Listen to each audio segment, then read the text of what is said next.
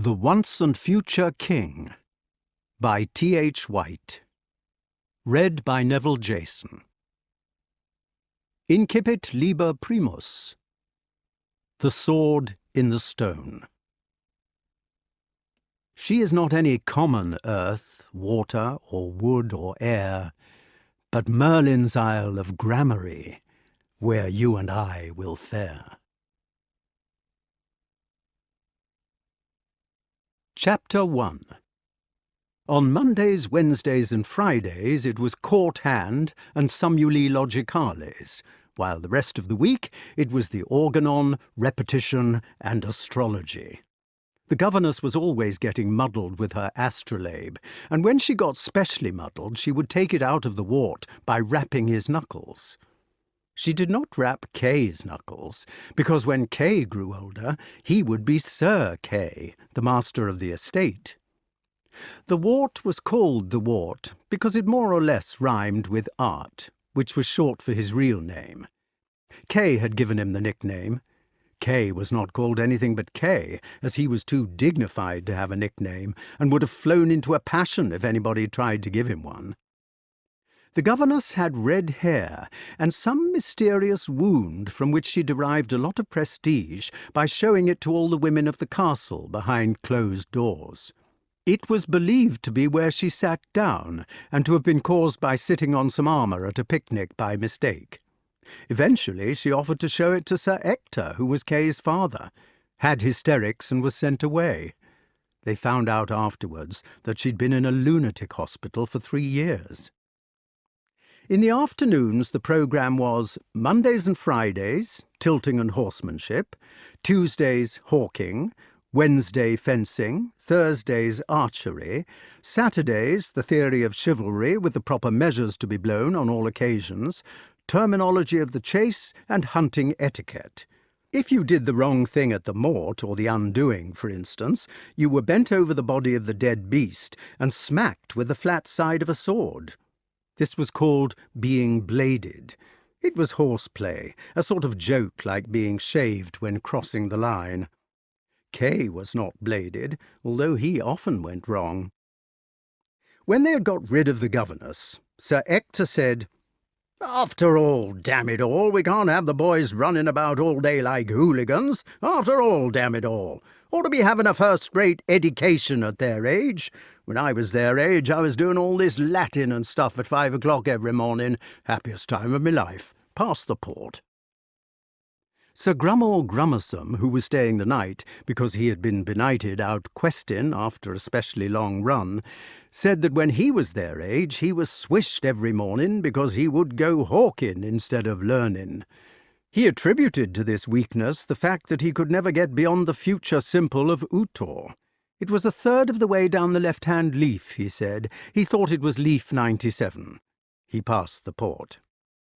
Sir Ector said, "Had a good quest today?" Sir Grummel said, "No, not so bad. Rattling good day, in fact. Found a chap called Sir Bruce Sans Pitié chopping off a maiden's head in weeden bushes. Ran him to Mixbury Plantation in the Bicester, where he doubled back and lost him in Wickham Wood. Must have been a good 25 miles as he ran." "A straight neckton," said Sir Ector. "But about these boys and all this Latin and that," added the old gentleman. "A mow a mass, you know, and running about like hooligans. What would you advise?" "Ah," said Sir Grummel, laying his finger by his nose and winking at the bottle. "That takes a deal of thinking about, if you don't mind my saying so." "Don't mind at all," said Sir Ector. "Very kind of you to say anything. Much obliged, I'm sure. Help yourself to port." "Good port, this. Get it from a friend of mine." "But about these boys," said Sir Grummel. "How many of them are there, do you know?" "2," said Sir Ector. "Counting them both, that is." "Couldn't send 'em to Eton, I suppose?" inquired Sir Grummel cautiously. "Long way and all that, we know." It was not really Eton that he mentioned, for the College of Blessed Mary was not founded until 1440, but it was a place of the same sort. Also they were drinking metheglin, not port, but by mentioning the modern wine it's easier to give you the feel. "Isn't so much the distance," said Sir Ector. "But that giant, what's-his-name, is in the way. Have to pass through his country, you understand." "What is his name?" "Can't recollect it at the moment, not for the life of me. Fellow that lives by the Burbly water." "Galapas," said Sir Grummore. "That's the very chap." "The only other thing," said Sir Grummore, "is to have a tutor." "You mean a fellow who teaches you?" "That's it," said Sir Grummore. "A tutor, you know, a fellow who teaches you." "Have some more port," said Sir Ector. "You need it after all this questing." "Splendid day," said Sir Grummore, "only they never seem to kill nowadays. Run 25 miles and then mark to ground, or lose him altogether. The worst is when you start a fresh quest." "We kill all our giants cubbing," said Sir Ector. "After that they give you a fine run, but get away." "Run out of scent," said Sir Grummore, "I dare say. It's always the same with these big giants in a big country. They run out of scent." "But even if you was to have a tutor," said Sir Ector, "I don't see how you would get him." "Advertise," said Sir Grummore. "I have advertised," said Sir Ector. "It was cried by the Humberland newsman and the Cardoyle advertiser." "The only other way," said Sir Grummore, "is to start a quest." "You mean a quest for a tutor?" explained Sir Ector. "That's it." "Hick, hike, hock," said Sir Ector. "Have some more of this drink, whatever it calls itself." "Hunk," said Sir Grummore. So it was decided. When Grummore Grummersome had gone home next day, Sir Ector tied a knot in his handkerchief to remember to start a quest for a tutor as soon as he had time to do so. And as he was not sure how to set about it, he told the boys what Sir Grummore had suggested, and warned them not to be hooligans meanwhile. Then they went haymaking. It was July, and every able-bodied man and woman on the estate worked during that month in the field, under Sir Ector's direction. In any case, the boys would have been excused from being educated just then. Sir Ector's castle stood in an enormous clearing in a still more enormous forest. It had a courtyard and a moat with pike in it. The moat was crossed by a fortified stone bridge, which ended halfway across it. The other half was covered by a wooden drawbridge, which was wound up every night. As soon as you crossed the drawbridge, you were at the top of the village street. It had only one street, and this extended for about half a mile, with thatched houses of wattle and daub on either side of it. The street divided the clearing into two huge fields, that on the left being cultivated in hundreds of long, narrow strips, while that on the right ran down to a river and was used as a pasture. Half of the right-hand field was fenced off for hay. It was July, and real July weather, such as they had in old England. Everybody went bright brown like Red Indians, with startling teeth and flashing eyes. The dogs moved about with their tongues hanging out, or lay panting in bits of shade, while the farm horses sweated through their coats and flicked their tails, and tried to kick the horseflies off their bellies with great hind hoofs. In the pasture field the cows were on the gad, and could be seen galloping about with their tails in the air, which made Sir Ector angry. Sir Ector stood on top of a rick, whence he could see what everybody was doing, and shouted commands all over the 200-acre field, and grew purple in the face. The best mowers mowed away in a line where the grass was still uncut, their scythes roaring in the strong sunlight. The women raked the dry hay together in long strips with wooden rakes, and the two boys with pitchforks followed up on either side of the strip, turning the hay inwards so that it lay well for picking up. Then the great carts followed, rumbling with their spiked wooden wheels, drawn by horses or slow white oxen. One man stood on top of the cart to receive the hay and direct operations, while one man walked on either side, picking up what the boys had prepared and throwing it to him with a fork. The cart was led down the lane between two lines of hay and was loaded in strict rotation from the front poles to the back, the man on top calling out in a stern voice where he wanted each fork to be pitched. The loaders grumbled at the boys for not having laid the hay properly, and threatened to tan them when they caught them if they got left behind. When the wagon was loaded, it was drawn to Sir Ector's rick and pitched to him. It came up easily, because it had been loaded systematically, not like modern hay, and Sir Ector scrambled about on top, getting in the way of his assistants, who did the real work, and stamping and perspiring and scratching about with his fork, and trying to make the rick grow straight, and shouting that it would all fall down as soon as the west winds came. The Wart loved haymaking, and was good at it. Kay, who was 2 years older, generally stood on the edge of the bundle which he was trying to pick up, with the result that he worked twice as hard as the Wart for only half the result. But he hated to be beaten at anything, and used to fight away with the wretched hay, which he loathed like poison, until he was quite sick. The day after Sir Grummor's visit was sweltering for the men who toiled from milking to milking, and then again till sunset in their battle with the sultry element, for the hay was an element to them, like sea or air, in which they bathed and plunged themselves, and which they even breathed in. The seeds and small scraps stuck in their hair, their mouths, their nostrils, and worked tickling inside their clothes. They did not wear many clothes, and the shadows between their sliding muscles were blue on the nut-brown skins. Those who feared thunder had felt ill that morning. In the afternoon the storm broke.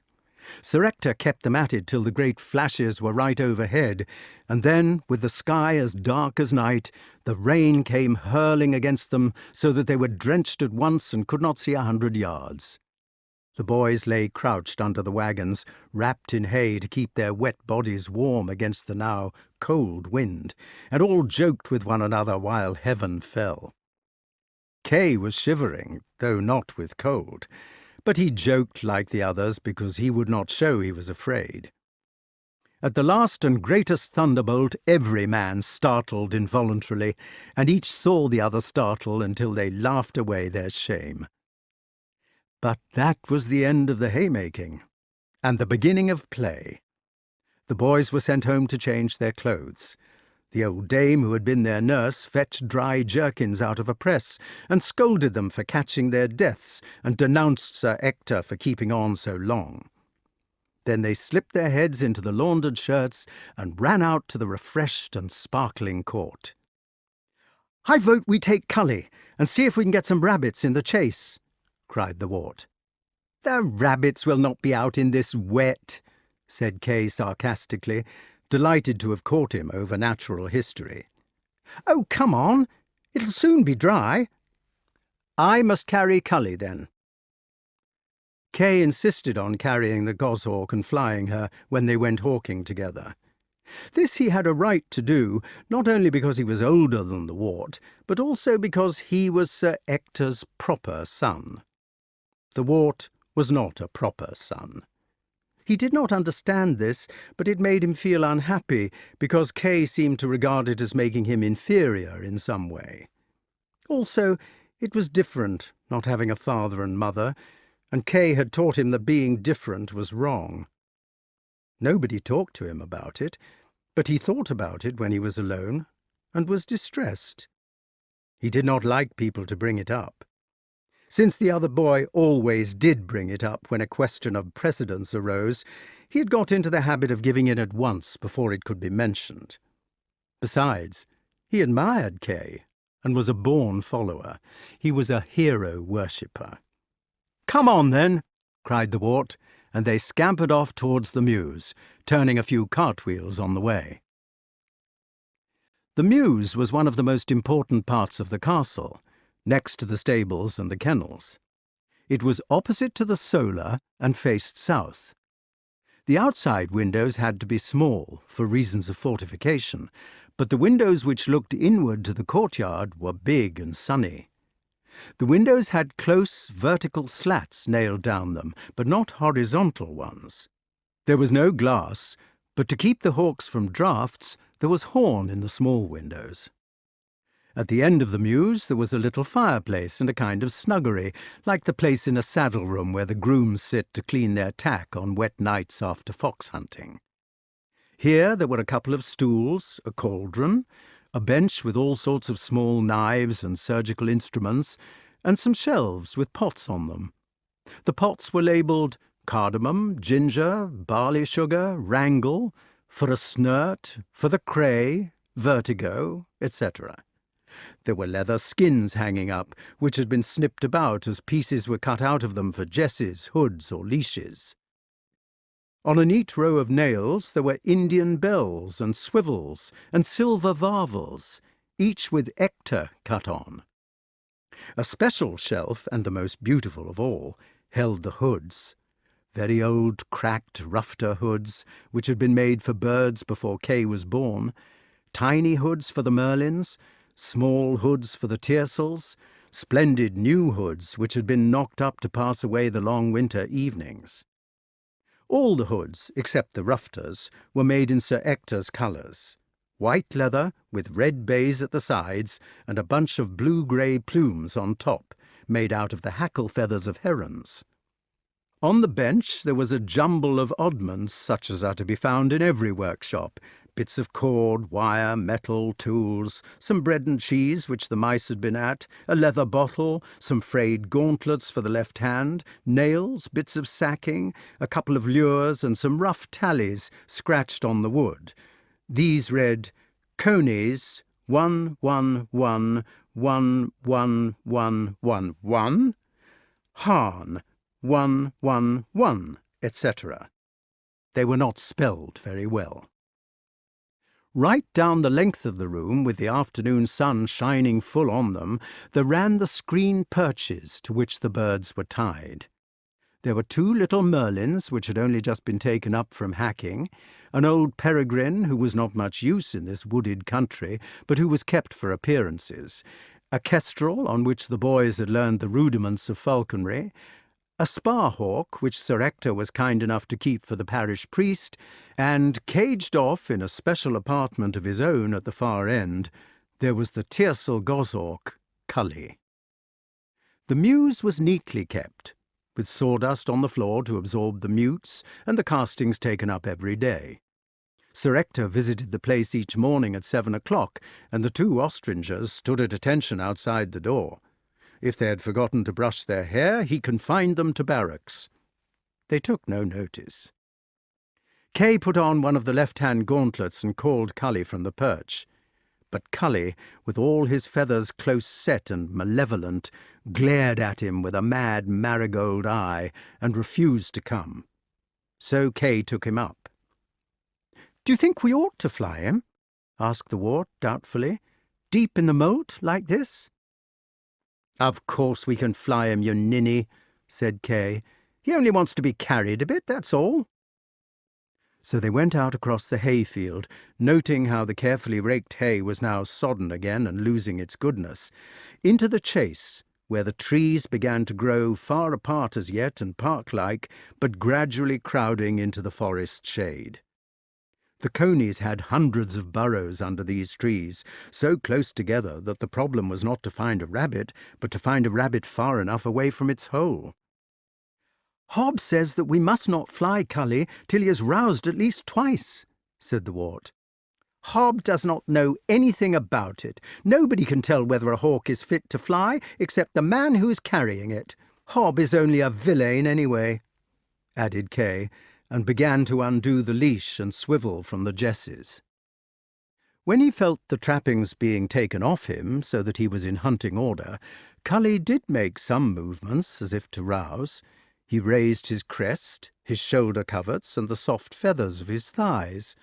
But at the last moment he thought better, or worse, of it, and subsided without the rattle. This movement of the hawk's made the Wart itch to carry him. He yearned to take him away from Kay and set him to rights himself. He felt certain that he could get Cully into a good temper by scratching his feet and softly teasing his breast feathers upward, if only he were allowed to do it himself, instead of having to plod along behind with the stupid lure. but he knew how annoying it must be for the elder boy to be continually subjected to advice, and so he held his peace. Just as in modern shooting, you must never offer criticism to the man in command, so in hawking it was important that no outside advice should be allowed to disturb the judgment of the ostringer. "So ho!" cried Kay, throwing his arm upward to give the hawk a better take-off. And a rabbit was scooting across the close-nibbled turf in front of them, and Cully was in the air. The movement had surprised the wart, the rabbit, and the hawk, all three, and all three hung a moment in surprise. Then the great wings of the aerial assassin began to row the air, but reluctant and undecided. The rabbit vanished in a hidden hole. Up went the hawk, swooping like a child flung high in a swing, until the wings folded and he was sitting in a tree. Cully looked down at his masters, opened his beak in an angry pant of failure, and remained motionless. The two hearts stood still. Chapter 2. A good while later, when they'd been whistling and luring and following the disturbed and sulky hawk from tree to tree, Kay lost his temper. "Let him go, then," he said. "He's no use anyway." "Oh, we could not leave him," cried the wart. "What would Hobbs say?" "It's my hawk, not Hobbs," exclaimed Kay furiously. "What does it matter what Hobbs says? He is a servant." "But Hob made Cully. It is all right for us to lose him, because we did not have to sit up with him 3 nights and carry him all day and all that. But we can't lose Hobbs' hawk. It would be beastly." "Serve him right, then. He's a fool and it's a rotten hawk. Who wants a rotten, stupid hawk? You'd better stay yourself if you're so keen on it. I'm going home." "I will stay," said the wart sadly, "if you will send Hob when you get there." Kay began walking off in the wrong direction, raging in his heart, because he knew that he had flown the bird when he was not properly in Yarrock, and the wart had to shout after him the right way. Then the latter sat down under the tree, and looked up at Cully like a cat watching a sparrow, with his heart beating fast. It was well enough for Kay, who was not really keen on hawking, except in so far as it was the proper occupation for a boy in his station of life, but the wart had some of the falconer's feelings, and knew that a lost hawk was the greatest possible calamity. He knew that Hob had worked on Cully for 14 hours a day to teach him his trade, and that his work had been like Jacob's struggle with the angel. When Cully was lost, a part of Hob would be lost too. The wart didn't care to face the look of reproach which would be in the falconer's eye after all that he had tried to teach them. What was he to do? He had better sit still, leaving the lure on the ground, so that Cully could settle down and come in his own time. But Cully had no intention of doing this. He had been given a generous gorge the night before, and he was not hungry. The hot day had put him in a bad temper. The waving and whistling of the boys below, and their pursuit of him from tree to tree, had disturbed his never powerful brains. Now he did not quite know what he wanted to do, but it was not what anybody else wanted. He thought perhaps it would be nice to kill something from spite. A long time after that, the wart was on the verge of the true forest, and Cully was inside it. In a series of infuriating removes, they had come nearer and nearer, till they were further from the castle than the boy had ever been, and now they had reached it quite. Wart would not have been frightened of an English forest nowadays, but the great jungle of old England was a different matter. It was not only that there were wild boars in it whose sounders would at this season be furiously rooting about, nor that one of the surviving wolves might be slinking behind any tree with pale eyes and slavering chops. The mad and wicked animals were not the only inhabitants of the crowded gloom. When men themselves became wicked, they took refuge there, outlaws, cunning and bloody as the gore-crow, and as persecuted. The wart thought particularly of a man named Wart, whose name the cottagers used to frighten their children with. He had once lived in Sir Ector's village, and the Wart could remember him. He squinted, had no nose, and was weak in his wits. The children threw stones at him. One day he turned on the children, and caught one and made a snarly noise and bit off his nose too. Then he ran into the forest. They threw stones at the child with no nose now, but Wat was supposed to be in the forest still, running on all fours and dressed in skins. There were magicians in the forest also in those legendary days, as well as strange animals not known to modern works of natural history. There were regular bands of Saxon outlaws, not like Wat, who lived together and wore green and shot with arrows which never missed. There were even a few dragons. These were small ones, which lived under stones and could hiss like a kettle. Added to this, there was the fact that it was getting dark. The forest was trackless, and nobody in the village knew what was on the other side. The evening hush had fallen, and the high trees stood looking at the Wart without a sound. He felt that it would be safer to go home while he still knew where he was, but he had a stout heart and did not want to give in. He understood that once Cully had slept in freedom for a whole night, he would be wild again and irreclaimable. Cully was a passenger. But if the poor Wart could only mark him to roost, and if Hob would only arrive then with a dark lantern, they might still take him that night by climbing the tree while he was sleepy and muddled with the light. The boy could see more or less where the hawk had perched, about 100 yards within the thick trees, because the home-going rooks of evening were mobbing that place.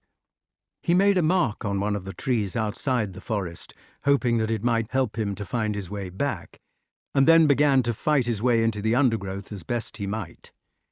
He heard by the rooks that Cully had immediately moved further off. The night fell still as the small boy struggled with the brambles. But he went on doggedly, listening with all his ears, and Cully's evasions became sleepier and shorter until at last, before the utter darkness fell, he could see the hunched shoulders in a tree above him against the sky. Wart sat down under the tree, so as not to disturb the bird any further as it went to sleep, and Cully, standing on one leg, ignored his existence.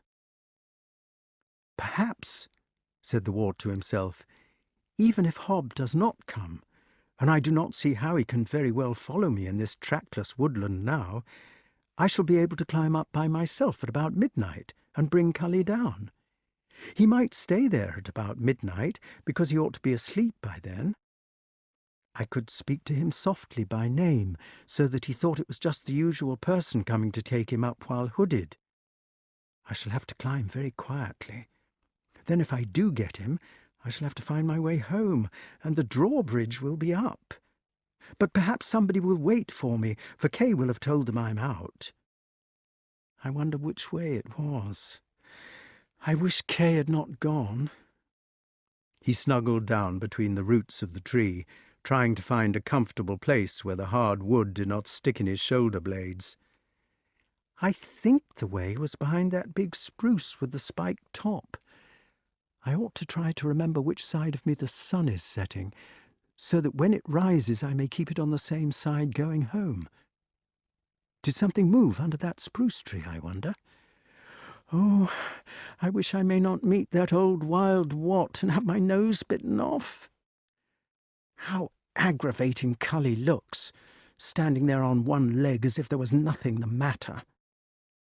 At this there was a quick whir and a smack, and the Wart found an arrow sticking in the tree between the fingers of his right hand. He snatched his hand away, thinking he had been stung by something, before he noticed it was an arrow. Then everything went slow. He had time to notice quite carefully what sort of an arrow it was, and how it had driven 3 inches into the solid wood. It was a black arrow with yellow bands round it like a wasp, and its cock feather was yellow. The 2 others were black. They were dyed goose feathers. The Wart found that although he was frightened of the danger of the forest before it happened, once he was in it he was not frightened any more. He got up quickly, but it seemed to him slowly, and went behind the other side of the tree. As he did this, another arrow came whir and frump, but this one buried all except its feathers in the grass and stayed still, as if it had never moved. On the other side of the tree he found a waste of bracken 6 foot high. This was splendid cover, but it betrayed his whereabouts by rustling. He heard another arrow hiss through the fronds, and what seemed to be a man's voice cursing, but it was not very near. Then he heard the man, or whatever it was, running about in the bracken. It was reluctant to fire any more arrows, because they were valuable things and would certainly get lost in the undergrowth. Wart went like a snake, like a coney, like a silent owl. He was small, and the creature had no chance against him at this game. In 5 minutes he was safe. The assassin searched for his arrows and went away grumbling, but the Wart realized that even if he was safe from the archer, he had lost his way and his hawk. He had not the faintest idea where he was. He lay down for half an hour, pressed under the fallen tree where he had hidden, to give time for the thing to go right away and for his own heart to cease thundering. It had begun beating like this as soon as he knew that he had got away. "Oh," thought he, "now I am truly lost, and now there is almost no alternative except to have my nose bitten off, or to be pierced right through with one of those waspy arrows, or to be eaten by a hissing dragon, or a wolf, or a wild boar, or a magician, if magicians do eat boys, which I expect they do. Now I may well wish that I had been good and not angered the governess when she got muddled with her astrolabe, and had loved my dear guardian Sir Ector as much as he deserved." At these melancholy thoughts, and especially at the recollection of kind Sir Ector with his pitchfork and his red nose, the poor Wart's eyes became full of tears, and he lay most desolate beneath the tree. The sun finished the last rays of its lingering goodbye, and the moon rose in awful majesty over the silver tree-tops before he dared to stand. Then he got up and dusted the twigs out of his jerkin, and wandered off forlorn, taking the easiest way and trusting himself to God. He had been walking like this for about half an hour, and sometimes feeling more cheerful, because it really was very cool and lovely in the summer forest by moonlight, when he came upon the most beautiful thing that he had seen in his short life so far. There was a clearing in the forest, a wide sward of moonlit grass, and the white rays shone full upon the tree trunks on the opposite side. These trees were beeches, whose trunks are always more beautiful in a pearly light, and among the beeches there was the smallest movement and a silvery clink. Before the clink there were just the beeches, but immediately afterwards there was a knight in full armour, standing still and silent and unearthly among the majestic trunks.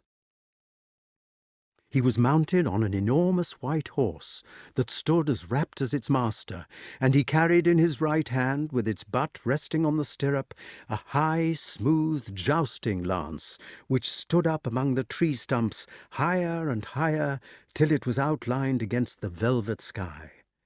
All was moonlit, all silver, too beautiful to describe. The Wart did not know what to do. He did not know whether it would be safe to go up to this knight, for there were so many terrible things in the forest that even the knight might be a ghost. Most ghostly he looked, too, as he hoved meditating on the confines of the gloom. Eventually the boy made up his mind that even if it were a ghost, it would be the ghost of a knight, and knights were bound by their vows to help people in distress. "Excuse me," he said when he was right under the mysterious figure, "but can you tell me the way back to Sir Ector's castle?" At this the ghost jumped so that it nearly fell off its horse, and gave out a muffled "baa" through its visor like a sheep. "Excuse me," began the Wart again, and stopped, terrified, in the middle of his speech, for the ghost lifted up its visor, revealing 2 enormous eyes frosted like ice, exclaimed in an anxious voice, "What? Took off its eyes, which turned out to be horn-rimmed spectacles, fogged by being inside the helmet, tried to wipe them on the horse's mane, which only made them worse, lifted both hands above its head and tried to wipe them on its plume, dropped its lance, dropped the spectacles, got off the horse to search for them, the visor shutting in the process, lifted its visor, bent down for the spectacles, stood up again as the visor shut once more, and exclaimed in a plaintive voice, "Oh, dear!" The Wart found the spectacles, wiped them, and gave them to the ghost, who immediately put them on. The visor shut at once, and began scrambling back on its horse for dear life. When it was there, it held out its hand for the lance, which the Wart handed up, and feeling all secure, opened the visor with its left hand and held it open. It peered at the boy with one hand up, like a lost mariner searching for land, and exclaimed, "Aha! Whom have we here, what?" "Please," said the Wart, "I am a boy whose guardian is Sir Ector." "Charming fella," said the knight. "Never met him in me life." "Can you tell me the way back to his castle?" "Faintest idea. Stranger in these parts myself." "I am lost," said the Wart. "Funny thing, that. Now I have been lost for 17 years. Name of King Pellinore," continued the knight. "May have heard of me, what?" The visor shut with a pop, like an echo to the Wart, but was opened again immediately.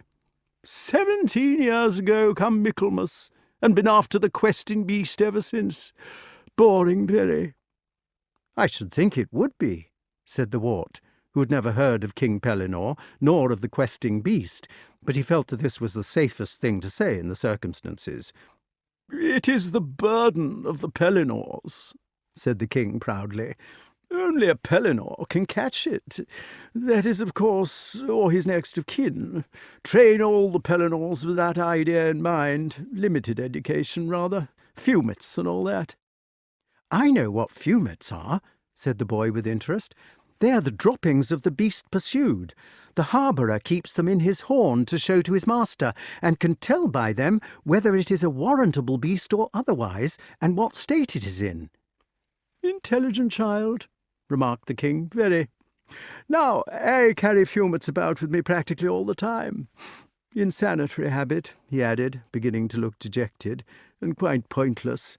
Only one questing beast, you know, so there can't be any question whether she is warrantable or not."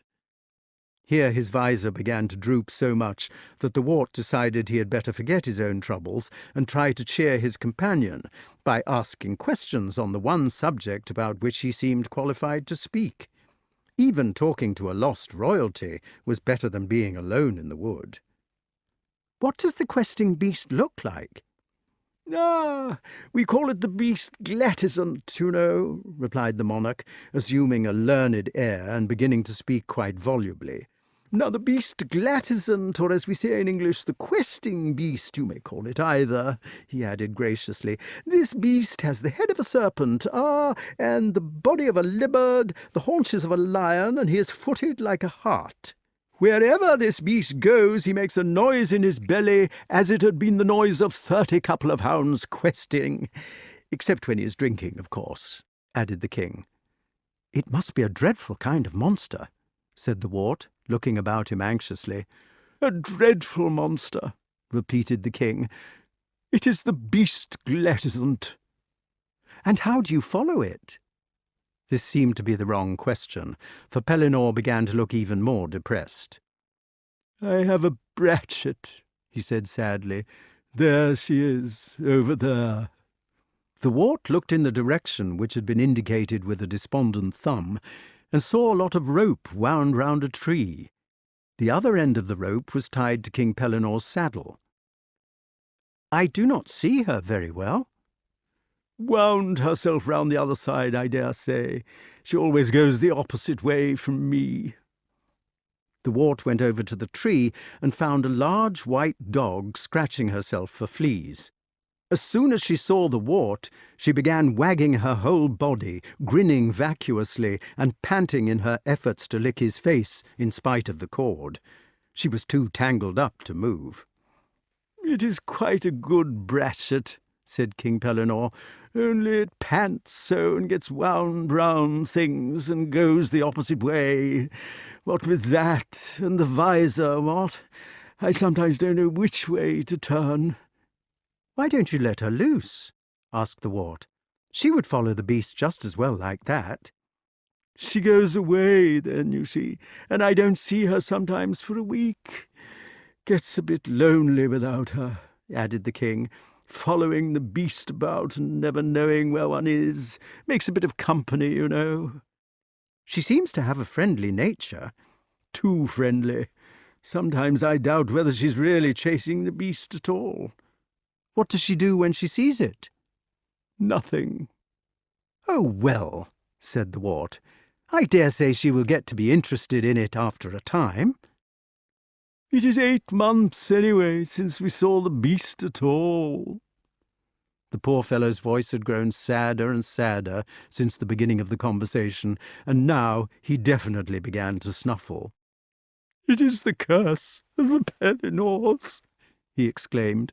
"Always mollocking about after that beastly beast. What on earth use is she, anyway?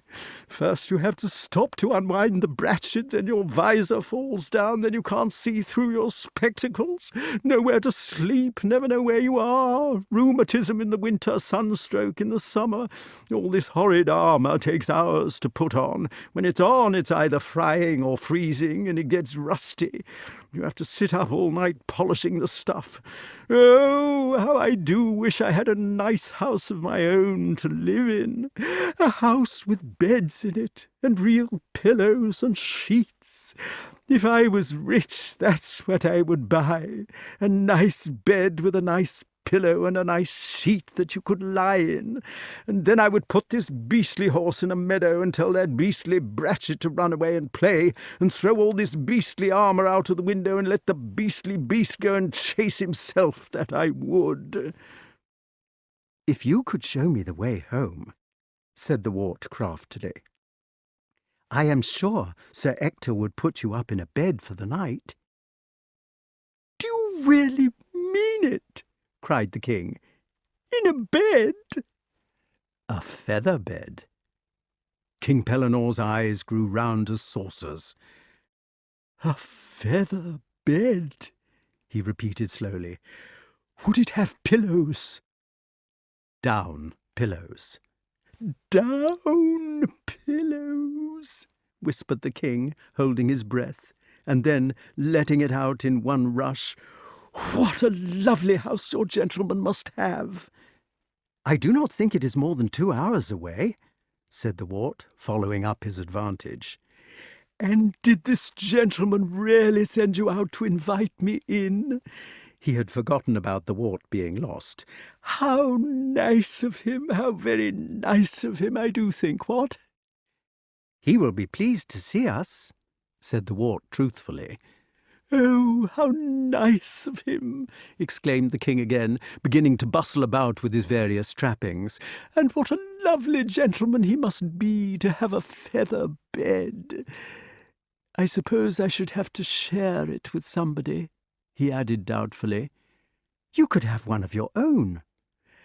"A feather bed of one's very own, with sheets and a pillow, perhaps even 2 pillows, or a pillow and a bolster, and no need to get up in time for breakfast. Does your guardian get up in time for breakfast?"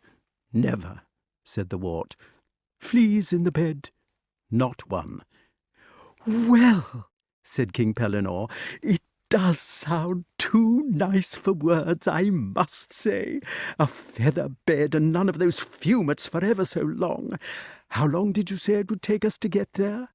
2 hours, said the Wart, but he had to shout the second of these words, for the sounds were drowned in his mouth by a noise which had that moment arisen close beside them. "What was that?" exclaimed the Wart. "Hark!" cried the king. "Mercy! It is the beast!" And immediately the loving huntsman had forgotten everything else, but was busied about his task. He wiped his spectacles upon the seat of his trousers, the only accessible piece of cloth about him, while the belling and bloody cry arose all round. He balanced them on the end of his long nose just before the visor automatically clapped to. He clutched his jousting lance in his right hand and galloped off in the direction of the noise. He was brought up short by the rope which was wound round the tree, the vacuous Bratchet meanwhile giving a melancholy yelp, and fell off his horse with a tremendous clang. In a second he was up again. The Wart was convinced that the spectacles must be broken, and hopping round the white horse with one foot in the stirrup. The girths stood the test, and he was in the saddle somehow, with his jousting lance between his legs, and then he was galloping round and round the tree in the opposite direction to the one in which the Bratchet had wound herself up.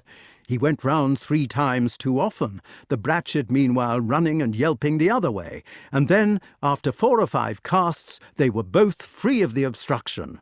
"Yikes! What?" cried King Pellinore, waving his lance in the air and swaying excitedly in the saddle. Then he disappeared into the gloom of the forest, with the unfortunate hound trailing behind him at the other end of the cord.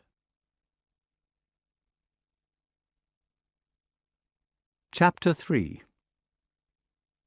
The boy slept well in the woodland nest where he had laid himself down, in that kind of thin but refreshing sleep which people have when they begin to lie out of doors.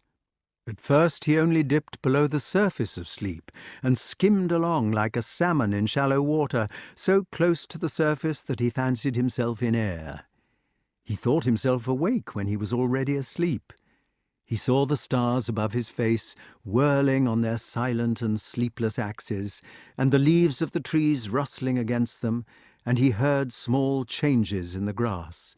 These little noises of footsteps and soft-fringed wing-beats and stealthy bellies drawn over the grass blades or rattling against the bracken at first frightened or interested him, so that he moved to see what they were, but never saw. Then soothed him, so that he no longer cared to see what they were, but trusted them to be themselves, and finally left him altogether as he swam down deeper and deeper, nuzzling into the scented turf, into the warm ground, into the unending waters under the earth. It had been difficult to go to sleep in the bright summer moonlight, but once he was there it was not difficult to stay. The sun came early, causing him to turn over in protest, but in going to sleep he had learned to vanquish light, and now the light could not re-wake him. It was 9 o'clock, 5 hours after daylight, before he rolled over, opened his eyes, and was awake at once. He was hungry. The Wart had heard about people who lived on berries, but this did not seem practical at the moment because it was July and there were none. He found 2 wild strawberries and ate them greedily. They tasted nicer than anything, so that he wished there were more. Then he wished it was April, so that he could find some birds' eggs and eat those, or that he had not lost his gossaw cully, so that the hawk could catch him a rabbit, which he would cook by rubbing 2 sticks together like the base Indian. But he had lost cully, or he would not have lost himself, and probably the sticks would not have lighted in any case. He decided that he could not have gone more than 3 or 4 miles from home, and that the best thing he could do would be to sit still and listen. Then he might hear the noise of the haymakers, if he were lucky with the wind, and he could hearken his way to the castle by that. What he did hear was a faint clanking noise, which made him think that King Pellinore must be after the questing beast again close by. Only the noise was so regular and single in intention that it made him think of King Pellinore doing some special action with great patience and concentration, trying to scratch his back without taking off his armour, for instance. He went toward the noise. There was a clearing in the forest, and in this clearing there was a snug cottage built of stone. It was a cottage, although the Wart could not notice this at the time, which was divided into 2 bits. The main bit was the hall, or every-purpose room, which was high because it extended from floor to roof, and this room had a fire on the floor, whose smoke came out eventually from a hole in the thatch of the roof. The other half of the cottage was divided into 2 rooms by a horizontal floor, which made the top half into a bedroom and a study, while the bottom half served for a larder, storeroom, stable and barn. A white donkey lived in this downstairs room, and a ladder led to the one upstairs. There was a well in front of the cottage, and the metallic noise which the Wart had heard was caused by a very old gentleman who was drawing water out of it by means of a handle and chain. Clank, clank, clank went the chain until the bucket hit the lip of the well, and "Drat the whole thing," said the old gentleman. "You'd think that after all these years of study you could do better for yourself than a By Our Lady well with a By Our Lady bucket, whatever the By Our Lady cost. Buy this and buy that," added the old gentleman, heaving his bucket out of the well with a malevolent glance. "Why can't they get us the Electric Light and Company's water?" He was dressed in a flowing gown with fur tippets, which had the signs of the zodiac embroidered over it, with various cabalistic signs, such as triangles with eyes in them, queer crosses, leaves of trees, bones of birds and animals, and a planetarium whose stars shone like bits of looking-glass with the sun on them. He had a pointed hat like a dunce's cap, or like the headgear worn by ladies of that time, except that the ladies were accustomed to have a bit of veil floating from the top of it. He also had a wand of lignum vitae, which he had laid down in the grass beside him, and a pair of horn-rimmed spectacles like those of King Pellinore. They were unusual spectacles, being without earpieces, but shaped rather like scissors or like the antennae of the tarantula wasp. "Excuse me, sir," said the Wart, "but can you tell me the way to Sir Ector's castle, if you don't mind?" The aged gentleman put down his bucket and looked at him. "Your name would be the Wart?" "Yes, sir. Please, sir." "My name," said the old man, "is Merlyn." "How do you do?" "How do?" When these formalities had been concluded, the Wart had leisure to look at him more closely.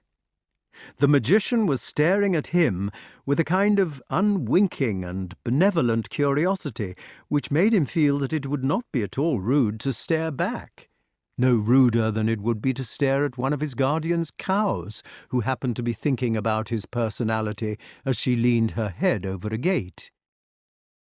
Merlyn had a long white beard and long white moustaches which hung down on either side of it. Close inspection showed that he was far from clean.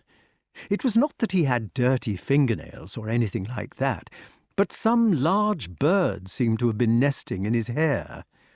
The Wart was familiar with the nests of sparhawk and goz, the crazy conglomerations of sticks and oddments which had been taken over from squirrels or crows, and he knew how the twigs and the tree foot were splashed with white newts, old bones, muddy feathers and castings.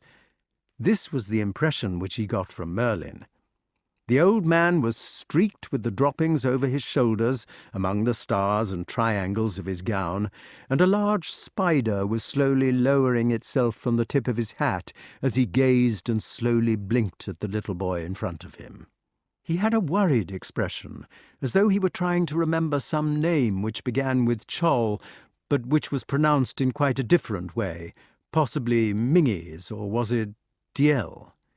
His mild blue eyes, very big and round under the tarantula spectacles, gradually filmed and clouded over as he gazed at the boy, and then he turned his head away with a resigned expression, as though it was all too much for him after all.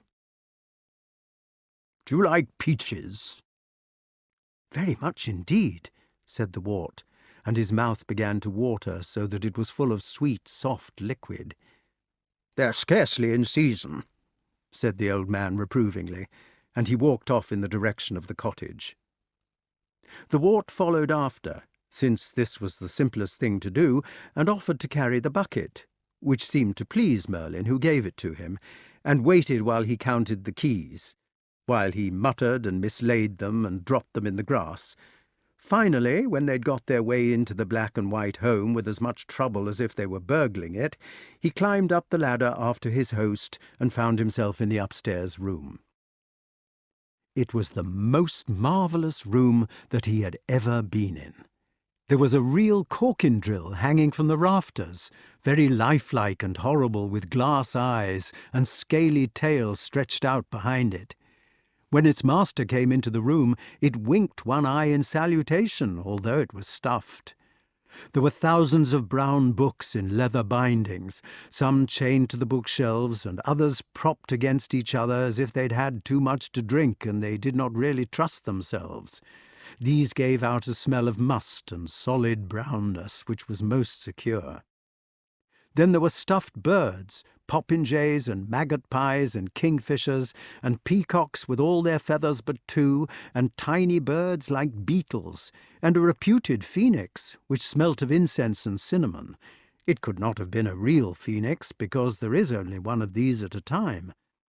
Over by the mantelpiece there was a fox's mask, with Grafton, Buckingham to Daventry, 2 hours 20 minutes, written under it, and also a 40-pound salmon with Or, 43 min, Bulldog, written under it, and a very lifelike basilisk with Crowhurst otter hounds in Roman print.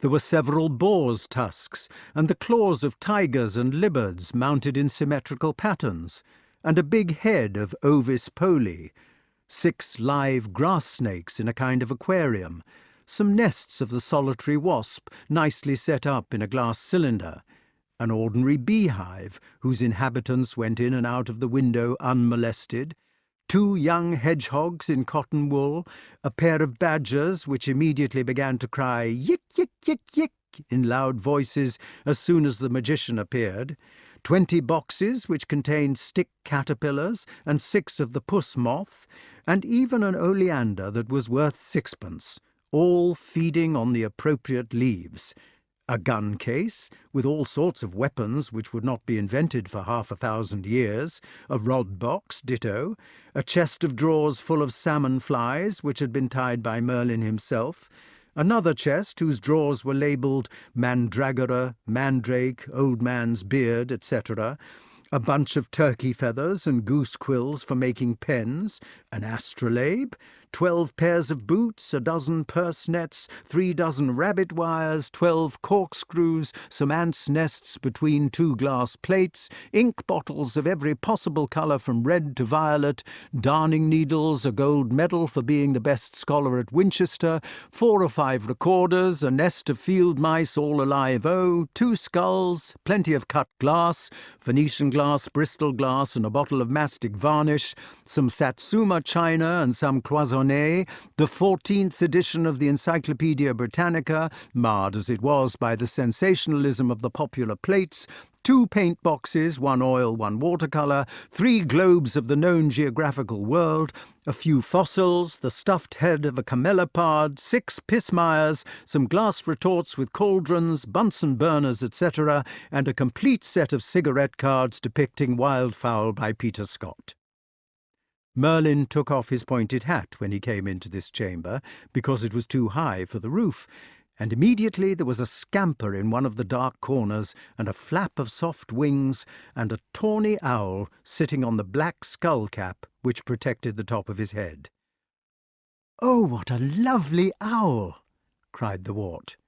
But when he went up to it and held out his hand, the owl grew half as tall again, stood up as stiff as a poker, closed its eyes so that there was only the smallest slit to peep through, as you're in the habit of doing when told to shut your eyes at hide-and-seek, and said in a doubtful voice, "There is no owl." Then it shut its eyes entirely and looked the other way. "It is only a boy," said Merlyn. "There is no boy," said the owl hopefully, without turning round. The Wart was so startled by finding that the owl could talk that he forgot his manners and came closer still.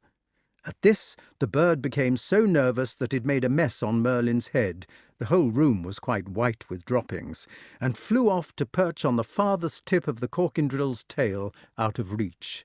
"We see so little company," explained the magician, wiping his head with half a worn-out pair of pyjamas which he kept for that purpose, "that Archimedes is a little shy of strangers. Come, Archimedes, I want you to meet a friend of mine called Wart." Here he held out his hand to the owl, who came waddling like a goose along the corkindrill's back. He waddled with this rolling gait so as to keep his tail from being damaged, and hopped down to Merlin's finger with every sign of reluctance. "Hold out your finger and put it behind his legs. No, lift it up under his train." When the Wart had done this, Merlin moved the owl gently backwards, so that the boy's finger pressed against its legs from behind, and it either had to step back on the finger or get pushed off its balance altogether. It stepped back. The Wart stood there delighted, while the furry feet held tight on his finger, and the sharp claws prickled his skin. "Say how d'you do properly," said Merlin. "I will not," said Archimedes, looking the other way and holding tight. "Oh, he is lovely," said the Wart again. "Have you had him long?" "Archimedes has stayed with me since he was small. Indeed, since he had a tiny head like a chicken's." "I wish he would talk to me." "Perhaps if you were to give him this mouse here politely, he might learn to know you better." Merlin took a dead mouse out of his skull-cap. "I always keep them there, and worms too, for fishing. I find it most convenient," and handed it to the Wart, who held it out rather gingerly towards Archimedes. The nutty, curved beak looked as if it were capable of doing damage, but Archimedes looked closely at the mouse, blinked at the Wart, moved nearer on the finger, closed his eyes, and leaned forward. He stood there with closed eyes and an expression of rapture on his face, as if he were saying grace, and then, with the absurdest sideways nibble, took the morsel so gently that he would not have broken a soap bubble. He remained leaning forward with closed eyes, with the mouse suspended from his beak, as if he were not sure what to do with it. Then he lifted his right foot — he was right-handed, though people say only men are — and took hold of the mouse. He held it up like a boy holding a stick of rock, or a constable with his truncheon, looked at it, nibbled its tail. He turned it round so that it was head first, for the Wart had offered it the wrong way round, and gave one gulp. He looked round at the company, with the tail hanging out of the corner of his mouth, as much as to say, "I wish you would not all stare at me so," turned his head away, politely swallowed the tail, scratched his sailor's beard with his left toe, and began to ruffle out his feathers. "Let him alone," said Merlin. "Perhaps he does not want to be friends with you until he knows what you are like. With owls, it is never easy come and easy go." "Perhaps he will sit on my shoulders," said the Wart, and with that he instinctively lowered his hand, so that the owl, who liked to be as high as possible, ran up the slope and stood shyly beside his ear. "Now, breakfast," said Merlin. The Wart saw that the most perfect breakfast was laid out neatly for two on a table before the window. There were peaches. There were also melons, strawberries and cream, rusks, brown trout piping hot, grilled perch, which were much nicer, chicken devilled enough to burn one's mouth out, kidneys and mushrooms on toast, fricassee, curry, and a choice of boiling coffee or best chocolate made with cream in large cups. "Have some mustard," said the magician, when they'd got to the kidneys. The mustard pot got up and walked over to his plate on thin silver legs that waddled like the owl's. Then it uncurled its handles, and one handle lifted its lid with exaggerated courtesy, while the other helped him to a generous spoonful. "Oh, I love the mustard pot," cried the Wart. "Wherever did you get it?" At this the pot beamed all over its face and began to strut a bit, but Merlin rapped it on the head with a teaspoon so that it sat down and shut up at once. "It is not a bad pot," he said grudgingly, "only it is inclined to give itself airs." The Wart was so much impressed by the kindness of the old man, and particularly by the lovely things which he possessed, that he hardly liked to ask him personal questions. It seemed politer to sit still and to speak when he was spoken to. But Merlin did not speak much, and when he did speak, it was never in questions, so that the Wart had little opportunity for conversation. At last his curiosity got the better of him, and he asked something which had been puzzling him for some time. "Would you mind if I ask you a question?" "It is what I am for." "How did you know to set breakfast for 2? The old gentleman leaned back in his chair and lighted an enormous meerschaum pipe. "Good gracious, he breathes fire," thought the Wart, who had never heard of tobacco, before he was ready to reply. Then he looked puzzled, took off his skull cap, 3 mice fell out, and scratched in the middle of his bald head. "Have you ever tried to draw in a looking-glass?" he asked. "I don't think I have." "Looking-glass," said Merlin, holding out his hand. Immediately there was a tiny lady's vanity-glass in his hand. "Not that kind, you fool," he said angrily. "I want one big enough to shave in." The vanity-glass vanished, and in its place there was a shaving mirror, about 1 foot square. He then demanded pencil and paper in quick succession, got an unsharpened pencil and the Morning Post, sent them back, got a fountain pen with no ink in it, and 6 reams of brown paper suitable for parcels, sent them back, flew into a passion, in which he said by Our Lady quite often, and ended up with a carbon pencil and some cigarette papers, which he said would have to do. He put one of the papers in front of the glass and made 5 dots. "Now," he said, "I want you to join those 5 dots up to make a W, looking only in the glass." The Wart took the pencil and tried to do as he was bid. "Well, it is not bad," said the magician doubtfully, "and in a way it does look a bit like an M." Then he fell into a reverie, stroking his beard, breathing fire, and staring at the paper. "About the breakfast?" "Ah, yes. How did I know to set breakfast for 2? That was why I showed you the looking-glass.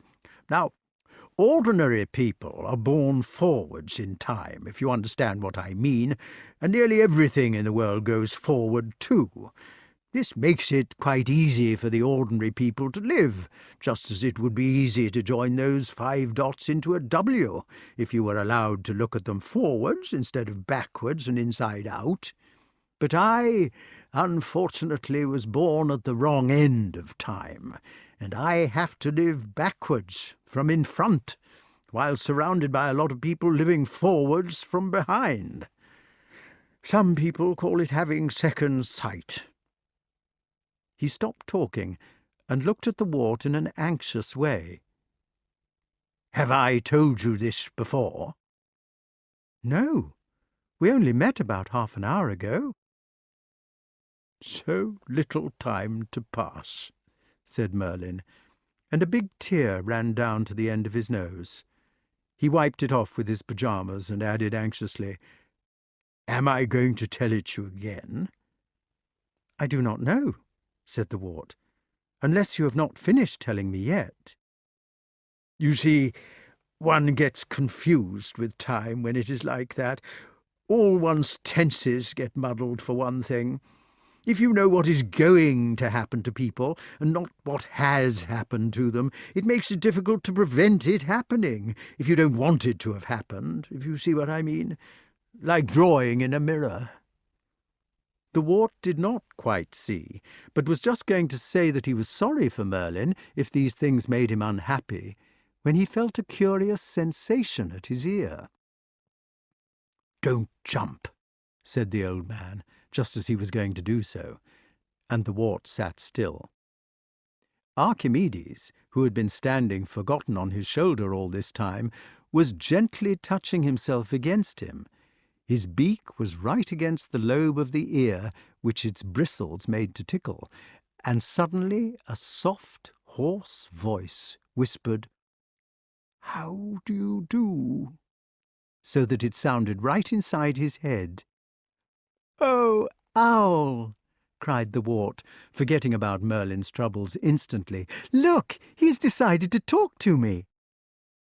The Wart gently leaned his head against the smooth feathers, and the tawny owl, taking the rim of his ear in its beak, quickly nibbled right round it with the smallest nibbles. "I shall call him Archie." "I trust you will do nothing of the sort," exclaimed Merlin instantly, in a stern and angry voice, and the owl withdrew to the farthest corner of his shoulder. "Is it wrong?" "You might as well call me Wall or Ollie," said the owl sourly, "and have done with it. Or Bubbles," it muttered in a bitter voice. Merlin took the Wart's hand and said kindly, "You are young and do not understand these things, but you will learn that owls are the most courteous, single-hearted, and faithful creatures living. You must never be familiar, rude, or vulgar with them, or make them look ridiculous. Their mother is Athene, the goddess of wisdom, and although they are often ready to play the buffoon to amuse you, such conduct is the prerogative of the truly wise. No owl can possibly be called Archie." "I'm sorry, Owl," said the Wart. "And I am sorry, boy," said the owl. "I can see that you spoke in ignorance, and I bitterly regret that I should have been so petty as to take offence where none was intended." The owl really did regret it, and looked so remorseful that Merlin had to put on a cheerful manner and change the conversation. "Well," said he, "now that we have finished breakfast, I think it is high time that we should all three find our way back to Sir Ector. Excuse me a moment," he added as an afterthought, and turning round to the breakfast things, he pointed a knobbly finger at them and said in a stern voice, "Wash up." At this, all the china and cutlery scrambled down off the table, the cloth emptied the crumbs out of the window, and the napkins folded themselves up. All ran off down the ladder to where Merlin had left the bucket, and there was such a noise and yelling as if a lot of children had been let out of school. Merlin went to the door and shouted, "Mind, nobody is to get broken!" But his voice was entirely drowned in shrill squeals, splashes, and cries of, "My, it is cold! I shan't stay in long! Look out, you'll break me!" or "Come on, let's duck the teapot!" "Are you really coming all the way home with me?" asked the Wart, who could hardly believe the good news. "Why not? How else can I be your tutor?" At this, the Wart's eyes grew rounder and rounder until they were about as big as the owl's, who was sitting on his shoulder, and his face got redder and redder, and a breath seemed to gather itself beneath his heart. "My!" exclaimed the Wart, while his eyes sparkled with excitement at the discovery. "I must have been on a quest!" Chapter 4. The Wart started talking before he was halfway over the drawbridge. "Look who I've brought," he said. "Look, I've been on a quest. I was shot at with 3 arrows. They had black and yellow stripes. The owl is called Archimedes. I saw King Pellinore. This is my tutor, Merlin. I went on a quest for him. He was after the questing beast. I mean King Pellinore. It was terrible in the forest. Merlin made the plates wash up. Hello, Hob. Look, we've got Cully." Hob just looked at the Wart, but so proudly that the Wart went quite red. It was such a pleasure to be back home again with all his friends and everything achieved. Hob said gruffly, "Ah, measter, us'll make an ostringer of 'ee yet." He came for Cully, as if he could not keep his hands off him longer, but he patted the Wart too, fondling them both because he was not sure which he was gladder to see back. He took Cully on his own fist, reassuming him like a lame man putting on his accustomed wooden leg after it had been lost. "Merlyn caught him," said the Wart. "He sent Archimedes to look for him on the way home. Then Archimedes told us that he had been and killed a pigeon and was eating it. We went and frightened him off.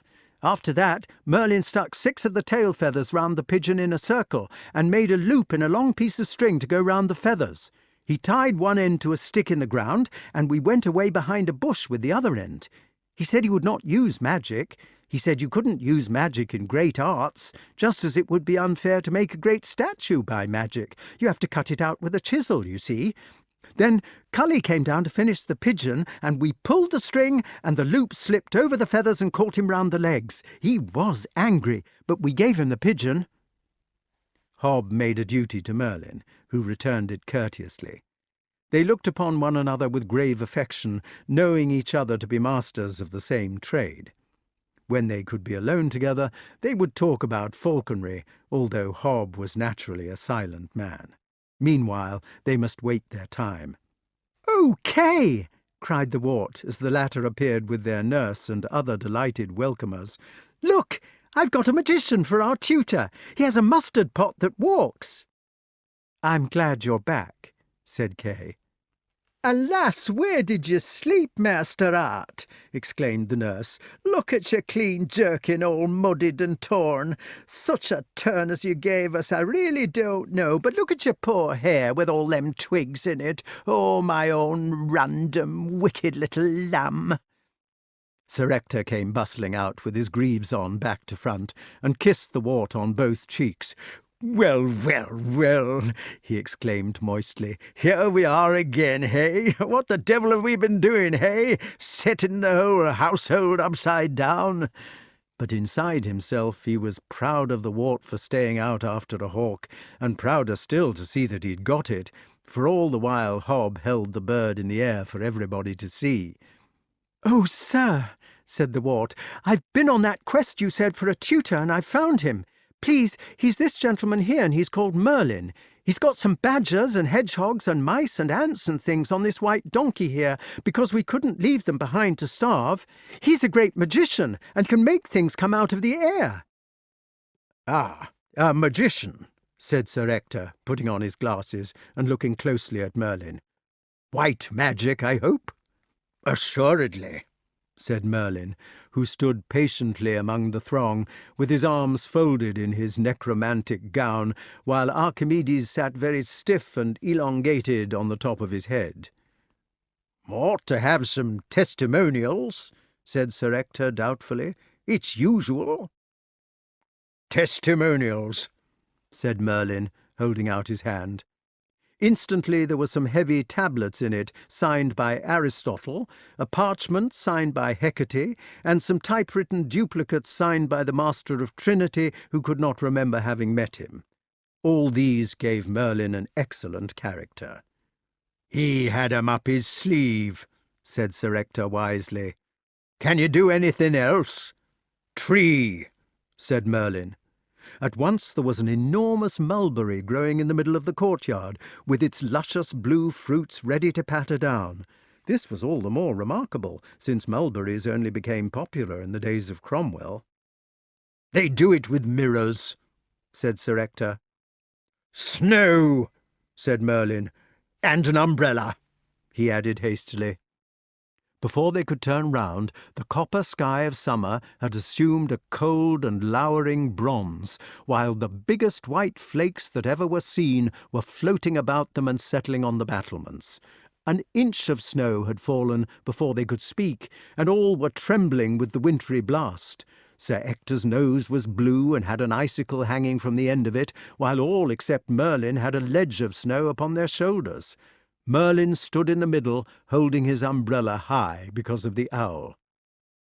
"It's done by hypnotism," said Sir Ector, with chattering teeth, "like those wallers from the Indies. But that'll do," he added hastily. "That'll do very well. I'm sure you'll make an excellent tutor for teaching these boys." The snow stopped immediately, and the sun came out. "Enough to give a body a pneumonia," said the nurse, "or to frighten the elastic commissioners," while Merlyn folded up his umbrella and handed it back to the heir, which received it. "Imagine the boy doing a quest like that by himself," exclaimed Sir Ector. "Well, well, well, wonders never cease." "I do not think much of it as a quest," said Kay. "He only went after the hawk, after all." "And got the hawk, Master Kay," said Hob reprovingly. "Oh, well," said Kay, "I bet the old man caught it for him." "Kay," said Merlyn, suddenly terrible, "thou wast ever a proud and ill-tongued speaker, and a misfortunate one. Thy sorrow will come from thine own mouth." At this everybody felt uncomfortable, and Kay, instead of flying into his usual passion, hung his head. He was not at all an unpleasant person really, but clever, quick, proud, passionate, and ambitious. He was one of those people who would be neither a follower nor a leader, but only an aspiring heart, impatient in the failing body which imprisoned it. Merlyn repented of his rudeness at once. He made a little silver hunting knife come out of the air, which he gave him to put things right. The knob of the handle was made of the skull of a stoat, oiled and polished like ivory, and Kay loved it. Chapter 5. Sir Ector's home was called the Castle of the Forest Sauvage. It was more like a town or a village than any one man's home, and indeed it was the village during times of danger. For this part of the story is one which deals with troubled times. Whenever there was a raid or an invasion by some neighbouring tyrant, everybody on the estate hurried into the castle, driving the beasts before them into the courts, and there they remained until the danger was over. The wattle and daub cottages nearly always got burned and had to be rebuilt afterwards with much profanity. For this reason, it was not worth while to have a village church, as it would constantly be having to be replaced. The villagers went to church in the chapel of the castle. They wore their best clothes and trooped up the street with their most respectable gait on Sundays, looking with vague and dignified looks in all directions, as if reluctant to disclose their destination, and on weekdays they came to Mass and Vespers in their ordinary clothes, walking much more cheerfully. Everybody went to church in those days, and liked it. The castle of the Forest Sauvage is still standing, and you can see its lovely ruined walls with ivy on them, standing broached to the sun and wind. Some lizards live there now, and the starving sparrows keep warm on winter nights in the ivy, and a barn owl drives it methodically, hovering outside the frightened congregations and beating the ivy with its wings to make them fly out. Most of the curtain wall is down, though you can trace the foundations of the 12 round towers which guarded it. They were round and stuck out from the walls into the moat, so that the archers could shoot in all directions and command every part of the wall. Inside the towers there are circular stairs. These go round and round a central column, and this column is pierced with holes for shooting arrows. Even if the enemy had got inside the curtain wall and fought their way into the bottom of the towers, the defenders could retreat up the bends of the stairs and shoot at those who followed them up, inside, through these slits. The stone part of the drawbridge, with its barbican and the bartizans of the gatehouse, are in good repair. These have many ingenious arrangements. Even if enemies got over the wooden bridge, which was pulled up so that they could not, there was a portcullis weighted with an enormous log which would squash them flat and pin them down as well. There was a large hidden trapdoor in the floor of the barbican, which would let them into the moat after all. At the other end of the barbican there was another portcullis, so that they could be trapped between the two and annihilated from above, while the bartizans, or hanging turrets, had holes in their floors through which the defenders could drop things on their heads. Finally, inside the gatehouse, there was a neat little hole in the middle of the vaulted ceiling, which had painted tracery and bosses. This hole led to the room above, where there was a big cauldron for boiling lead or oil. So much for the outer defences. Once you were inside the curtain wall, you found yourself in a kind of wide alleyway, probably full of frightened sheep, with another complete castle in front of you. This was the inner shell keep, with its 8 enormous round towers which still stand. It is lovely to climb the highest of them, and to lie there looking out towards the marches, from which some of these old dangers came, with nothing but the sun above you and the little tourists trotting about below, quite regardless of arrows and boiling oil. Think for how many centuries that unconquerable tower has withstood. It has changed hands by secession often, by siege once, by treachery twice, but never by assault. On this tower the lookout hoved. From here he kept the guard over the blue woods towards Wales. His clean old bones lie beneath the floor of the chapel now, so you must keep it for him. If you look down, and are not frightened of heights, the Society for the Preservation of This and That have put up some excellent railings to preserve you from tumbling over. You can see the whole anatomy of the inner court laid out beneath you like a map. You can see the chapel, now quite open to its God, and the windows of the great hall with the solar over it. You can see the shafts of the huge chimneys and how cunningly the side flues were contrived to enter them, and the little private closets, now public, and the enormous kitchen. If you are a sensible person, you will spend days there, possibly weeks, working out for yourself by detection which were the stables, which the mews, where were the cow byres, the armoury, the lofts, the well, the smithy, the kennel, the soldiers' quarters, the priest's room, and my lords' and ladies' chambers. Then it will all grow about you again. The little people, they were smaller than we are, and it would be a job for most of us to get inside the few bits of armour and old gloves that remain, will hurry about in the sunshine, the sheep will baa as they always did, and perhaps from Wales there will come the phut of the triple-feathered arrow, which looks as if it had never moved. This place was, of course, a paradise for a boy to be in. The Wart ran about it like a rabbit in its own complicated labyrinth. He knew everything, everywhere, all the special smells, good climbs, soft lairs, secret hiding places, jumps, slides, nooks, larders and blisses. For every season he had the best place like a cat, and he yelled and ran and fought and upset people and snoozled and daydreamed and pretended he was a knight without stopping. Just now he was in the kennel. People in those days had rather different ideas about the training of dogs to what we have today. They did it more by love than strictness. Imagine a modern master of foxhounds going to bed with his hounds, and yet Flavius Arrianus says that it is best of all if they can sleep with a person because it makes them more human, and because they rejoice in the company of human beings. Also, if they have had a restless night or been internally upset, you will know of it and will not use them to hunt next day. In Sir Ector's kennel there was a special boy called the dog boy who lived with the hounds day and night.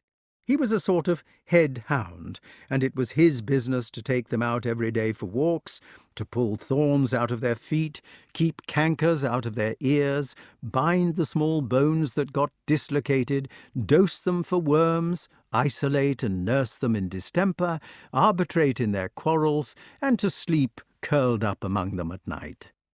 If one more learned quotation may be excused, this is how, later on, the Duke of York, who was killed at Agincourt, described such a boy in his Master of Game. Also, I will teach the child to lead out the hounds to scumber twice in the day, in the morning and in the evening, so that the sun be up, especially in winter. Then should he let them run and play in a meadow in the sun, and then comb every hound after the other, and wipe them with a great wisp of straw, and this he shall do every morning. and then he shall lead them into some fair place where tender grass grows, as corn and other things, that therewith they may feed themselves, as it is medicine for them. Thus, since the boy's heart and his business be with the hounds themselves become goodly and kindly and clean, glad and joyful and playful, and goodly to all manner of folk, save to the wild beasts, to whom they should be fierce, eager, and spiteful. Sir Ector's dog-boy was none other than the one who had had his nose bitten off by the terrible Wart. Not having a nose like a human, and being moreover subjected to stone-throwing by the other village children, he had become more comfortable with animals. He talked to them, not in baby talk like a maiden lady, but correctly in their own growls and barks. They all loved him very much, and revered him for taking thorns out of their toes, and came to him with their troubles at once. He always understood immediately what was wrong, and generally he could put it right. It was nice for the dogs to have their God with them in visible form. The Wart was fond of the dog-boy, and thought him very clever to be able to do these things with animals, for he could make them do almost anything just by moving his hands, while the dog-boy loved the Wart in much the same way as his dogs loved him, and thought the Wart was almost holy because he could read and write. They spent much of their time together, rolling about with the dogs in the kennel. The kennel was on the ground floor near the mews, with a loft above it, so that it should be cool in summer and warm in winter. The hounds were alaunts, gazehounds, limers, and brachys. They were called Clumsy, Trownier, Phoebe, Collie, Gerland, Talbot, Luath, Luffra, Apollon, Orthros, Bran, Gelert, Bounce, Boy, Lion, Bungie, Toby, and Diamond. The Wart's own special one was called Cavall, and he happened to be licking Cavall's nose, not the other way about, when Merlyn came in and found him. "That will come to be regarded as an insanitary habit," said Merlyn, "though I cannot see it myself. After all, God made the creature's nose just as well as he made your tongue. If not better," added the philosopher pensively. The Wart did not know what Merlyn was talking about, but he liked him to talk. He did not like the grown-ups who talked down to him, but the ones who went on talking in their usual way, leaving him to leap along in their wake, jumping at meanings, guessing, clutching at known words, and chuckling at complicated jokes as they suddenly dawned. He had the glee of the porpoise then, pouring and leaping through strange seas. "Shall we go out?" asked Merlyn. "I think it is about time we began lessons." The Wart's heart sank at this. His tutor had been there a month, and it was now August, but they had done no lessons so far. Now he suddenly remembered that this was what Merlyn was for, and he thought with dread of Sumuli Logicales and the filthy astrolabe. He knew that it had to be borne, however, and got up obediently enough, after giving Cavall a last reluctant pat. He thought that it might not be so bad with Merlyn, who might be able to make even the old organon interesting, particularly if he would do some magic. They went into the courtyard, into a sun so burning that the heat of haymaking seemed to have been nothing. It was baking. The thunderclouds, which usually go with hot weather, were there, high columns of cumulus with glaring edges, but there was not going to be any thunder. It was too hot even for that. "If only," thought the Wart, "I did not have to go into a stuffy classroom, but could take off my clothes and swim in the moat." They crossed the courtyard, having almost to take deep breaths before they darted across it, as if they were going quickly through an oven. The shade of the gatehouse was cool, but the barbican with its close walls was hottest of all. In one last dash across the desert they had reached the drawbridge. Could Merlyn have guessed what he was thinking? And were staring down into the moat. It was the season of water lilies. If Sir Ector had not kept one section free of them for the boys' bathing, all the water would have been covered. As it was, about 20 yards on each side of the bridge were cut each year, and one could dive in from the bridge itself. The moat was deep. It was used as a stew, so that the inhabitants of the castle could have fish on Fridays, and for this reason the architects had been careful not to let the drains and sewers run into it. It was stocked with fish every year. "I wish I was a fish," said the Wart. "What sort of fish?"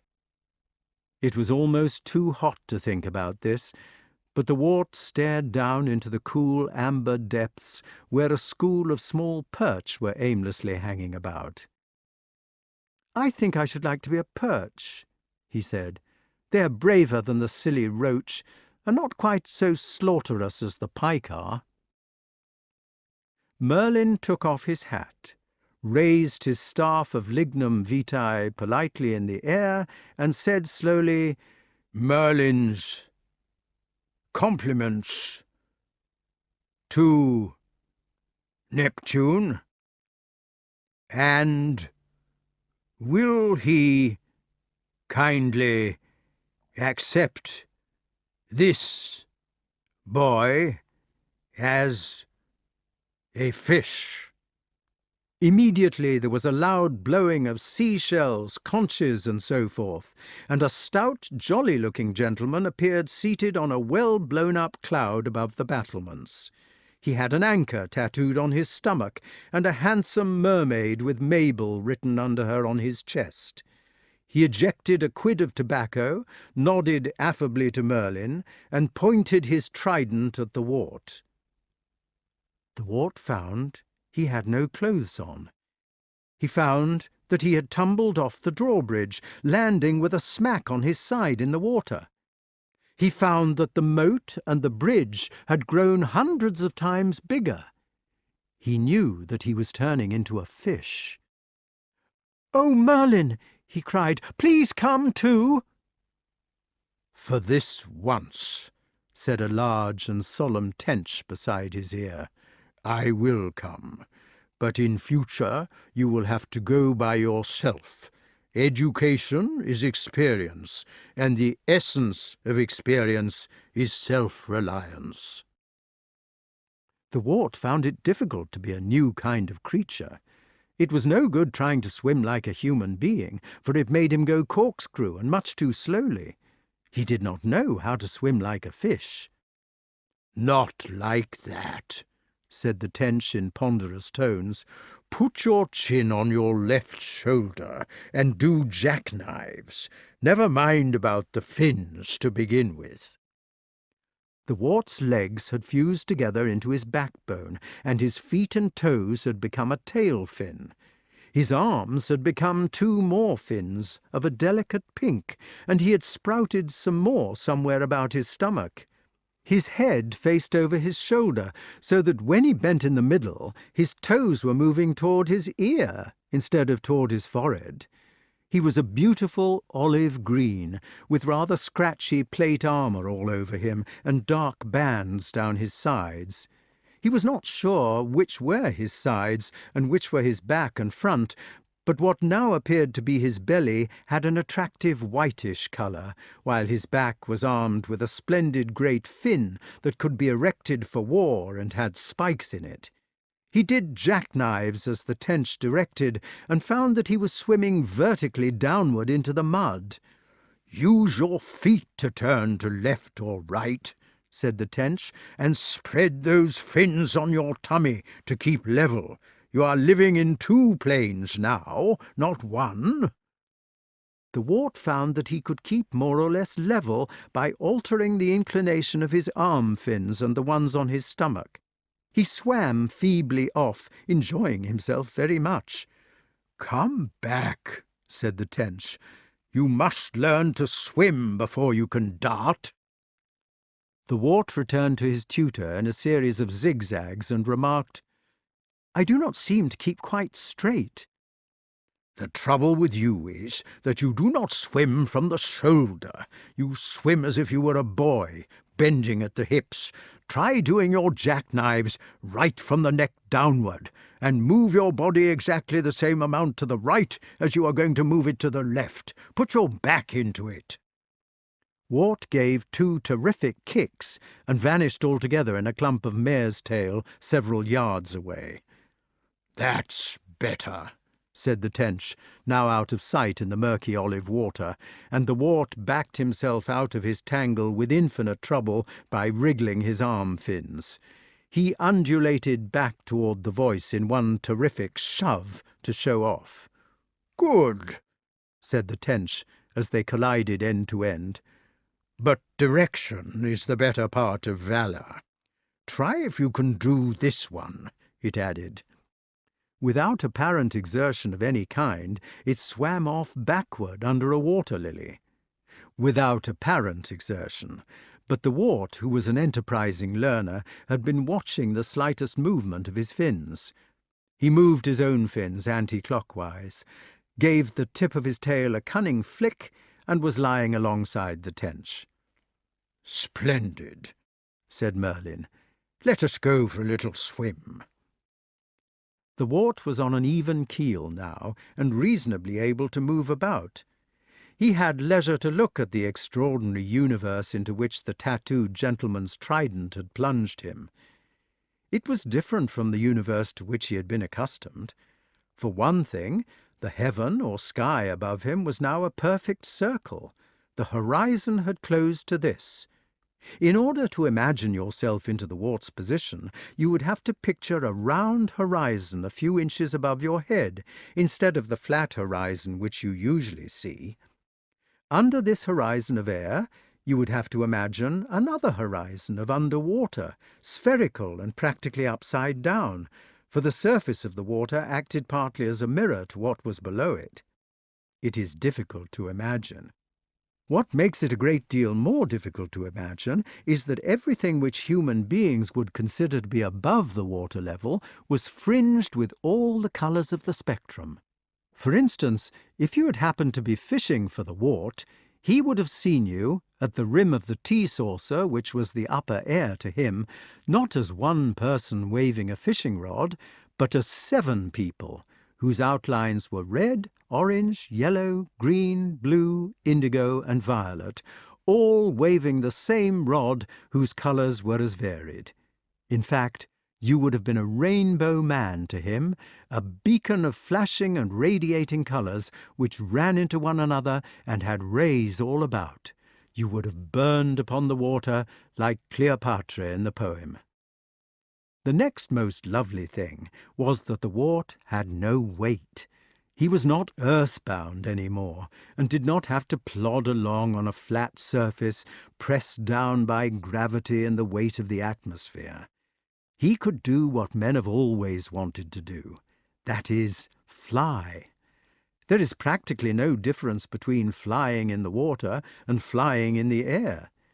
The best of it was that he did not have to fly in a machine by pulling levers and sitting still, but could do it with his own body. It was like the dreams people have. Just as they were going to swim off on their tour of inspection, a timid young roach appeared from between 2 waving bottle bushes of mare's tail and hung about, looking pale with agitation. It looked at them with big, apprehensive eyes, and evidently wanted something, but could not make up its mind. "Approach," said Merlyn gravely. At this the roach rushed up like a hen, burst into tears, and began stammering its message. "If you please, doctor," stammered the poor creature, gabbling so that they could scarcely understand what it said. "We have such a dreadful case of something or other in our family, and we wondered if you could spare the time. It's our dear mamma, who will swim all the time upside down, and does look so horrible and speaks so strange that we really thought she ought to have a doctor, if it wouldn't be too much. Clara says so, sir, if you see what I mean." Here the poor roach began fizzing so much, what with its stammer and its tearful disposition, that it became quite inarticulate and could only stare at Merlin with mournful eyes. "Never mind, my little man," said Merlin. "There, there. Lead me to your dear mamma, and we shall see what we can do." They all three swam off into the murk under the drawbridge upon their errand of mercy. "Neurotic, these roach," whispered Merlin behind his fin. "It is probably a case of nervous hysteria, a matter for the psychologist rather than the physician." The roach's mamma was lying on her back as he had described. She was squinting, had folded her fins on her chest, and every now and then she blew a bubble. All her children were gathered round her in a circle, and every time she blew they nudged each other and gasped. She had a seraphic smile on her face. "Well, well, well," said Merlin, putting on his best bedside manner. "And how is Mrs. Roach to-day?" He patted the young roaches on the head and advanced with stately motions towards his patient. It should perhaps be mentioned that Merlin was a ponderous, deep-beamed fish of about 5 pounds, leather-coloured, with small scales, adipose in his fins, rather slimy, and having a bright marigold eye. A respectable figure. Mrs. Roach held out a languid fin, sighed emphatically, and said, "Ah, doctor, so you've come at last." "Hum," said the physician in his deepest tone. Then he told everybody to close their eyes. The Wart peeped, and began to swim round the invalid in a slow and stately dance. As he danced, he sang. His song was this: "Therapeutic, elephantic diagnosis boom. Pancreatic, microstatic, antitoxic doom. With a normal catabolism, gabolism and babbleism, snip, snap, snorum, cut out his abdonorum, dyspepsia, anemia, toxemia, 1, 2, 3, and out goes he, with a fol-de-rol-de-ride for the 5-guinea fee." At the end of the song, he was swimming round his patient so close that he actually touched her, stroking his brown, smooth-scaled flanks against her more rattly pale ones.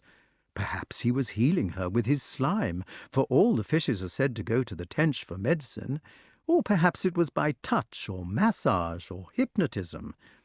In any case, Mrs. Roach suddenly stopped squinting, turned the right way up, and said, "Oh, doctor, dear doctor, I feel I could eat a little lobworm now."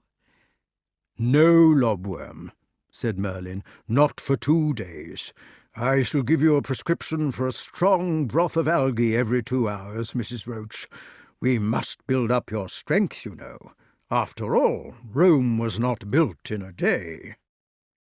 Then he patted all the little roaches once more, told them to grow up into brave little fish, and swam off with an air of importance into the gloom. As he swam, he puffed his mouth in and out. "What did you mean by that about Rome?" asked the Wart when they were out of earshot. "Heaven knows." They swam along, Merlin occasionally advising him to put his back into it when he forgot, and the strange underwater world began to dawn about them, deliciously cool after the heat of the upper air. The great forests of weed were delicately traced, and in them there hung motionless many schools of sticklebacks, learning to do their physical exercises in strict unison. On the word 1, they all lay still. At 2, they faced about. At 3, they all shot together into a cone, whose apex was a bit of something to eat. Water snails slowly ambled about on the stems of the lilies or under their leaves, while fresh water mussels lay on the bottom, doing nothing in particular. Their flesh was salmon pink, like a very good strawberry cream ice. The small congregation of perch, it was a strange thing, but all the bigger fish seemed to have hidden themselves, had delicate circulations, so that they blushed or grew pale as easily as a lady in a Victorian novel, only their blush was a deep olive colour, and it was the blush of rage. Whenever Merlin and his companions swam past them, they raised their spiky dorsal fins in menace and only lowered them when they saw that Merlin was a tench. The black bars on their sides made them look as if they had been grilled, and these also could become darker or lighter. Once the two travellers passed under a swan. The white creature floated above like a zeppelin, all indistinct except what was under the water. The latter part was quite clear, and showed that the swan was floating slightly on one side, with one leg cocked over its back. "Look," said the Wart, "it is the poor swan with the deformed leg. It can only paddle with one leg, and the other side of it is hunched." "Nonsense," said the swan snappily, putting its head into the water and giving them a frown with its black nares. "Swans like to rest in this position, and you can keep your fishy sympathy to yourself, so there." It continued to glare at them from above, like a white snake suddenly let down through the ceiling, until they were out of sight. "You swim along," said the tench, "as if there was nothing to be afraid of in the world. Don't you see that this place is exactly like the forest, which you had to come through to find me?" "Is it?" The Wart looked, and at first saw nothing. Then he saw a small, translucent shape hanging motionless near the surface. It was just outside the shadow of a water lily, and was evidently enjoying the sun. It was a baby pike, absolutely rigid and probably asleep, and it looked like a pipe stem or a seahorse stretched out flat. It would be a brigand when it grew up. "I am taking you to see one of those," said the tench, "the emperor of these purlieus. As a doctor I have immunity, and I dare say he will respect you as my companion as well, but you had better keep your tail bent in case he is feeling tyrannical." "Is he the king of the moat?" "He is. Old Jack, they call him, and some call him Black Peter. But for the most part they do not mention him by name at all. They just call him Mr. P. You will see what it is to be a king." The Wart began to hang behind his conductor a little, and perhaps it was as well that he did, for they were almost on top of their destination before he noticed it. When he did see the old despot, he started back in horror. For Mr. P was 4 feet long, his weight incalculable. The great body, shadowy and almost invisible among the stems, ended in a face which had been ravaged by all the passions of an absolute monarch, by cruelty, sorrow, age, pride, selfishness, loneliness, and thoughts too strong for individual brains. There he hung, or hoved, his vast, ironic mouth permanently drawn downward in a kind of melancholy, his lean, clean-shaven chops giving him an American expression, like that of Uncle Sam. He was remorseless, disillusioned, logical, predatory, fierce, pitiless. But his great jewel of an eye was that of a stricken deer, large, fearful, sensitive, and full of griefs. He made no movement, but looked upon them with his bitter eye. The Wart thought to himself that he did not care for Mr. P. "Lord," said Merlyn, not paying attention to his nervousness, "I have brought a young professor who would learn to profess." "To profess what?" asked the King of the Moat slowly, hardly opening his jaws and speaking through his nose. "Power," said the tench. Let him speak for himself." "Please," said the Wart, "I don't know what I ought to ask." "There is nothing," said the monarch, "except the power which you pretend to seek, power to grind and power to digest, power to seek and power to find, power to await and power to claim, all power and pitilessness springing from the nape of the neck." "Thank you." "Love is a trick played on us by the forces of evolution. Pleasure is the bait laid down by the same. There is only power.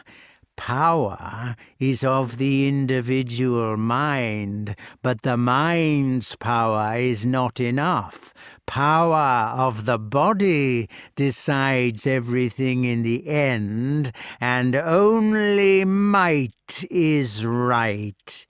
Now, I think it is time that you should go away, young master, for I find this conversation uninteresting and exhausting. I think you ought to go away really almost at once, in case my disillusioned mouth should suddenly determine to introduce you to my great gills, which have teeth in them also. Yes, I really think you might be wise to go away this moment. Indeed, I think you ought to put your back into it and so a long farewell to all my greatness."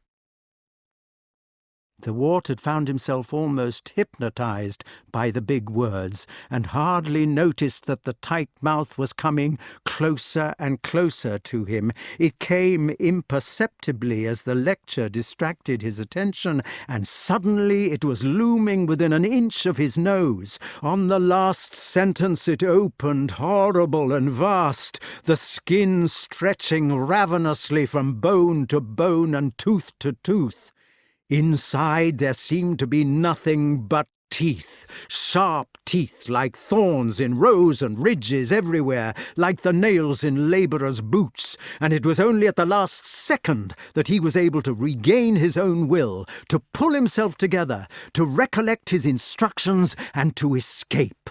All those teeth clashed behind him at the tip of his tail, as he gave the heartiest jackknife he had ever given. In a second, he was on dry land once again, standing beside Merlyn on the piping drawbridge, panting in his stuffy clothes. Chapter 6.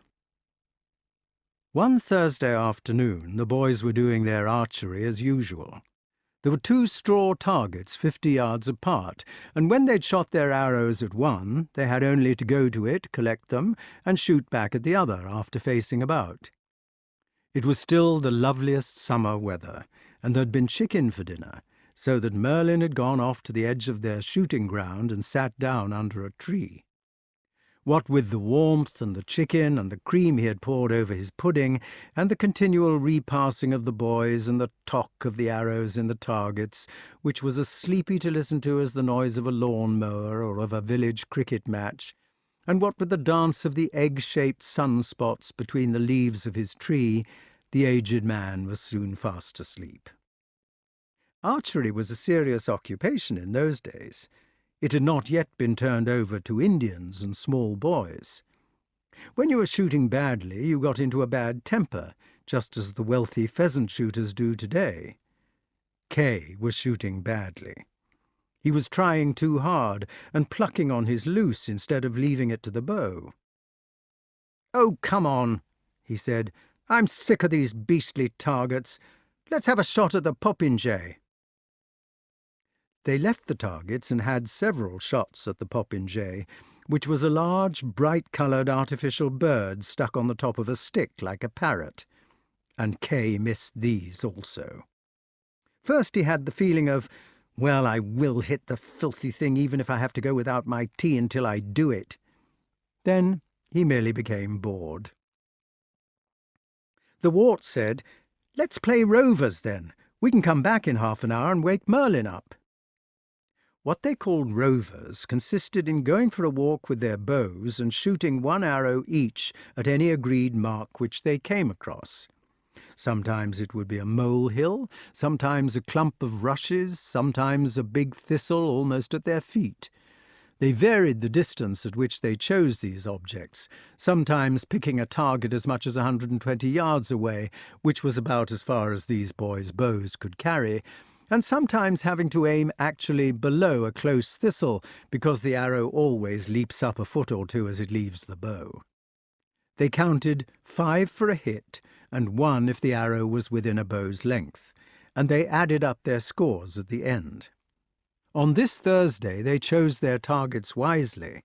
Besides, the grass of the big field had been lately cut, so that they never had to search for their arrows for long, which nearly always happens, as in golf, if you shoot ill-advisedly near hedges or in rough places. The result was that they strayed further than usual and found themselves near the edge of the savage forest where Cully had been lost. "I vote," said Kay, "that we go to those burrows in the chase and see if we can get a rabbit.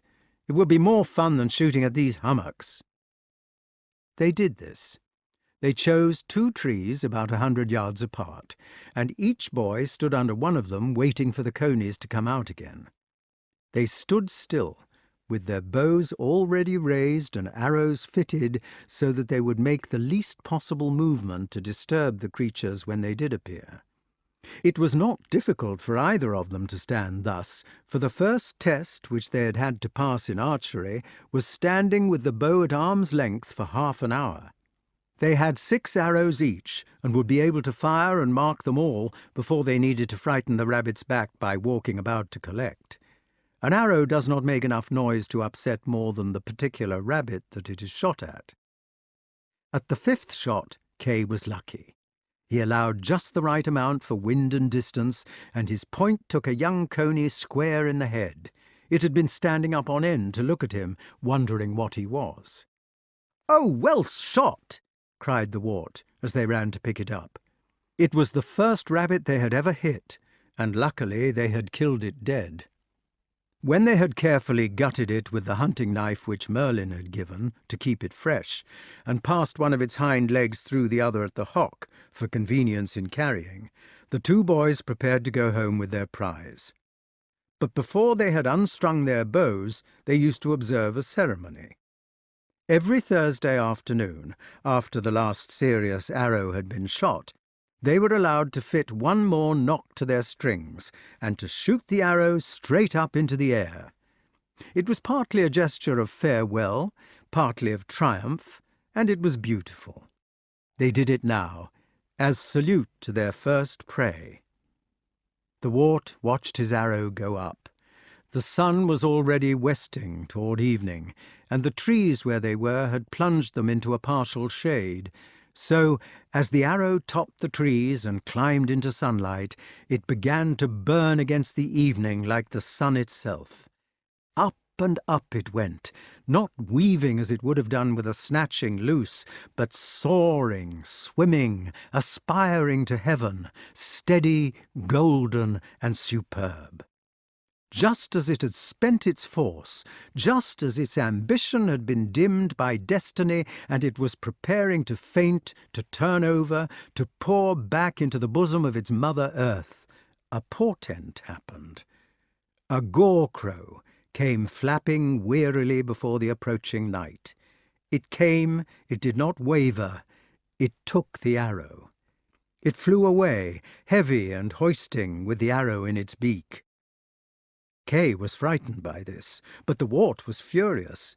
He had loved his arrow's movement, its burning ambition in the sunlight, and besides it was his best one. It was the only one which was perfectly balanced, sharp, tight-feathered, clean-nocked, and neither warped nor scraped.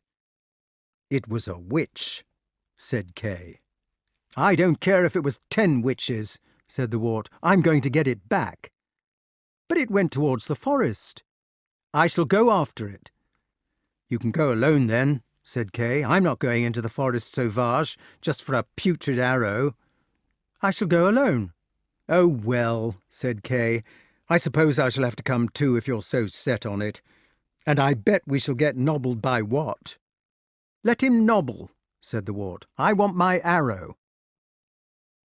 They went in the forest at the place where they had last seen the bird of carrion. In less than 5 minutes they were in a clearing with a well and a cottage just like Merlyn's. "Goodness," said Kay. "I never knew there were any cottages so close. I say, let's go back." "I just want to look at this place," said the Wart. "It's probably a wizard's." The cottage had a brass plate screwed on the garden gate. It said, "Madam Mim, B.A., Dom Daniel. Pianoforte, needlework, necromancy. No hawkers, circulars, or income tax. Beware of the dragon." The cottage had lace curtains. These stirred ever so slightly, for behind them there was a lady peeping. The gore-crow was standing on the chimney. "Come on," said Kay. "Oh, do come on. I tell you she'll never give it back."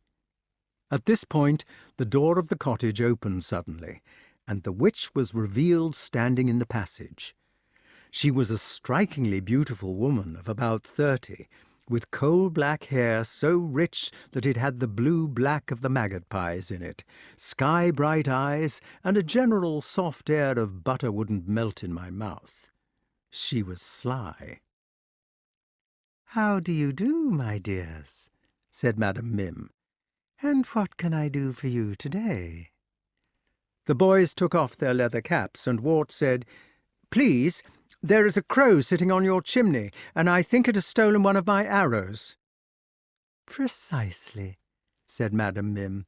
"I have the arrow within." "Could I have it back, please?" "Inevitably," said Madam Mim. "The young gentleman shall have his arrow on the very instant, in 4 ticks, and ere the bat squeaks thrice." "Thank you very much," said the Wart. "Step forward," said Madam Mim. "Honour the threshold. Accept the humble hospitality in the spirit in which it is given." "I really do not think we can stay," said the Wart politely. "I really think we must go. We shall be expected back at home."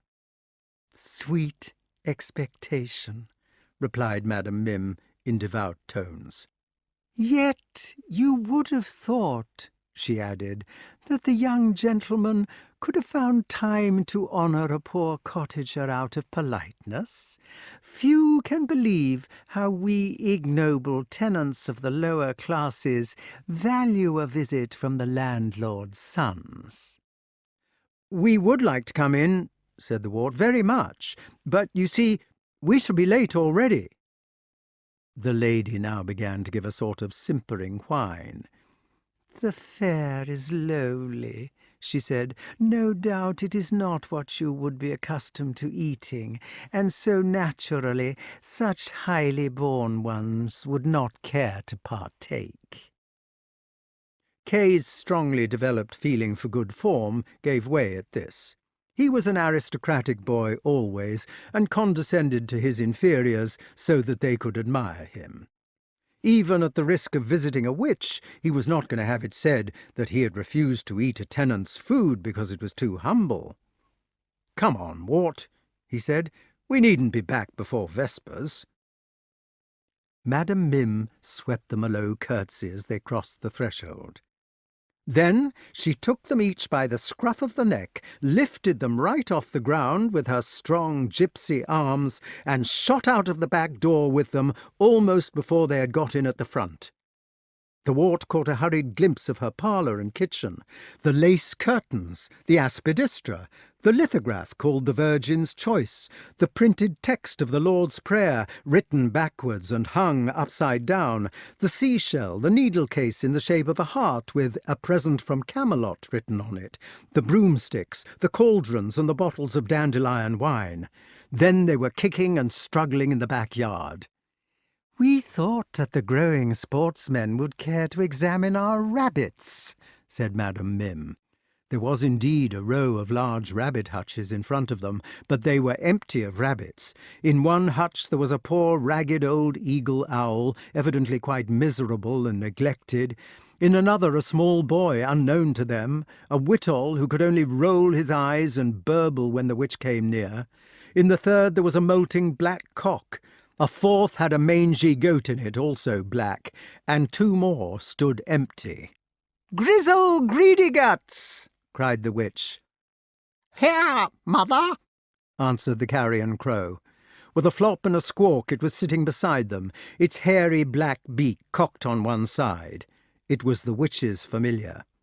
"Open the doors," commanded Madam Mim, "and Greedyguts shall have eyes for supper, round and blue." The gore-crow hastened to obey, with every sign of satisfaction, and pulled back the heavy doors in its strong beak with 3 times 3.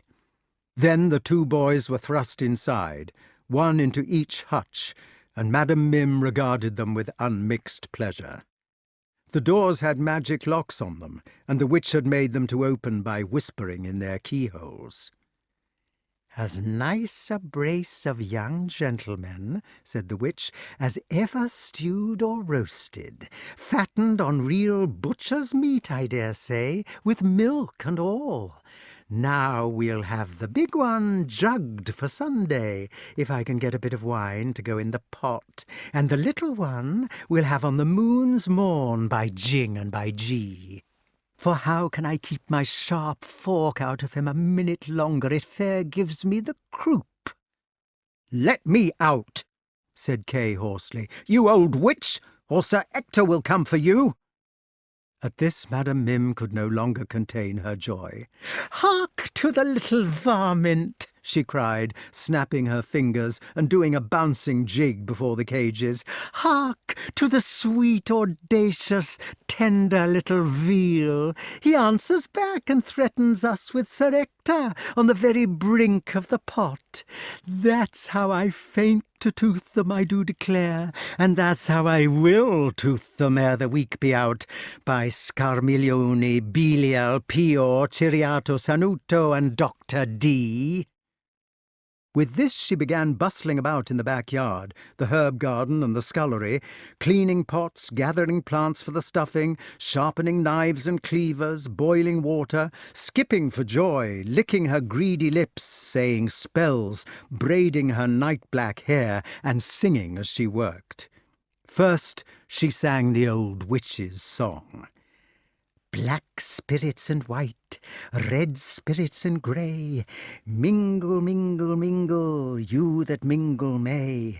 Here's the blood of a bat, put in that, oh put in that, here's Libard's bane, put in again, mingle, mingle, mingle, you that mingle may."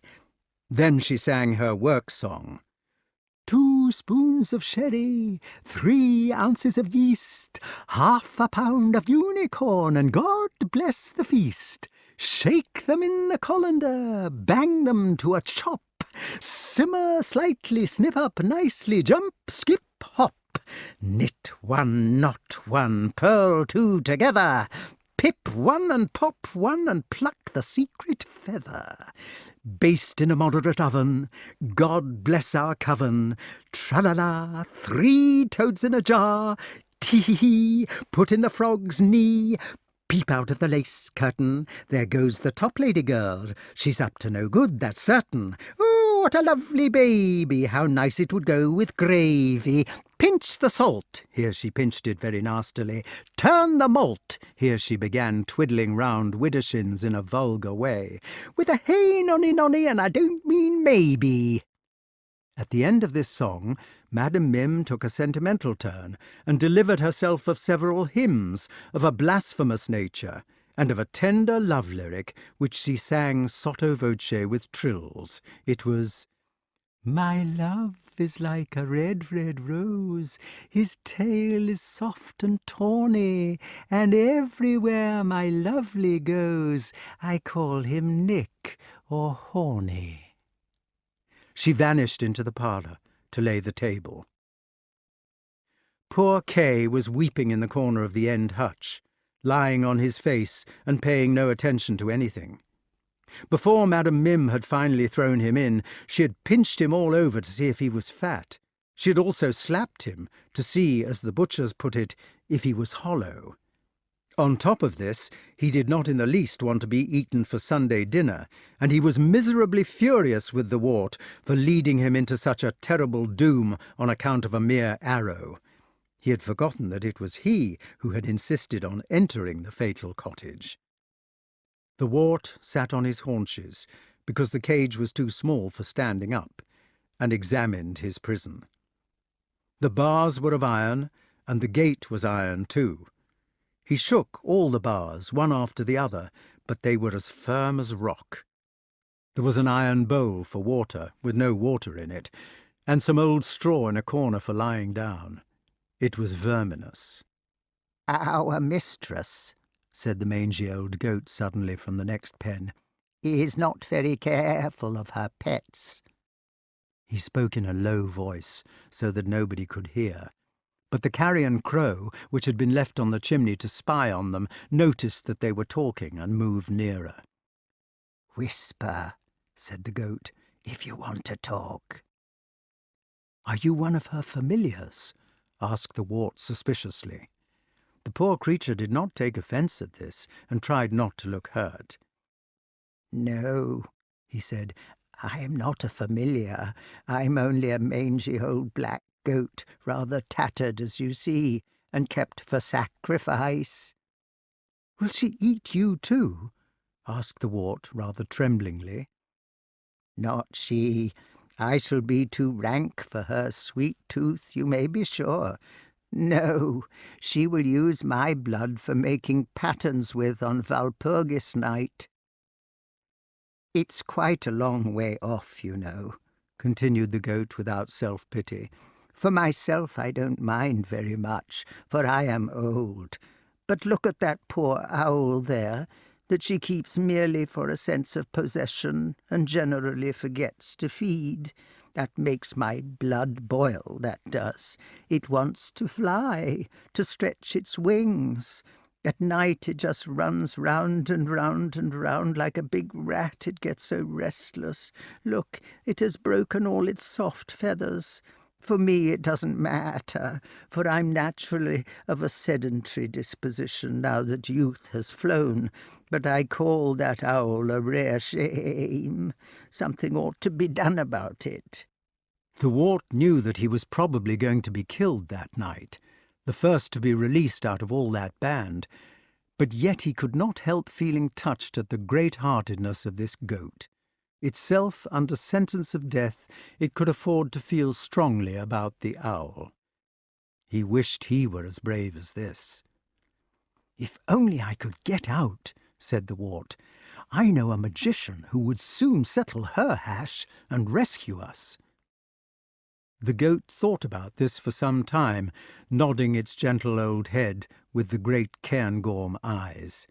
Then it said, "As a matter of fact, I know how to get you out, only I did not like to mention it before. Put your ear near the bars. I know how to get you out, but not your poor friend there, who is crying. I didn't like to subject you to a temptation like that. You see, when she whispers to the lock, I have heard what she says, but only at the locks on either side of mine.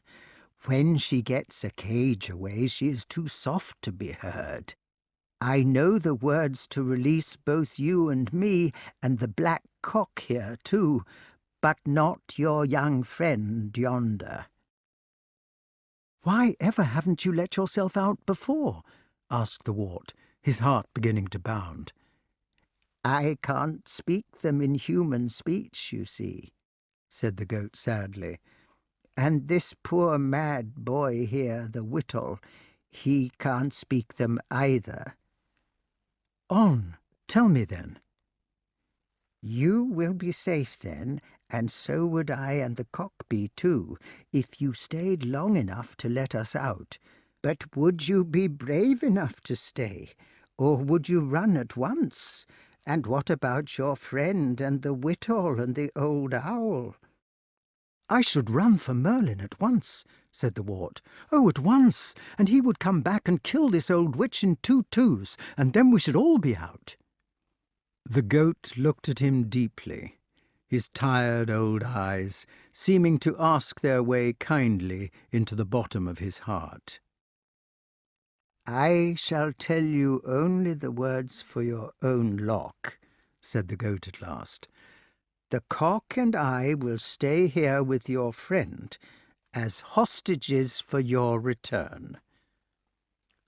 "Oh, Goat," whispered the Wart, "you could have made me say the words to get you out first and then gone your way. Or you could have got the 3 of us out, starting with yourself to make sure, and left Kay to be eaten. But you are staying with Kay. Oh, Goat, I will never forget you, and if I do not get back in time, I shall not be able to bear my life." "We shall have to wait till dark. It will only be a few minutes now." As the Goat spoke, they could see Madam Mim lighting the oil lamp in the parlour. It had a pink glass shade with patterns on it. The Crow, which could not see in the dark, came quietly closer, so that at least he ought to be able to hear. "Goat," said the Wart, in whose heart something strange and terrible had been going on in the dangerous twilight, "put your head closer still. Please, Goat, I'm not trying to be better than you are, but I have a plan. I think it is I who had better stay as hostage, and you who had better go. You are black, and will not be seen in the night. You have 4 legs and can run much faster than I. Let you go with a message for Merlyn. I will whisper you out, and I will stay." He was hardly able to say the last sentence, for he knew that Madam Mim might come for him at any moment now, and if she came before Merlyn, it would be his death warrant. But he did say it, pushing the words out as if he were breathing against water, for he knew that if he himself were gone when Madam came for him, she would certainly eat Kay at once. "Master," said the Goat without further words, and it put 1 leg out and laid its double-knobbed forehead on the ground in the salute which is given to royalty. Then it kissed his hand as a friend. "Quick," said the Wart, "give me one of your hoofs through the bars, and I will scratch a message on it with one of my arrows." It was difficult to know what message to write on such a small space with such a clumsy implement. In the end, he just wrote K. He did not use his own name because he thought K more important, and that they would come quicker for him. "Do you know the way?" he asked. "My grandam used to live at the castle." "What are the words?" "Mine," said the Goat, "are rather upsetting." "What are they?" "Well," said the Goat, "you must say, 'Let good digestion wait on appetite.'" "Oh, Goat," said the Wart in a broken voice, "how horrible! But run quickly, Goat, and come back safely, Goat. And oh, Goat, give me one more kiss for company before you go." The Goat refused to kiss him. It gave him the Emperor's salute of both feet, and bounded away into the darkness as soon as he had said the words. Unfortunately, although he had whispered too carefully for the Crow to hear their speech, the release words had to be said rather loudly to reach the next door keyhole, and the door had creaked. "Mother!" "Mother!" screamed the crow. "The rabbits are escaping!" Instantly Madam Mim was framed in the lighted doorway of the kitchen. "What is it, my Grizzle?" she cried. "What ails us, my halcyon tit?" "The rabbits are escaping!" shrieked the crow again. The witch ran out, but too late to catch the goat or even to see him, and began examining the locks at once by the light of her fingers. She held these up in the air, and a blue flame burnt at the tip of each. "One little boy safe," counted Madam Mim, "and sobbing for his dinner. 2 little boys safe, and neither getting thinner. 1 mangy goat gone, and who cares a fiddle? For the owl and the cock are left, and the whittle in the middle." "Still," added Madam Mim, "it's a caution how he got out. A proper caution, that it is." "He was whispering to the little boy," sneaked the crow. "Whispering for the last half hour together." "Indeed," said the witch, "whispering to the little dinner, hey? And much good may it do him? What about a sage stuffing, boy, hey? And what were you doing, my greedy guts, to let them carry on like that? No dinner for you, my little painted bird of paradise, so you may just flap off to any old tree and roost." "Oh, Mother!" whined the crow. "I was only a doing of my duty." "Flap off!" cried Madam Mim. "Flap off, and go broody if you like." The poor crow hung its head and crept off to the other end of the roof, sneering to itself. "Now, my juicy toothful," said the witch, turning to the Wart and opening his door, with the proper whisper of "enough is as good as a feast," "we think the cauldron simmers, and the oven is moderate. How will my tender sucking pig enjoy a little popping lard instead of the clandestine whisper?" The Wart ran about in his cage as much as he could, and gave as much trouble as possible in being caught, in order to save even a little time for the coming of Merlyn. "Let go of me, you beast!" he cried. "Let go of me, you foul hag, or I'll bite your fingers." "How the creature scratches," said Madam Mim. "Bless us, how he wriggles and kicks just for being a pagan's dinner." "Don't you dare kill me!" cried the Wart, now hanging by one leg. "Don't you dare lay a finger on me, or you'll be sorry for it."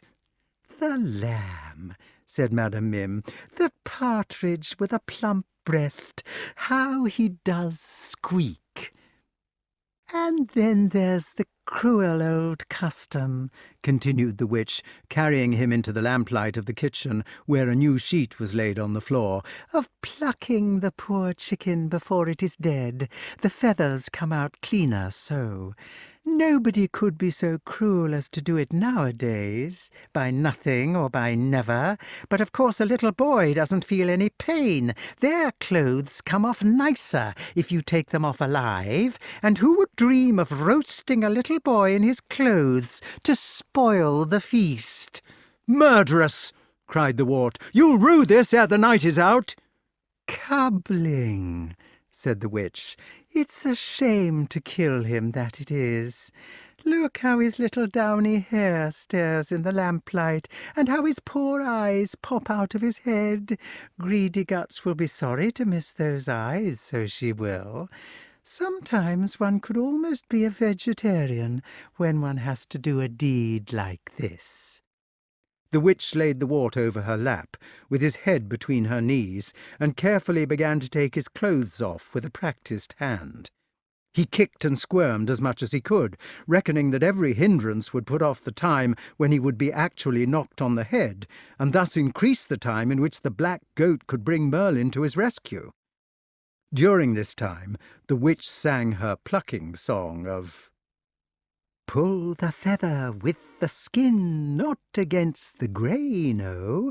Pluck the soft one out from in, the great with might and main, no. Even if he wriggles, never heed his squiggles, for mercifully little boys are quite immune to pain, oh.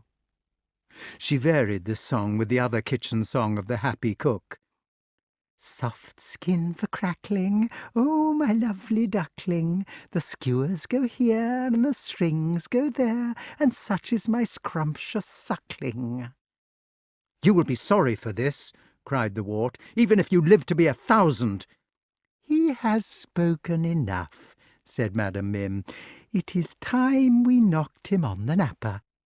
Hold him by the legs, and, when up goes his head, clip him with the palm edge, and then he is dead. The dreadful witch now lifted the Wart into the air, and prepared to have her will of him. But at that very moment there was a fizzle of summer lightning without any crash, and in the nick of time Merlyn was standing on the threshold. "Ha!" said Merlyn. "Now we shall see what a double first to Dom Daniel avails against the private education of my master Blaise." Madam Mim put the Wart down without looking at him, rose from her chair, and drew herself to her full magnificent height. Her glorious hair began to crackle, and sparks shot out of her flashing eyes.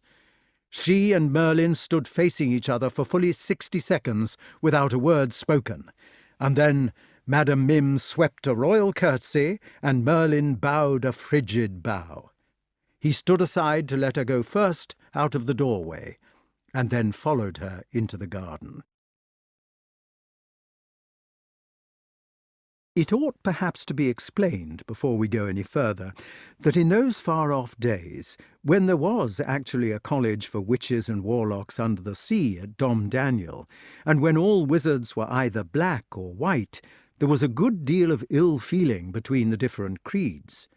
Quarrels between white and black were settled ceremonially by means of duels. A wizard's duel was run like this. The two principals would stand opposite each other in some large space free from obstructions and await the signal to begin. When the signal was given, they were at liberty to turn themselves into things. It was rather like the game that can be played by two people with their fists. They say 1, 2, 3, and at 3 they either stick out 2 fingers for scissors, or the flat palm for paper, or the clenched fist for stone. If your hand becomes paper when your opponent's becomes scissors, then he cuts you and wins. But if yours are turned into stone, his scissors are blunted and the win is yours. The object of the wizard in the duel was to turn himself into some kind of animal, vegetable, or mineral which would destroy the particular animal, vegetable, or mineral which had been selected by his opponent. Sometimes it went on for hours. Merlyn had Archimedes for his second, Madam Mim had the Gore-Crow for hers, while Hecate, who always had to be present at these affairs in order to keep them regular, sat on the top of a step-ladder in the middle to umpire. She was a cold, shining, muscular lady, the colour of moonlight. Merlyn and Madam Mim rolled up their sleeves, gave their surcoats to Hecate to hold, and the latter put on a celluloid eye-shade to watch the battle. At the first gong, Madam Mim immediately turned herself into a dragon. It was the accepted opening move, and Merlyn ought to have replied by being a thunderstorm or something like that.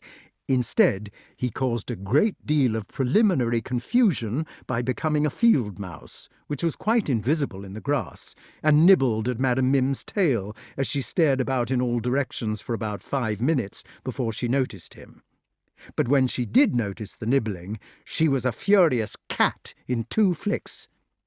Wart held his breath to see what the mouse would become next. He thought perhaps a tiger, which could kill the cat. But Merlyn merely became another cat. He stood opposite her and made faces.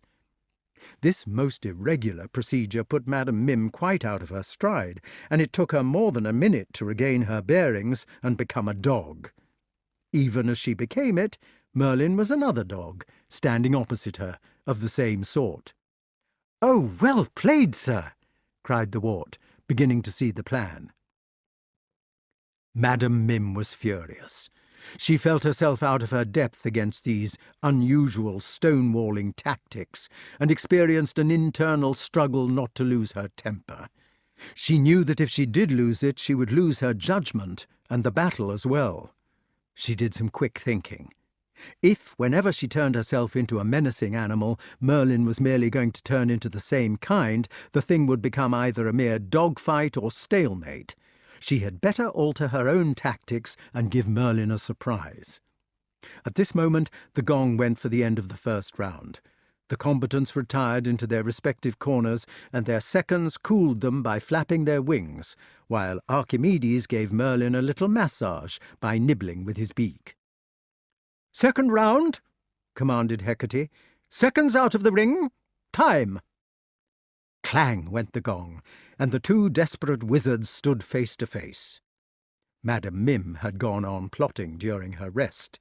She had decided to try a new tack by leaving the offensive to Merlyn, beginning by assuming a defensive shape herself.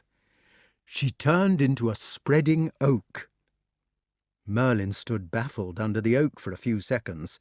Then he most cheekily, and as it turned out rashly, became a powdery little blue tit, which flew up and sat perkily on Madam Mim's branches.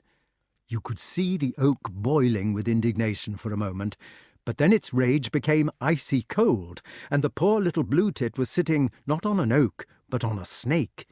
The snake's mouth was open, and the bird was actually perching on its jaws. The jaws clashed together, but only in the nick of time the bird whizzed off as a gnat into the safe air. Madam Mim had got it on the run, however, and the speed of the contest now became bewildering. The quicker the attacker could assume a form, the less time the fugitive had to think of a form which would elude it, and now the changes were as quick as thought. The gnat was scarcely in the air when the snake had turned into a toad, whose curious tongue, rooted at the front instead of the back of the jaw, was already unrolling in the flick which would snap it in. The gnat, flustered by the sore pursuit, was bounced into an offensive roll, and the hard-pressed Merlyn now stood before the toad in the shape of a mollern, which could attack it. But Madam Mim was in her element. The game was going according to the normal rules now, and in less than an eye's blink the toad had turned into a peregrine falcon, which was diving at 250 miles an hour upon the heron's back. Poor Merlyn, beginning to lose his nerve, turned wildly into an elephant. This move usually won a little breathing space, but Madam Mim, relentless, changed from the falcon into an orlay on the instant. An orlay was as much bigger than an elephant as an elephant is larger than a sheep. It was a sort of horse with an elephant's trunk. Madam Mim raised this trunk into the air, gave a shriek like a railway engine, and rushed upon her panting foe. In a flick, Merlyn had disappeared. 1, said Hecate.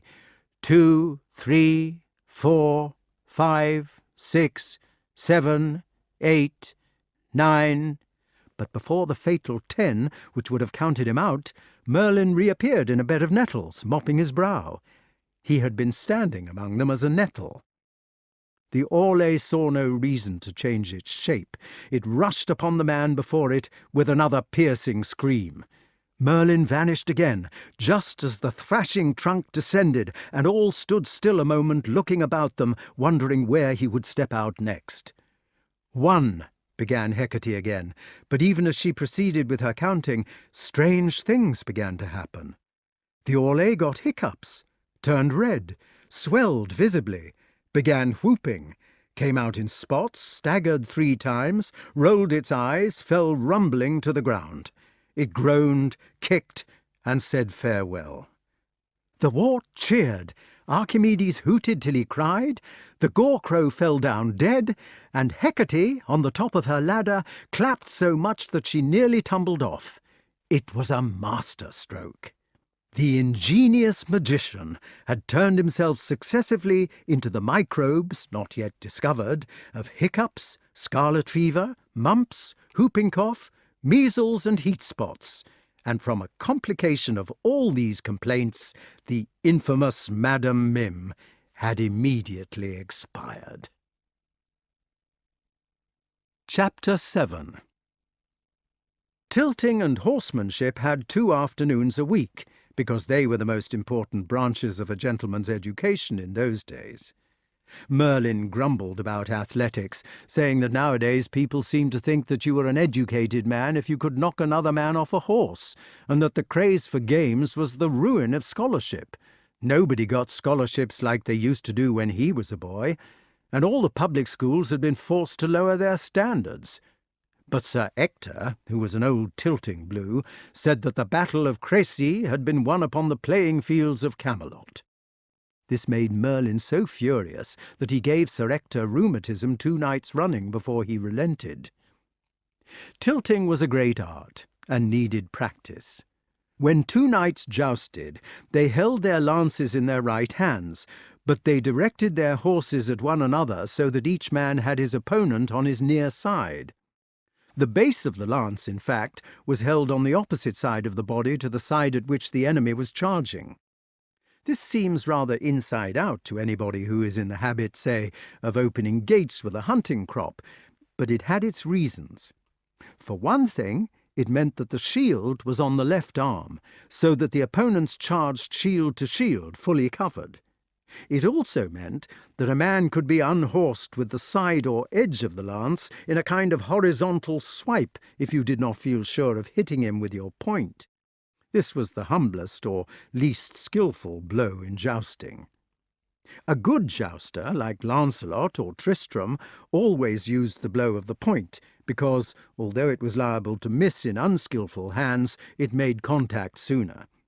If one knight charged with his lance held rigidly sideways to sweep his opponent out of the saddle, the other knight, with his lance held directly forward, would knock him down a lance length before the sweep came into effect. Then there was how to hold the lance for the point stroke. It was no good crouching in the saddle and clutching it in a rigid grip preparatory to the great shock. For if you held it inflexibly like this, its point bucked up and down to every movement of your thundering mount, and you were practically certain to miss the aim. On the contrary, you had to sit loosely in the saddle, with the lance easy and balanced against the horse's motion. It was not until the actual moment of striking that you clamped your knees into the horse's sides, threw your weight forward in your seat, clutched the lance with the whole hand instead of with the finger and thumb, and hugged your right elbow to your side to support the butt. There was the size of the spear. Obviously, a man with a spear 100 yards long would strike down an opponent with a spear of 10 or 12 feet before the latter came anywhere near him. But it would have been impossible to make a spear 100 yards long, and if made, impossible to carry it. The jouster had to find out the greatest length which he could manage with the greatest speed, and he had to stick to that. Sir Lancelot, who came some time after this part of the story, had several sizes of spear, and would call for his great spear or his lesser spear as occasion demanded. There were the places on which the enemy should be hit. In the armoury of the castle of the Forest Sauvage there was a big picture of a knight in armour, with circles round his vulnerable points. These varied with the style of armour, so that you had to study your opponent before the charge and select a point. The good armourers, the best lived in Warrington and still live near there, were careful to make all the forward or entering sides of their suits convex, so that the spear point glanced off them. Curiously enough, the shields of Gothic suits were more inclined to be concave. It was better that a spear point should stay on the shield rather than glance off upward or downward and perhaps hit a more vulnerable point of the body armour. The best place of all for hitting people was on the very crest of the tilting helm.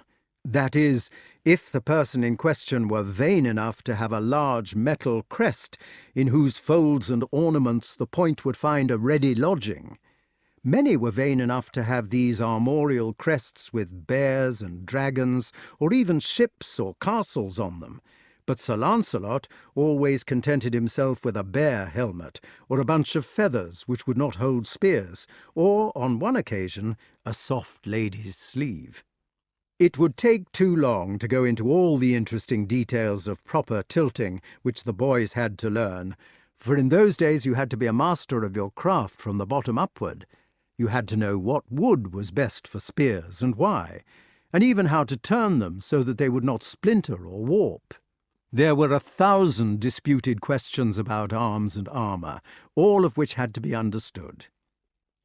Just outside Sir Ector's castle, there was a jousting field for tournaments, although there had been no tournaments in it since Kay was born.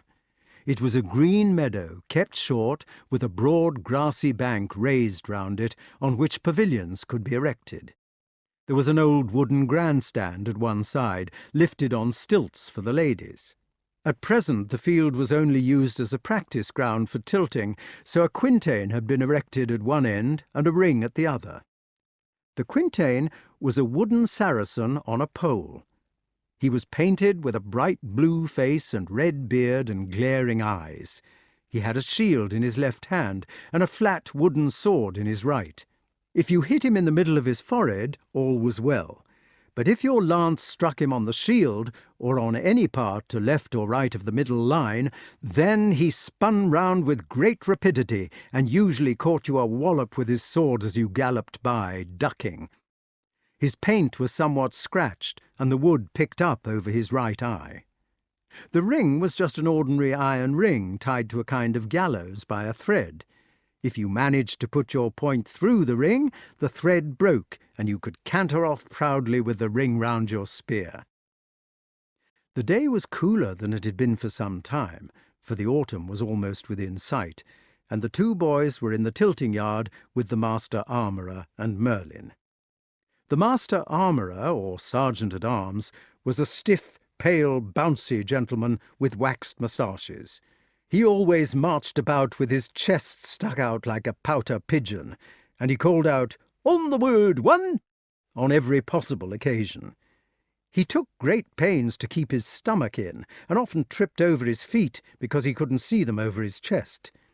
He was generally making his muscles ripple, which annoyed Merlyn. Wart lay beside Merlyn in the shade of the grandstand and scratched himself for harvest bugs. The saw-like sickles had only lately been put away, and the wheat stood in stooks of 8 among the tall stubble of those times.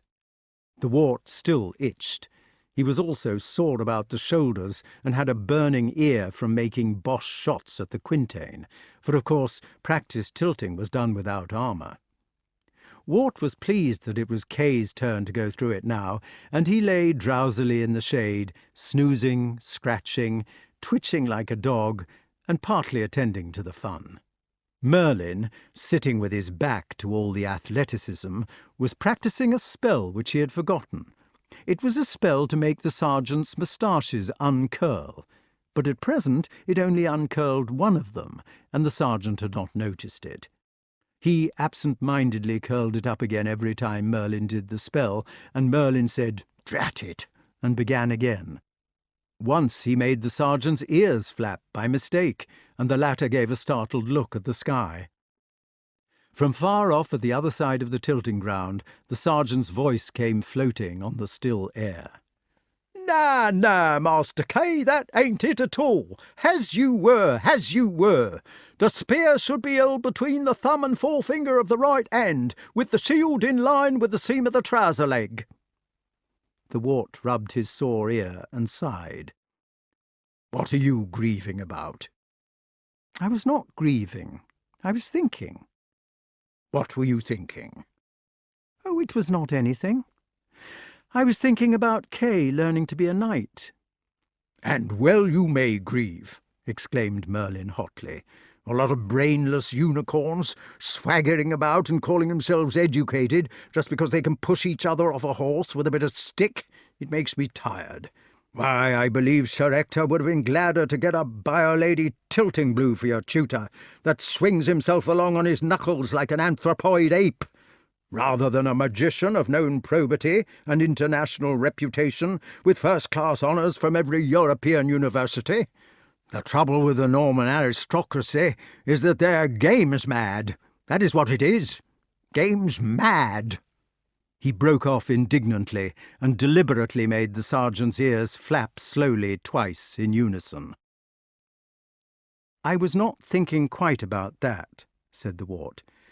"As a matter of fact, I was thinking how nice it would be to be a knight, like Kay."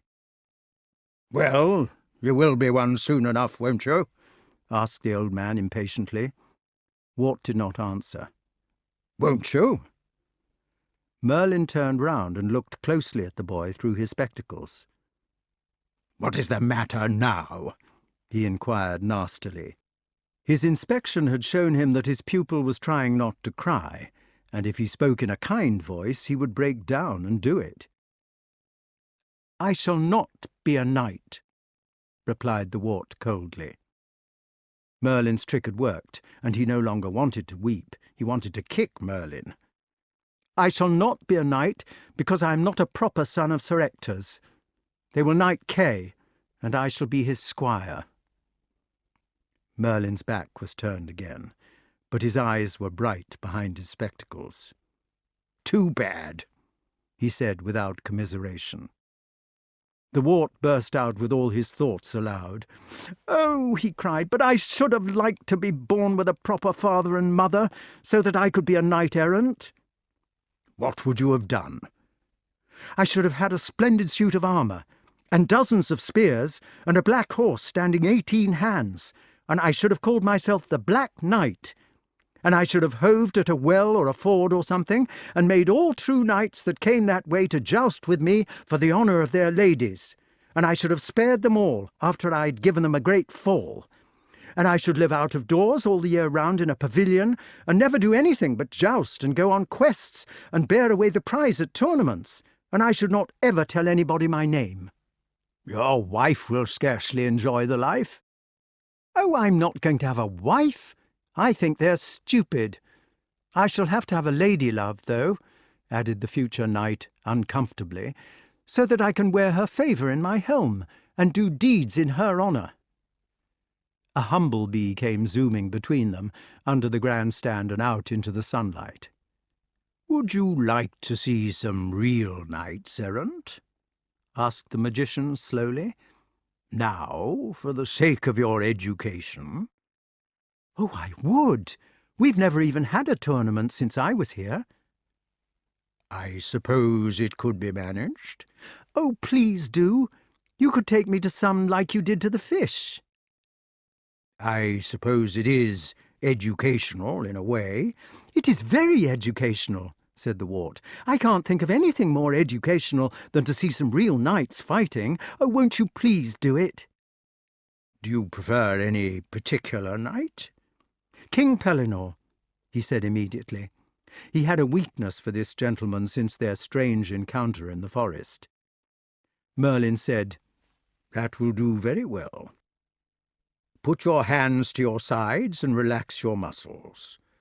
Cabricias archi turum, catalamus singularita nominativa haec musa. Shut your eyes and keep them shut. Bonus bona bonum. Here we go. Deus sanctus est ne oratio latinas, etiam vi quare, pourquoi, quae substantivo et adjectivum concordat in generi, numerum et casus. Here we are." While this incantation was going on, the patient felt some queer sensations. First he could hear the sergeant calling out to Kay, now then, keep the heel stand and swing the body from the hips." Then the words got smaller and smaller, as if he were looking at his feet through the wrong end of a telescope, and began to swirl around in a cone, as if they were at the pointed bottom end of a whirlpool which was sucking him into the air. Then there was nothing but a loud rotating, roaring and hissing noise, which rose to such a tornado that he felt that he could not stand it any more. Finally there was utter silence, and Merlyn saying, "Here we are." All this happened in about the time that it would take a sixpenny rocket to start off with its fiery swish, bend down from its climax, and disperse itself in thunder and coloured stars. He opened his eyes just at the moment when one would have heard the invisible stick hitting the ground. They were lying under a beech tree in the Forest Sauvage. "Here we are," said Merlin. "Get up and dust your clothes." "And there, I think," continued the magician, in a tone of satisfaction because his spells had worked for once without a hitch, "is your friend King Pellinore, pricking toward us o'er the plain." "Hello, hello!" cried King Pellinore, popping his visor up and down. "It's the young boy with the feather bed, isn't it, I say, what?" "Yes, it is," said the Wart, "and I'm very glad to see you. Did you manage to catch the beast?" "No," said King Pellinore, "didn't catch the beast. Oh, do come here, you Bratchett, and leave that bush alone. Cha, cha, naughty, naughty. She runs riot, you know what.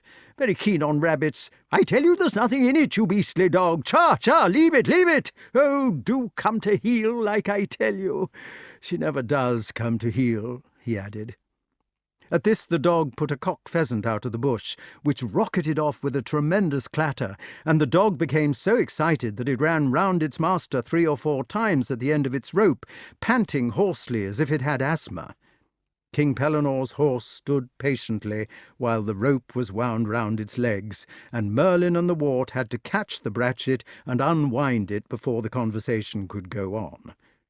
"I say," said King Pellinore, "thank you very much, I must say. Won't you introduce me to your friend, Wart?" "This is my tutor, Merlyn, a great magician." "How-de-do," said the king. "Always like to meet magicians. In fact, I always like to meet anybody. It passes the time away, what, on a quest." "Hail," said Merlin, in his most mysterious manner. "Hail," replied the king, anxious to make a good impression. They shook hands. "Did you say hail?" inquired the king, looking about him nervously. "I thought it was going to be fine myself." "He meant, how do you do?" explained the Wart. "Ah, yes, how do you do?" They shook hands again. "Good afternoon," said King Pellinore. "What do you think the weather looks like now?" "I think it looks like an anti-cyclone." "Ah, yes," said the king, "an anti-cyclone. Well, I suppose I ought to be getting along." At this the king trembled very much, opened and shut his visor several times, coughed, wove his reins into a knot, exclaimed, "I beg your pardon," and showed signs of cantering away. "He is a white magician," said the Wart. "You need not be afraid of him. He is my best friend, your majesty, and in any case he generally gets his spells muddled up." "Ah, yes," said King Pellinore. "A white magician, what? How small the world is it not? How-de-do?" "Hail," said Merlin. "Hail," said King Pellinore. They shook hands for the 3rd time. "I should not go away," said the wizard, "if I were you. Sir Grummore Grummersome is on the way to challenge you to a joust." "No, you don't say. Sir what you may call it, come in here to challenge me to a joust?" "Assuredly." "Good handicap, man?" "I should think it would be an even match." "Well, I must say," exclaimed the king, "it never hails but it pours." "Hail," said Merlin. "Hail," said King Pellinore. "Hail," said the Wart. "Now I really won't shake hands with anybody else," announced the monarch. "We must assume that we have all met before." "Is Sir Grummore really coming?" inquired the Wart, hastily changing the subject, "to challenge King Pellinore to a battle?" "Look yonder," said Merlin, and both of them looked in the direction of his outstretched finger. Sir Grummore Grummersome was cantering up the clearing in full panoply of war. Instead of his ordinary helmet with a visor, he was wearing the proper tilting helm, which looked like a large coal scuttle, and as he cantered he clanged. He was singing his old-school song. "We'll tilt together, steady from crupper to pole, and nothing in life shall sever our love for the dear old call. Follow up, follow up, follow up, follow up, follow up, till the shield ring again and again, with the clanks of the clanky true men. "Goodness!" exclaimed King Pellinore. "It's about 2 months since I had a proper tilt, and last winter they put me up to 18. That was when they had the new handicaps." Sir Grummore had arrived while he was speaking, and had recognised the Wart. "Morning," said Sir Grummore. "You're Sir Ector's boy, ain't you? And who's that chap in the comic hat?" "That is my tutor," said the Wart hurriedly. "Merlyn, the magician." Sir Grummore looked at Merlyn. Magicians were considered rather middle class by the true jousting set in those days, and said distantly, "Ah, a magician, how do you do?" "And this is King Pellinore," said the Wart. "Sir Grummore Grummersome, King Pellinore." "How do you do?" inquired Sir Grummore. "Hail," said King Pellinore. "No, I mean it won't hail, will it?" "Nice day," said Sir Grummore. "Yes, it is nice, isn't it, what?" "Been questing today?" "Oh, yes, thank you. Always am questing, you know, after the questing beast." "Interesting job, that, very." "Yes, it is interesting. Would you like to see some fumets?" "By Jove, yes. Like to see some fumets." "I have some better ones at home, but these are quite good, really." "Bless my soul. So these are her fumets?" "Yes, these are her fumets." "Interesting fumets."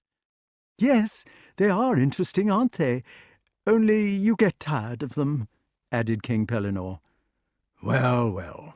It's a fine day, isn't it?" "Yes, it is rather fine." "Suppose we better have a joust, eh, what?" "Yes, I suppose we had better," said King Pellinore. "Really." "What shall we have it for?" "Oh, the usual, I suppose. Would one of you kindly help me on with my helm?" They all three had to help him on eventually, for what with the unscrewing of screws and the easing of nuts and bolts, which the king had clumsily set on the wrong thread when getting up in a hurry that morning, it was quite a feat of engineering to get him out of his helmet and into his helm. The helm was an enormous thing, like an oil drum, padded inside with 2 thicknesses of leather and 3 inches of straw. As soon as they were ready, the 2 knights stationed themselves at each end of the clearing, and then advanced to meet in the middle. "Fair knight," said King Pellinore, "I pray tell me thy name." "That me regards," replied Sir Grummore, using the proper formula. "That is uncourteously said," said King Pellinore. "What? For no knight ne dreadeth for to speak his name openly, but for some reason of shame." "Be that as it may, I choose that thou shalt not know my name, as at this time for no asking." "Then you must stay and joust with me, false knight." "Haven't you got that wrong, Pellinore?" inquired Sir Grummore. "I believe it ought to be thou shalt." "Oh, I'm sorry, Sir Grummore. Yes, so it should, of course. Then thou shalt stay and joust with me, false knight." Without further words, the gentlemen retreated to the opposite ends of the clearing, feuted their spears, and prepared to hurtle together in the preliminary charge. "I think we had better climb this tree," said Merlyn. "You never know what will happen in a joust like this." They climbed up the big beech, which had easy branches sticking out in all directions, and the Wart stationed himself toward the end of a smooth bough about 15 feet up, where he could get a good view. Nothing is so comfortable to sit in as a beech. To be able to picture the terrible battle which now took place, there is one thing which ought to be known. A knight in his full armour of those days, or at any rate during the heaviest days of armour, was generally carrying as much or more than his own weight in metal. He often weighed no less than 22 stone, and sometimes as much as 25. This meant that his horse had to be a slow and enormous weight carrier, like the farm horse of today, and that his own movements were so hampered by his burden of iron and padding that they were toned down into slow motion, as on the cinema. "They're off!" cried the Wart, holding his breath with excitement. Slowly and majestically the ponderous horses lumbered into a walk. The spears, which had been pointing in the air, bowed to a horizontal line and pointed at each other. King Pellinore and Sir Grummore could be seen to be thumping their horses' sides with their heels for all they were worth, and in a few minutes the splendid animals had shambled into an earth-shaking imitation of a trot. Clank, rumble, thump, thump went the horses, and now the two knights were flapping their elbows and legs in unison, showing a good deal of daylight at their seats. There was a change in tempo, and Sir Grummore's horse could be definitely seen to be cantering. In another minute King Pellinore's was doing so too. It was a terrible spectacle. "Oh dear!" exclaimed the Wart, feeling ashamed that his bloodthirstiness had been responsible for making these two knights joust before him. "Do you think they will kill each other?" "Dangerous sport," said Merlyn, shaking his head. "Now!" cried the Wart. With a blood-curdling beat of iron hooves, the mighty equestrians came together. Their spears wavered for a moment within a few inches of each other's helms. Each had chosen the difficult point stroke, and then they were galloping off in opposite directions.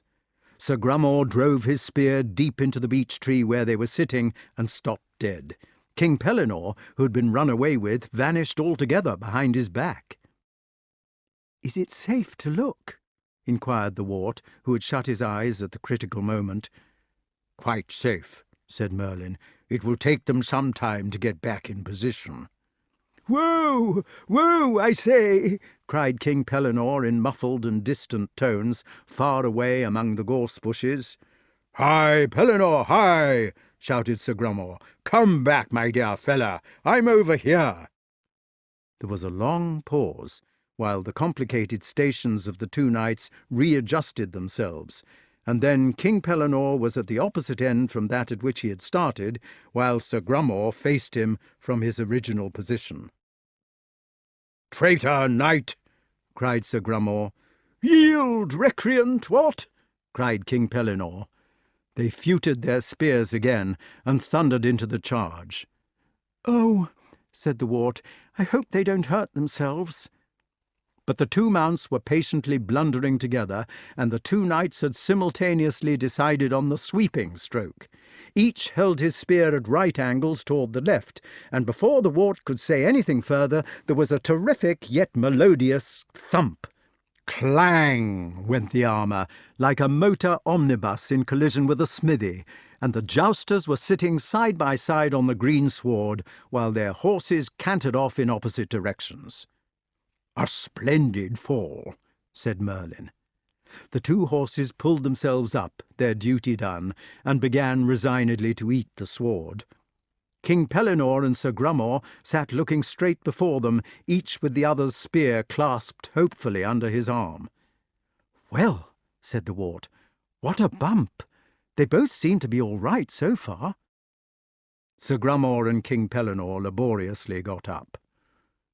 "Defend thee!" cried King Pellinore. "God save thee!" cried Sir Grummore. With this they drew their swords and rushed together with such ferocity that each, after dealing the other a dent on the helm, sat down suddenly backwards. "Bah!" cried King Pellinore. "Boo!" cried Sir Grummore, also sitting down. "Mercy!" exclaimed the Wart. "What a combat!" The knights had now lost their tempers, and the battle was joined in earnest. It did not matter much, however, for they were so encased in metal that they could not do each other much damage.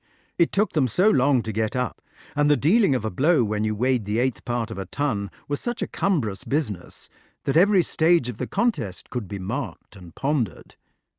In the first stage, King Pellinore and Sir Grummore stood opposite each other for about half an hour and walloped each other on the helm. There was only opportunity for one blow at a time, so they more or less took it in turns, King Pellinore striking while Sir Grummore was recovering, and vice versa. At first, if either of them dropped his sword or got it stuck in the ground, the other put in 2 or 3 extra blows while he was patiently fumbling for it or trying to tug it out. Later, they fell into the rhythm of the thing more perfectly, like the toy mechanical people who saw wood on Christmas trees. Eventually, the exercise and the monotony restored their good humour, and they began to get bored. The second stage was introduced as a change by common consent. Sir Grummore stumped off to one end of the clearing, while King Pellinore plodded off to the other. Then they turned round and swayed backward and forward once or twice in order to get their weight on their toes. When they leaned forward, they had to run forward to keep up with their weight, and if they leaned too far backward, they fell down. So even walking was complicated. When they'd got their weight properly distributed in front of them, so that they were just off their balance, each broke into a trot to keep up with himself. They hurtled together as it had been 2 boars. They met in the middle, breast to breast, with a noise of shipwreck and great bells tolling, and both, bouncing off, fell breathless on their backs. They lay thus for a few minutes panting. Then they slowly began to heave themselves to their feet, and it was obvious that they had lost their tempers once again. King Pellinore had not only lost his temper, but he seemed to have been a bit astonished by the impact. He got up, facing the wrong way, and could not find Sir Grummore. There was some excuse for this, since he had only a slit to peep through, and that was 3 inches away from his eye, owing to the padding of straw, but he looked muddled as well. Perhaps he had broken his spectacles. Sir Grummore was quick to seize advantage. "Take that!" cried Sir Grummore, giving the unfortunate monarch a 2-handed swipe on the knob as he was slowly turning his head from side to side, peering in the opposite direction. King Pellinore turned round morosely, but his opponent had been too quick for him. He had ambled round so that he was still behind the king, and now gave him another terrific blow in the same place. "Where are you?" asked King Pellinore. "Here!" cried Sir Grummore, giving him another. The poor king turned himself round as nimbly as possible, but Sir Grummore had given him the slip again. "Tally-ho, back!" shouted Sir Grummore, with another wallop. "I think you're a cad," said the king. "Wallop!" replied Sir Grummore, doing it. What with the preliminary crash, the repeated blows on the back of his head, and the puzzling nature of his opponent, King Pellinore could now be seen to be visibly troubled in his brains. He swayed backward and forward under the hail of blows which were administered, and feebly wagged his arms. "Poor king," said the Wart, "I wish he would not hit him so." As if in answer to his wish, Sir Grummore paused in his labours. "Do you want Pax?" asked Sir Grummore. King Pellinore made no answer. Sir Grummore favoured him with another whack and said, "If you don't say Pax, I shall cut your head off." "I won't," said the king. Whang went the sword on top of his head. Whang it went again. Whang for the 3rd time. "Pax," said King Pellinore, mumbling rather. Then, just as Sir Grummore was relaxing with the fruits of his victory, he swung round upon him, shouted, "None!" at the top of his voice, and gave him a good push in the middle of the chest. Sir Grummore fell over backwards. "Well," exclaimed the Wart, "what a cheat! I would not have thought it of him." King Pellinore hurriedly sat on his victim's chest, thus increasing the weight upon him to 1/4 of a ton and making it quite impossible for him to move, and began to undo Sir Grummore's helm. "You said Pax." "I said Pax non, under my breath." "It's a swindle." "It's not." "You're a cad." "No, I'm not." "Yes, you are." "No, I'm not." "Yes, you are." "I said Pax non." "You said Pax." "No, I didn't." "Yes, you did." "No, I didn't." "Yes, you did." By this time Sir Grummore's helm was unlaced, and they could see his bare head glaring at King Pellinore, quite purple in the face. "Yield thee, recreant," said the king. "Shan't," said Sir Grummore. "You have got to yield, or I shall cut off your head." "Cut it off, then." "Oh, come on," said the king. "You know you have to yield when your helm is off." "Fain I," said Sir Grummore. "Well, I shall just cut your head off." "I don't care." The king waved his sword menacingly in the air. "Go on," said Sir Grummore. "I dare you to." The king lowered his sword and said, "Oh, I say, do yield, please." "You yield," said Sir Grummore. "But I can't yield. I am on top of you after all, am I not, what?" "Well, I have feigned yielding." "Oh, come on, Grummore. I do think you are a cad not to yield. You know very well I can't cut your head off." "I would not yield to a cheat who started fighting after he said pax." "I am not a cheat." "You are a cheat." "No, I'm not." "Yes, you are." "No, I am not." "Yes, you are." "Very well," said King Pellinore. "You can jolly well get up and put on your helm, and we will have a fight. I won't be called a cheat for anybody." "Cheat," said Sir Grummore. They stood up and fumbled together with the helm, hissing, "No, I'm not. Yes, you are," until it was safely on. Then they retreated to opposite ends of the clearing, got their weight upon their toes, and came rumbling and thundering together like two runaway trams. Unfortunately, they were now so cross that they had both ceased to be vigilant, and in the fury of the moment they missed each other altogether. The momentum of their armour was too great for them to stop till they had passed each other handsomely, and then they manoeuvred about in such a manner that neither happened to come within the other's range of vision. It was funny watching them, because King Pellinore, having already been caught from behind once, was continually spinning round to look behind him, and Sir Grummore, having used the stratagem himself, was doing the same thing. Thus they wandered for some 5 minutes, standing still, listening, clanking, crouching, creeping, peering, walking on tiptoe, and occasionally making a chance swipe behind their backs. Once they were standing within a few feet of each other, back to back, only to stalk off in opposite directions with infinite precaution.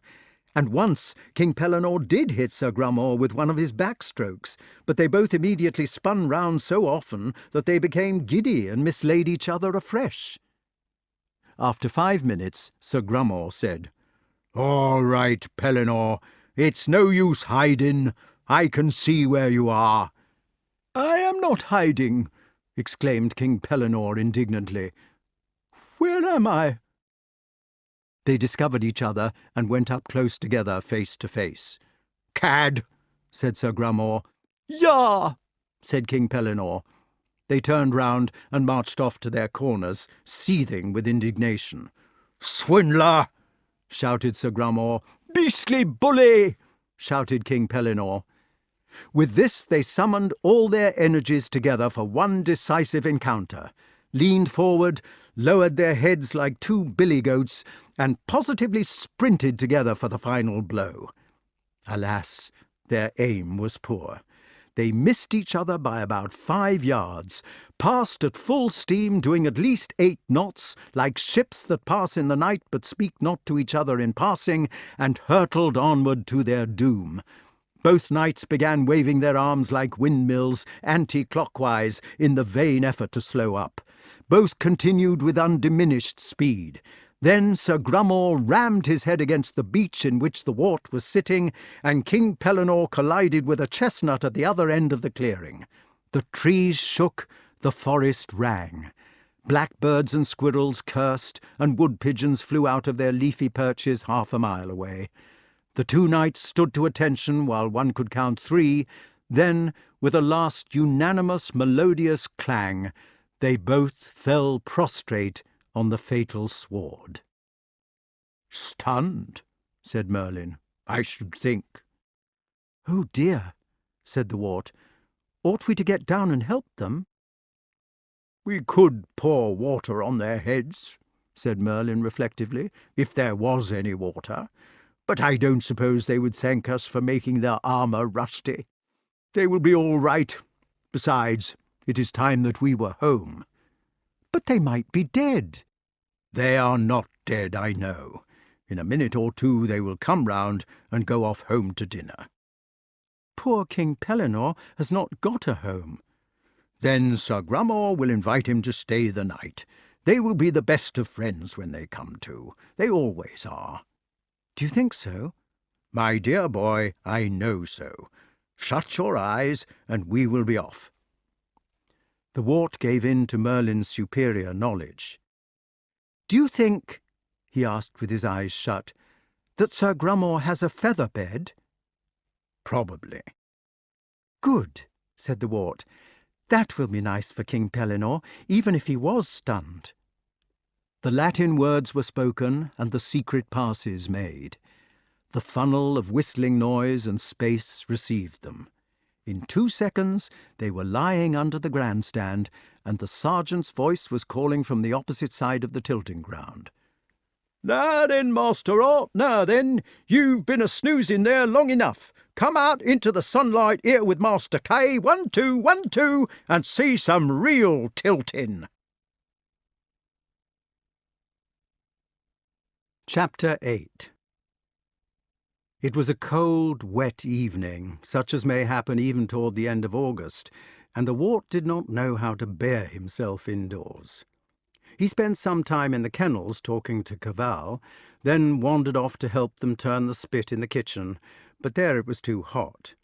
He was forced to stay indoors because of the rain by his female supervisors, as happens too frequently to the unhappy children of our generation. But the mere wetness and dreariness in the open discouraged him from going out. He hated everybody.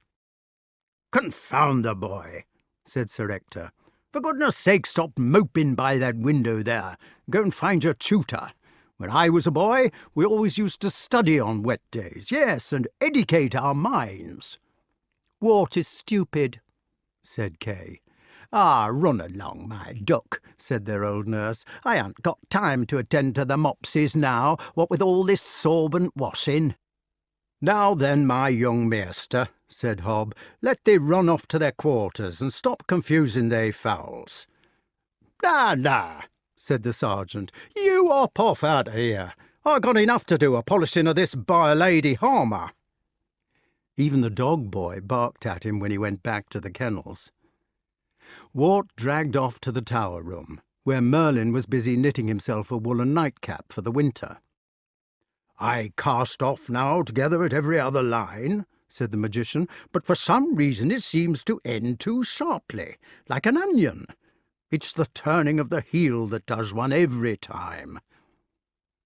"I think I ought to have some education," said the Wart. "I can't think of anything to do." "You think that education is something which ought to be done when all else fails?" inquired Merlyn nastily, for he was in a bad mood too. "Well," said the Wart, "some sorts of education."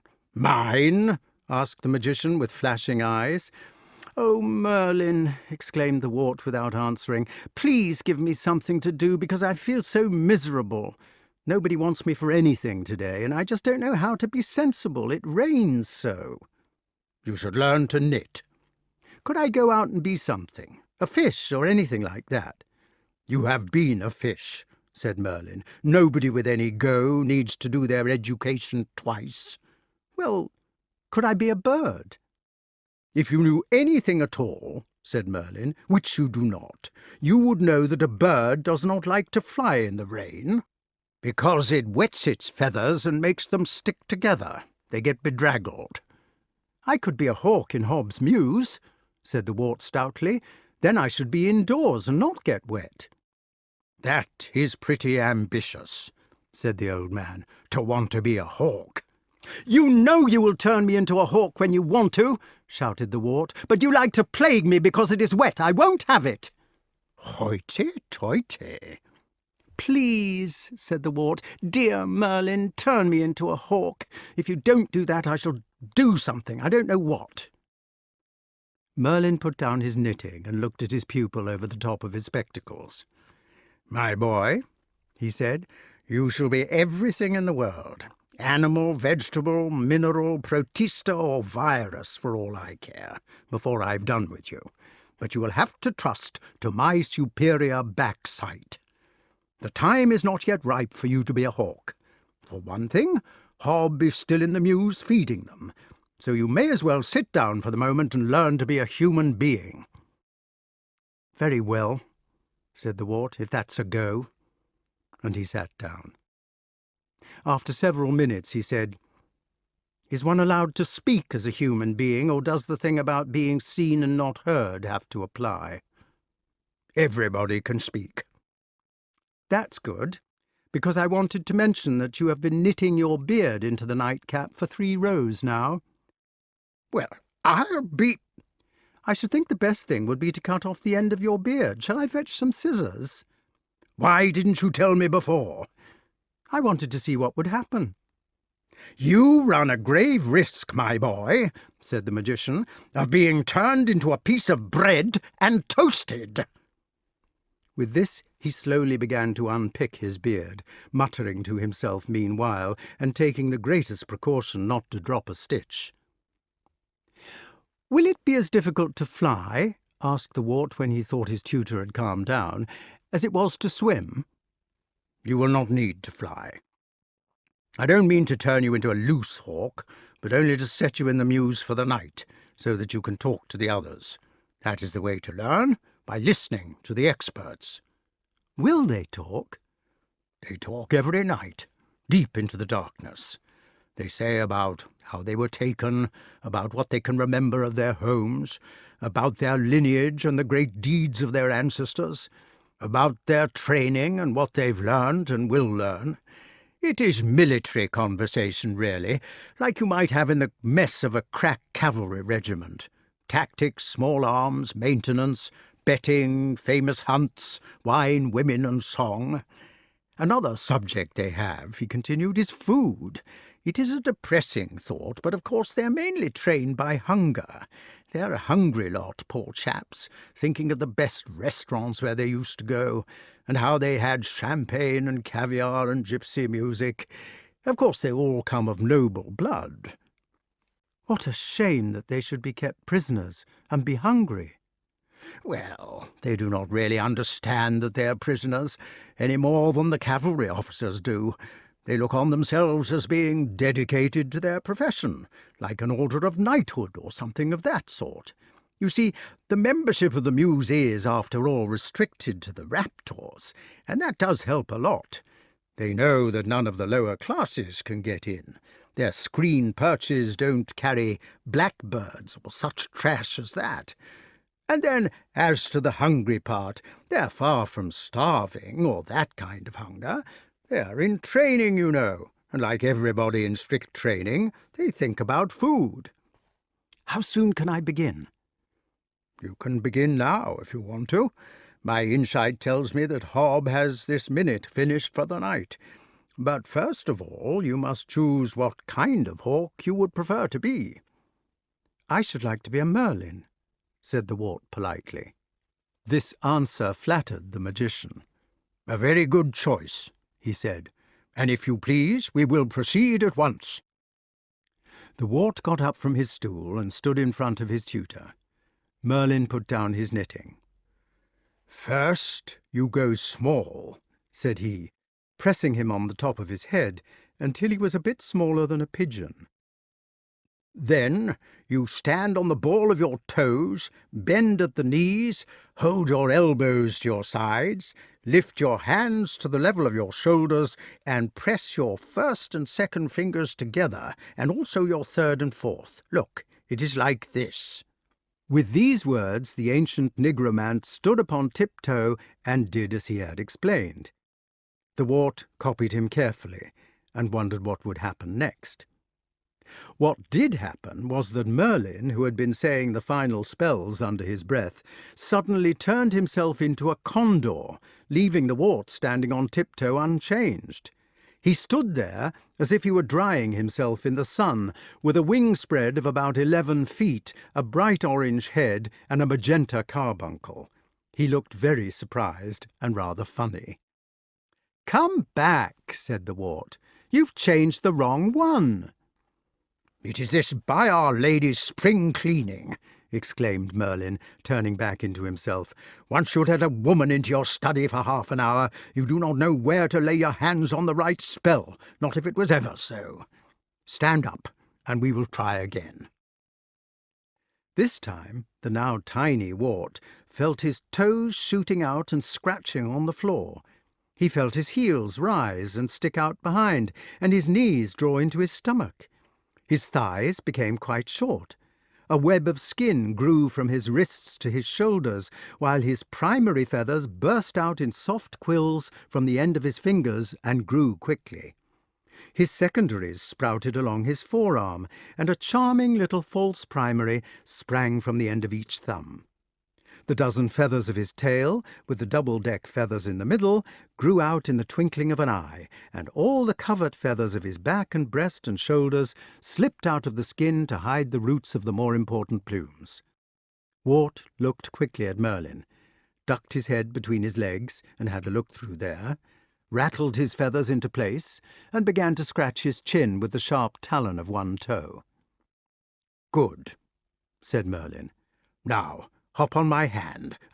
Be careful and don't gripe, and listen to what I have to tell you.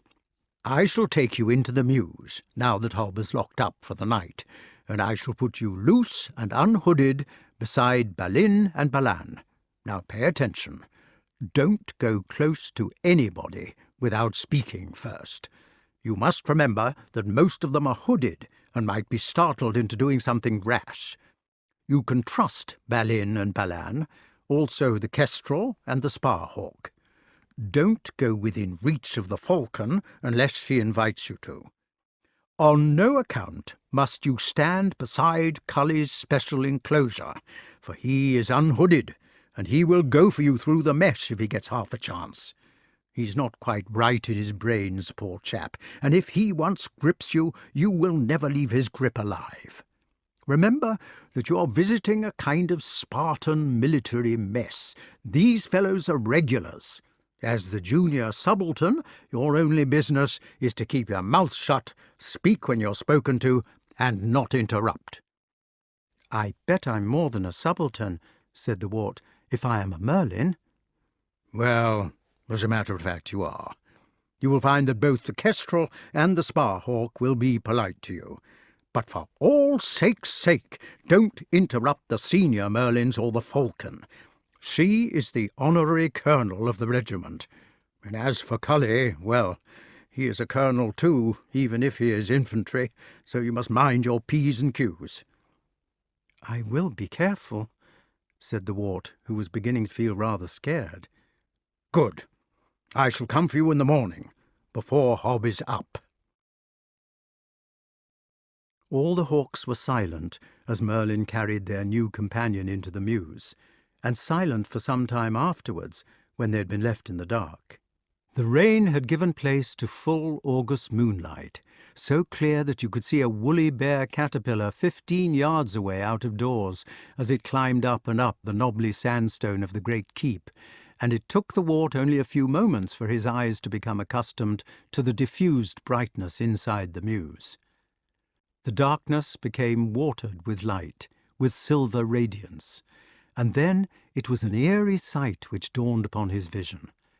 Each hawk or falcon stood in the silver upon one leg, the other tucked up inside the apron of its panel, and each was a motionless statue of a knight in armour. They stood gravely in their plumed helmets, spurred and armed. The canvas or sacking screens of their perches moved heavily in a breath of wind, like banners in a chapel, and the rapt nobility of the air kept their night's vigil in knightly patience. In those days they used to hood everything they could, even the goshawk and the merlin, which are no longer hooded according to modern practice. Wart drew his breath at the sight of all these stately figures, standing so still that they might have been cut of stone. He was overwhelmed by their magnificence, and felt no need of Merlin's warning that he was to be humble and behave himself. Presently there was a gentle ringing of a bell. The great peregrine falcon had bestirred herself, and now said, in a high nasal voice which came from her aristocratic nose, "Gentlemen, you may converse." There was dead silence. Only in the far corner of the room, which had been netted off for Cully, Loose there, unhooded and deep in moult, they could hear a faint muttering from the choleric infantry colonel. "Damned foreigners," he was mumbling. "Damned administration, damned politicians, damned Bolsheviks. Is this a damned dagger that I see before me, the handle toward my hand? Damned spot! Now, Cully, hast thou but one brief hour to live, and then thou must be damned perpetually?" "Colonel," said the Peregrine coldly, "not before the younger officers." "I beg your pardon, ma'am," said the poor colonel at once. "It is something that gets into my head, you know, some deep damnation." There was silence again, formal, terrible and calm. "Who is the new officer?" inquired the first fierce and beautiful voice. Nobody answered. "Speak for yourself, sir," commanded the Peregrine, looking straight before her as if she were talking in her sleep. They could not see him through their hoods. "Please," began the Wart, "I am a Merlyn."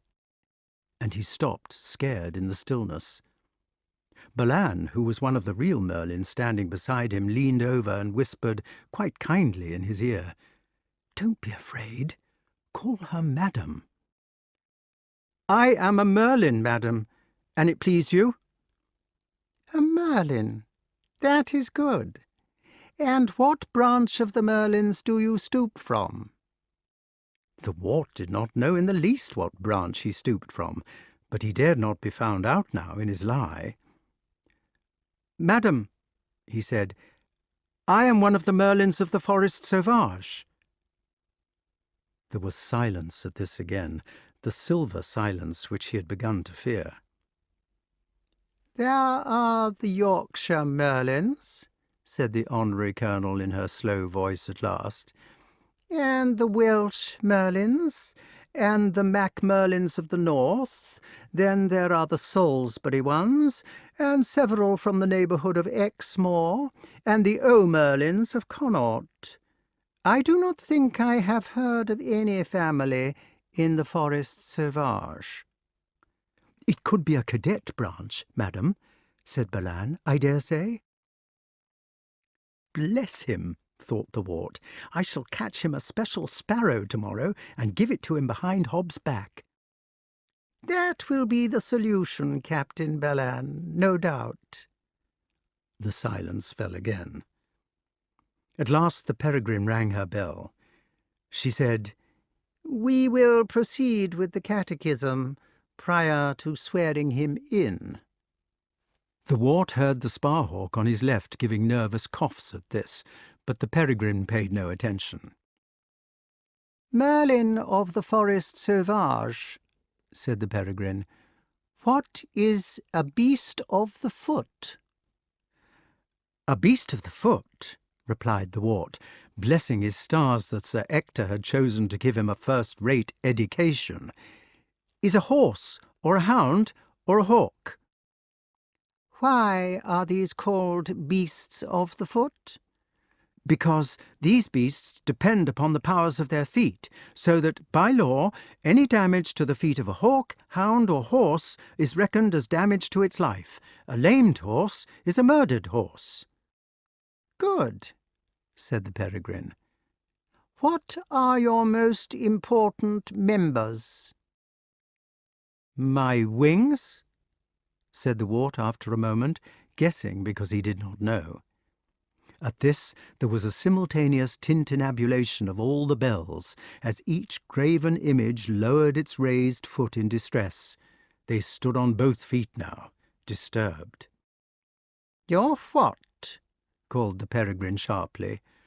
"He said his damned wings," said Colonel Cully from his private enclosure, "and damned be he who first cries, 'Hold, enough!'" "But even a thrush has wings," cried the Kestrel, speaking for the first time in his sharp-beaked alarm. "Think," whispered Merlyn under his breath. The Wart thought feverishly. A thrush had wings, tail, eyes, legs, apparently everything. "My talons." "It will do," said the Peregrine kindly, after one of her dreadful pauses. The answer ought to be feet, just as it is to all the other questions, but talons will do. All the hawks, and of course we're using the term loosely, for some were hawks and some were falcons, raised their belled feet again and sat at ease. What is the first law of the foot? Think, said the friendly little Balan, behind his false primary. The Wart thought, and thought right. Never to let go, he said.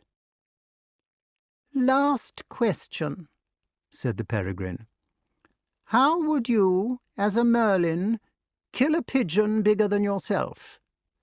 Wart was lucky in this one, for he had heard Hob giving a description of how Balan did it one afternoon, and he answered warily, I should strangle her with my foot. Good, said the Peregrine. Bravo, cried the others, raising their feathers. 90%, said the Sparhawk after a quick sum. That is, if you give him a half for the talons. The devil damn me black! Colonel, please. Balan whispered to the Wart. Colonel Cully is not quite right in his wits. It is his liver, we believe, but the Kestrel says it is the constant strain of living up to her ladyship's standard. He says that her ladyship spoke to him from her full social station once, cavalry to infantry, you know, and that he just closed his eyes and got the vertigo. He has never been the same since. Captain Balan, said the Peregrine, it is rude to whisper. We will proceed to swear the new officer in. Now, Padre, if you please. The poor Sparhawk, who had been getting more and more nervous for some time, blushed deeply and began faltering out a complicated oath about varvels, jesses, and hoods. With this varvel, the Wart heard, I thee endow, love, honour, and obey, till jest to us part. But before the Padre had got to the end of it, he broke down altogether and sobbed out, Oh, please, your ladyship, I beg your pardon, but I have forgotten to keep my tirings. Tirings are bones and things, explained Balan, and of course you have to swear on bones. Forgotten to keep any tirings, but it is your duty to keep tirings. I know. What have you done with them? The Sparhawk's voice broke at the enormity of his confession. I ate 'em, wept the unfortunate priest. Nobody said anything. The dereliction of duty was too terrible for words. All stood on 2 feet and turned their blind heads toward the culprit. Not a word of reproach was spoken.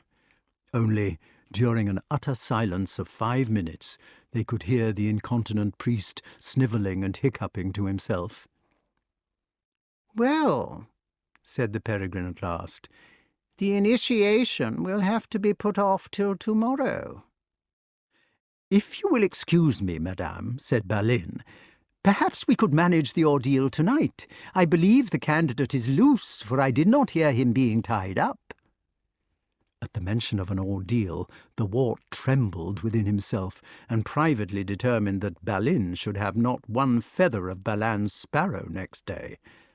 Thank you, Captain Balin. I was reflecting upon that subject myself. Balin shut up. Are you loose, candidate? Oh, madam, yes, I am, if you please, but I do not think I want an ordeal. The ordeal is customary. Let me see, continued the honorary colonel reflectively. What was the last ordeal we had? Can you remember, Captain Balan? The ordeal, ma'am, said the friendly Merlyn, was to hang by my jesses during the 3rd watch. If he is loose, he cannot do that. You could strike him yourself, ma'am, said the Kestrel, judiciously, you know. Send him over to stand by Colonel Cully while we ring 3 times, said the other Merlyn. "Oh, no!" cried the crazy colonel, in an agony out of his remoter darkness. "Oh, no, your ladyship! I beg of you not to do that. I am such a damned villain, your ladyship, that I do not answer for the consequences. Spare the poor boy, your ladyship, and lead us not into temptation." Colonel, control yourself. That ordeal will do very well. "Oh, madam, I was warned not to stand by Colonel Cully." Warned? And by whom? The poor Wart realized that now he must choose between confessing himself a human and learning no more of their secrets, or going through with this ordeal to earn his education. He did not want to be a coward. "I will stand by the colonel, madam," he said, immediately noticing that his voice sounded insulting. The peregrine falcon paid no attention to the tone. It is well, she said. But first we must have a hymn. Now, Padre, if you have not eaten your hymns as well as your tirings, will you be so kind as to lead us in ancient but not modern number 23, the Ordeal Hymn? And you, Mr. Key, she added to the kestrel, you had better keep quiet, for you are always too high. The hawks stood still in the moonlight, while the sparhawk counted 1, 2, 3. Then all those curved or toothed beaks opened in their hoods to a brazen unison, and this is what they chanted. Life is blood, shed and offered. The eagle's eye can face this dree. To beasts of chase the lie is proffered. Timor mortis conturbat me. The beast of foot sings hold fast only, for flesh is bruckle and foot is slee. Strength to the strong and the lordly and lonely. Timor mortis exultat me. Shame to the slothful and woe to the weak one, death to the dreadful who turn to flee, blood to the tearing, the taloned, the beaked one, timor mortis are we. Very nice, said the peregrine. Captain Bellan, I think you are a little off on the top C. And now, candidate, you will go over and stand next to Colonel Cully's enclosure while we ring our bells thrice. On the third ring you may move as quickly as you like. Very good, madam, said the Wart, quite fearless with resentment. He flipped his wings and was sitting on the extreme end of the screen perch next to Cully's enclosure of string netting. "Boy," cried the colonel in an unearthly voice, "don't come near me, don't come near. Ah, tempt not the foul fiend to his damnation." "I do not fear you, sir," said the Wart. "Do not vex yourself, for no harm will come to either of us." "No harm, quotha? Ah, go before it is too late. I feel eternal longings in me." "Never fear, sir. They have only to ring 3 times. At this, the knights lowered their raised legs and gave them a solemn shake. The first sweet tinkling filled the room. "Madam, madam," cried the colonel in torture, have pity on a damned man of blood. Ring out the old, ring in the new. I can't hold off much longer." "Be brave, sir," said the Wart softly. "Be brave, sir? Why, but 2 nights since one met the Duke about midnight in a lane behind St. Mark's Church with the leg of a man upon his shoulder, and he howled fearfully." "It is nothing," said the Wart. "Nothing! Said he was a wolf, only the difference was a wolf's skin was hairy on the outside, his on the inside. Rip up my flesh and try. Ah, for quietus with a bare bodkin." The bells rang for the 2nd time. The Wart's heart was thumping, and now the colonel was sidling toward him along the perch. Stamp, stamp he went, striking the wood he trod on with a convulsive grip at every pace. His poor, mad, brooding eyes glared in the moonlight, shone against the persecuted darkness of his scowling brow. There was nothing cruel about him, no ignoble passion. He was terrified of the Wart, not triumphing, and he must slay. "If it were done, when 'tis done," whispered the colonel, "then 'twere well it were done quickly. Who would have thought the young man had so much blood in him?" "Colonel," said the Wart, but he held himself there. "Boy," cried the colonel, "speak! Stop me! Mercy!" "There is a cat behind you," said the Wart calmly, "or a pine marten. Look." The colonel turned, swift as a wasp's sting, and menaced into the gloom. There was nothing. He swung his wild eyes again upon the Wart, guessing the trick. Then, in the cold voice of an adder, "The bell invites me. Hear it not, Merlyn, for it is a knell that summons thee to heaven or to hell." The third bells were indeed ringing as he spoke, and Honour was allowed to move. The ordeal was over, and the Wart might fly. But as he flew, quicker than any movement or flight in the world, the terrible sickles that shot out from the colonel's planted legs, not flashed out, for they moved too quickly for sight, and with a thump, with a clutch, with an apprehension, like being arrested by a big policeman, the great scimitars had fixed themselves in his retreating thumb. They fixed themselves, and fixed irrevocably. Gripe, gripe, the enormous thigh muscles tautened in two convulsions. Then the Wart was 2 yards further down the screen, and Colonel Cully was standing on one foot with a few meshes of string netting and the Wart's false primary, with its covert feathers vice-fisted in the other. 2 or 3 minor feathers drifted softly in a moonbeam toward the floor. "Well stood!" cried Balan delightedly. "A very gentlemanly exhibition," said the Peregrine, not minding that Captain Balan had spoken before her. "Amen," said the Sparhawk. "Brave heart," said the Kestrel. "Might we give him the triumph song?" asked Balin, relenting. "Certainly," said the Peregrine. And they all sang together, led by Colonel Cully at the top of his voice, all belling triumphantly in the terrible moonlight. "The mountain birds are sweeter, but the valley birds are fatter, and so we deemed it meeter to carry off the latter. We met a cowering coney, and struck him through the vitals. The coney was like honey, and squealed our requitals. Some struck the lark in feathers, whose puffing clouds were shed off. Some plucked the partridge's nethers, while others pulled his head off. But Wart, the king of Merlyns, struck foot most far before us. His birds and beasts supply our feasts, and his feats our glorious chorus." "Mark my words," cried the beautiful Balan. "We shall have a regular king in that young candidate. Now, boys, chorus all together for the last time."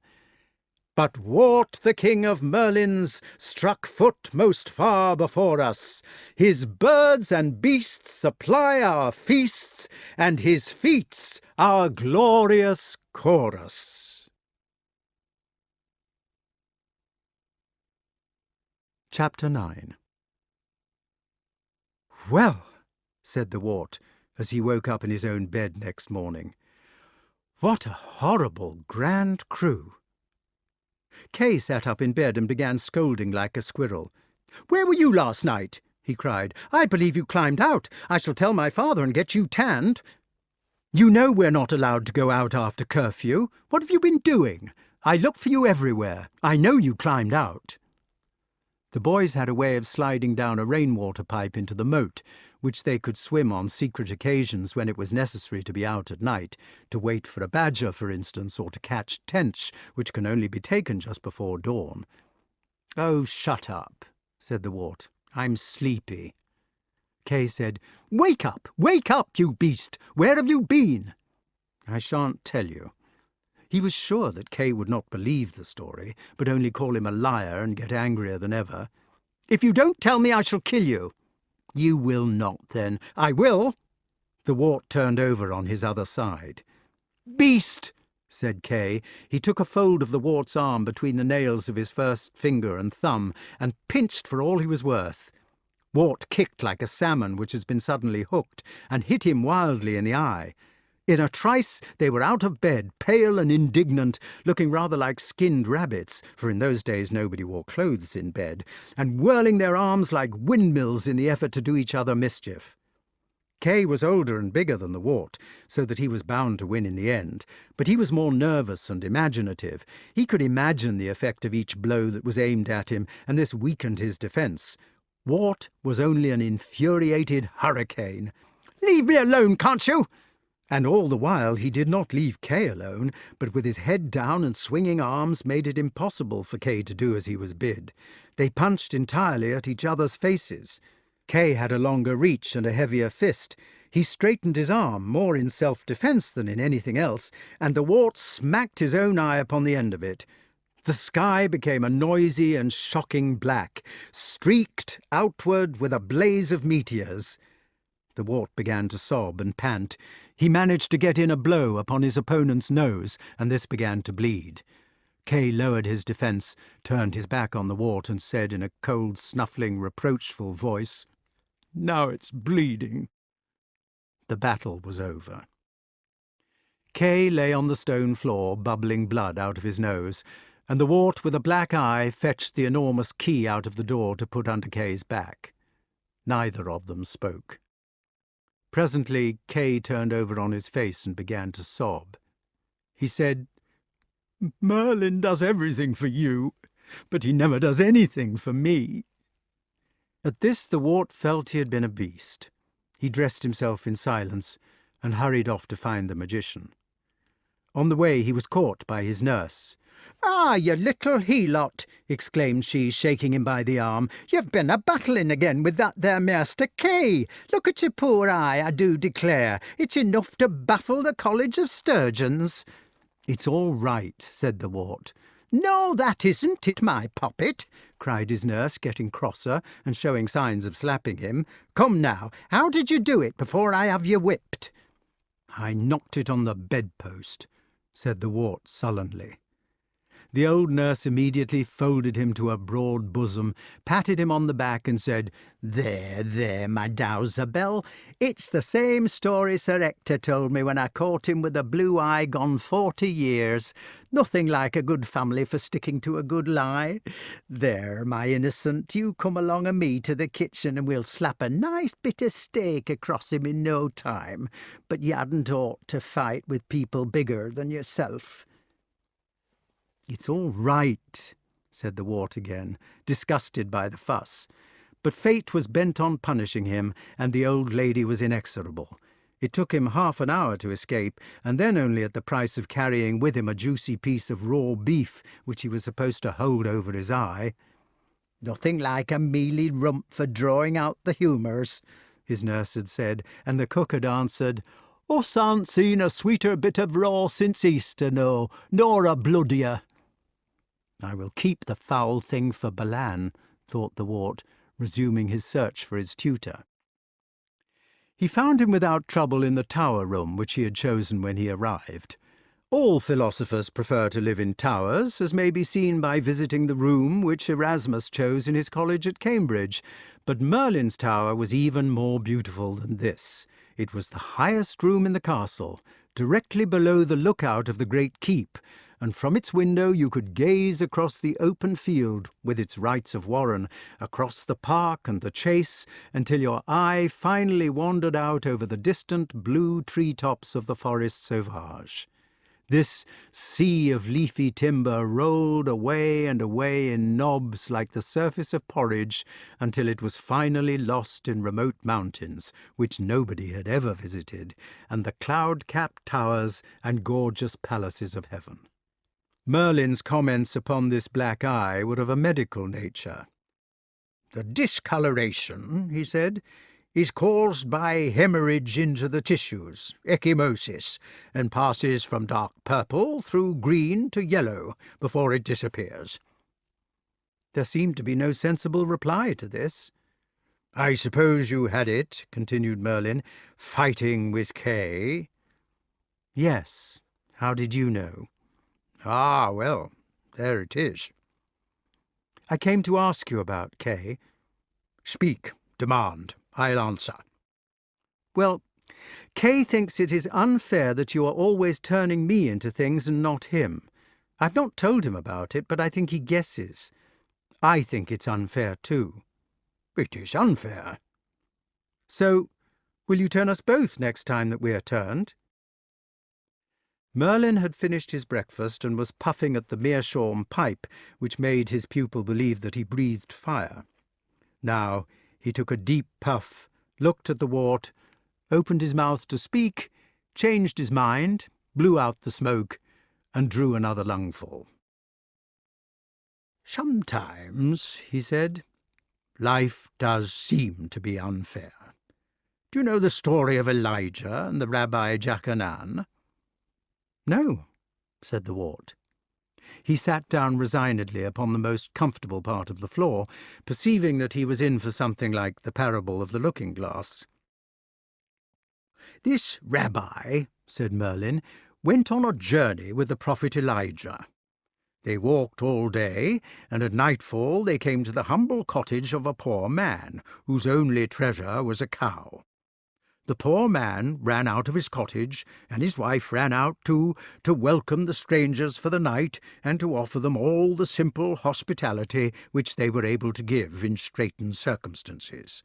Elijah and the rabbi were entertained with plenty of the cow's milk, sustained by homemade bread and butter, and they were put to sleep in the best bed while their kindly hosts lay down before the kitchen fire. But in the morning the poor man's cow was dead." "Go on." "They walked all the next day, and came that evening to the house of a very wealthy merchant, whose hospitality they craved. The merchant was cold and proud and rich, and all that he would do for the prophet and his companion was to lodge them in a cowshed and feed them on bread and water. In the morning, however, Elijah thanked him very much for what he had done, and sent for a mason to repair one of his walls, which happened to be falling down, as a return for his kindness. The Rabbi Jachanan, unable to keep silence any longer, begged the holy man to explain the meaning of his dealings with human beings. "In regard to the poor man who received us so hospitably," replied the prophet, "it was decreed that his wife was to die that night. But in reward for his goodness, God took the cow instead of his wife. I repaired the wall of the rich miser because a chest of gold was concealed near the place, and if the miser had repaired the wall himself, he would have discovered treasure. Say not therefore to the Lord, 'What dost thou?' but say in thy heart, 'Must not the Lord of all the earth do right?'" "It is a nice sort of story," said the Wart, because it seemed to be over. "I am sorry," said Merlin, "that you should be the only one to get my extra tuition, but then, you see, I was only sent for that." "I do not see that it would do any harm for Kay to come too." "Nor do I. But the Rabbi Jachanan did not see why the miser should have had his wall repaired." "I understand that," said the Wart doubtfully, "but I still think it was a shame that the cow died. Could I not have Kay with me just once?" Merlin said gently. "Perhaps what is good for you might be bad for him. Besides, remember, He has never asked to be turned into anything. He wants to be turned for all that. I like Kay, you know, and I think people don't understand him. He has to be proud because he's frightened. You still do not follow what I mean. Suppose he had gone as a Merlin last night, and failed in the ordeal, and lost his nerve. How do you know about that ordeal? Ah, well, there it is again. Very well, said the Wart obstinately, but suppose he had not failed in the ordeal, and had not lost his nerve. I don't see why you should have to suppose that he would have. Oh, flout the boy! Cried the magician passionately. You don't seem to see anything this morning. What is it that you want me to do? Turn me and Kay into snakes or something. Merlin took off his spectacles, dashed them on the floor, and jumped on them with both feet. Castor and Pollux, blow me to Bermuda! He exclaimed, and immediately vanished with a frightful roar. The Wart was still staring at his tutor's chair in some perplexity a few moments later when Merlin reappeared. He had lost his hat, and his hair and beard were tangled up as if by a hurricane. He sat down again, straightening his gown with trembling fingers. "Why did you do that?" asked the Wart. "I did not do it on purpose." "Do you mean to say that Castor and Pollux did blow you to Bermuda?" "Let this be a lesson to you," replied Merlin, "not to swear. I think we had better change the subject." "We were talking about Kay." "Yes, and what I was going to say before my my visit to the still-vexed Bermuths was this. I cannot change Kay into things. The power was not deputed to me when I was sent. Why this was so, neither you nor I am able to say, but such remains the fact.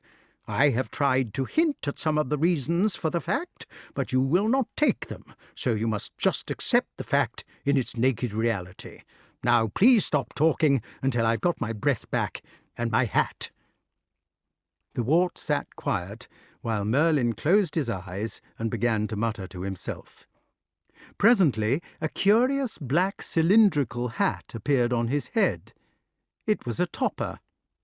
Merlin examined it with a look of disgust, said bitterly, "And they call this service," and handed it back to the air.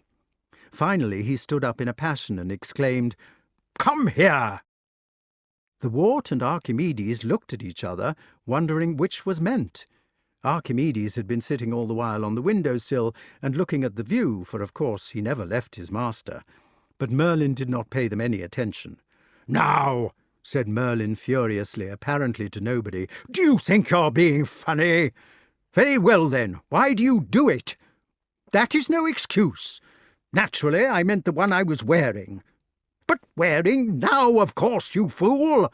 I don't want a hat I was wearing in 1890. Have you no sense of time at all?"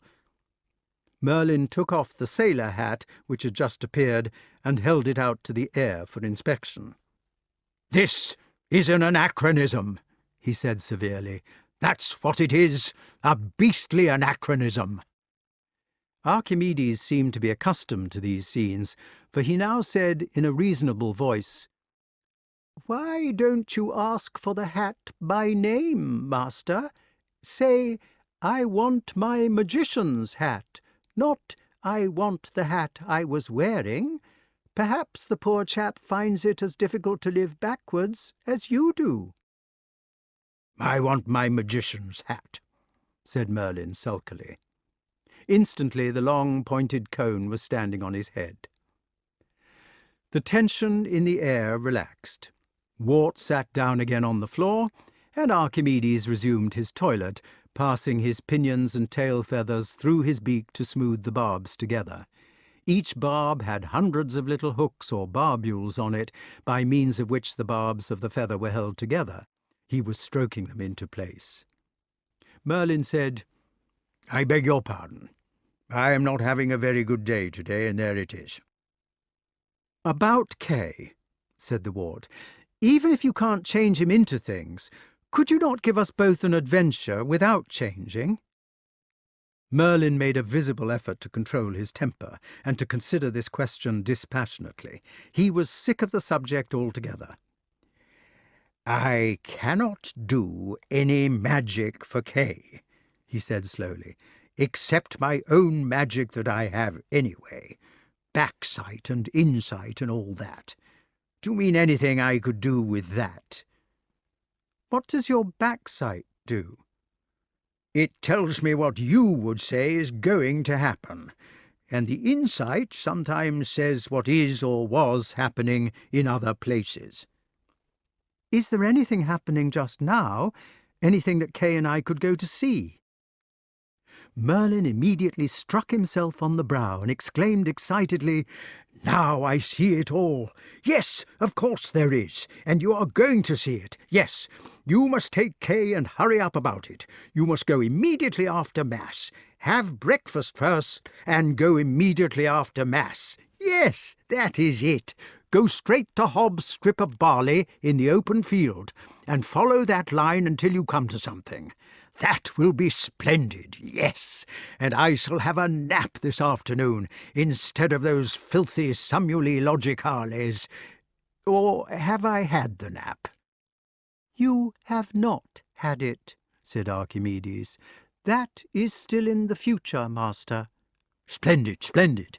And mind, Wart, don't forget to take Kay with you, so that I can have my nap." "What shall we see?" asked the Wart. "Ah, don't plague me about a little thing like that. You run along now, there's a good boy, and mind you don't forget to take Kay with you. Why ever didn't you mention it before? Don't forget to follow beyond the strip of barley. Well, well, well. This is the first half-holiday I have had since I started this confounded tutorship. First, I think I shall have a little nap before luncheon. And then I think I shall have a little nap before tea. Then I shall have to think of something I can do before dinner. What shall I do before dinner, Archimedes?" "Have a little nap, I expect," said the owl coldly, turning his back upon his master, because he, as well as the Wart, enjoyed to see life. Chapter 10. Wart knew that if he told the elder boy about his conversation with Merlyn, Kay would refuse to be condescended to and would not come. So he said nothing. It was strange, but their battle had made them friends again, and each could look the other in the eye with a kind of confused affection. They went together unanimously, though shyly, without explanations, and found themselves standing at the end of Hobbs' barley strip after Mass. The Wart had no need to use ingenuity. When they were there, it was easy. "Come on," he said. "Merlyn told me to tell you that there was something along here that was specially for you." "What sort of thing?" asked Kay. "An adventure." "How do we get to it?" "We ought to follow the line which this strip makes, and I suppose that would take us into the forest. We should have to keep the sun just there on our left, but allow for it moving." "All right," said Kay. "What is the adventure?" "I don't know." They went along the strip and followed its imaginary line over the park and over the chase, keeping their eyes skinned for some miraculous happening. They wondered whether half a dozen young pheasants they started had anything curious about them, and Kay was ready to swear that one of them was white. If it had been white, and if a black eagle had suddenly swooped down upon it from the sky, they would have known quite well that wonders were afoot, and that all they had to do was to follow the pheasant or the eagle until they reached the maiden in the enchanted castle. However, the pheasant was not white. At the edge of the forest, Kay said, "I suppose we shall have to go into this." "Merlyn said to follow the line." "Well," said Kay, "I'm not afraid. If the adventure was for me, it is bound to be a good one." They went in, and were surprised to find that the going was not bad. It was about the same as a big wood might be nowadays, whereas the common forest of those times was like a jungle on the Amazon.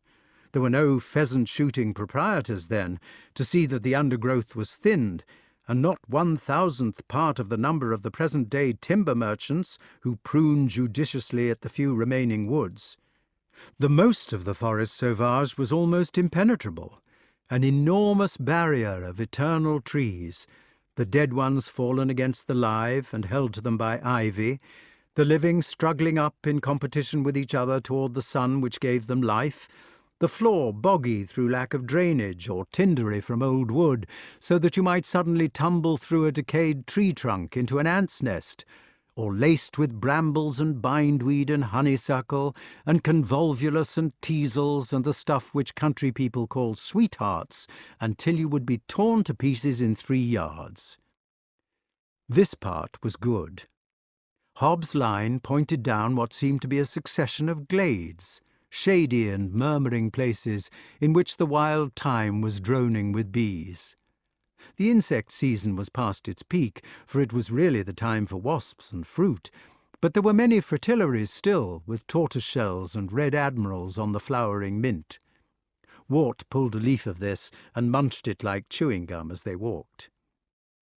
"It is queer," he said, "but there have been people here. Look, there's a hoof mark, and it was shod." "You don't see much," said Kay, "for there is a man." Sure enough, there was a man at the end of the next glade, sitting with a wood-axe by the side of a tree which he had felled.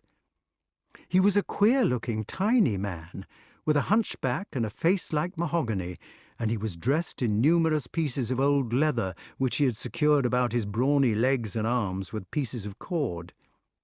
He was eating a lump of bread and sheep's milk cheese with a knife, which years of sharpening had worn into a mere streak, leaning his back against one of the highest trees they had ever seen. The white flakes of wood lay all about him. The dressed stump of the felled tree looked very new. His eyes were bright like a fox's. "I expect he will be the adventure," whispered Wart. "Pooh," said Kay. "You have knights in armour, or dragons, or things like that in an adventure, not dirty old men cutting wood." "Well, I'm going to ask him what happens along here anyway."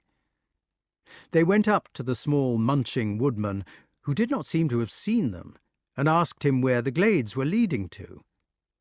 They asked 2 or 3 times before they discovered that the poor fellow was either deaf or mad or both. He neither answered nor moved. "Oh, come on," said Kay. "He's probably loopy like Wat, and does not know what he's at. Let's go on and leave the old fool." They went on for nearly a mile, and still the going was good. There were no paths exactly, and the glades were not continuous. Anybody who came there by chance would have thought that there was just the one glade which he was in, a couple of 100 yards long, unless he went to the end of it and discovered another one, screened by a few trees. Now and then they found a stump with the marks of an axe on it, but mostly these had been carefully covered with brambles or altogether grubbed up. The Wart considered that the glades must have been made. Kay caught the Wart by the arm at the edge of a clearing and pointed silently toward its further end. There was a grassy bank there, swelling gently to a gigantic sycamore upward of 90 feet high, which stood upon its top. On the bank there was an equally gigantic man lying at his ease, with a dog beside him. This man was as notable as the sycamore, for he stood, or lay, 7 feet without his shoes, and he was dressed in nothing but a kind of kilt made of Lincoln green worsted. He had a leather bracer on his left forearm. His enormous brown chest supported the dog's head. It had pricked its ears and was watching the boys, but had made no other movement, which the muscles gently lifted as they rose and fell. The man appeared to be asleep. There was a 7-foot bow beside him, with some arrows more than a cloth-yard long. He, like the woodman, was the colour of mahogany, and the curled hairs on his chest made a golden haze where the sun caught them. "He is it," whispered Kay excitedly. They went to the man cautiously for fear of the dog, but the dog only followed them with its eyes, keeping its chin pressed firmly to the chest of its beloved master, and giving them the least suspicion of a wag from its tail. It moved its tail without lifting it 2 inches sideways in the grass. The man opened his eyes. obviously he had not been asleep at all, smiled at the boys, and jerked his thumb in a direction which pointed further up the glade. Then he stopped smiling and shut his eyes. "Excuse me," said Kay, "what happens up there?" The man made no answer and kept his eyes closed, but he lifted his hand again and pointed onward with his thumb. "He means us to go on," said Kay. "It certainly is an adventure," said the Wart. "I wonder if that dumb woodman could have climbed up the big tree he was leaning against and sent a message to this tree that we were coming. He certainly seems to have been expecting us." At this, the naked giant opened one eye and looked at Wart in some surprise.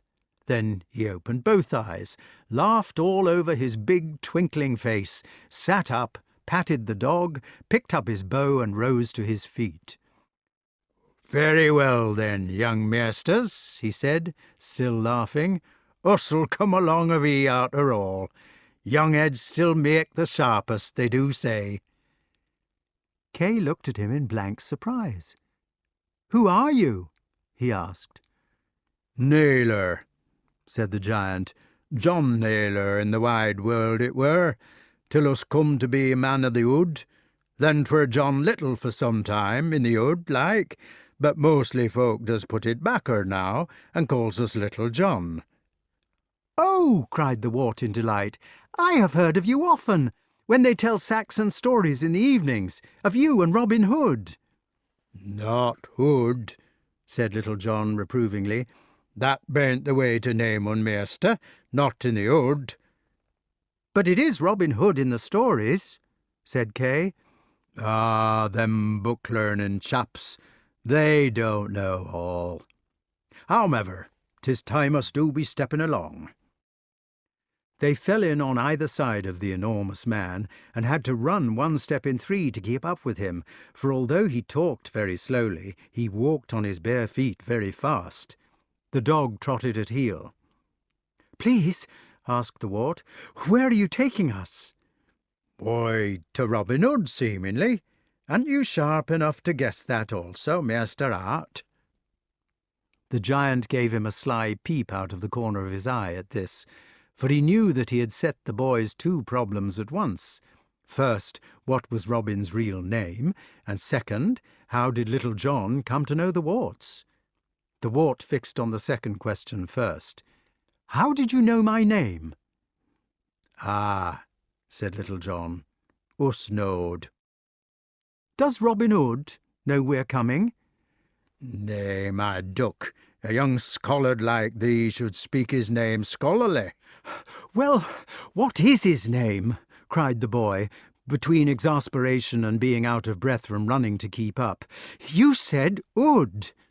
"So it is Hood, my duck, Robin Hood, like the hoods you'm running through, and a grand fine name it is."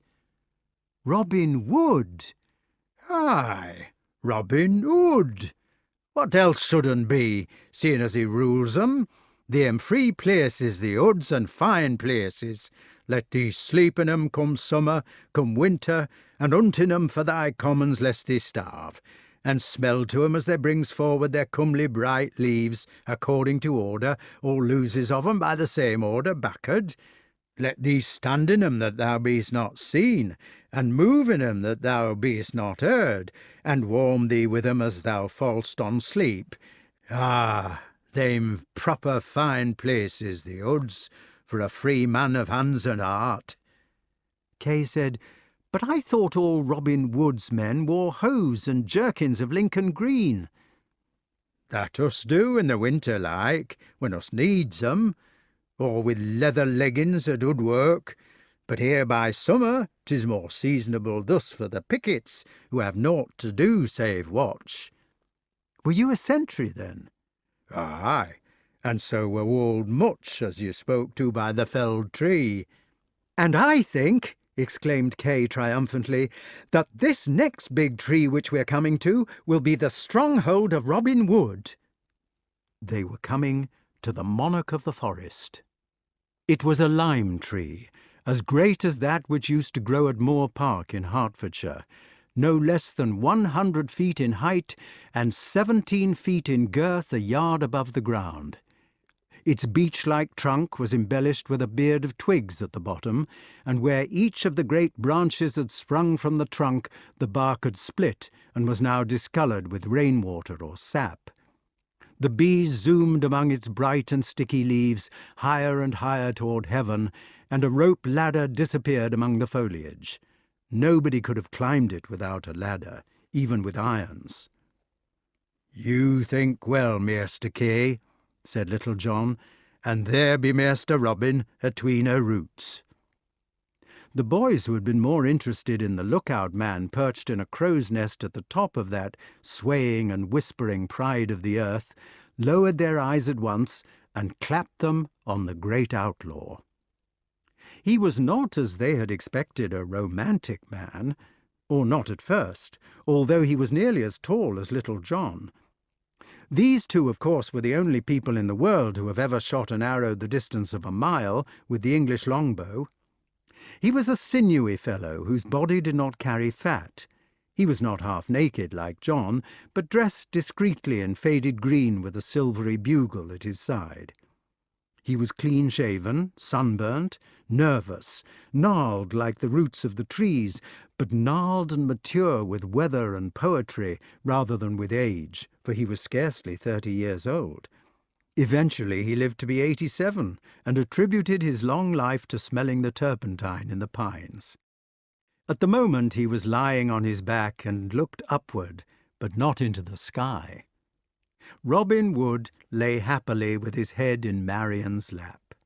She sat between the roots of the lime-tree, clad in a one-piece smock of green, girded with a quiver of arrows, and her feet and arms were bare.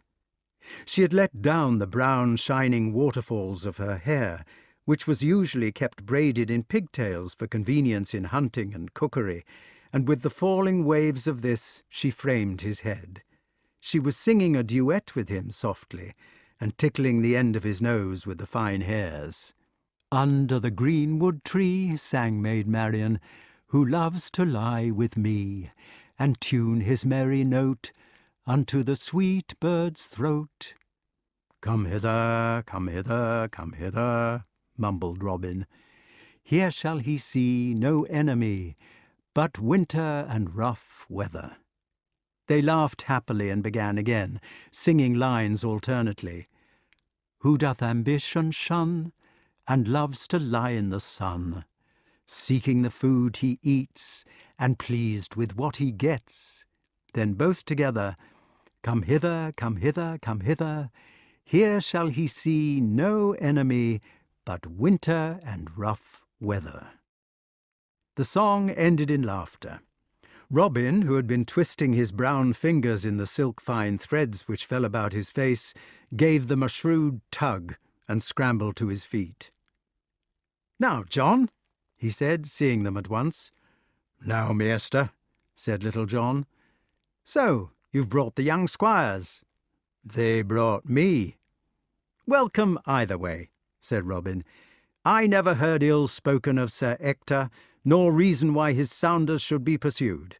How are you, Kay and Wart, and who put you into the forest at my glades, on this of all days?" "Robin," interrupted the lady, "you can't take them." "Why not, sweetheart?" "They are children." "Exactly what we want." "It is inhuman," she said in a vexed way, and began to do her hair. The outlaw evidently thought it would be safer not to argue. He turned to the boys and asked them a question instead. "Can you shoot?" "Trust me," said the Wart. "I can try," said Kay, more reserved, as they laughed at the Wart's assurance. "Come, Marian, let them have one of your bows." She handed him a bow and half a dozen arrows, 28 inches long. "Shoot the popinjay," said Robin, giving them to the Wart. He looked and saw a popinjay 50 paces away. He guessed that he had been a fool, and said cheerfully, "I'm sorry, Robin Wood, but I'm afraid it is much too far for me." "Never mind," said the outlaw. "Have a shot at it, I can tell by the way you shoot." The Wart fitted his arrow as quickly and neatly as he was able, set his feet wide in the same line that he wished his arrow to go, squared his shoulders, drew the bow to his chin, sighted on the mark, raised his point through an angle of about 20 degrees, aimed 2 yards to the right, because he always pulled to the left in his loose, and sped his arrow. It missed, but not so badly. "Now, Kay," said Robin. Kay went through the same motions, and also made a good shot. Each of them had held the bow the right way up, had quickly found the cock feather and set it outward. Each had taken hold of the string to draw the bow. Most boys who have not been taught are inclined to catch hold of the nock of the arrow when they draw, between their finger and thumb, but a proper archer pulls back the string with his first 2 or 3 fingers and lets the arrow follow it. Neither of them had allowed the point to fall away to the left as they drew, nor struck their left forearm with the bowstring, 2 common faults with people who do not know, and each had loosed evenly without a pluck. "Good," said the outlaw. "No lute players here." "Robin," said Marian sharply, "you can't take children into danger. Send them home to their father." "That I won't," he said, "unless they wish to go. It is their quarrel as much as mine." "What is the quarrel?" asked Kay. The outlaw threw down his bow and sat cross-legged on the ground, drawing Maid Marian to sit beside him. His face was puzzled. "It is Morgan le Fay," he said. "It is difficult to explain her." "I should not try." Robin turned on his mistress angrily. "Marian," he said, "either we must have their help, or else we have to leave the other 3 without help. I don't want to ask the boys to go there, but it is either that or leaving Tuck to her." The Wart thought it would be time to ask a tactful question, so he made a polite cough and said, "Please, who is Morgan le Fay?" All 3 answered at once. "She'm a bad un," said Little John. "She is a fairy," said Robin. "No, she is not," said Marian. "She is an enchantress." "The fact of the matter is," said Robin, "that nobody knows exactly what she is. In my opinion, she is a fairy. And that opinion," he added, staring at his wife, "I still hold." Kay asked, "Do you mean she's one of those people with bluebells for hats, who spend the time sitting on toadstools?" There was a shout of laughter. "Certainly not. There are no such creatures. The Queen is a real one, and one of the worst of them." "If the boys have got to be in it," said Marian, "you'd better explain from the beginning." The outlaw took a deep breath, uncrossed his legs, and the puzzled look came back to his face. "Well," he said, "suppose that Morgan is the queen of the fairies, or at any rate has to do with them, and that fairies are not the kind of creatures your nurse has told you about. Some people say that they are the oldest ones of all, who lived in England before the Romans came here, before us Saxons, before the old ones themselves, and that they have been driven underground. Some say they look like humans, like dwarfs, and others that they look ordinary, and others that they don't look like anything at all, but put on various shapes as the fancy takes them. Whatever they look like, they have the knowledge of the ancient Gaels. They know things down there in their burrows which the human race has forgotten about, and quite a lot of these things are not good to hear." "Whisper," said the Golden Lady with a strange look, and the boys noticed that the little circle had drawn closer together. "Well now," said Robin, lowering his voice, "the thing about these creatures that I'm speaking of, and if you will excuse me I won't name them again, is that they have no hearts. It is not so much that they wish to do evil, but that if you were to catch one and cut it open, you would find no heart inside. They're cold-blooded like fishes. They are everywhere, even while people are talking." The boys looked about them. "Be quiet," Robin said. "I need not tell you any more. It is unlucky to talk about them. The point is that I believe this Morgan is the queen of the good folk, and I know she sometimes lives in a castle to the north of our forest called the Castle Chariot. Marion says that the queen is not a fairy herself, but only a necromancer who is friendly with them. Other people say that she is a daughter of the Earl of Cornwall. Never mind about that. The thing is that this morning, by her enchantments, the oldest people of all have taken prisoner one of my servants, and one of yours. Not took, cried Little John, who knew nothing of recent developments because he had been on sentry duty. Robin nodded. The news came from the northern trees before your message arrived about the boys. Alas, poor friar. Tell how it happened, said Marion, but perhaps you'd better explain about the names. One of the few things we know, said Robin, about the Blessed Ones, is that they go by the names of animals. For instance, they may be called cow or goat or pig and so forth. So, if you happen to be calling one of your own cows, you must always point to it when you call. Otherwise, you may summon a fairy, a little person, I ought to have said, who goes by the same name. And once you have summoned it, it comes, and it can take you away. What seems to have happened, said Marion, taking up the story, is that your dog boy from the castle took his hounds to the edge of the forest when they were going to Scumber, and he happened to catch sight of Friar Tuck, who was chatting with an old man called Wart, that lives hereabouts. Excuse us, cried the two boys. Is that the old man who lived in our village before he lost his wits? He bit off the dog boy's nose, as a matter of fact, and now he lives in the forest, a sort of ogre?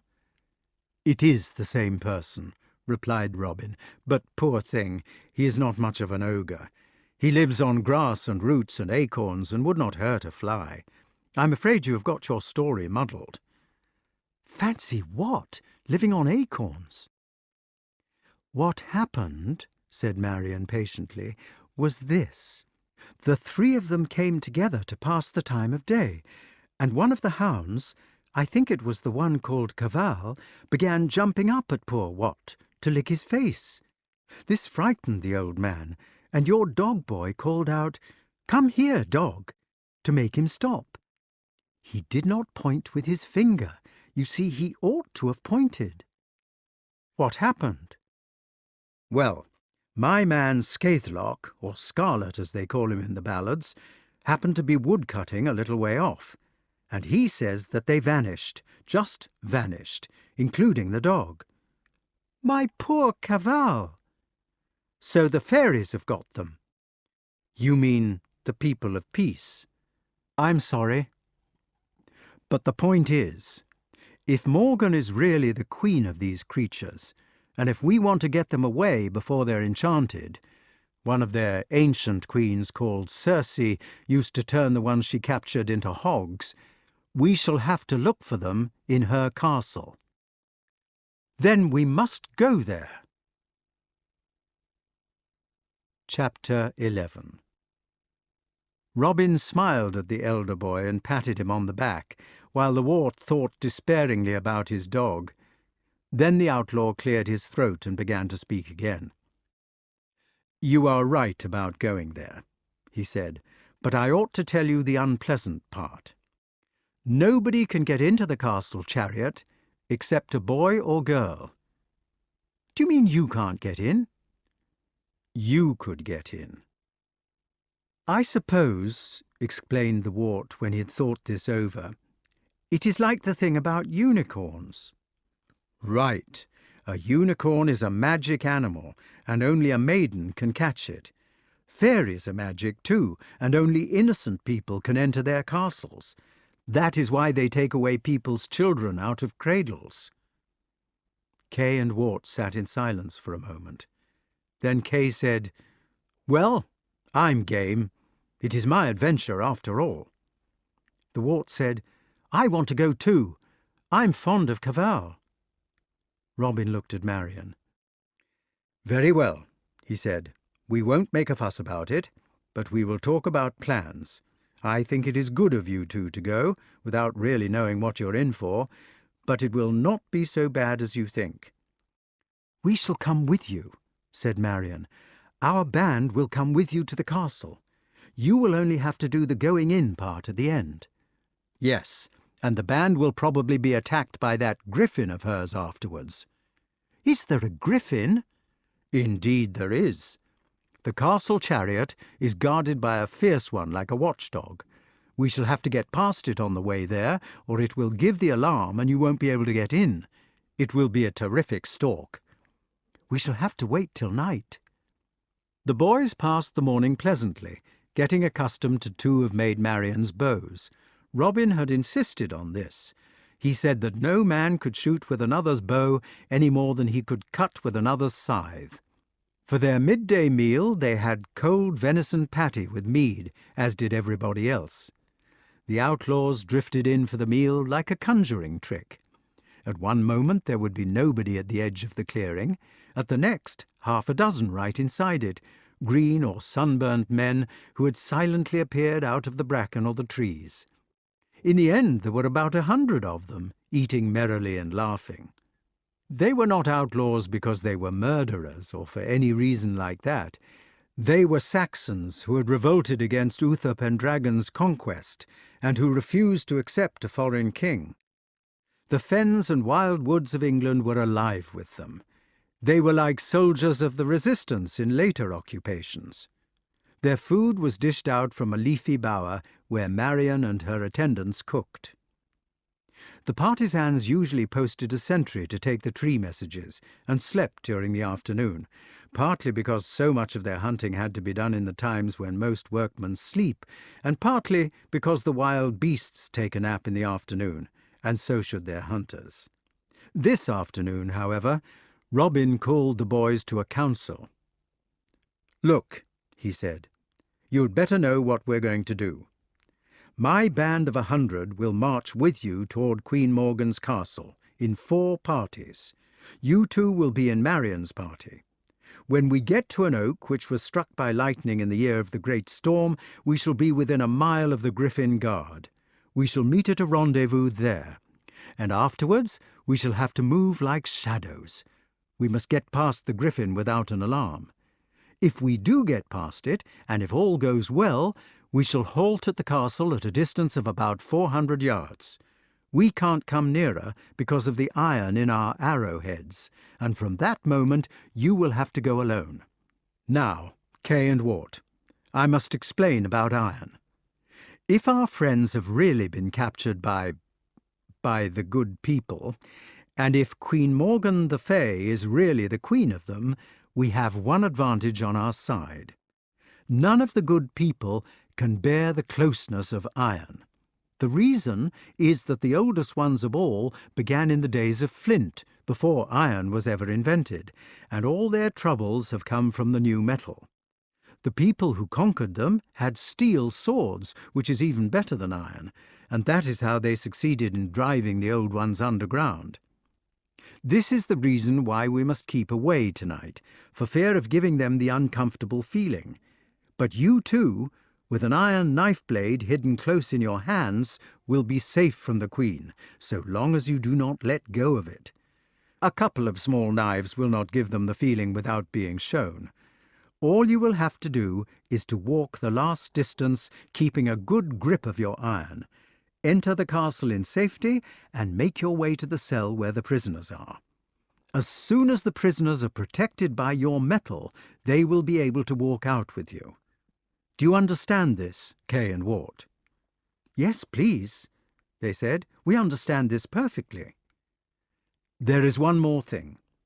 The most important is to hold your iron, but the next most important is not to eat. Anybody who eats in a you-know-what stronghold has to stay there forever, so for all sake's sake, don't eat anything whatever inside the castle, however tempting it may look. Will you remember?" "We will." After the staff lecture, Robin went to give his orders to the men. He made them a long speech, explaining about the griffin and the stork and what the boys were going to do. When he had finished his speech, which was listened to in perfect silence, an odd thing happened. He began it again, at the beginning, and spoke it from start to finish in the same words. On finishing it for the second time, he said, "Now, captains," and the 100 men split into groups of 20, which went to different parts of the clearing and stood round Marian, Little John, Much, Scarlet, and Robin. From each of these groups a humming noise rose to the sky. "What on earth are they doing?" "Listen," said the Wart. They were repeating the speech word for word. Probably none of them could read or write, but they had learned to listen and remember. This was the way in which Robin kept touch with his knight raiders, by knowing that each man knew by heart all that the leader himself knew, and why he was able to trust them when necessary, each man to move by himself. When the men had repeated their instructions, and everyone was word perfect in the speech, there was an issue of war arrows, 12 to each. These arrows had bigger heads, ground to razor sharpness, and they were heavily feathered in a square cut. There was a bow inspection, and 2 or 3 of the men were issued with new strings. Then all fell silent. "Now then," cried Robin cheerfully. He waved his arm, and the men, smiling, raised their bows in salute. Then there was a sigh, a rustle, a snap of one incautious twig, and the clearing of the giant lime tree was as empty as it had been before the days of man. "Come with me," said Marian, touching the boys on the shoulder. Behind them the bees hummed in the leaves. It was a long march. The artificial glades which led to the lime tree in the form of a cross were no longer of use after the first half hour. After that they had to make their way through the virgin forest as best they might. It would not have been so bad if they had been able to kick and slash their way, but they were supposed to move in silence. Marian showed them how to go sideways, one side after the other, how to stop at once when a bramble caught them and take it patiently out, how to put their feet down sensitively and roll their weight to that leg as soon as they were certain that no twig was under the foot, how to distinguish at a glance the places which gave most hope of an easy passage, and how a kind of rhythm in their movements would help them in spite of obstacles. Although there were 100 invisible men on every side of them, moving towards the same goal, they heard no sounds but their own. The boys had felt disgruntled at first at being put in a woman's band. They would have preferred to have gone with Robin, and thought that being put under Marian was like being trusted to a governess. They soon found their mistake. She had objected to their coming, but now that their coming was ordered, she accepted them as companions. It was not easy to be a companion of hers. In the first place, it was impossible to keep up with her unless she waited for them, for she could move on all fours or even wriggle like a snake almost as quickly as they could walk. And in the second place, she was an accomplished soldier, which they were not. She was a true wave, except for her long hair, which most of the female outlaws of those days used to clip. One of the bits of advice which she had given them before talking had to be stopped was this: aim high when you shoot in battle rather than low. A low arrow strikes the ground. A high one may kill in the second rank.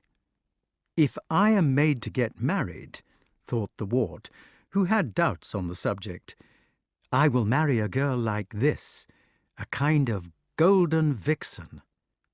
As a matter of fact, though the boys did not know it, Marian could hoot like an owl by blowing into her fists, or whistle a shrill blast between tongue and teeth with the fingers in the corner of the mouth, could bring all the birds to her by imitating their calls, and understand much of their small language, such as when the tits exclaim that a hawk is coming, and could turn cartwheels. But none of these accomplishments was necessary at the moment. The twilight fell mistily. It was the first of the autumn mists, and in the dimness the undispersed families of the tawny owl called to each other, the young with kiwick, and the old with the proper hooroo, hooroo. The noise called to whit to whoo, which is wished by poets on the owl, is really a family noise made by separate birds. Proportionally as the brambles and obstacles became harder to see, so did they become easier to feel. It was odd, but in the deepening silence the Wart found himself able to move more silently instead of less. Being reduced to touch and sound, he found himself in better sympathy with these, and could go quietly and quickly.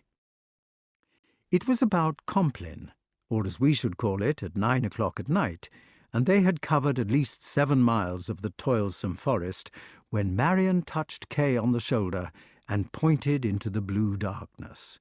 They could see in the dark now as well as human beings can see in it, and much better than townspeople will ever manage to. And there in front of them, struck through 7 miles of trackless forest by Marian's woodcraft, was the smitten oak. They decided with one accord, without even a whisper, to creep up to it so silently that even the members of their own army, who might already be waiting there, would not know of their arrival. But a motionless man has the advantage of a man in motion, and they had hardly reached the outskirts of the roots when friendly hands took hold of them, patted their backs with pats as light as thistledown, and guided them to seats. The roots were crowded. It was like being a member of a band of starlings or of roosting rooks. In the night mystery, 100 men breathed on every side of Wart, like the surge of our own blood, which we can hear when we're writing or reading in the late and lonely hours. They were in the dark and stilly womb of night. Presently, the Wart noticed that the grasshoppers were creaking their shrill note, so tiny as to be almost extra-audible, like the creak of the bat.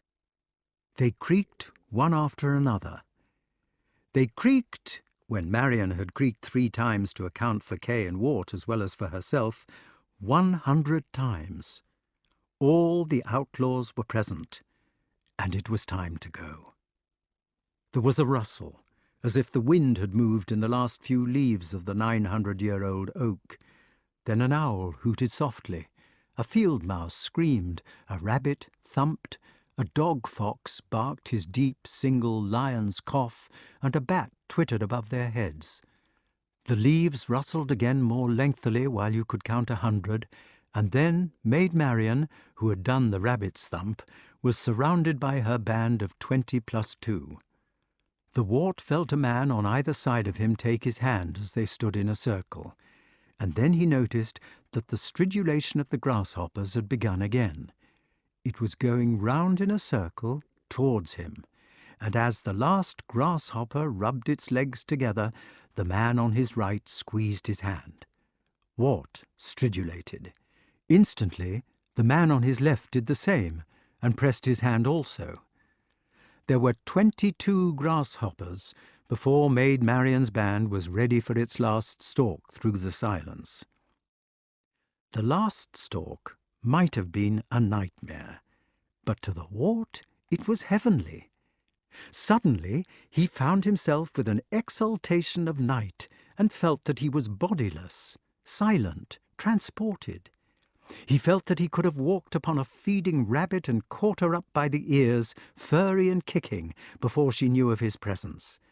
He felt that he could have run between the legs of the men on either side of him, or taken their bright daggers from their sheaths while they still moved on undreaming. The passion of nocturnal secrecy was a wine in his blood. He really was small and young enough to move as secretly as the warriors. Their age and weight made them lumber in spite of all their woodcraft, and his youth and lightness made him mobile in spite of his lack of it.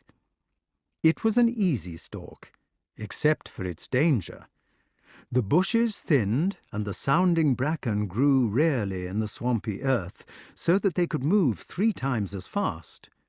They went in a dream, unguided by owl's hoot or bat's squeak, but only kept together by the necessary pace which the sleeping forest imposed upon them. Some of them were fearful, some revengeful for their comrade, some, as it were, disbodied in the sleepwalk of their stealth. They had hardly crept for 20 minutes when Maid Marian paused in her tracks. She pointed to the left. Neither of the boys had read the book of Sir John de Mandeville, so they did not know that a griffin was 8 times larger than a lion. Now, looking to the left in the silent gloom of night, they saw, cut out against the sky and against the stars, something which they would never have believed possible. It was a young male griffin in its first plumage. The front end, and down to the forelegs and shoulders, was like a huge falcon. The Persian beak, the long wings in which the first primary was the longest, and the mighty talons, all were the same, but, as Mandeville observed, the whole 8 times bigger than a lion. Behind the shoulders, a change began to take place. Where an ordinary falcon or eagle would content itself with the 12 feathers of its tail, Falco leonis serpentis began to grow the leonine body and the hind legs of the beast of Africa, and after that a snake's tail.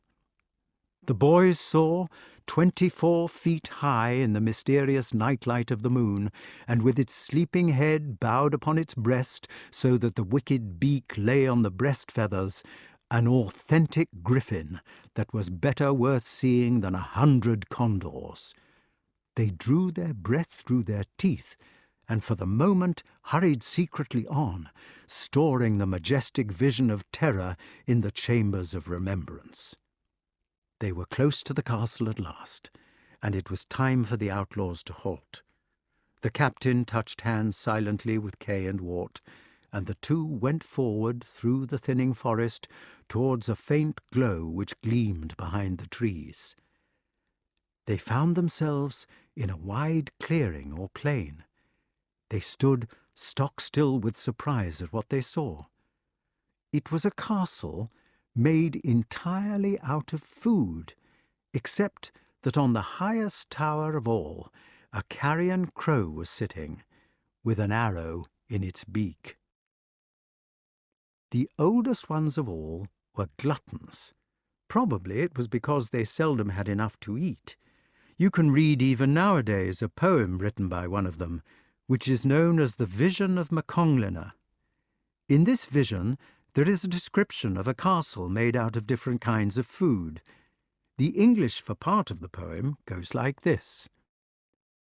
A lake of new milk I beheld, in the midst of a fair plain. I saw a well-appointed house thatched with butter, its 2 soft door-posts of custard, its dais of curds and butter, beds of glorious lard, many shields of thin-pressed cheese. Under the straps of those shields were men of soft, sweet, smooth cheese, men who knew not to wound a gale, spears of old butter had each of them. A huge cauldron full of meat, methought I'd try to tackle it, boiled, leafy kale, browny white, a brimming vessel full of milk. A bacon house of 2 ribs, a wattling of tripe, support of clans, of every food pleasant to man, meseemed the whole was gathered there. Of chitterlings of pigs were made its beautiful rafters, splendid the beams and the pillars of marvellous pork. The boys stood there in wonder and nausea before just such a stronghold. It rose from its lake of milk in a mystic light of its own, in a greasy, buttery glow. It was the fairy aspect of Castle Chariot which the oldest ones, sensing the hidden knife-blades after all, had thought would be tempting to the children. It was to tempt them to eat. The place smelt like a grocer's, a butcher's, a dairy and a fishmonger's rolled into one. It was horrible beyond belief, sweet, sickly and pungent, so that they did not feel the least wish to swallow a particle of it. The real temptation was to run away. However, there were prisoners to rescue. They plodded over the filthy drawbridge, a butter one with cow hairs still in it, sinking to their ankles. They shuddered at the tripe and the chitterlings. They pointed their iron knives at the soldiers made of soft, sweet, smooth cheese, and the latter shrank away. In the end, they came to the inner chamber, where Morgan le Fay herself lay stretched upon her bed of glorious lard. She was a fat, dowdy, middle-aged woman with black hair and a slight moustache, but she was made of human flesh. When she saw the knives, she kept her eyes shut, as if she were in a trance. Perhaps when she was outside this very strange castle, or when she was not doing that kind of magic to tempt the appetite, she was able to assume more beautiful forms. The prisoners were tied to pillars of marvellous pork. "I am sorry if this iron is hurting you," said Kay, "but we have come to rescue our friends." Queen Morgan shuddered. "Will you tell your cheesy men to undo them?" She would not. "It is magic," said the Wart. "Do you think we ought to go up and kiss her, or something frightful like that? Perhaps if we went and touched her with the iron. You do it. No, you. We'll go together." So they joined hands to approach the Queen. She began to writhe in her lard like a slug. She was in agony from the metal. At last, and just before they reached her, there was a sloshing rumble or mumble, and the whole fairy appearance of castle chariot melted together in collapse, leaving the 5 humans and 1 dog standing together in the forest clearing, which still smelt faintly of dirty milk. "Gaw blimey," said Friar Tuck. "Gaw blimey and coo! Dash my vig if I didn't think we was done for." "Master," said Dog Boy. Cavall contented himself with barking wildly, biting their toes, lying on his back, trying to wag his tail in that position, and generally behaving like an idiot. Old Wat touched his forelock. "Now then," said Kay, "this is my adventure, and we must get home quick."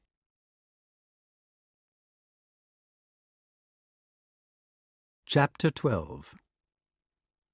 But Morgan le Fay, although in her fairy shape she couldn't stand iron, still had the griffin. She had cast it loose from its golden chain by a spell the moment her castle disappeared. The outlaws were pleased with their success, and less careful than they should have been. They decided to take a detour round the place where they had seen the monster tied up, and marched away through the darksome trees without a thought of danger. There was a noise like a railway train letting off its whistle, and, answering to it, riding on it like the voice of the Arabian bird, Robin Hood's horn of silver began to blow. "Ton, ton, ton, tavon, ton, tavon, ton, ton, tavon, ton, tan, ton, tavon," went the horn. "Moo, troo, turu, trow, trow, trow, trow, trow, row, row, trow, trow, tran, tran, tran, tran." Robin was blowing his hunting music, and the ambushed archers swung round as the griffin charged.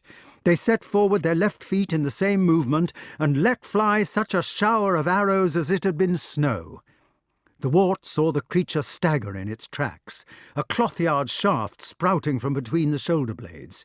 He saw his own arrow fly wide, and eagerly bent to snatch another from his belt.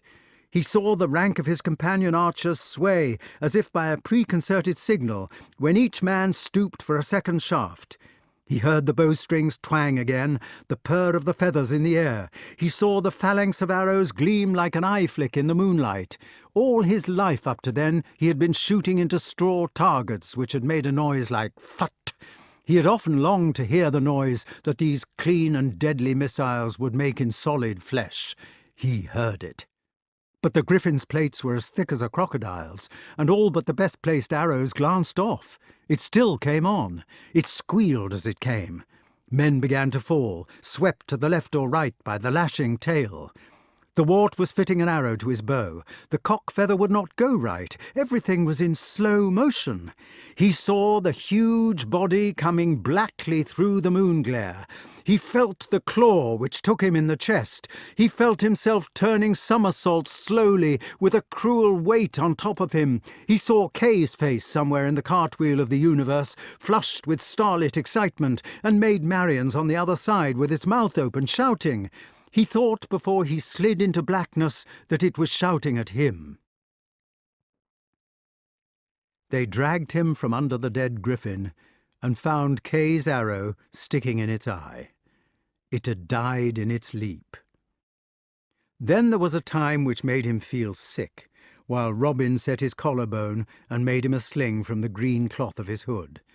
And after that, the whole band lay down to sleep, dog-tired, beside the body. It was too late to return to Sir Ector's castle, or even to get back to the outlaws' camp by the big tree. The dangers of the expedition were over, and all that could be done that night was to make fires, post sentries, and sleep where they were. Wart did not sleep much. He sat propped against a tree, watching the red sentries passing to and fro in the firelight, hearing their quiet passwords and thinking about the excitements of the day. These went round and round in his head, sometimes losing their proper order and happening backwards or by bits. He saw the leaping griffin, heard Marian shouting, "Good shot!" listened to the humming of the bees muddled up with the stridulation of the grasshoppers, and shot hundreds and thousands of times at popinjays which turned into griffins. Kay and the liberated dog-boy slept twitching beside him, looking alien and incomprehensible as people do when they're asleep, and Cavall, lying at his good shoulder, occasionally licked his hot cheeks. The dawn came slowly, so slowly and pausingly that it was impossible to determine when it really had dawned, as it does during the summer months. "Well," said Robin, when they had wakened and eaten the breakfast of bread and cold venison which they had brought with them, "you'll have to love us and leave us, Kay. Otherwise I shall have Sir Ector fitting out an expedition against me to fetch you back. Thank you for your help. Can I give you any little present as a reward?" "It has been lovely," said Kay. "Absolutely lovely. May I have the griffin I shot?" "He will be too heavy to carry. Why not take his head?" "That would do," said Kay, "if somebody would not mind cutting it off. It was my griffin." "What are you going to do about old Wat?" asked the Wart. "It depends what he wants to do. Perhaps he will like to run off by himself and eat acorns as he used to, or if he likes to join our band, we shall be glad to have him. He ran away from your village in the first place, so I don't suppose he'll care to go back there. What do you think?" "If you are going to give me a present," said the Wart slowly, "I would like to have him. Do you think that would be right?" "As a matter of fact," said Robin, "I don't. I don't think you can very well give people as presents. They might not like it. That is what we Saxons feel, at any rate. What did you intend to do with him?" "I don't want to keep him or anything like that. You see, we have a tutor who is a magician, and I thought he might be able to restore him to his wits." "Good boy," said Robin. "Have him by all means. I'm sorry I made a mistake. At least we will ask him if he would like to go."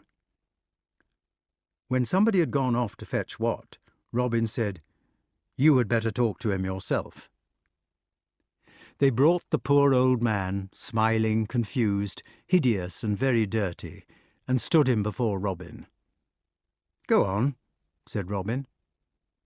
The Wart did not know quite how to put it, but he said, "I say, Wat, would you like to come home with me, please, just for a little?" "Baba," said Wat, pulling his forelock, smiling, bowing, and gently waving his arms in various directions. "Come with me?" "Wanna. Dinner? Asked the Wart in desperation. Arr! Cried the poor creature affirmatively, and his eyes glowed with pleasure at the prospect of being given something to eat. That way, said the Wart, pointing in the direction which he knew by the sun to be that of his guardian's castle. Dinner! Come with! I take! Master, said Wat, suddenly remembering one word, the word which he had always been accustomed to offer to the great people who made him a present of food, his only livelihood. It was decided. Well, said Robin, it has been a good adventure, and I'm sorry you're going. I hope I shall see you again. Come any time, said Marian, if you're feeling bored. You only have to follow the glades. And you, Wart, be careful of that collarbone for a few days. I will send some men with you to the edge of the chase, said Robin. After that you must go by yourselves. I expect the dog boy can carry the griffin's head. Goodbye, said Kay. Goodbye, said Robin. Goodbye, said Wart. Goodbye, said Marian, smiling. Goodbye, cried all the outlaws, waving their bows.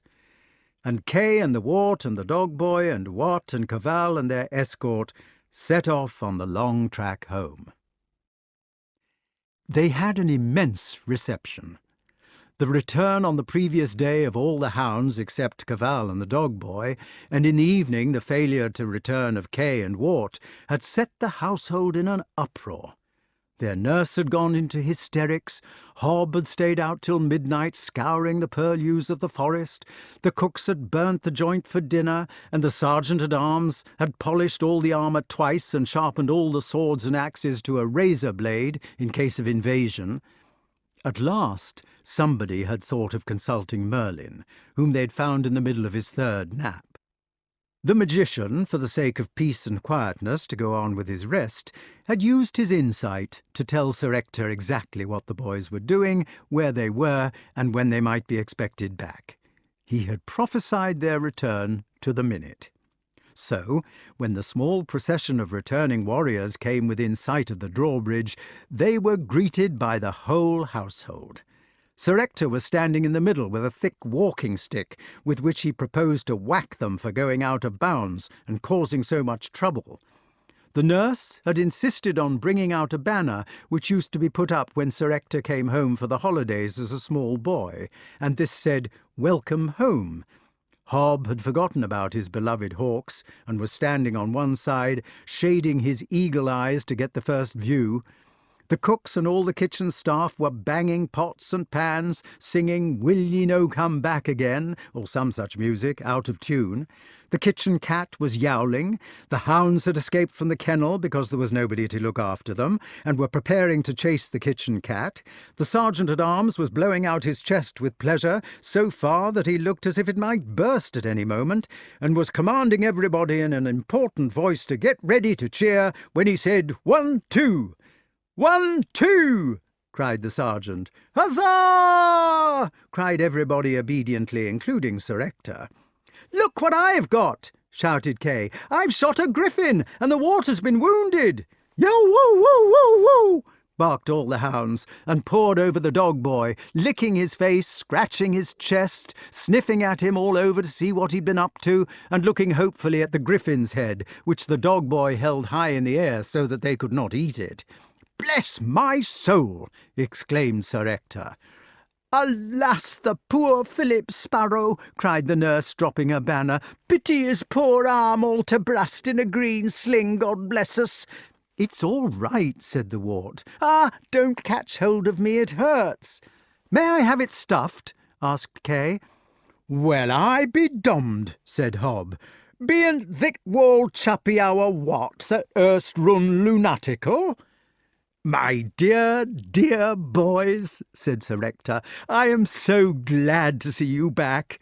"Wall, chucklehead," exclaimed the nurse triumphantly, "where be the girt cudgel now?" "Ahem," said Sir Ector. "How dare you go out of bounds and put us all to this anxiety?"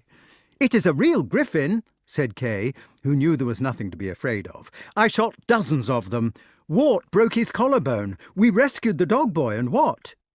"That comes of teaching the young idea how to shoot," said the sergeant proudly.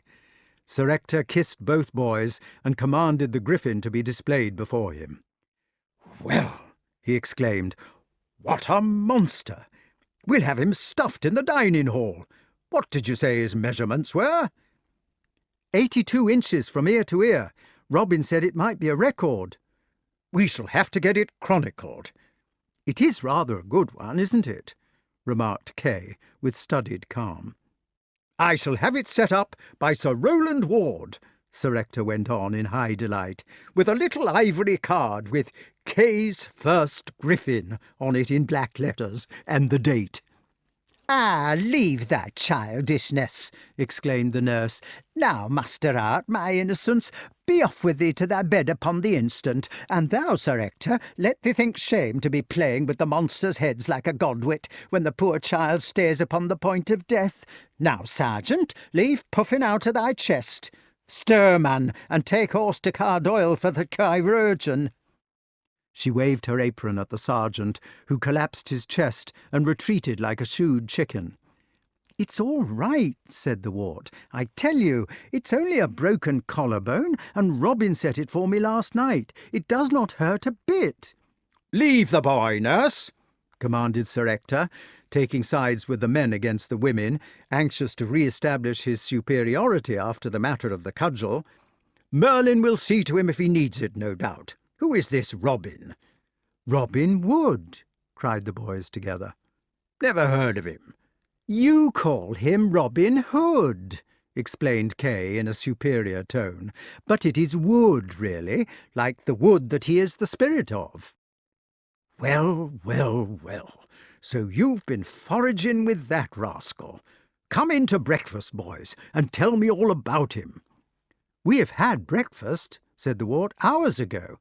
May I please take Wat with me to see Merlyn?" "Why, it's the old man who went wild and started rooting in the forest. Wherever did you get hold of him?" "The good people had captured him with the dog boy and Cavall." "But we shot the griffin," Kay put in. "I shot it myself." "So now I want to see if Merlyn can restore him to his wits." "Master Art," said the nurse sternly. She had been breathless up to now on account of Sir Ector's rebuke. "Master Art, thy room and thy bed is where thou art tending to, and that this instant. Wold fools may be wold fools, whether by yea or by nay, but I han't served the family for 50 year without a learning of my duty, a flippity-gibbeting about with a lot of want-wits when thy own arm may be dropping to the floor. Yes, thou walled turkey cock," she added, turning fiercely upon Sir Ector, "and thou canst keep thy magician away from the poor mite's room till he be rested, that thou canst. A wantoning with monsters and lunaticals," continued the victor, as she led her helpless captive from the stricken field. "I never heard the like." "Please, someone tell Merlyn to look after Wat," cried the victim over his shoulder in diminishing tones. He woke up in his cool bed, feeling better. The old fire-eater who looked after him had covered the windows with a curtain, so that the room was dark and comfortable, and he could tell by the one ray of golden sunlight which shot across the floor that it was late afternoon. He not only felt better, he felt very well, so well that it was not possible to stay in bed. He moved quickly to throw back the sheet, but stopped with a hiss at the creak or scratch of his shoulder, which he had forgotten in his sleep. Then he got out more carefully, by sliding down the bed and pushing himself upright with one hand, shoved his bare feet into a pair of slippers, and managed to wrap a dressing-gown round him more or less. He padded off through the stone passages, up the worn circular stairs to find Merlyn. When he reached the schoolroom, he found that Kay was continuing his first-rate education. He was doing dictation, for as Wart opened the door, he heard Merlyn pronouncing in measured tones the famous medieval mnemonic, "Barabara, celarent, darii, ferioqui prioris," and Kay saying, "Wait a bit, my pen has gone all squeegee." "You'll catch it," remarked Kay when they saw him. "You're supposed to be in bed dying of gangrene or something." "Merlyn," said the Wart, "what have you done with what?" "You should try to speak without assonances," said the wizard. "For instance, the beer is never clear near here, dear, is unfortunate even as an assonance. And then again, your sentence is ambiguous to say the least of it. What, I might reply, taking it to be a conundrum, or if I were King Pellinore, what? Nobody can be too careful about their habits of speech." Kay had evidently been doing his dictation well, and the old gentleman was in a good humour. "You know what I mean," said the Wart. "What have you done with the old man with no nose?" "He has cured him," said Kay. "Well," said Merlyn, "you might call it that, and then again you might not. Of course, when one has lived in the world as long as I have, and backwards at that, one does learn to know a thing or two about pathology. The wonders of analytical psychology and plastic surgery are, I'm afraid, to this generation but a closed book." "What did you do to him?" "Oh, I just psychoanalyzed him," replied the magician grandly. "That, and of course I sewed on a new nose on both of them." "What kind of nose?" asked the Wart. "It is too funny," said Kay. "He wanted to have the griffin's nose for one, but I would not let him. So then he took the noses off the young pigs which we're going to have for supper and used those. Personally, I think they will grunt." "A ticklish operation," said Merlyn, "but a successful one." "Well," said the Wart doubtfully, "I hope it will be all right. What did they do then?" "They went off to the kennels. Old Wat is very sorry for what he did to the dog boy, but he says he can't remember having done it. He says that suddenly everything went black when they were throwing stones once, and he can't remember anything since. The dog boy forgave him and said he didn't mind a bit. They're going to work together in the kennels in future and not think of what is past any more. The dog boy says that the old man was good to him while they were prisoners of the Fairy Queen, and that he knows he ought not to have thrown stones at him in the first place. He says he often thought about that when other boys were throwing stones at him."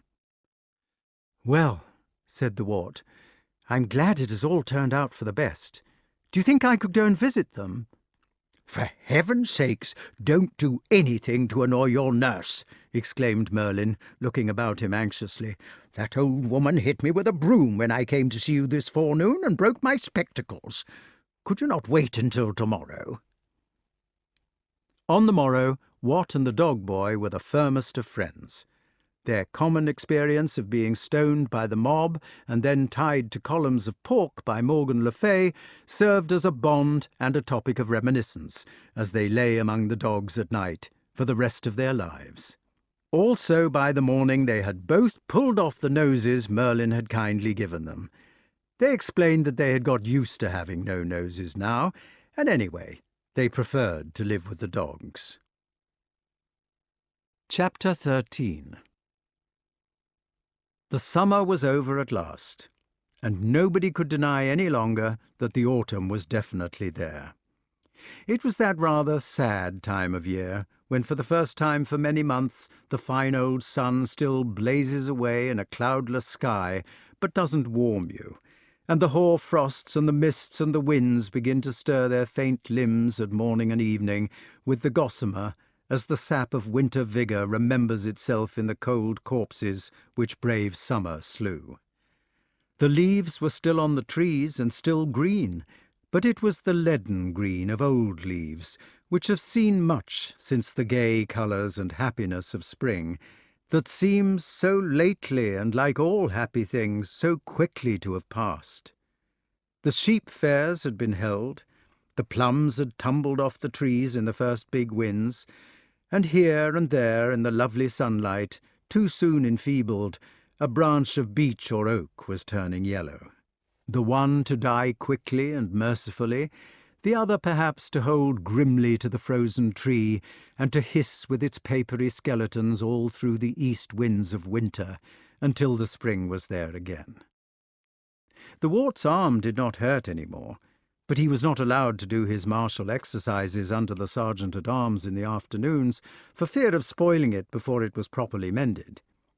He went for walks instead, kept watch on a playful family of 5 hobbies who shouted "Quee, quee, quee, quee, quee," and would be migrating any day now. They were late already.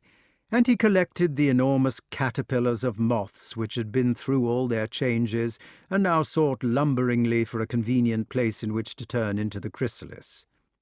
His best capture was the 4-inch plum and apricot upholstery of a goat moth, which buried itself quite cheerfully among trails of silk in a box of loose earth which he kept beside his bed.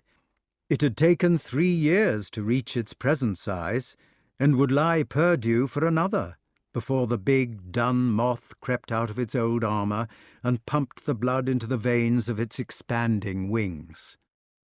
Merlyn caught a male grass snake on one of these walks. They met by chance, face to face, as each was turning the corner of a big bed of seeded nettles from opposite directions, and the magician pounced upon the reptile before it had time to flick its black tongue twice. He held it up, wriggling, hissing, and smelling strongly of acetylene, while the Wart examined it in horror. "Don't be afraid of it," said Merlyn. "It is only a piece of olive lightning, with an ochre V behind its shining black head. It can't sting you and won't bite you. It has never done harm to anybody, and can only flee and stink. See," he said, and began stroking it from the head downwards, a touch which the poor creature tried to evade, but soon accepted in its ceaseless efforts to pour and pour away. "Everybody kills them," said Merlyn indignantly. "Some by Our Lady fool once said that you could tell an adder because it had a V on its head, which stood for viper. It would take you 5 minutes to find the mark on an adder's head anyway, but these helpless beauties with their bright yellow black-bordered V get bashed to death in consequence. Here, catch hold of him." The Wart took the serpent gingerly into his hands, taking care to hold it well away from the vent from which the white smell came. He had thought that snakes were slimy as well as dangerous, but this was not. It was dry as a piece of living rope, and had, like rope, a pleasing texture to the fingers on account of its scales.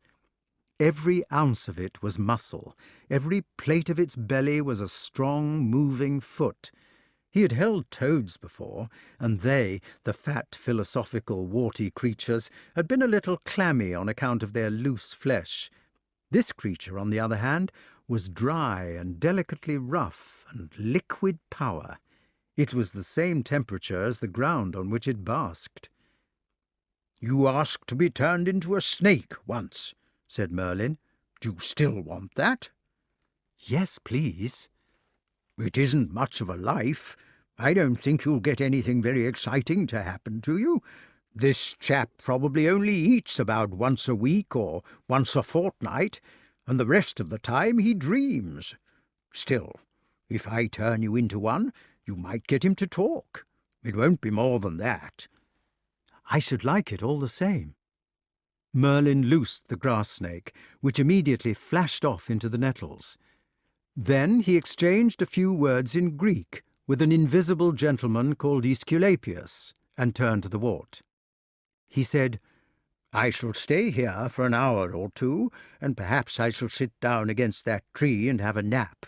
Then I want you to come out to me when I call you. Goodbye." The Wart tried to say goodbye, but found that he was dumb. He looked quickly at his hands, but they were not there. Aesculapius had accepted him so gently that he had not noticed it, and he was lying on the ground. "Pour off, then," said Merlyn. "Go and search for him in the nettles." Some people say that snakes are deaf, and others that they deafen themselves in order to escape being charmed by music. The thoughtful adder, for instance, is said by many learned persons to lay one ear upon the ground and to stick the point of his tail into the other so that he cannot hear your music. Wart found that, as a matter of fact, snakes were not deaf. He had an ear, anyway, which was conscious of deep roaring sounds that were approximate to the noises which he had learnt as a boy. For instance, if somebody bangs on the side of the bath, or if the pipes begin to gurgle when your ears are under water, you hear sounds which are different to those which would be heard in a normal position. But you would soon get accustomed to these sounds and connect the roaring and bumbling with water pipes if you kept your head under water for long. In fact, although you heard a different kind of noise, you would still be hearing the pipes which human beings hear in the upper air.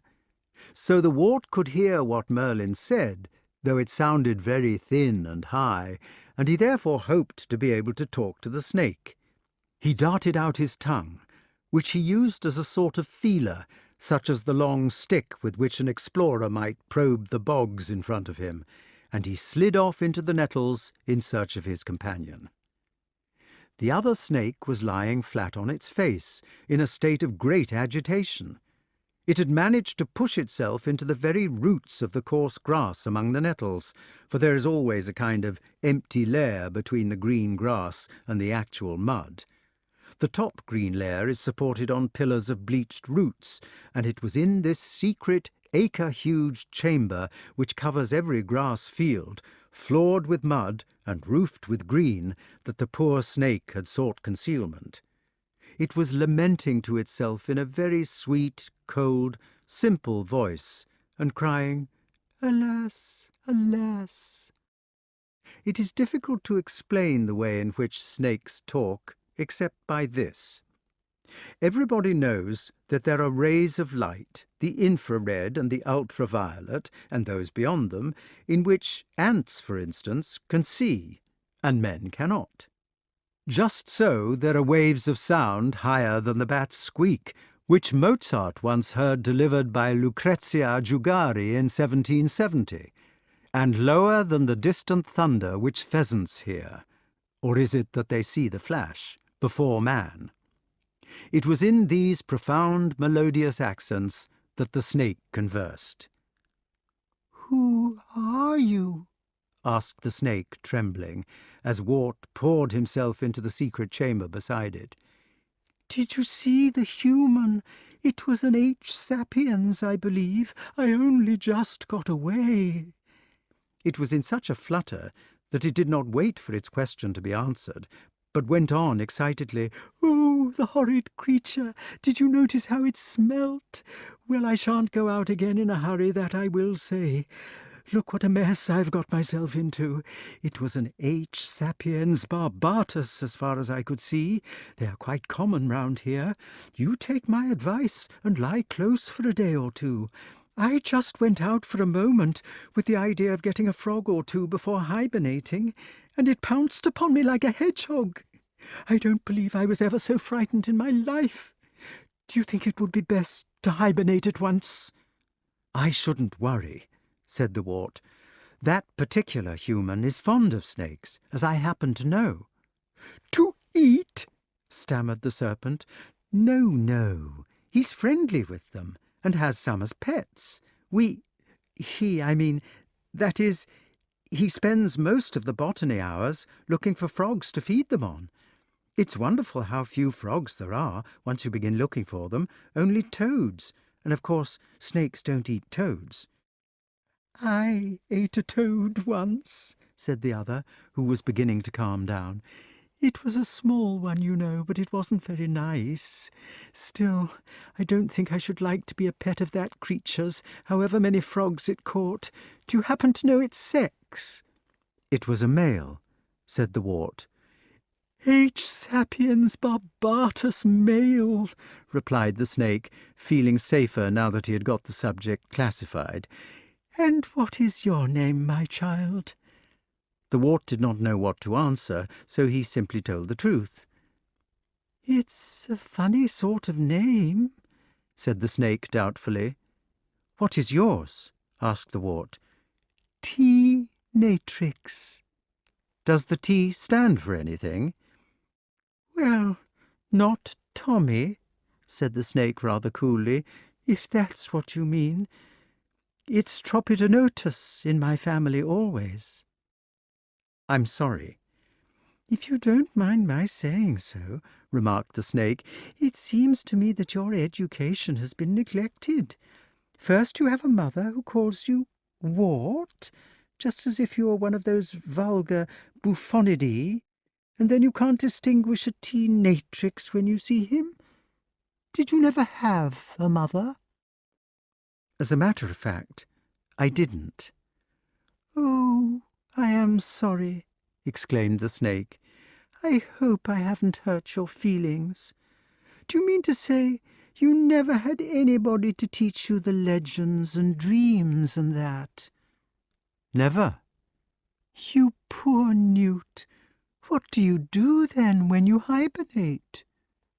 I suppose I just go to sleep." "And not dream?" "No," said the Wart. "I don't think so. Not much." It turned out that T-natrix was an affectionate and tender-hearted creature, for it now shed a small, clear tear through its nose, and exclaimed indignantly, "What a shame! Fancy the poor little reptile crawling into its lonely hole for all those months, with not a mother to remember, and not a single dream to keep it company. I suppose they haven't even taught you history?" "I know some history," said the Wart doubtfully, "about Alexander the Great and that." "Some trashy modern stuff, no doubt," said the snake. "How in earth do you get through the winter, I don't know. Did anybody tell you about Atlantosaurus immanis and Ceratosaurus nasicornis?" "I don't think so." "Well, I don't know what to say." "Couldn't you tell me about them yourself?" "It certainly seems the kindest thing to do," replied the snake. "And by Aesculapius, I will do it too, if it takes me all the afternoon. Why, I should hardly be able to sleep the whole winter, thinking of you shivering in that hole with nothing to muse about." "It would be very kind of you if you would." "And I will," said the gentle reptile. "I will teach you the sort of thing that all snakes revolve in their small, slow winter brains, what time the snow shuffles down outside, or for that matter in the summer too, as they snooze beside warm stones. Would you rather have history or legends?" "I think history," said the Wart. "History," murmured the snake, drawing a film over its eyes because it could not close them. "History," it repeated softly. "Ah." "I wonder," said the snake after a minute. Then it gave a gentle sigh and gave it up. "You must forget about us," it said absently. "There is no history in me or you. We are individuals too small for our great sea to care for. That is why I don't have any special name, but only T-natrix, like all my forefathers before me. There is a little history in T-natrix, but none in me." It stopped, baffled by its own feelings, and then began again in its slow voice. "There is one thing which all we snakes remember, child. Except for two people, we are the oldest in the world. Look at that ridiculous H. sapiens barbatus, which gave me such a fright just now. It was born when? 10 or 20,000 years ago. What do the 10s and 20s matter? The earth cooled. The sea covered it. It was 100 million years ago that life came to the great sea, and the fishes bred within it. They were the oldest people, the fish. Their children climbed out of it and stood upon the bosky shores, and they were the amphibia, like our friends the newts. The third people, who sprang from them, were the reptiles, of which we are one. Think of those old faces of the world upon which T-natrix moved in the slime, and of the millions of years. Why, the birds which you see every day are our descendants. We are their parents, but can persist to live along with them." "Do you mean that when you were born, there were no birds or men?" "No birds or men, no monkeys or reindeer or elephants or any such animals. Only the amphibia and the reptiles and the fishes and the Mesozoic world." "That's history," added the snake thoughtfully. "One of those H. sapiens barbatus male might think of that next time he murders T. natrix for being a viper. There is something strange about the will of the sea. It is bound up with the history of my family. Did you ever hear the story of H. sapiens armatus Georgius Sanctus?" "I don't think I did," said the wart. Once, very long ago, when even T. natrix was a young and hopeful, there were two families called Atlantosaurus imanis and Ceratosaurus nasicornis. Atlantosaurus was 115 feet long. He had not many brains, although I did hear once that he had something like an extra brain at the other end of him to take care of his tail, and he lived by browsing on the trees. He was timid, ruminant, and harmless, except to the tree frogs, which he munched by mistake among the boughs. He lived very long and thought all the time, so that although he did not think very well, he had generally thought a good deal by the end of it. So far as I can remember, he had solved the problem of being a giant without breaking on account of his own weighty height of 20 feet by having his bones hollow. The birds do that too, you know, for other reasons. However, perhaps I am muddling him up with another of the dinosauria. Ceratosaurus nasicornis was quite small. He was only 17 feet long, but he had teeth, great crushing and tearing teeth, which fitted into each other so badly that he leapt always with his slaughterous mouth half open in a grin of terror. He leapt like a kangaroo, a death-dealing kangaroo, and he generally leapt upon poor Atlantosaurus imanis. He had a horn upon his nose like a rhinoceros, with which he could rip an opening in that big trundling old body, and his clashing teeth could meet in the flesh as in ripe fruit, and tear it out in mouthfuls by the action of his muscular neck. What is more terrible, he leapt in packs. Ceratosaurus nasicornis was at war with Atlantosaurus imanis, in that strange war which the spirit of the waters wills, the war of competition and evolution, which makes the trees fight upwards for the sun on the Amazon, and in the course of which, for the boon of life, many of my cousins have been content to sacrifice the benefits of limbs and teeth and eyesight. Ceratosaurus was savage and aggressive, Atlantosaurus timid and old. Their combat lasted for as many centuries as will be needed by H. sapiens also, in which to destroy himself. At the end of that time, it was the defender who triumphed. The ferocious kangaroo had dealt death on every side, had decimated his adversaries and fed upon their carcasses. But carcasses cannot continue their species, and in the end the kangaroos had consumed the very flesh on which they lived. Too remorseless for the spirit of the waters, too bloodthirsty for the hierarchy of progressive victims, the last Ceratosaurus roamed the thick-leaved jungles in a vain search for the food which could satisfy his gnashing jaws, then died and slept with his fathers. The last Atlantosaurus thrust her 40-foot neck out of the jungle in which she had been hiding and surveyed the emaciated corpse of her starved persecutor. She had preserved her life, as the sensible wood-pigeon does, by specializing in escape. She had learned to flee, to hide, to stand still, to control her scent, to conceal herself in waters.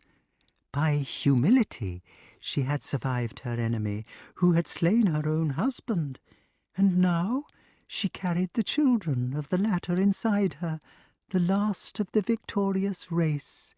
They would be born in a few years. H. sapiens had come meanwhile. He also had suffered from the terror of the kangaroo. In order to protect himself from its rapine, he had developed a subclass called H. sapiens armatus, a class which was concealed in metal scales and carried a lance, by means of which it defended itself against the dinosauria. This subclass had perfected an order called H. sapiens armatus Georgius sanctus, which was sufficiently unobservant to classify all the dinosaurs together as its enemies. Atlantosaurus thrust out her neck and thought with triumph of her unborn children. She had never killed in her life, and these, the future, would perpetuate a vegetarian race. She heard the clank of H. sapiens armatus Georgius sanctus, and turned the comely reptile head towards him in her kindly curiosity. "Go on," said the Wart. "He killed her, of course," concluded the serpent with sudden brevity, turning its own head away. "She was a reptile of my race." "I am sorry," said the Wart. "I don't know what to say." "There is nothing, dear," said the patient serpent, "that you can say. Perhaps I had better tell you a legend or dream to change the subject." The Wart said, "I don't think I want to hear it, if it is sad." "There is nothing sad," said the other, "except history. All these things are only something to muse upon while you are hibernating." "Is it a good thing to muse?" "Well, it passes the time. Even H. sapiens has museums, you know, and as far as that goes, he has put the chalky bones of Atlantosaurus in many of them, along with the scales of Georgius sanctus." "If you knew a fairly cheerful legend," said the Wart, "I think I could bear to hear that." "Ridiculous newt," said T. Natrix affectionately, for newt seemed to be one of his pet words. "I suppose I shall have to tell you a legend of my dangerous cousins for whom I suffer." "Is it cheerful?" "Well, it just goes on to the end, you know, and then stops, as legends do." "Tell it," said the Wart. "This legend," said the snake in its sing-song voice, after a preparatory cough, "comes from Burma, a place of which you have probably never heard. Once upon a time there was only one poisonous serpent in the world, and this was the python. As you know, he is no longer venomous, and the story of how he lost his venom is an interesting one. In those days he was perfectly white. He happened to make the acquaintance of the wife of a human being whose name was Aunt Ewe, and in course of time they fell in love with each other. Aunt Ewe left her husband and went off to live with the python, whose name was P. reticulatus.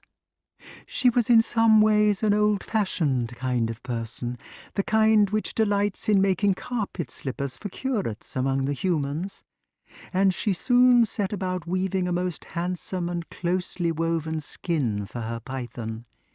It was an ornamental affair, what with black lozenges and yellow dots, and here and there at regular intervals cubes and cross-stitches of amber, such as the humans use in rug-making or working samplers. P. reticulatus was pleased with it, and wears it always, so that now he is not white any more. At this time the python was interested in making experiments with his unique venom. Since he was the only poisonous snake, he naturally contained within himself all the poison which is nowadays spread out among the snakes. So concentrated was this terrible poison, therefore, that he could kill a man, however far away he was, simply by biting any footprint which the man had happened to leave on the ground. P. reticulatus was naturally proud of this accomplishment, but he could never get ocular proof of it. He could not be there to see the man die, and at the same time 3 or 4 miles away to bite his footprint. Yet he wanted very much to establish the truth of the experiment. One day he decided that he would have to rely on evidence. He persuaded a crow that was a friend of his to go off to a village of the Karens, this was the name of the men in that district, and to watch and see if the man did die while he was biting the footprint. Now, the Karens had a curious habit of celebrating a death or funeral, not by tears and lamentations, but by laughing, singing, dancing, jumping, and beating on drums. When the crow arrived to watch events from a tree, and after the man had died, the Karens began to perform their usual rites in front of the hut in which he lay stricken. So the crow, after looking on for some time, returned to the python, and reported that so far from slaying by the venom of his bite, it had only the effect of causing extreme joy to human beings, and of transporting them into the 7th heaven.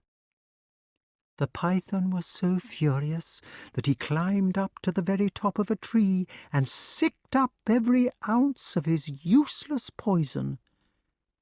Of course, the poison had to fall on something. Although the python had lost his power to sting, the tree itself became venomous, and its juice is used to this day by the anthropophagi to poison their arrows, while several creatures which happened to be underneath it received a due share. The cobra, the water snake, and the frog were among them. Now Aunt Ewe naturally had a soft spot for her fellow mortals, and when it was discovered that the poison was venomous after all, she upbraided P. reticulatus for spreading the power to slay among so many beings. P. reticulatus, who was grateful for his woven coat, felt remorse for what he had done, and hurried off to see how he could improve matters. He explained the nature of the poison to all the creatures which had received it, and asked them to promise that their use of it should not be tyrannical. The cobra agreed to the remarks of the python, and said, "If there be transgression so as to dazzle my eyes, to make my tears fall 7 times in one day, I will bite, but only then." So said most of the kindlier creatures, but the water snake and the silly frog said that they did not see what all this had to do with the python, and that they intended for their part to bite whenever they felt like it. The python immediately set upon them, chased them into the water, and there, of course, the poison was dissolved and washed away. The Wart waited to see if there was any more of this story, but there was not. The voice of Teenatrix had been getting slower and sleepier towards the end of it, for the afternoon was advancing, and the wind was beginning to fall cold.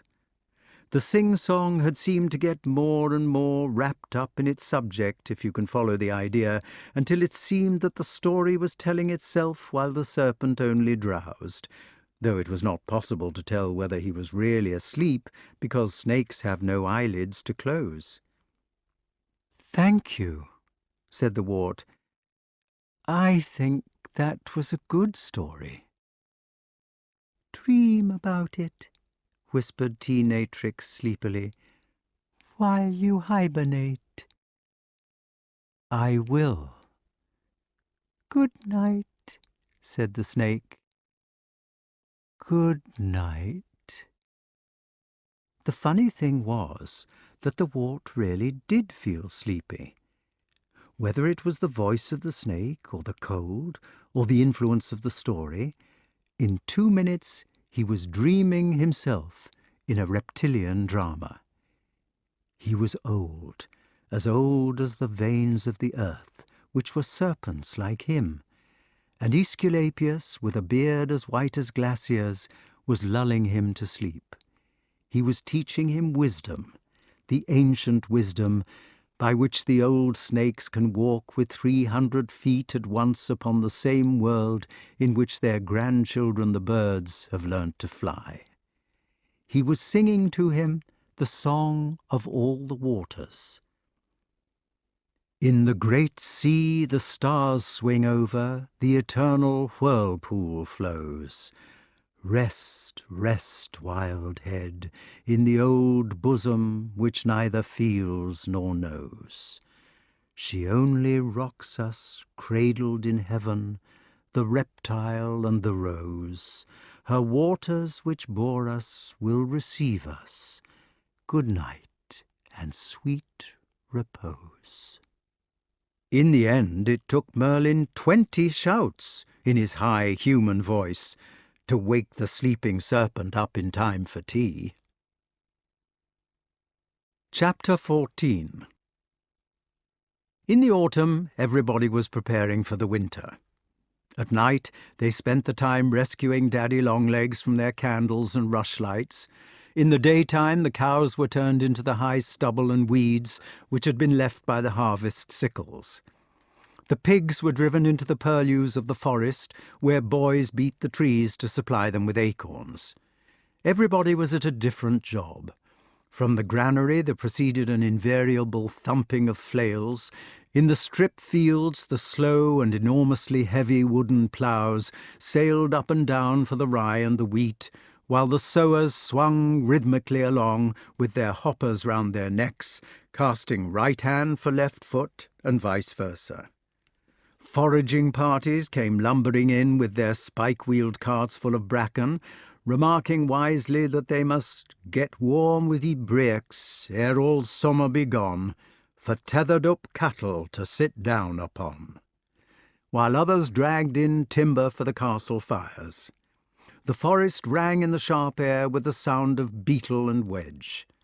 Everybody was happy. The Saxons were slaves to their Norman masters, if you chose to look at it in one way, but if you chose to look at it in another, they were the same farm labourers who get along on too few shillings a week today. Only neither the villein nor the farm labourer starved, when the master was a man like Sir Ector. It has never been an economic proposition for an owner of cattle to starve his cows, so why should an owner of slaves starve them?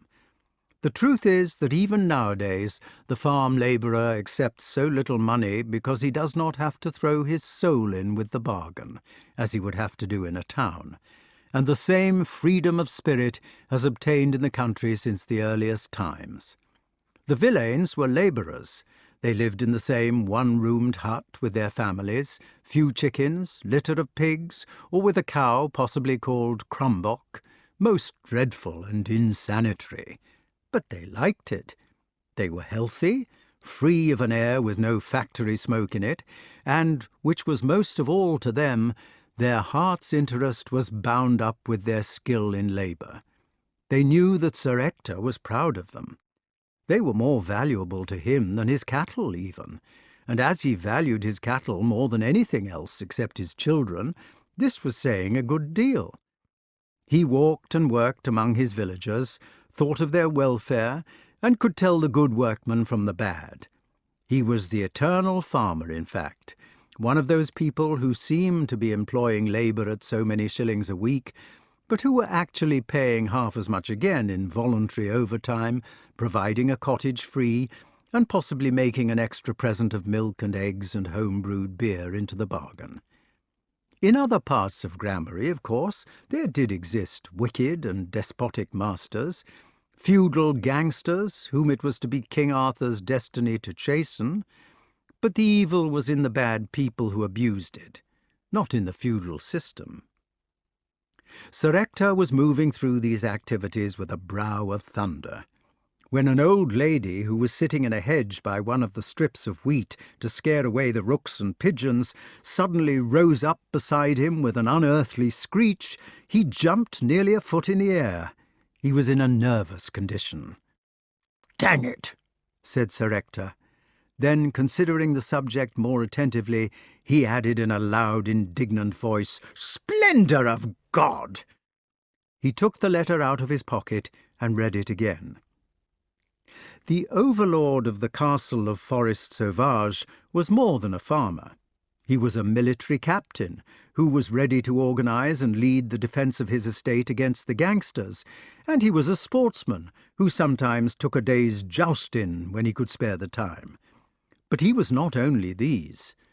Sir Ector was a master of foxhounds, or rather a master of stag and other hounds, and he hunted his own pack himself.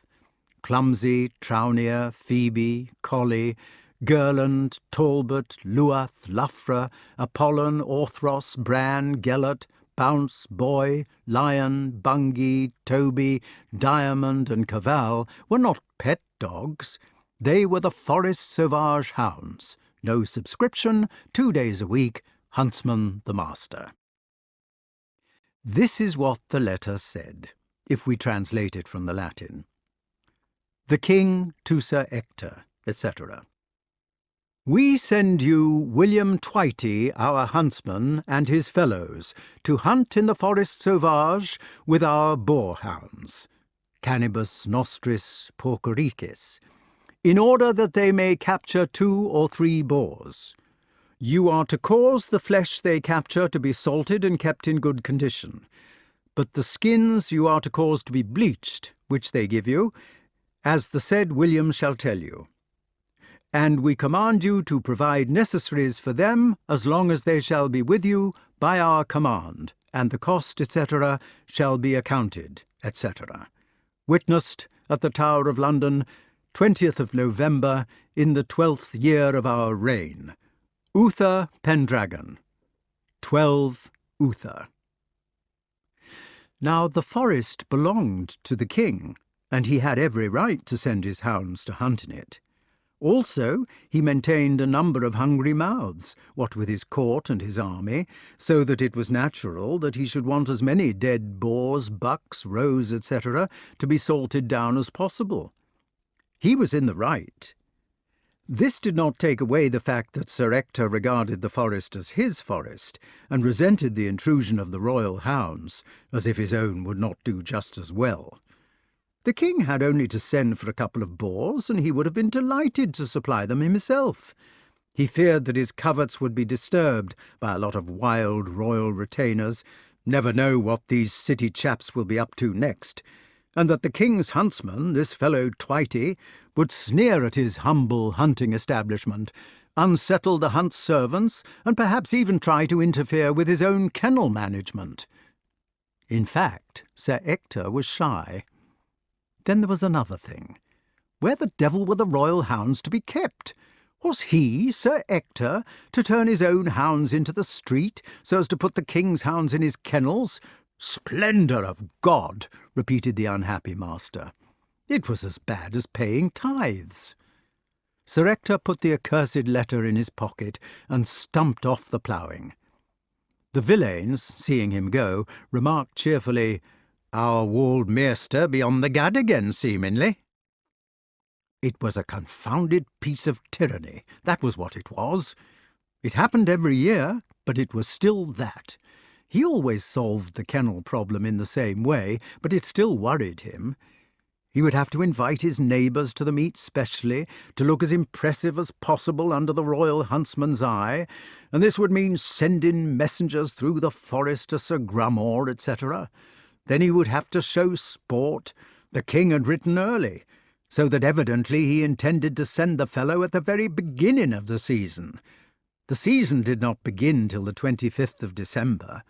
Probably the chap would insist on one of these damned Boxing Day meets, all show-off and no business, with hundreds of foot people all hollering and heading the boar and tramping down the seeds and spoiling sport generally. How the devil was he to know in November where the best boars would be on Boxing Day? What with sounders and gorgents and hog-steers, you never knew where you were. And another thing, a hound that was going to be used next summer for the proper hart hunting was always entered at Christmas to the boar. It was the very beginning of his education, which led up through hares and what-nots to its real quarry, and this meant that the fellow Twitey would be bringing down a lot of raw puppies, which would be nothing but a plague to everybody. "Dang it," said Sir Ector, and stamped upon a piece of mud. He stood gloomily for a moment, watching his two boys trying to catch the last leaves in the chase. They had not gone out with that intention, and did not really, even in those distant days, believe that every leaf you caught would mean a happy month next year. Only, as the west wind tore the golden rags away, they looked fascinating and difficult to catch, for the mere sport of catching them, of shouting and laughing and feeling giddy as they looked up, and of darting about to trap the creatures, which were certainly alive in the cunning with which they slipped away, the two boys were prancing about like young fawns in the ruin of the year. Wart's shoulder was well again. The only chap, reflected Sir Ector, who could be really useful in showing the king's huntsman proper sport was that fellow Robin Hood. Robin Wood, they seem to be calling him now, some new-fangled idea, no doubt. But Wood or Hood, he was the chap to know where a fine tush was to be found. Been feasting on the creatures for months now, he wouldn't be surprised, even if they were out of season. But you could hardly ask a fellow to hunt up a few beasts of venery for you, and then not invite him to the meet. While if you did invite him to the meet, what would the king's huntsman and the neighbours say at having a partisan for a fellow guest? Not that this Robin Wood was not a good fellow. He was a good chap, and a good neighbour, too. He had often tipped Sir Ector the wink when a raiding party was on its way from the marches, and he never molested the knight or his farming in any way. What did it matter if he did chase himself a bit of venison now and then? There was 400 square miles of forest, so they said, and enough for all.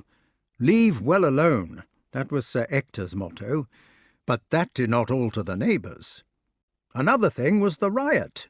It was all very well for the crack hunts in practically artificial forests like those at Windsor, where the king hunted, but it was a different thing in the Forest Sauvage. Suppose His Majesty's famous hounds were to go running riot after a unicorn or something. Everybody knew that you could never catch a unicorn without a young virgin for bait, in which case the unicorn meekly laid its white head and mother-of-pearl horn in her lap, and so the puppies would go charging off into the forest for leagues and leagues and never catch it, and get lost, and then what would Sir Ector say to his sovereign? It was not only unicorns, there was the beast Glatisant that everybody had heard so much about. If you had the head of a serpent, the body of a leopard, the haunches of a lion, and were footed like a hart, and especially if you made a noise like 30 couple of hounds questing, it stood to reason that you would account for an excessive number of royal puppies before they pulled you down. Serve them right, too. And what would King Pellinore say if Master William Twitey did succeed in killing his beast? Then there were the small dragons which lived under stones and hissed like kettles. Dangerous varmints, very. Or suppose they were to come across one of the really big dragons.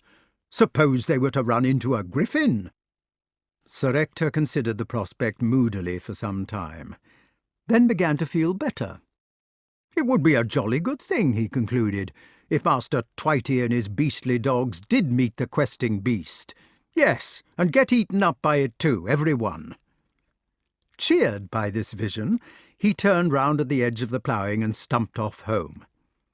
At the hedge where the old lady lay in wait to scare rooks, he was lucky enough to spot some approaching pigeons before she was aware of him or them, which gave him a chance to let out such a screech that he felt amply repaid for his own jump by seeing hers.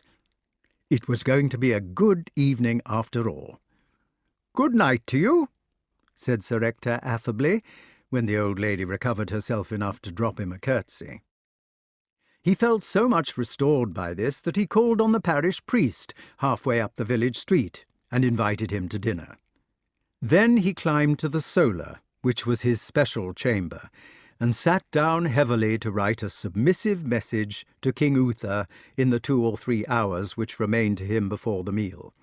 It would take him quite that time, what with sharpening pens, using too much sand to blot with, going to the top of the stairs to ask the butler how to spell things, and starting again if he had made a mess. Sir Ector sat in the solar, while the wintering sunlight threw broad orange beams across his bald head. He scratched and spluttered away, and laboriously bit the end of his pen, and the castle room darkened about him. It was a room as big as the main hall over which it stood, and it could afford to have large southern windows because it was on the 2nd story. There were 2 fireplaces, in which the ashy logs of wood turned from grey to red as the sunlight retreated. Round these some favourite hounds lay snuffling in their dreams, or scratching themselves for fleas, or gnawing mutton bones which they had scrounged from the kitchens. The peregrine falcon stood hooded on a perch in the corner, a motionless idol, dreaming of other skies. If you were to go now to view the solar of Castle Sauvage, you would find it empty of furniture.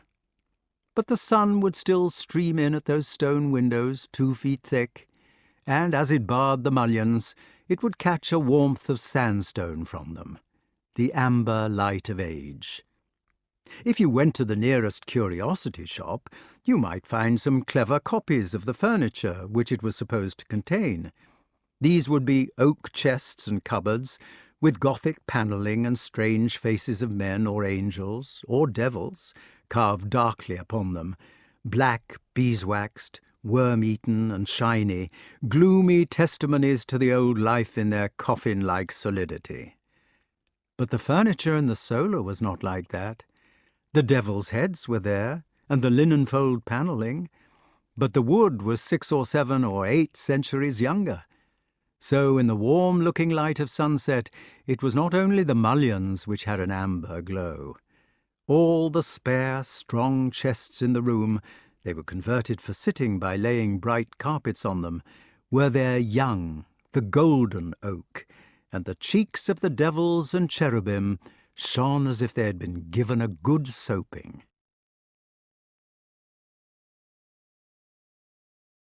Chapter 15. It was Christmas night, the eve of the Boxing Day meet.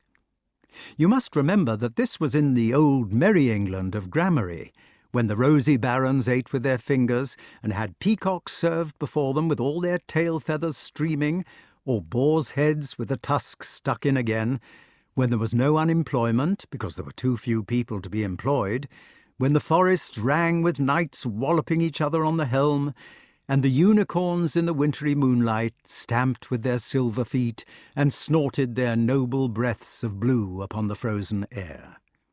Such marvels were great and comfortable ones. But in the old England there was a greater marvel still. The weather behaved itself. In the spring the little flowers came out obediently in the meads, and the dew sparkled, and the birds sang.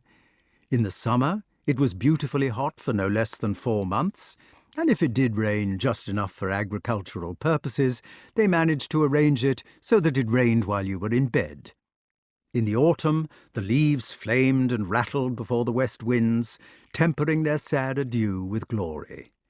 And in the winter, which was confined by statute to 2 months, The snow lay evenly 3 feet thick, but never turned into slush. It was Christmas night in the castle of the Forest Sauvage, and all around the castle the snow lay as it ought to lie. It hung heavily on the battlements like thick icing on a very good cake, and in a few convenient places it modestly turned itself into the clearest icicles of the greatest possible length. It hung on the boughs of the forest trees in rounded lumps, even better than apple blossom, and occasionally slid off the roofs of the village when it saw the chance of falling on some amusing character and giving pleasure to all. The boys made snowballs with it, but never put stones in them to hurt each other, and the dogs, when they were taken out to scumber, bit it and rolled in it and looked surprised but delighted when they vanished into the bigger drifts. There was skating on the moat, which roared with the gliding bones which they used for skates, while hot chestnuts and spiced mead were served on the bank to all and sundry. The owls hooted. The cooks put out plenty of crumbs for the small birds. The villagers brought out their red mufflers. Sir Ector's face shone redder even than these, and reddest of all shone the cottage fires down the main street of an evening, while the winds howled outside, and the old English wolves wandered about slavering in an appropriate manner, or sometimes peeping in at the keyholes with their bloody red eyes. It was Christmas night, and the proper things had been done. The whole village had come to dinner in hall. There had been boar's head and venison and pork and beef and mutton and capons, but no turkey, because this bird had not yet been invented. There had been plum pudding and snapdragon, with blue fire on the tips of one's fingers, and as much mead as anybody could drink. Sir Ector's health had been drunk with "Best respects, Measter," or "Best compliments of the season, my lords and ladies, and many of them." There had been mummers to play an exciting dramatic presentation of a story in which St. George and a Saracen and a funny doctor did surprising things. Also carol singers who rendered Adeste Fidelis and I Sing of a Maiden in high, clear tenor voices. After that, those children who had not been sick from their dinner played Hoodman Blind and other appropriate games, while the young men and maidens danced Morris dances in the middle, the tables having been cleared away. The old folks sat round the walls holding glasses of mead in their hands, and feeling thankful that they were past such capers, hoppings, and skippings, while those children who had not been sick sat with them, and soon went to sleep, the small heads leaning against their shoulders. At the high table Sir Ector sat with his nightly guests, who had come for the morrow's hunting, smiling and nodding, and drinking Burgundy or sherry sack or Malmsey wine. After a bit, silence was prayed for Sir Grummore. He stood up and sang his old school song, amid great applause, but forgot most of it and had to make a humming noise in his moustache. Then King Pellinore was nudged to his feet and sang bashfully, "Oh, I was born a Pellinore in famous Lincolnshire, full well I chased the quest in beast for more than 17 year, till I took up with Sir Grummore here, in the season of the year, since when 'tis my delight, on a feather bed night, to sleep at home, my dear." "You see," explained King Pellinore, blushing as he sat down with everybody whacking him on the back, "old Grummore invited me home, what? After we had been having a pleasant joust together, and since then I've been letting my beastly beast go and hang itself on the wall, what?" "Well done," they told him. "You live your own life while you've got it." William Twitey was called for, who had arrived on the previous evening, and the famous huntsman stood up with a perfectly straight face and his crooked eyes fixed upon Sir Ector to sing, "D'ye ken William Twitey with his jerkin so dragged? D'ye ken William Twitey who never yet lagged? Yes, I ken William Twitey, and he ought to be gagged, with his hounds and his horn in the morning." "Bravo!" said Sir Ector. "Did you hear that, eh? Said he ought to be gagged, my dear fella. Blessed if I didn't think he was going to boast when he began. Splendid chaps, these huntsmen, eh? Pass Master Twitey the Malmsey with my compliments." The boys lay curled up under the benches near the fire, Wart with Cavall in his arms. Cavall did not like the heat and the shouting and the smell of mead and wanted to go away, but Wart held him tightly because he needed something to hug, and Cavall had to stay with him perforce, panting over a long pink tongue. "Now, Ralph Passeldue, good old Ralph. Who killed the cow, Ralph? Pray silence for Master Passeldue that couldn't help it." At this, the most lively old man got up at the furthest and humblest end of the hall, as he had got up on all similar occasions for the past half-century. He was no less than 85 years of age, almost blind, almost deaf, but still able and willing and happy to quaver out the same song which he had sung for the pleasure of the Forest Sauvage since before Sir Ector was bound up in a kind of tight linen putty in his cradle. They could not hear him at the high table. He was too far away in time to be able to reach across the room, but everybody knew what the cracked voice was singing, and everybody loved it. This is what he sang. When old King Cole was a walking down the street, he saw a lovely lady a-stepping in a puddle. She a-lifted up her skirt for to hop across the middle, and he saw her ankle, wasn't that a fuddle? He couldn't help it, he had to. There were about 20 verses of this song, in which old King Cole helplessly saw more and more things that he ought not to have seen, and everybody cheered at the end of each verse, until at the conclusion old Ralph was overwhelmed with congratulations, and sat down smiling dimly to a replenished mug of mead. It was now Sir Ector's turn to wind up the proceedings. He stood up importantly and delivered the following speech. "Friends, tenants, and otherwise, unaccustomed as I am to public speaking—" There was a faint cheer at this, for everybody recognised the speech which Sir Ector had made for the last 20 years, and welcomed it like a brother. "Unaccustomed as I am to public speaking, it is my pleasant duty, I might say my very pleasant duty, to welcome all and sundry to this our homely feast. It has been a good year, and I say it without fear of contradiction, in pasture and plough.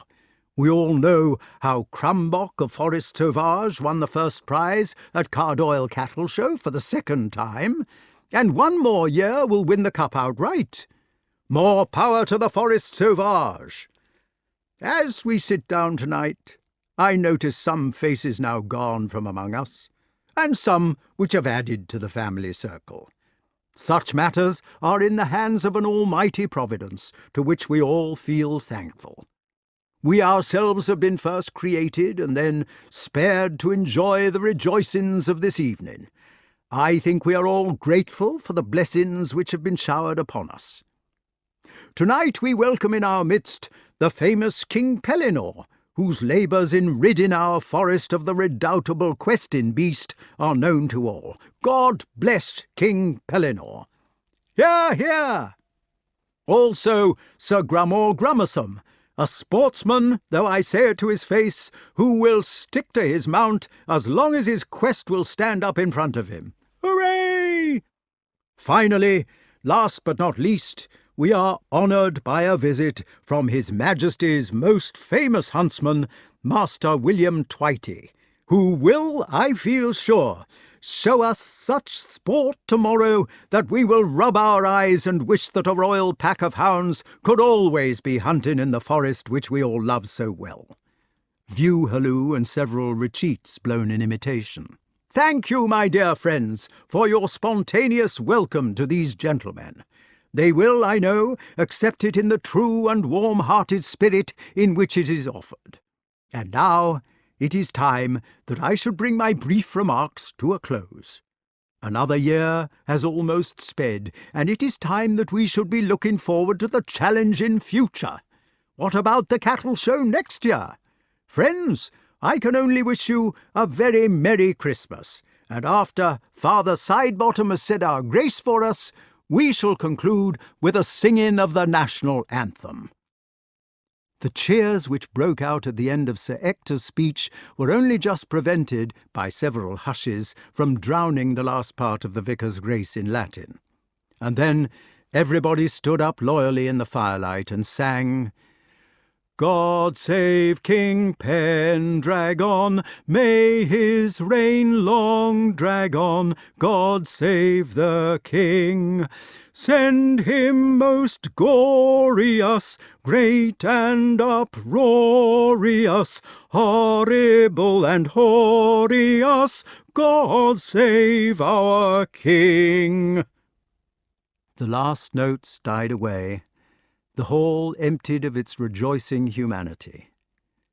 The lanterns flickered outside in the village street as everybody went home in bands for fear of the moonlit wolves, and the castle of the Forest Sauvage slept peacefully and lightless in the strange silence of the holy snow. Chapter 16. The Wart got up early next morning. He made a determined effort the moment he woke, threw off the great bearskin rug under which he slept, and plunged his body into the biting air. He dressed furiously, trembling, skipping about to keep warm, and hissing blue breaths to himself as if he were grooming a horse. He broke the ice in a basin and dipped his face in it with a grimace like eating something sour, said, "Ah!" and rubbed his stinging cheeks vigorously with a towel. Then he felt quite warm again, and scampered off to the emergency kennels to watch the King's huntsman making his last arrangements. Master William Twitey turned out in daylight to be a shrivelled, harassed-looking man, with an expression of melancholy on his face. All his life he had been forced to pursue various animals for the royal table, and when he had caught them, to cut them up into proper joints. He was more than half a butcher. He had to know what parts the hounds should eat, and what parts should be given to his assistants. He had to cut everything up handsomely, leaving 2 vertebrae on the tail to make the chine look attractive, and almost ever since he could remember, he had been either pursuing a hart or cutting it up into helpings. He was not particularly fond of doing this.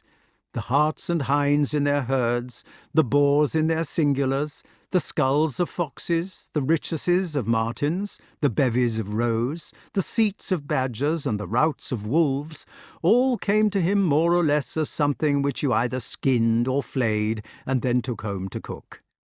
You could talk to him about os and argos, suet and grease, crotes, fumets and fiants, but he only looked polite. He knew that you were showing off your knowledge of these words, which were to him a business. You could talk about a mighty boar which had nearly slashed you last winter, but he only stared at you with his distant eyes. He had been slashed 16 times by mighty boars, and his legs had white wheels of shiny flesh that stretched right up to his ribs. While you talked, he got on with whatever part of his profession he had in hand. There was only one thing which could move Master William Twitey. Summer or winter, snow or shine, he was running or galloping after boars and harts, and all the time his soul was somewhere else. Mention a hare to Master Twitey, and although he would still go on galloping after the wretched hart, which seemed to be his destiny, he would gallop with one eye over his shoulder, yearning for puss. It was the only thing he ever talked about. He was always being sent to one castle or another all over England, and when he was there the local servants would fete him and keep his glass filled and ask him about his greatest hunts. He would answer distractedly in monosyllables, but if anybody mentioned a husk of hares, he was all attention, and then he would thump his glass upon the table and discourse upon the marvels of this astonishing beast, declaring that you could never blow a minute for it, because the same hare could at one time be male and another time female, while it carried grease and croted and gnawed, which things no beast in the earth did, except it. Wart watched the great man in silence for some time. then went indoors to see if there was any hope of breakfast. He found that there was, for the whole castle was suffering from the same sort of nervous excitement which had got him out of bed so early, and even Merlyn had dressed himself in a pair of breeches which had been fashionable some centuries later with the university beagles. Boar hunting was fun. It was nothing like badger digging or covert shooting or fox hunting today. Perhaps the nearest thing to it would be ferreting for rabbits, except that you used dogs instead of ferrets, had a boar that might easily kill you instead of a rabbit, and carried a boar spear upon which your life depended instead of a gun. They did not usually hunt the boar on horseback. Perhaps the reason for this was that the boar season happened in the 2 winter months, when the old English snow would be liable to ball in your horse's hoofs and render galloping too dangerous. The result was that you were yourself on foot, armed only with steel, against an adversary who weighed a good deal more than you did, and who could unseam you from the nave to the chaps and set your head upon his battlements.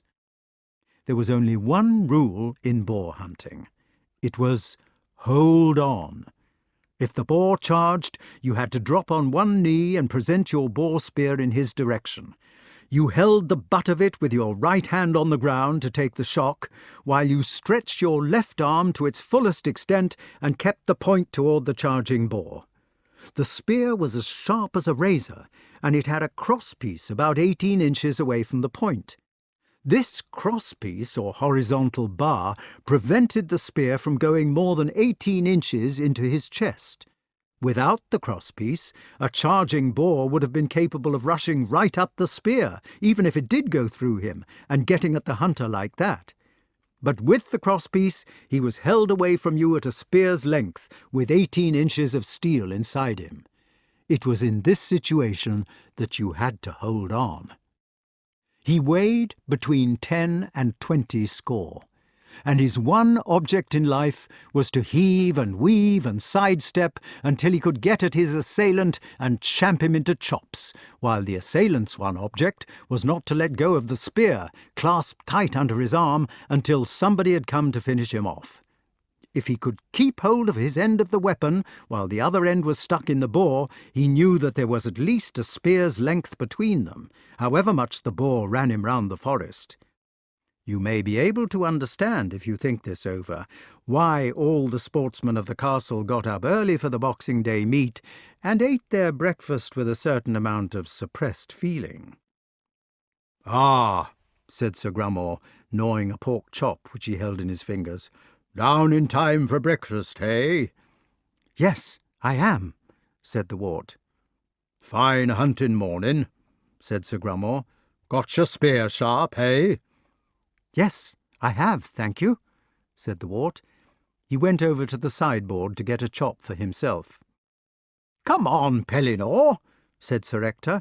"Have a few of these chickens. You're eating nothing this morning." King Pellinore said, "I don't think I will, thank you all the same. I don't think I feel quite the thing this morning, what?" Sir Grummore took his nose out of his chop and inquired sharply, "Nerves?" "Oh, no," cried King Pellinore. "Oh, no, really not that, what? I think I must have taken something last night that disagreed with me." "Nonsense, my dear fella," said Sir Ector. "Here you are. Just you have a few chickens to keep your strength up." He helped the unfortunate king to 2 or 3 capons, and the latter sat down miserably at the end of the table, trying to swallow a few bits of them. "Need them," said Sir Grummore meaningly. "By the end of the day, I dare say." "Do you think so?" "Know so," said Sir Grummore, and winked at his host. The Wart noticed that Sir Ector and Sir Grummore were eating with rather exaggerated gusto. He did not feel that he could manage more than 1 chop himself, and as for Kay, he had stayed away from the breakfast-room altogether. When breakfast was over and Master Twitey had been consulted, the Boxing Day cavalcade moved off to the meet. Perhaps the hounds would have seemed rather a mixed pack to a master of hounds today. There were 6 black and white alliances, which looked like greyhounds with the heads of bull-terriers or worse. These, which were the proper hounds for boars, wore muzzles because of their ferocity. The gaze hounds, of which there were 2 taken just in case, were in reality nothing but greyhounds according to modern language, while the limers were a sort of mixture between the bloodhound and the red setter of today. The latter had collars on and were led with straps.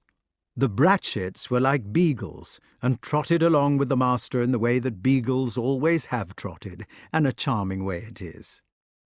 With the hounds went the foot people. Merlyn, in his running breeches, looked rather like Lord Baden-Powell, except, of course, that the latter did not wear a beard. Sir Ector was dressed in sensible leather clothes. It was not considered sporting to hunt in armour, and he walked beside Master Twitey with that bothered and important expression which has always been worn by masters of hounds. Sir Grummore, just behind, was puffing and asking everybody whether they had sharpened their spears. King Pellinore had dropped back among the villagers, feeling that there was safety in numbers. All the villagers were there, every male soul on the estate, from Hob the Ostringer down to old Wat with no nose, every man carrying a spear or a pitchfork or a worn scythe-blade on a stout pole. Even some of the young women who were courting had come out, with baskets of provisions for the men. It was a regular Boxing Day meet. At the edge of the forest, the last follower joined up.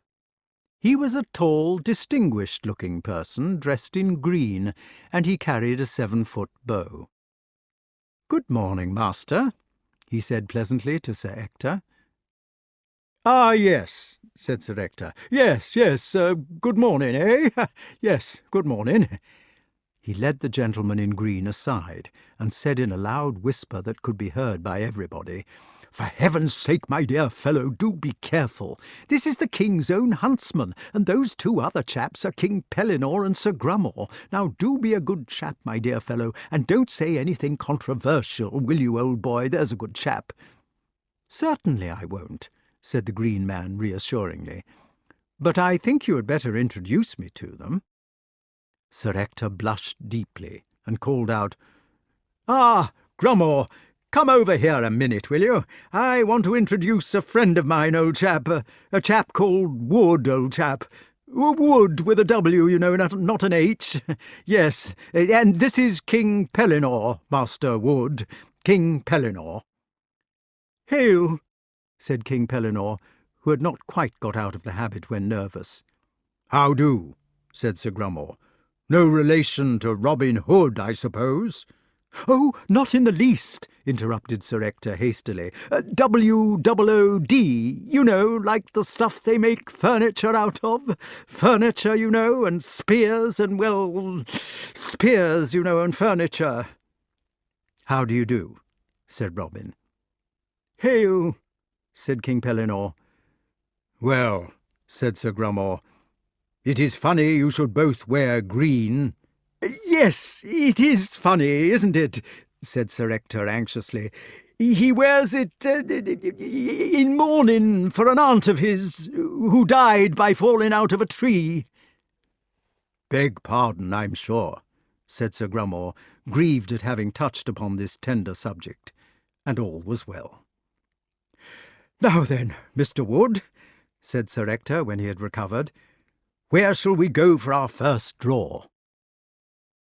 As soon as this question had been put, Master Twitey was fetched into the conversation, and a brief confabulation followed in which all sorts of technical terms like lesses were bandied about. Then there was a long walk in the wintry forest, and the fun began. Wart had lost the panicky feeling which had taken hold of his stomach when he was breaking his fast. The exercise and the snow wind had breathed him, so that his eyes sparkled almost as brilliantly as the frost crystals in the white winter sunlight, and his blood raced with the excitement of the chase. He watched the limerer who held the 2 bloodhound dogs on their leashes, and saw the dogs straining more and more as the boar's lair was approached. He saw how, one by one, and ending with the gaze hounds, who did not hunt by scent, the various hounds became uneasy and began to whimper with desire. He noticed Robin pause and pick up some lesses, which he handed to Master Twitey, and then the whole cavalcade came to a halt. They had reached the dangerous spot. Boar hunting was like cub hunting to this extent, that the boar was attempted to be held up. The object of the hunt was to kill him as quickly as possible. Wart took up his position in the circle round the monster's lair, and knelt down on one knee in the snow, with the handle of his spear couched on the ground, ready for emergencies. He felt the hush which fell upon the company, and saw Master Twitey wave silently to the limerer to uncouple his hounds. The two limers plunged immediately into the covert which the hunters surrounded. They ran mute. There were 5 long minutes during which nothing happened. The hearts beat thunderously in the circle, and a small vein on the side of each neck throbbed in harmony with each heart. The heads turned quickly from side to side, as each man assured himself of his neighbours, and the breath of life streamed away on the north wind sweetly, as each realised how beautiful life was, which a reeking tusk might in a few seconds rape away from one or another of them if things went wrong. The boar did not express his fury with his voice. There was no uproar in the covert, or yelping from the limers. Only, about 100 yards away from the Wart, there was suddenly a black creature standing on the edge of the clearing. It did not seem to be a boar particularly, not in the first seconds that it stood there. It had come too quickly to seem to be anything. It was charging Sir Grummore before the Wart had recognised what it was. The black thing rushed over the white snow, throwing up little puffs of it. Sir Grummore, also looking black against the snow, turned a quick somersault in a larger puff. A kind of grunt, but no noise of falling, came clearly on the north wind, and then the boar was gone.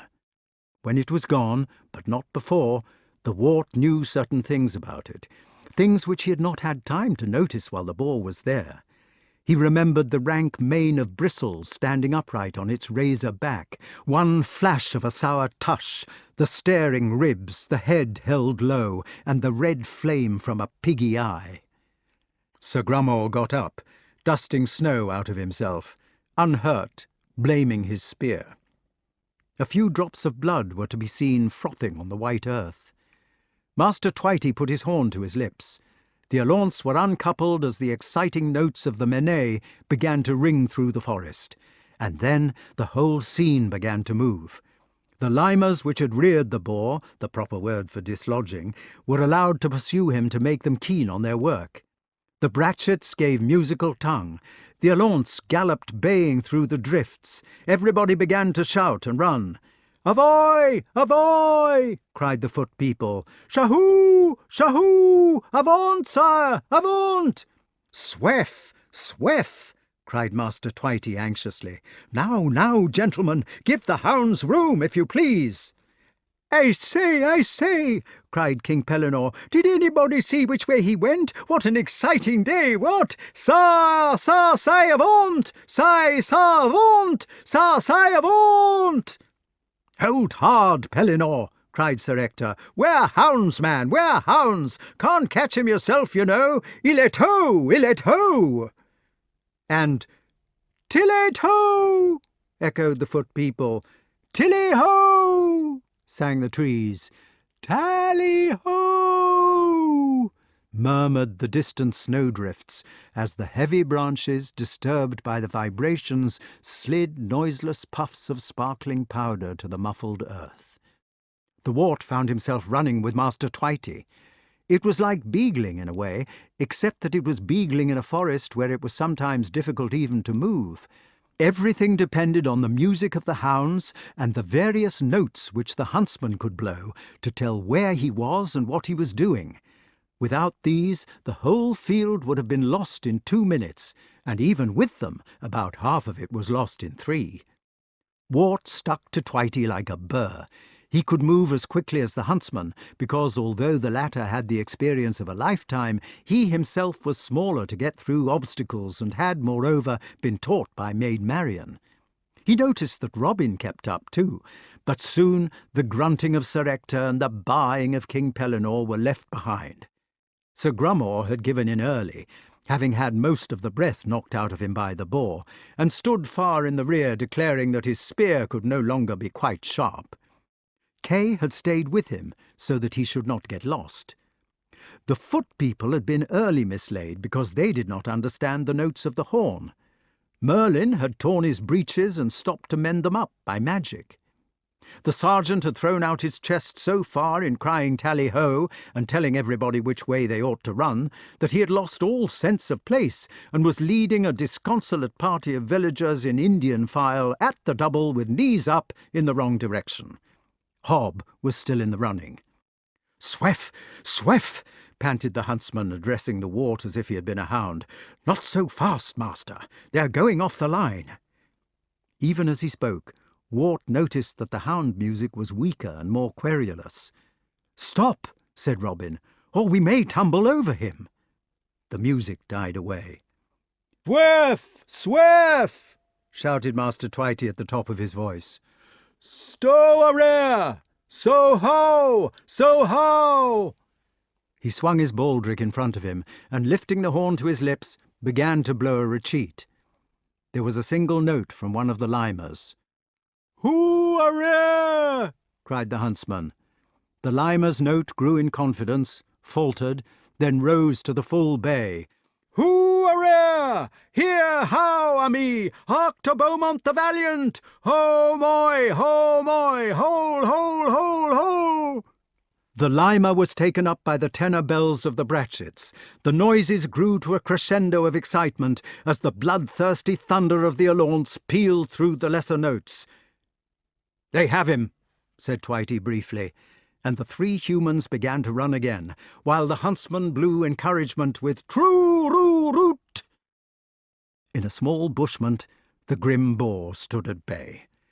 He had got his hindquarters into the nook of a tree blown down by a gale, in an impregnable position. He stood on the defensive, with his upper lip writhed back in a snarl. The blood of Sir Grummore's gash welled fatly among the bristles of his shoulder and down his leg, while the foam of his chops dropped on the blushing snow and melted it. His small eyes darted in every direction. The hound stood round, yelling at his mask, and Beaumont, with his back broken, writhed at his feet. He paid no further attention to the living hound, which could do him no harm. He was black, flaming, and bloody. "So-ho!" said the huntsman. He advanced with his spear held in front of him, and the hounds, encouraged by their master, stepped forward with him pace by pace. The scene changed as suddenly as a house of cards falling down. The boar was not at bay any more, but charging Master Twitey. As it charged, the alaunts closed in, seizing it fiercely by the shoulder or throat or leg, so that what surged down on the huntsman was not one boar but a bundle of animals. He dared not use his spear for fear of hurting the dogs. The bundle rolled forward unchecked, as if the hounds did not impede it at all. Twitey began to reverse his spear, to keep the charge off with its butt end, but even as he reversed it, the tussle was upon him. He sprang back, tripped over a root, and the battle closed on top.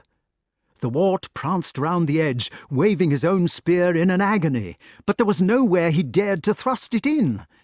Robin dropped his spear, drew his falchion in the same movement, stepped into the huddle of snarls, and calmly picked up an alaunt by the leg. The dog did not let go, but there was space where its body had been. Into this space the falchion went slowly. Once, twice, thrice. The whole superstructure stumbled, recovered itself, stumbled again, and sank down ponderously on its left side. The hunt was over. Master Twitey drew one leg slowly from under the boar, stood up, took hold of his knee with his right hand, moved it inquiringly in various directions, nodded to himself, and stretched his back straight. Then he picked up his spear without saying anything, and limped over to Beaumont. He knelt down beside him, and took his head on his lap. He stroked Beaumont's head and said, "Hark to Beaumont. Softly, Beaumont, mon ami. Oyez à Beaumont the valiant. Soif le douce Beaumont. Soif, soif." Beaumont licked his hand, but could not wag his tail. The huntsman nodded to Robin, who was standing behind, and held the hound's eyes with his own. He said, "Good dog, Beaumont, the valiant. Sleep now, old friend Beaumont. Good old dog." Then Robin's falchion led Beaumont out of this world, to run free with Orion and roll among the stars. The Wart did not like to watch Master Twitey for a moment. The strange, leathery man stood up without saying anything, and whipped the hounds off the corpse of the boar as he was accustomed to do. He put his horn to his lips and blew the 4 long notes of the mort without a quaver. But he was blowing the notes for a different reason, and he startled the Wart, because he seemed to be crying. The mort brought most of the stragglers up in due time. Hob was there already, and Sir Ector came next, whacking the brambles aside with his boar spear, puffing importantly and shouting, "Well done, Twitey! Splendid hunt, very! That's the way to chase a beast of venery, I will say! What does he weigh?" The others dribbled in by batches, King Pellinore bounding along and crying out, "Tally-ho! Tally-ho! Tally-ho!" in ignorance that the hunt was done. When informed of this, he stopped and said, "Tally-ho, what?" in a feeble voice, then relapsed into silence. Even the sergeant's Indian file arrived in the end, still doubling with knees up, and were halted in the clearing while the sergeant explained to them with great satisfaction that if it had not been for him, all would have been lost. Merlyn appeared, holding up his running shorts, having failed in his magic. Sir Grummore came stumping along with Kay, saying that it had been one of the finest points he had ever seen run, although he had not seen it, and then the butcher's business of the undoing was proceeded with apace. Over this there was a bit of excitement.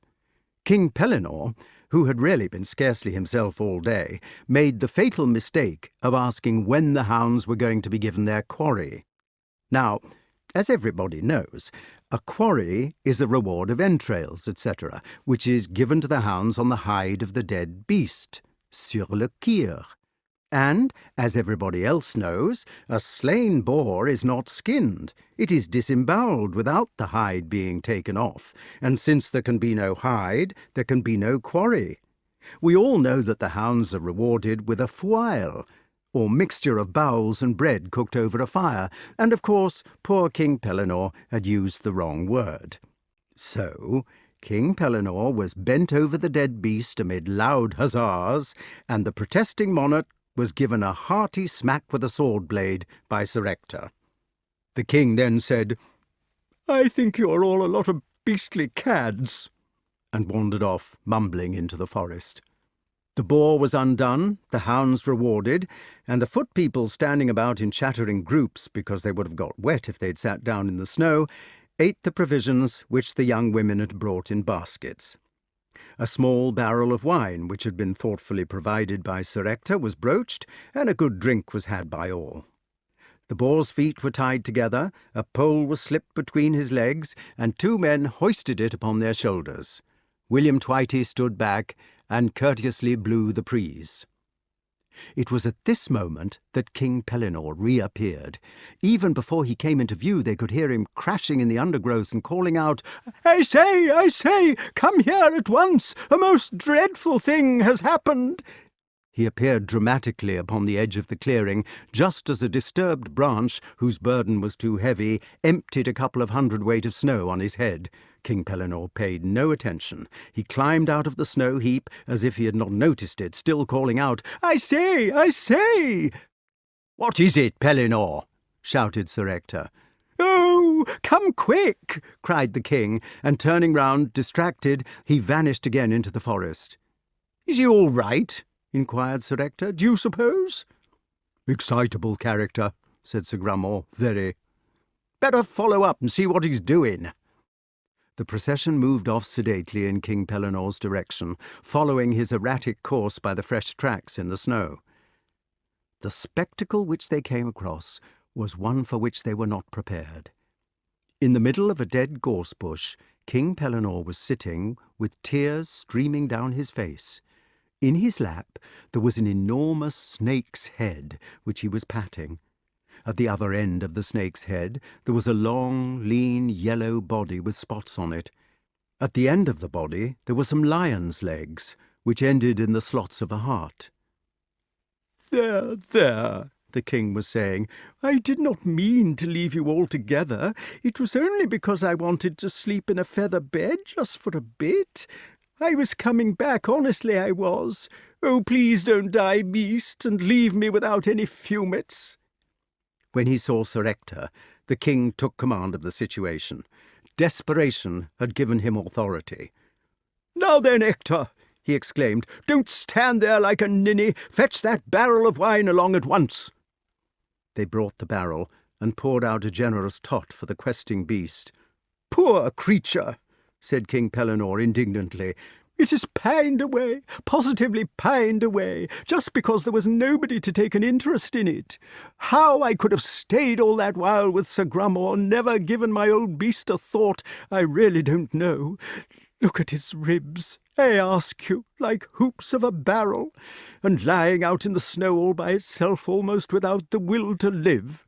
Come on, beast, you see if you can't get down another gulp of this. It will do you good.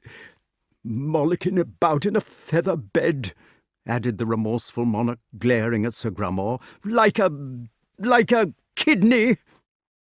"But how did you find it?" faltered Sir Grummore. "I happened on it, and small thanks to you, running about like a lot of nincompoops and smacking each other with swords. I happened on it in this gorse bush here, with snow all over its poor back and tears in its eyes, and nobody to care for it in the wide world. It's what comes of not leading a regular life. Before, it was all right. We got up at the same time and quested for regular hours and went to bed at 10:30. Now look at it. It has gone to pieces altogether, and it will be your fault if it dies, you and your bed."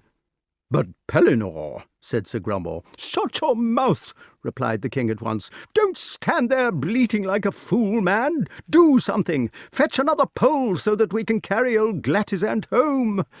Now then, Ector, haven't you got any sense? We must just carry him home and put him in front of the kitchen fire. Send somebody on to make some bread and milk. And you, Twitey, or whatever you choose to call yourself, stop fiddling with that trumpet of yours and run ahead to get some blankets warmed. When we get home," concluded King Pellinor, "the first thing will be to give it a nourishing meal, and then, if it is all right in the morning, I will give it a couple of hours' start, and then, hey-ho for the old life once again. What about that, Glatizant, eh? You'll tack the high road, and I'll tack the low road, what? Come along, Robin Hood, or whoever you are. You may think I don't know, but I do. Stop leaning on your bow with that look of negligent woodcraft. Pull yourself together, man, and get that muscle-bound sergeant to help you carry her. Now then, lift her easy. Come along, you chuckleheads, and mind you don't trip. Feather beds and quarry, indeed. A lot of childish nonsense. Go on, advance, proceed, step forward, march. Feather brains, I call it, that's what I do. But as for you, Grummore," added the king, even after he had concluded, "you could just roll yourself up in your bed and stifle in it." Chapter 17. "I think it must be time," said Merlyn, looking at him over the top of his spectacles one afternoon, "that you had another dose of education. That is, as time goes." It was an afternoon in early spring, and everything outside the window looked beautiful. The winter mantle had gone, taking with it Sir Grummore, Master Twitey, King Pellinor, and the questing beast, the latter having revived under the influence of kindliness and bread and milk. It had bounded off into the snow with every sign of gratitude, to be followed 2 hours later by the excited king, and the watchers from the battlements had observed it confusing its snowy footprints most ingeniously as it reached the edge of the chase. It was running backward, bounding 20 foot sideways, rubbing out its marks with its tail, climbing along horizontal branches, and performing many other tricks with evident enjoyment. They had also seen King Pellinore, who had dutifully kept his eyes shut and counted 10,000 while this was going on, becoming quite confused when he arrived at the difficult spot, and finally galloping off in the wrong direction with his brachet trailing behind him. It was a lovely afternoon. Outside the schoolroom window, the larches of the distant forest had already taken on the fullness of their dazzling green. The earth twinkled and swelled with 1,000,000 drops, and every bird in the world had come home to court and sing. The village folk were forth in their gardens every evening, planting garden beans, and it seemed that what with these emergencies and those of the slugs, coincidentally with the beans, the buds, the lambs, and the birds, every living thing, had conspired to come out. "What would you like to be?" asked Merlyn. Wart looked out of the window, listening to the thrush's twice-done song of dew. He said, "I've been a bird once, but it was only in the mews at night, and I never got a chance to fly. Even if one ought not to do one's education twice, do you think I could be a bird so as to learn about that?" He had been bitten with the craze for birds which bites all sensible people in the spring, and which sometimes even leads to excesses like birds' nesting.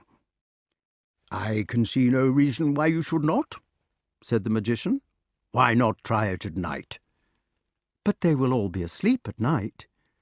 "All the better chance of seeing them without their flying away.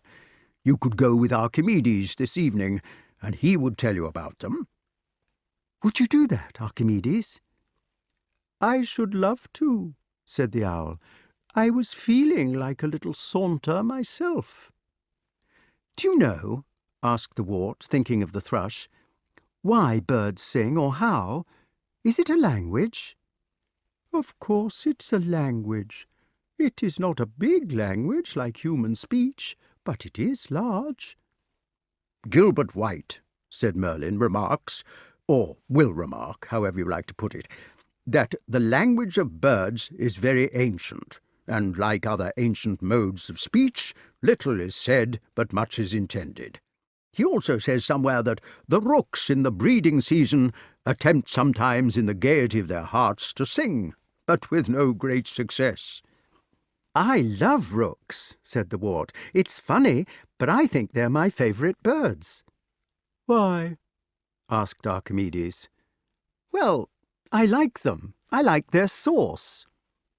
"Neglectful parents," quoted Merlyn, who was in a scholarly mood, "and saucy, perverse children."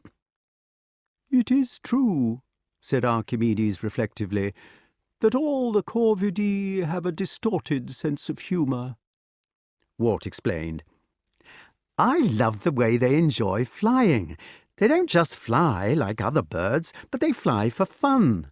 It is lovely when they hoist home to bed in a flock at night, all cheering and making rude remarks and pouncing on each other in a vulgar way. They turn over on their backs sometimes and tumble out of the air just to be ridiculous, or else because they've forgotten they're flying and have coarsely begun to scratch themselves for fleas without thinking about it." "They are intelligent birds," said Archimedes, "in spite of their low humour. They are one of the birds that have parliaments, you know, and a social system." "Do you mean they have laws?" "Certainly they have laws. They meet in the autumn in a field to talk them over." "What sort of laws?" "Oh, well, laws about the defence of the rookery and marriage and so forth. You are not allowed to marry outside the rookery, and if you do become quite lost to all sense of decency and bring back a sable virgin from a neighbouring settlement, then everybody pulls your nest to pieces as fast as you can build it up. They make you go into the suburbs, you know, and that is why every rookery has outlying nests all around it several trees away." "Another thing I like about them," said the wart, "is their go. They may be thieves and practical jokers, and they do quarrel and bully each other in a squawky way, but they've got the courage to mob their enemies. I think it takes some courage to mob a hawk, even if there is a pack of you. And even while they're doing it, they clown." "They are mobs," said Archimedes loftily. "You have said the word." "Well, they're larky mobs anyway," said the Wart, "and I like them." "What is your favourite bird?" asked Merlin politely, to keep the peace.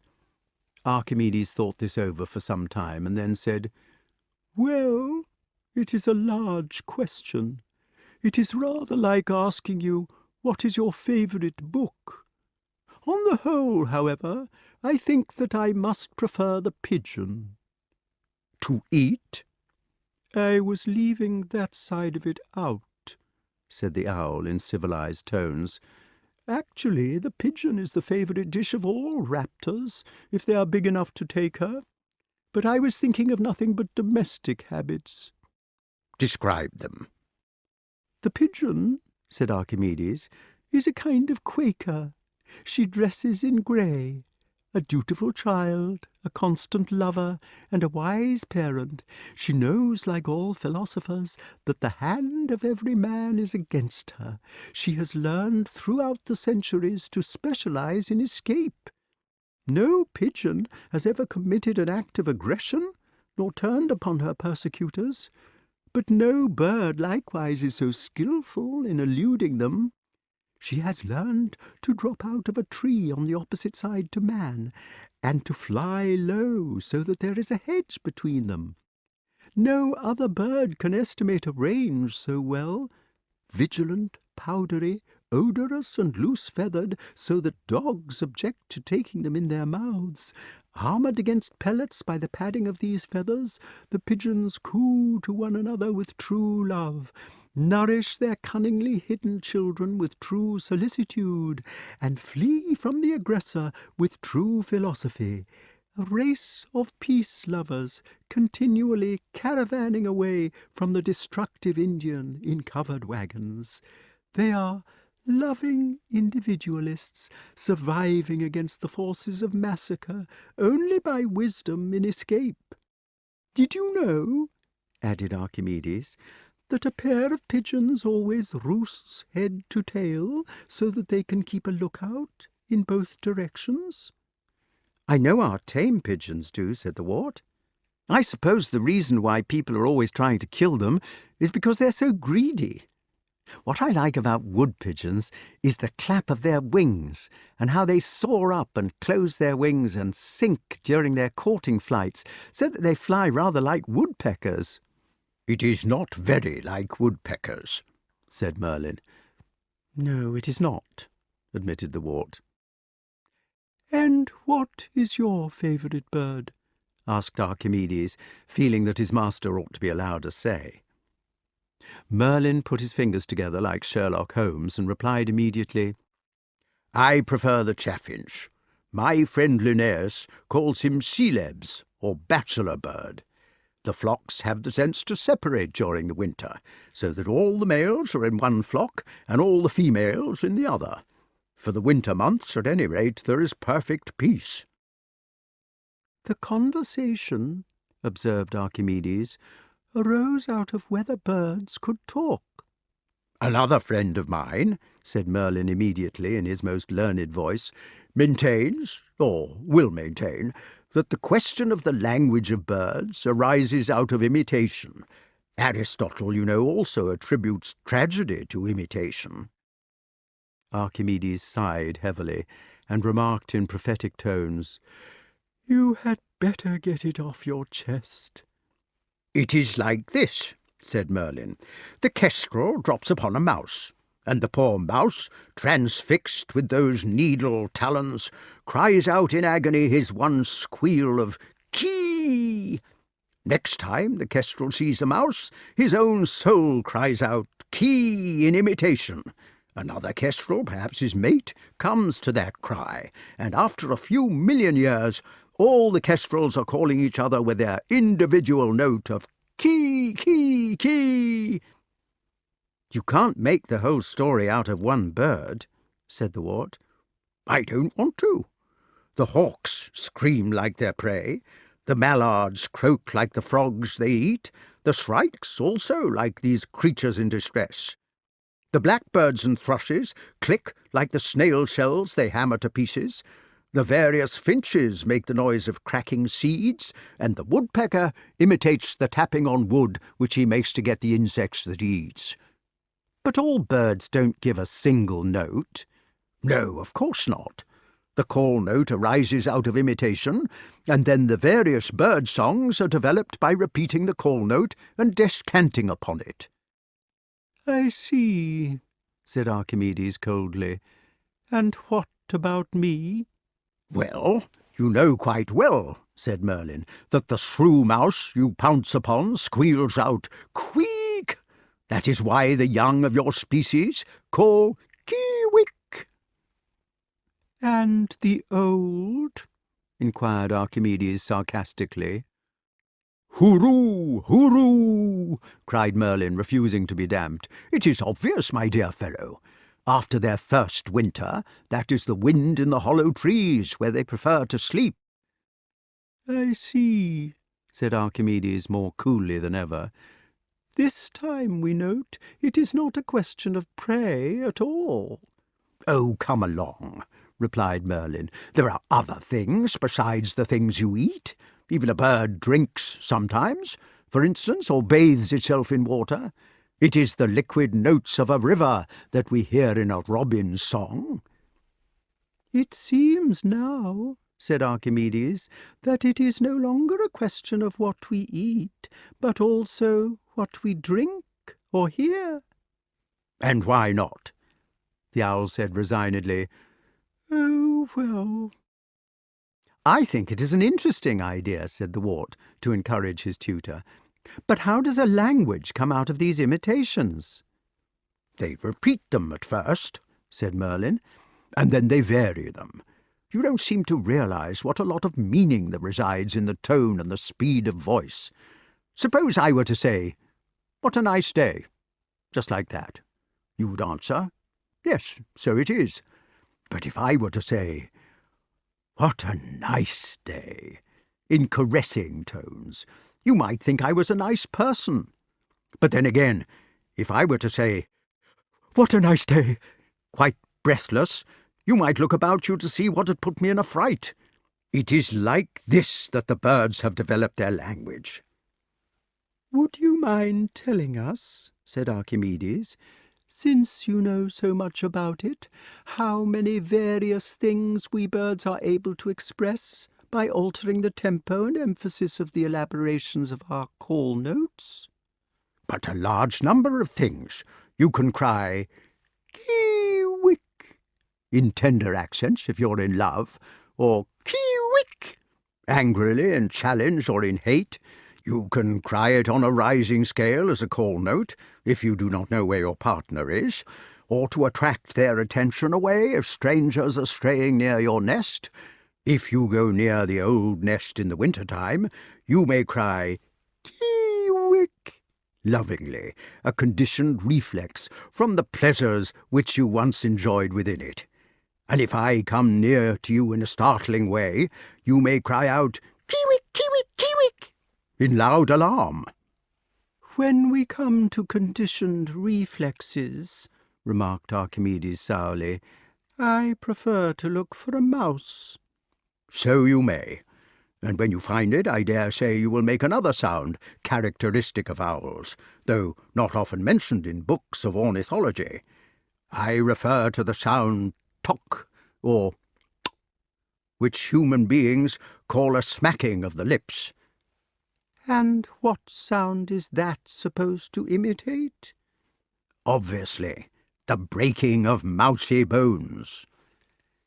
"You are a cunning master," said Archimedes, "and as far as a poor owl is concerned, you will just have to get away with it. All I can tell you from my personal experience is that it is not like that at all.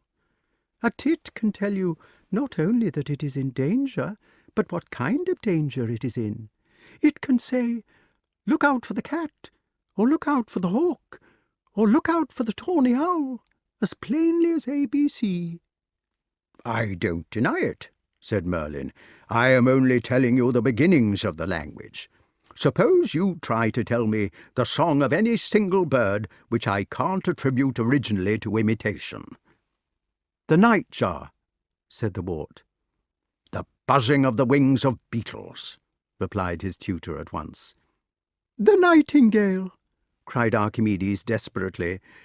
"Ah," said Merlyn, leaning back in his comfortable chair, "now we are to imitate the soul song of our beloved Proserpine, as she stirs to wake in all her liquid self." "Teru," said the Wart softly. "Pew," added the owl quietly. "Music," concluded the necromancer in ecstasy, unable to make the smallest beginnings of an imitation. "Hello," said Kay, opening the door of the afternoon schoolroom. "I'm sorry I'm late for the geography lesson. I was trying to get a few small birds with my crossbow. Look, I've killed a thrush." Chapter 18. The Wart lay awake as he had been told to do.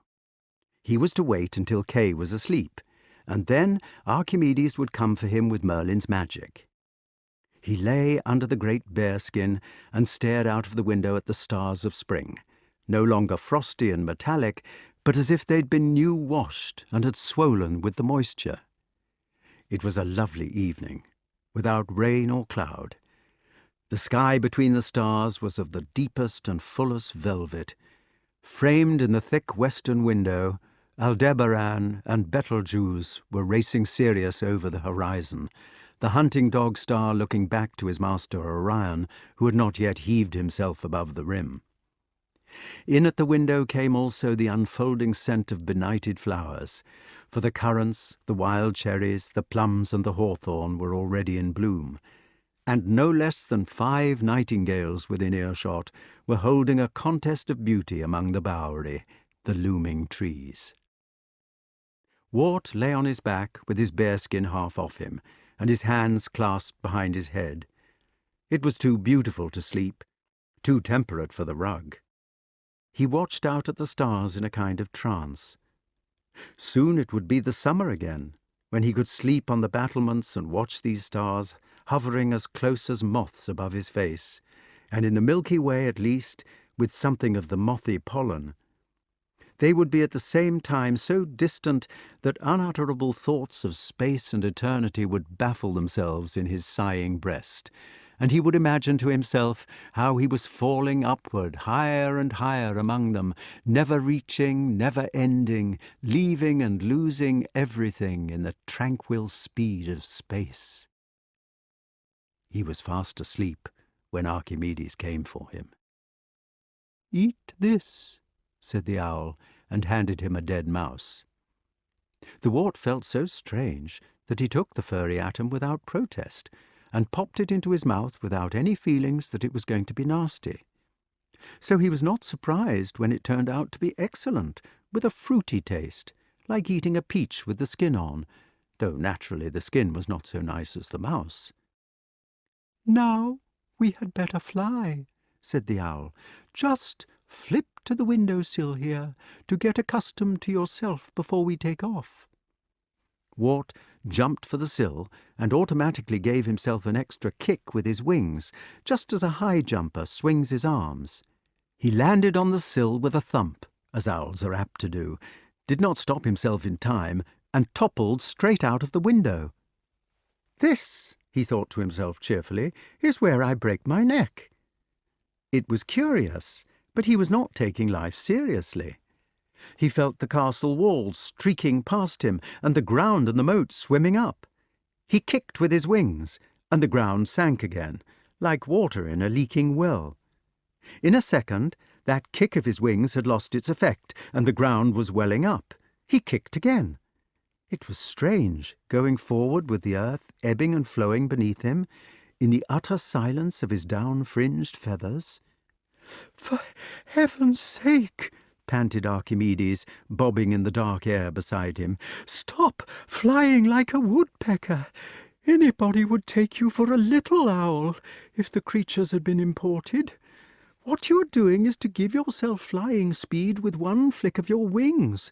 You then rise on that flick until you have lost flying speed and begin to stall. Then you give another just as you're beginning to drop out of the air and do a switchback. It is confusing to keep up with you." "Well," said the Wart recklessly, "if I stop doing this, I shall go bump altogether." "Idiot," said the Owl, "waver your wings all the time like me, instead of doing these jumps with them." The Wart did what he was told, and was surprised to find that the earth became stable and moved underneath him without tilting in a regular pour. He did not feel himself to be moving at all. "That's better." "How curious everything looks," observed the boy with some wonder, now that he had time to look about him. And indeed the world did look curious. In some ways the best description of it would be to say that it looked like a photographer's negative, for he was seeing one ray beyond the spectrum which is visible to human beings. An infrared camera will take photographs in the dark, when we cannot see, and it will also take photographs in daylight. The owls are the same, for it is untrue that they can only see at night. They see in the day just as well, only they happen to possess the advantage of seeing pretty well at night also. So naturally they prefer to do their hunting then, when other creatures are more at their mercy. To the Wart, the green trees would have looked whitish in the daytime, as if they were covered with apple blossom, and now at night everything had the same kind of different look. It was like flying in a twilight which had reduced everything to shades of the same colour, and as in the twilight there was a considerable amount of gloom. "Do you like it?" asked the Owl. "I like it very much. Do you know, when I was a fish, there were parts of the water which were colder or warmer than the other parts, and now it is the same in the air." "The temperature," said Archimedes, "depends on the vegetation of the bottom. Woods or weeds, they make it warm above them." "Well," said the Wart, "I can see why the reptiles, who had given up being fishes, decided to become birds. It certainly is fun." "You are beginning to fit things together," remarked Archimedes. "Do you mind if we sit down?" "How does one?" "You must stall. That means you must drive yourself up until you lose flying speed, and then, just as you feel yourself beginning to tumble, you sit down. Have you never noticed how birds fly upward to perch? They don't come straight down on the branch, but dive below it and then rise. At the top of their rise, they stall and sit down." "But birds land on the ground, too. And what about mallards on the water? They can't rise to sit on that."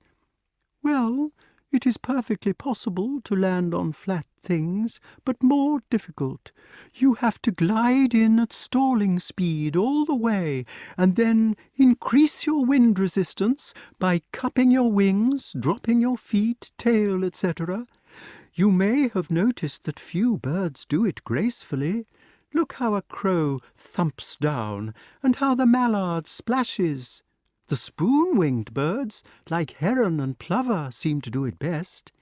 As a matter of fact, we owls are not so bad at it ourselves." "And the long-winged birds, like swifts, I suppose they're the worst, for they can't rise from a flat surface at all." "The reasons are different," said Archimedes, "yet the fact is true. But need we talk on the wing? I am getting tired." "So am I." "Owls usually prefer to sit down every 100 yards. The Wart copied Archimedes in zooming up toward the branch which they had chosen. He began to fall just as they were above it, clutched it with his furry feet at the last moment, swayed backward and forward twice, and found that he had landed successfully. He folded up his wings. While the Wart sat still and admired the view, his friend proceeded to give him a lecture about flight in birds. He told how, although the swift was so fine a flyer that he could sleep on the wing all night, and although the Wart himself had claimed to admire the way in which rooks enjoyed their flights, the real aeronaut of the lower strata, which cut out the swift, was the plover. He explained how plovers indulged in aerobatics and would actually do such stunts as spins, stall turns, and even rolls for the mere grace of the thing. They were the only birds which made a practice of slipping off height to land, except occasionally the oldest, gayest, and most beautiful of all the conscious aeronauts, the raven. Wart paid little or no attention to the lecture, but got his eyes accustomed to the strange tones of light instead, and watched Archimedes from the corner of one of them. For Archimedes, while he was talking, was absent-mindedly spying for his dinner. This spying was an odd performance. A spinning top which is beginning to lose its spin slowly describes circles with its highest point before falling down. The leg of the top remains in the same place, but the apex makes circles which get bigger and bigger toward the end. This is what Archimedes was absent-mindedly doing. His feet remained stationary, but he moved the upper part of his body round and round, like somebody trying to see from behind a fat lady at a cinema, and uncertain which side of her gave the best view. As he could also turn his head almost completely round on his shoulders, you may imagine that his antics were worth watching. "What are you doing?" asked the Wart. Even as he asked, Archimedes was gone. First there had been an owl talking about plover, and then there was no owl. Only, far below the Wart, there was a thump and a rattle of leaves as the aerial torpedo went smack into the middle of a bush, regardless of obstructions.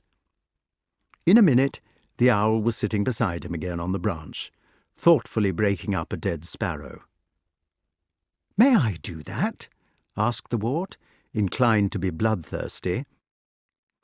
"As a matter of fact," said Archimedes, after waiting to crop his mouthful, "you may not. The magic mouse which turned you into an owl will be enough for you. After all, you have been eating as a human all day, and no owl kills for pleasure. Besides, I am supposed to be taking you for education, and as soon as I have finished my snack here, that is what we shall have to do." "Where are you going to take me?" Archimedes finished his sparrow, wiped his beak politely on the bough, and turned his tender eyes full upon the Wart. These great round eyes had, as a famous writer has expressed it, a bloom of light upon them like the purple bloom of powder on a grape. "I am going to take you," said he slowly, "where no human being has ever been, to see my dear mother Athene, the goddess of wisdom."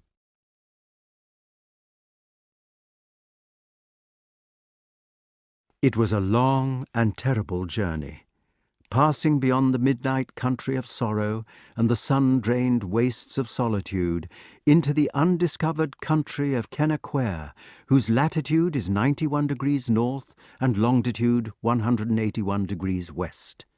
Here, in the luminous hollow of a tree stump that had been blasted by lightning and whittled clean by the winds of knowledge, they alighted on the outstretched hands of the goddess. Athene was invisible, or at least the Wart never remembered having seen her afterwards. At the time he did not notice that she was invisible.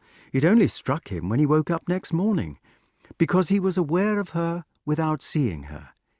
He was aware that her unthinkable beauty was neither that of age nor of youth, that her eyes were the only things you thought of looking at, and that to be her was terrible, whereas to be with her was the only joy. If you can understand this, she was in herself so unhappy that words only melt in such temperatures, but towards other people she was the spirit of invincible mercy and protection. She lived, of course, beyond sorrow and solitude, and if you follow me, the suffering which had brought her there had left her with a kind of supernatural good manners. She was the conqueror. Archimedes kissed her tenderly. He was not overawed by her, but saluted her almost with pity, as if he were a man of the world visiting his sister, a nun, who did not understand how to get on in his world, or perhaps a prosperous banker who had always tried to be reasonably decent, meeting the man whose destiny it was to be nailed up and left to die of sunstroke, agony, and exhaustion in order to save the prosperous bankers. Even Archimedes did not understand her. She knew this. "Hail, mother," said Archimedes. "I have brought you a young human who is to learn things by decree." When the Wart came to think about it afterwards, he realized that he had not only never seen the goddess, but that he had also never heard her speak. The owl spoke, and he spoke, but the words of Athene did not come out of a mouth. "This part," said Archimedes with a sort of purr, "is at the rate of 30 years in a minute. It is one of our owl's dreams, you know, such as we gain our wisdom from in the sighing of the night." Athene did not speak, but she held the Wart in the hollow of her kind hand, and he knew that he was to look in front of him. He saw the world with his own eyes now, no longer using the strange spectrum which he had experienced since he came out with Archimedes, and no doubt this was done in order to make things easier for him. They needed to be made easier, for it was now his business to watch a world in which a year passed in 2 seconds. It was a world of trees. "We dream of this," explained Archimedes, "when we perch on a tree in the winds of winter, or sleep in its hollow in the rains of spring." Sometimes nowadays you can see a cinema film of a flower, for instance, in which one exposure has been taken every hour. In it you see the petals expand and throb open, or shut for a day or night, until the whole story is over and the seeds have been thrown out upon the wind. There was a woodland now in front of the Wart, and in it an oak sapling which grew, flourished, and shed its leaves into nakedness, all in the time during which you could slowly count 3. A whole year had passed in that time, with all its human joys and sorrows. "This," said Athene, or at any rate it is what she seemed to be saying, in the most glorious of voices, "is called the dream of the trees." People don't think of trees as alive. We never see them moving, unless the wind disturbs them, and then it is not their movement, but the wind's. The Wart saw now that trees are living and do move. He saw all the forest, like seaweed on the ocean's floor, how the branches rose and groped about and waved, how they panted forth their leaves like breathing, and indeed they were breathing, and what is still more extraordinary, how they talked. If you should be at a cinema when the talking apparatus breaks down, you may have the experience of hearing it start again too slowly. Then you will hear the words which would be real words at a proper speed, now droning out unintelligibly in long roars and sighs, which give no meaning to the human brain. The same thing happens with a gramophone whose disc is not revolving fast. So it is with humans. We cannot hear the trees talking, except as a vague noise of roaring and hushing which we attribute to the wind in the leaves, because they talk too slowly for us. These noises are really the syllables and vowels of the trees. "You may speak for yourselves," said Athene. Oak spoke first, as became the noblest of all. He stood throbbing his leaves in the twilight, to which time had mixed down day and night, stretching out his great muscular branches, yawning as if it were, like a noble giant of the earth who cracks his limbs in the morning when he wakes. "Ah," said the oak. "It's good to be alive. Look at my biceps, will you? Do you see how the other trees are afraid of gravity, afraid that he will break their branches off? They point them up in the air or down at the ground, so as to give the old earth giant his least purchase upon them. Now I am ready to challenge gravity, and I can stretch my branches straight out in a line parallel to the earth. He may swing on them for all I care, but bless you, they won't break. Do you know how long I live? 1,000 years is my expectation. 300 years to grow, 300 years to live, and 300 years to die. And when I am dead, what of that? They make me into timber, into ships and house beams that will be good for another 1,000. My leaves come the last and go the last. I am a conservative, I am. And out of my apples they make ink, whose words may live as long as me, even as me, the oak." Ash said softly, "I am the Venus of the forest. I am pliable." "My dear madam," said a rather society box, in smirking, urban, scholastic 18th century accents, "a decoction of boxwood promotes the growth of hair, while an oil distilled from its shavings is a cure for hemorrhoids, toothache, epilepsy, and stomach worms. So, at least, we are told." "If it comes to being sarcastic," replied a homely Hazel, who was a good fellow at heart, although he was inclined to snap, "may I mention that hazel chips will clear turbid wine in 24 hours, and twigs of hazel twisted together will serve for yeast in brewing? You may be a sort of Lord Chesterfield, but at least you will have to yield to me in the matter of genteel tipsification practised by the elegant gentlemen of your century." "As far as drink goes," said an impossibly female ivy, who was always clinging to her husband, putting her oar in, and making his life a misery, "ground ivy is used for clarifying beer." She simpered when she said the word beer in the most unpleasant way. She was a sour creature in any light. "I don't know why we are talking about drink," said a dignified beech, "but if we are talking about it, I may as well mention that Virgil's drinking bowl, Divini opus alchimidontis, was turned out of my wood." "Great men," remarked a close-grained svelte lime, "are always going back to the trees. Grinling Gibbons would never carve his nets and baskets out of anything but me." "And Salvatore Rosa," said a chestnut, "was always painting me." "Corot," said a willow, sighing, "was fond of me." "How your humans do spin about," remarked a crafty elm coldly. "What a speed they live at! It is rather good sport trying to spot them, and then to drop an old bough on their heads, if you get them directly underneath. But, of course, you have to stand very still, and give no signs of dropping it till the actual moment. The cream of the joke is that they make the coffins out of me afterwards."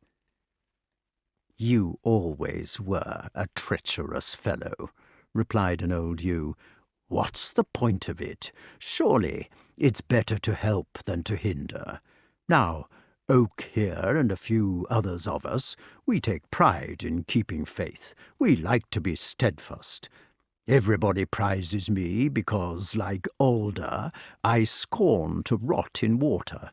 My gateposts are more durable than iron, for they do not even rust." "Yes," chimed in some cypresses, sycamores, and others. "Live and let live. That's the best motto. We and our sisters are always pleased to see the grass growing under our shade." "On the contrary," said a fir, who always killed the grass beneath him, and a nervous aspen joined in. "Kill or be killed. That's the way to get on." "But please don't talk of killing," added the aspen. "The cross was made out of me, and I have trembled ever since. I only kill, you know, because I am frightened. It is a terrible thing, always to be afraid." A cedar decided to cheer her up. "Oh, come," he remarked, twinkling his dusky spines. "What's the point of all this argument and boasting about your powers? It seems to me that you all take life too seriously. Look at my old friend Sequoia here, who has had the humorous idea of constructing himself a very hard-looking bark out of soft blotting paper, so that you can punch him without hurting yourself. If it comes to that, look at me. What is my mission in life? You may think it a humble one, considering my size, but I find it amusing. I am antipathetic to fleas." All the trees laughed at this. It resulted in a splendid summer that year, and decided to go on with their dance. It was a sort of Indian dance, in which they moved their bodies but not their feet, and a very graceful one it was. The wart watched while the whole troop of them rippled their twigs like serpents, or made slow ritual gestures about their heads and bodies with the larger boughs. He saw how they grew big and lusty in their dancing, how they threw their arms out towards heaven in an ecstasy of being alive. The younger trees tired first. The little fruit trees stopped waving, hung their weary heads for a moment, then fell down on the ground. The big ones moved more slowly, faltered, and fell one by one, till only Oak was left. He stood with his chin sunk upon his chest, kept upright by his mighty will, thinking of the lovely dance which now was over. He sighed and looked upwards to Athene, stretched out his bare arms sorrowfully to her, to ask her why, and then he also fell on sleep. "The next dream," said Athene, "is called the Dream of the Stones." "It is the last dream she will give you," added Archimedes, "and this one goes at 2,000,000 years a second. You will have to keep your eyes skinned." Wart saw a darkness in front of him, with lights in it. The dark was so dark that it was like lamp-black, and the lights so light that the coldest blue fire of diamonds could not touch them. The harsh contrast between them made his eyes ache. He was looking at Sirius, actually, just as he had been looking at him a few hours before, but it took him quite a time before he realized that he was looking at a star at all. There was none of the mellow velvet which he had been accustomed to see through the earth's atmosphere, but only this fierce emptiness of black and white, and beside this fact, the constellations were in different positions. It was a few 1,000,000,000 years ago, and all the shapes of the evening have altered since then. The nearest star, which looked the biggest for that reason, burnt with a roar of terrible gases, and another star was coming towards it. You could see them surging on their endless paths into eternity, marking their aimed but aimless courses across the universe with straight lines of remembered fire, like the meteors with which the Creator sometimes stitched together the weak seams of our dome. The bright darning needles suddenly darted in and out of the velvet by a finger on the other side. As the two stars came closer together, a huge mountain of flame was dragged out by attraction from each. When they were at their closest point, the top of this mountain broke off from the smaller star and streamed through the emptiness towards the bigger. Some of it reached its destination, but the bigger star was proceeding quickly on its way, and some of it was left behind. This part hung in space, lost to both its parents and its seducer, a whirling cigar of fire. Its mists of flame began to crystallize as they cooled, to turn into drops, as water does when it is cooled from steam. The drops took up a circular path of their own, spinning round the star from which they had been dragged. The Wart found himself closer to the third drop. Its haze of incandescent worms crawled in and out of it, formed into funnels and whirlpools, crept over its round surface, sometimes leapt out into space, curled over and rained back. They were flames. The light died down from far beyond white to blue to red to a dim brown. It became a ball of steam. Out of this steam a smaller ball shot out. The first ball shrank and was a globe of boiling water. The water began to cool, but the fires still burnt inside it. They convulsed the surface of the water, threw up great continents and islands of the interior rock. The centuries were passing so quickly that even these continents seemed to bubble like porridge as the volcanoes and mountains and earthquakes came and went. The unbridled furnace within was still unstable, and till quite late in the dream the globe did not always spin on the same axis, but lurched over sideways as some stress gave way inside. The lurches destroyed continents and made more. The Wart found himself closer still. He was actually on the globe and facing an enormous cliff. At 2 million years a second, the cliff's mountain moved. It was alive, as the trees had been, and roared most dreadfully. It fell, it folded on itself, it shoved itself along the surface of the globe, pushing a bow wave of its own folds for miles.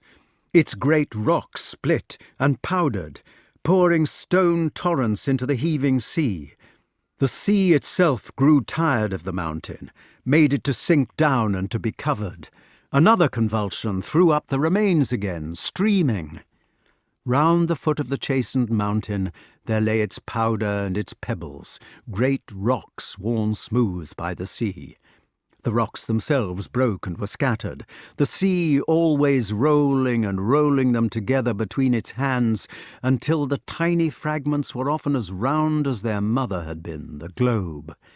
A green scum formed over the sinking mountain, a haze of colour which was still sometimes dipped under the water or lifted high above it as the earth undulated.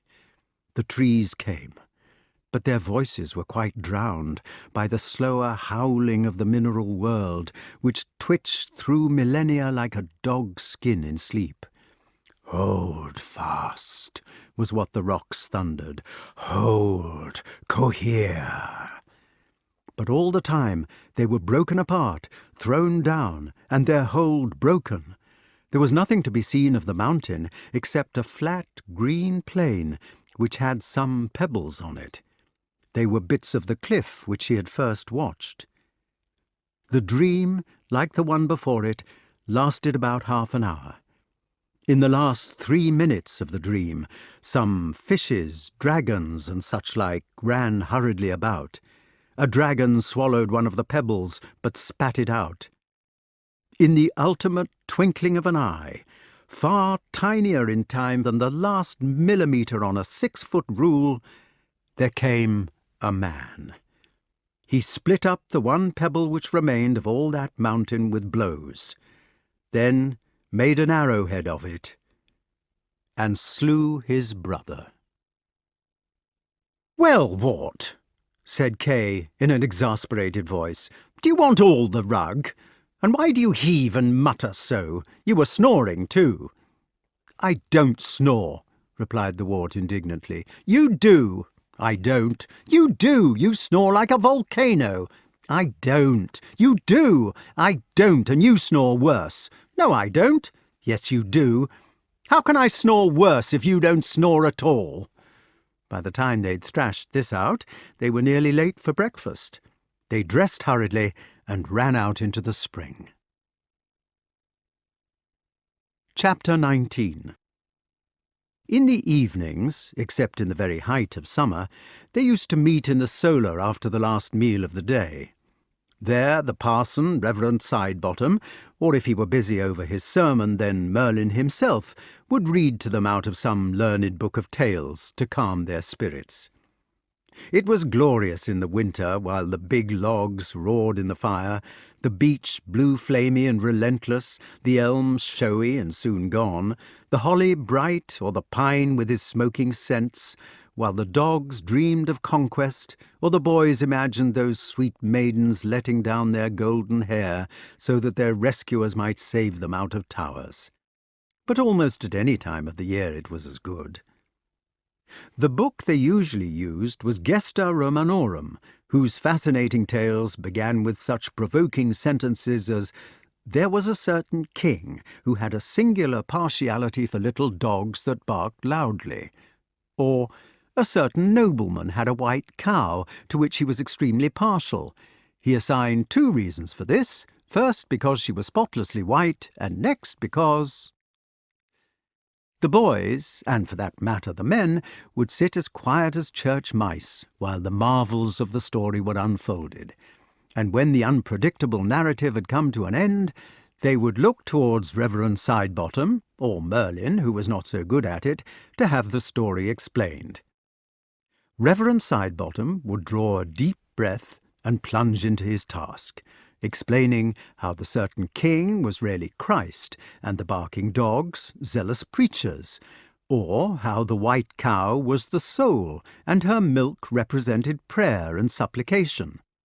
Sometimes, indeed generally, the unfortunate vicar was hard put to it to find a moral, but nobody ever doubted that his explanations were the right ones, and anyway, most of his listeners were soon asleep. It was a fine summer night, the last night which would give any excuse for fires, and Reverend Sidebottom was reading out his tale. Wart lay snoozing among the lean ribs of the gazehounds. Sir Ector sipped his wine with his eyes brooding on the logs which lit the evening. Kay played chess with himself rather badly, and Merlyn, with his long beard saffron in the firelight, sat cross-legged knitting beside the Wart. "There was once discovered at Rome," read Reverend Sidebottom through his nose, "an uncorrupted body, taller than the wall of the city, on which the following words were inscribed: Pallas, the son of Evander, whom the lance of a crooked soldier slew, is interred here. A candle burnt at his head, which neither water nor wind could extinguish, until air was admitted through a hole made with the point of a needle beneath the flame. The wound of which this giant had died was 4.5 feet long. Having been killed after the overthrow of Troy, he remained in his tomb 2,240 years. "Have you ever seen a giant?" asked Merlyn softly, so as not to interrupt the reading. "No, I remember you haven't. Just catch hold of my hand a moment and shut your eyes." The vicar was droning on about the gigantic son of Evander. Sir Ector was staring into the fire, and Kay was making a slight click as he moved one of the chessmen. But the Wart and Merlyn were immediately standing hand in hand in an unknown forest. "This is the forest of the Burbly Water," said Merlyn, "and we are going to visit the giant Galapas. Now listen. You are invisible at the moment because you are holding my hand. I am able to keep myself invisible by an exercise of willpower, an exceedingly exhausting job it is, and I can keep you invisible so long as you hold on to me. It takes twice as much willpower, but there. If, however, you let go of me even for a moment, during that moment you will become visible, and if you do it in the presence of Galapas, he will munch you up in 2 bites. So hold on."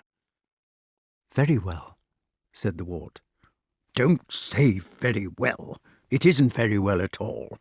On the contrary, it is very ill indeed. And another thing, the whole of this beastly wood is dotted with pitfalls, and I shall be grateful if you will look where you are going." "What sort of pitfalls?"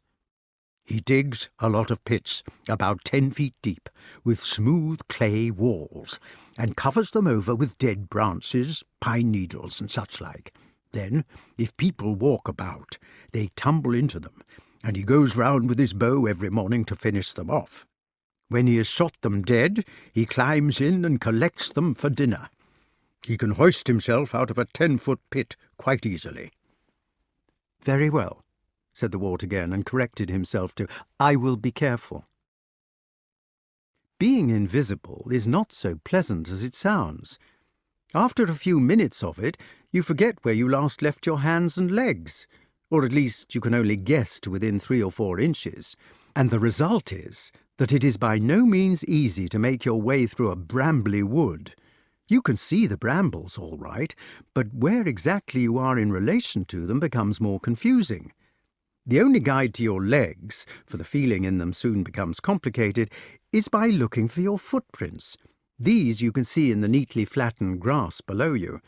And as for your arms and hands, it becomes hopeless unless you concentrate your mind to remember where you put them last.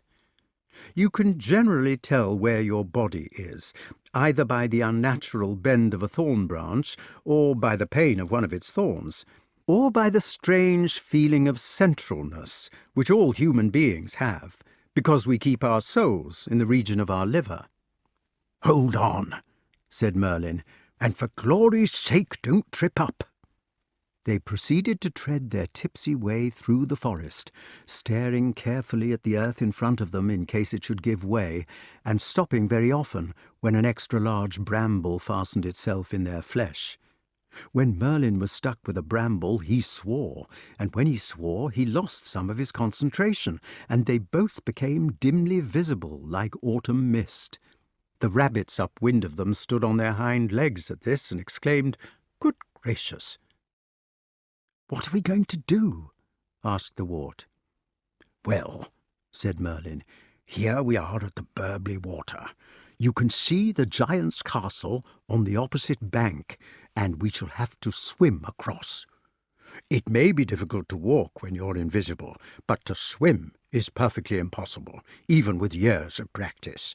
You're always getting your nose under water. So I shall have to let go of you until we have swum across in our own time. Don't forget to meet me quickly on the other side." The Wart went down into the warm starlit water, which ran musically like a real salmon stream, and struck out for the other side.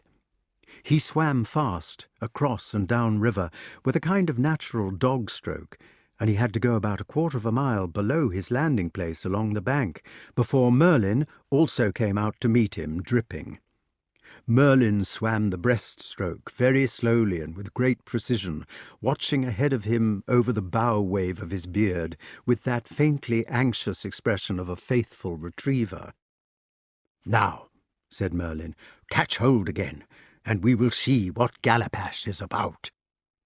They walked invisible across the sward, where many unhappy-looking gardeners with iron collars round their necks were mowing, weeding, and sweeping by torchlight, although it was so late in what had begun to be a garden.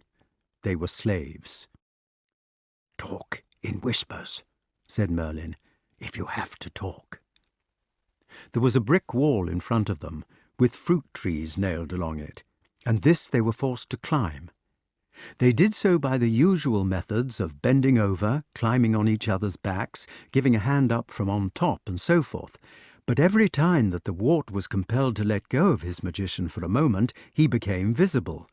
It was like an early cinematograph, flickering very badly, or one of those magic lanterns where you put in slide after slide. A slave gardener, looking at that part of the wall, sadly tapped himself on the head and went away into a shrubbery to be sick. "Hush!" whispered Merlin from the top of the wall, and they looked down upon the giant in person as he took his evening ease by candlelight upon the bowling green. "But he's not big at all," whispered the Wart disappointedly. "He is 10 feet high," hissed Merlin, "and that is extremely big for a giant. I chose the best one I knew. Even Goliath was only 6 cubits and a span, or 9 feet 4 inches. If you don't like him, you can go home." "I'm sorry. I didn't mean to be ungrateful, Merlin. Only I thought they were 60 feet long, and that sort of thing." 60 feet! sniffed the necromancer. The giant had heard something at the top of the wall, and looked up towards them, remarking in a rumbling tone, "How the bats squeak at night." Then he poured himself out another hornful of Madeira and tossed it off in one draught. Merlin lowered his voice and explained, "People find the teeth and bones of creatures like your friend Atlantosaurus, and then they tell stories about human giants. One of them found a tooth weighing 200 ounces. It's dragons, not giants, that grow really big." "But can't humans grow big too?" "I don't understand it myself, but it is something about the composition of their bones. If a human was to grow 60 feet high, he would simply snap his bones with the weight of their own gravity. The biggest real giant was Eleazar, and he was only 10 feet and a half. "Well," said the Wart, "I must say it is rather a disappointment. I don't mean being brought to see him," he added hastily, "but that they don't grow like I thought. Still, I suppose 10 feet is quite big, when you come to think of it." "It is twice as high as you are," said Merlin. "You would just come up to his navel, and he could pitch you up to a cornrick about as high as you can throw a sheaf." They had become interested in this discussion, so that they got less and less careful of their voices. And now the giant rose up out of his easy-chair. He came towards them with a 3-gallon bottle of wine in his hand, and stared earnestly at the wall on which they were sitting. Then he threw the bottle at the wall, rather to their left, said in an angry voice, "Beastly screech-owls," and proceeded to stump off into the castle. "Follow him," cried Merlin quickly. They scrambled down off the wall, joined hands, and hurried after the giant by the garden door. In the beginning, the downstairs parts were reasonably civilized, with green baize doors, behind which butlers and footmen, though with iron collars round their necks, were polishing silver and finishing off the decanters. Later on, there were strong rooms with ancient safes in them that contained the various gold cups, epergnes, and other trophies won at jousts and horse races by the giant. Next, there were dismal cellars with cobwebs over the wine-bins, and dreary-looking rats peeping thoughtfully at the bodiless footprints in the dust, and several corpses of human beings hanging up in the game cupboards until they should be ready to eat. It was like the place for adults only in the Chamber of Horrors at Madame Tussaud's. At the very bottom of the castle they came upon the dungeons. Here the chalky walls dripped with greasy moisture, and there were pathetic messages and graffiti scratched upon the stone. "Pray for poor Priscilla," said one, and another said, "Oh, if I had only paid for my dog licence honestly, I should never have come to this pass." There was a picture of a man hanging from a gallows, with arms and legs sticking out like those of a Guy Fawkes in all directions, and another of a demon with horns.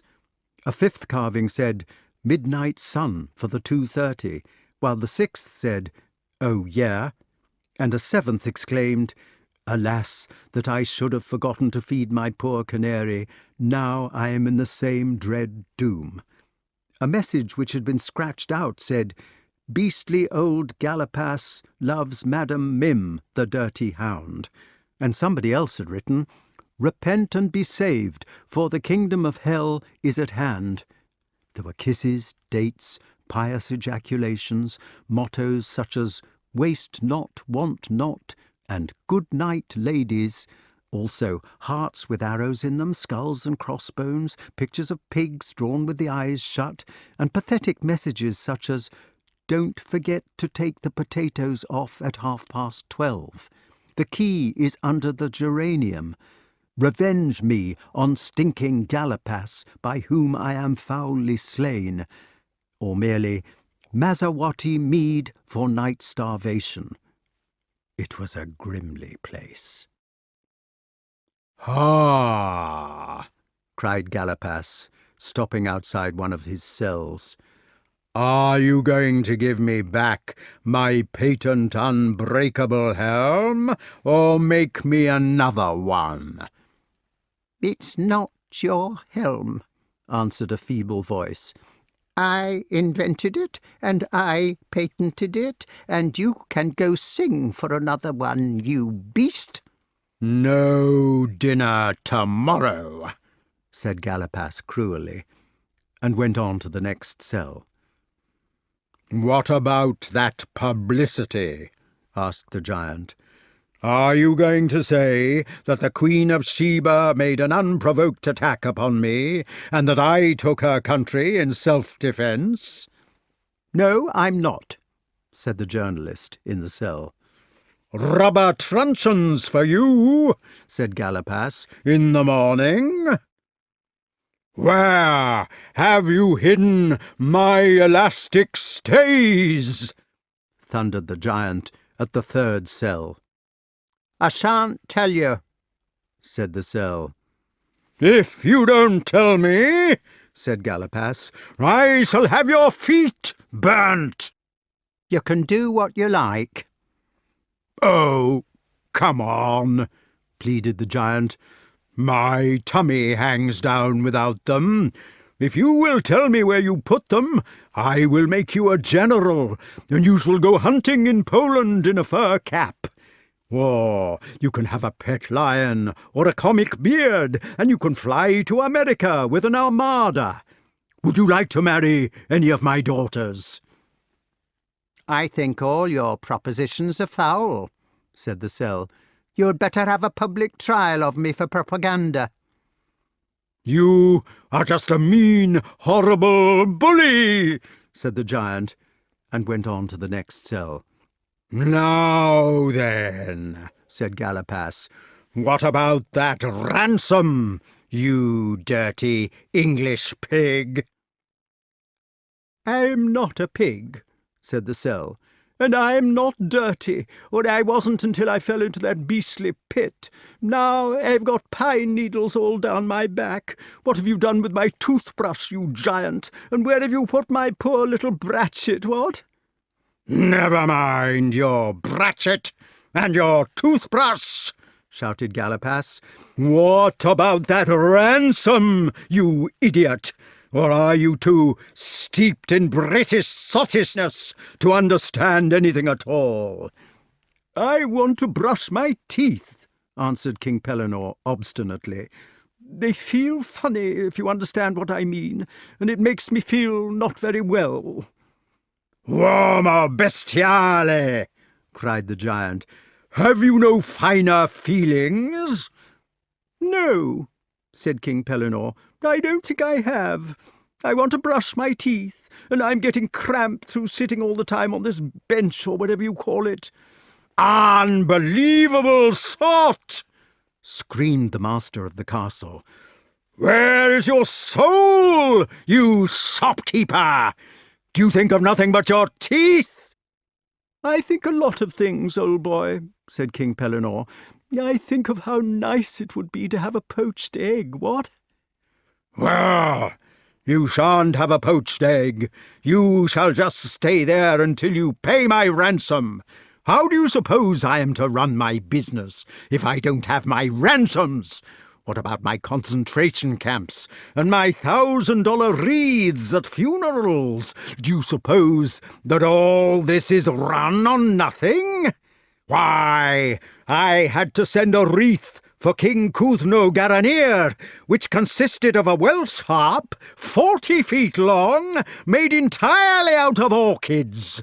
It said, 'Melodious angels, sing thee to thy rest.'" "I think that was a very good wreath," said King Pellinore admiringly. "But couldn't I have my toothbrush, what? Dash it all, really it isn't much compared with a wreath like that, or is it?" "Imbecile!" exclaimed the giant, and moved on to the next cell. "We shall have to rescue him," whispered the Wart. "It is poor old King Pellinore, and he must have fallen into one of those traps you were telling me about while he was after the questing beast." "Let him stay," said Merlin. "A chap who doesn't know enough to keep himself out of the clutches of one of these giants isn't worth troubling about." "Perhaps he was thinking about something else," whispered the Wart. "Well, he shouldn't have been," hissed the magician.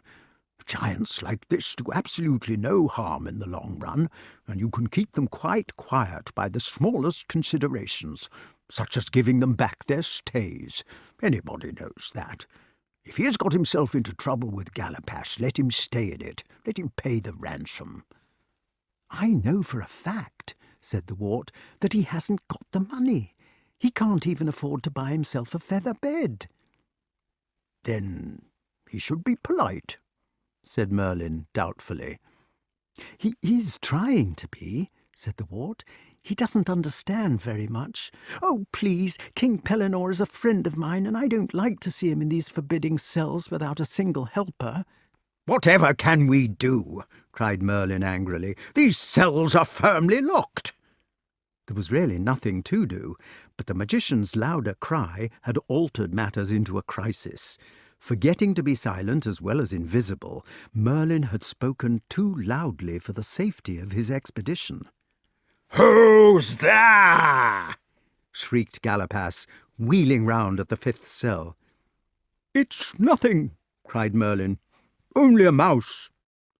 The giant Galapas whipped out his mighty sword and stared backwards down the narrow passage with his torch held high above his head. "Nonsense," he pronounced. "Mouses don't talk in human speech." "Eek," said Merlin, hoping that this would do. "You can't fool me," said Galapas.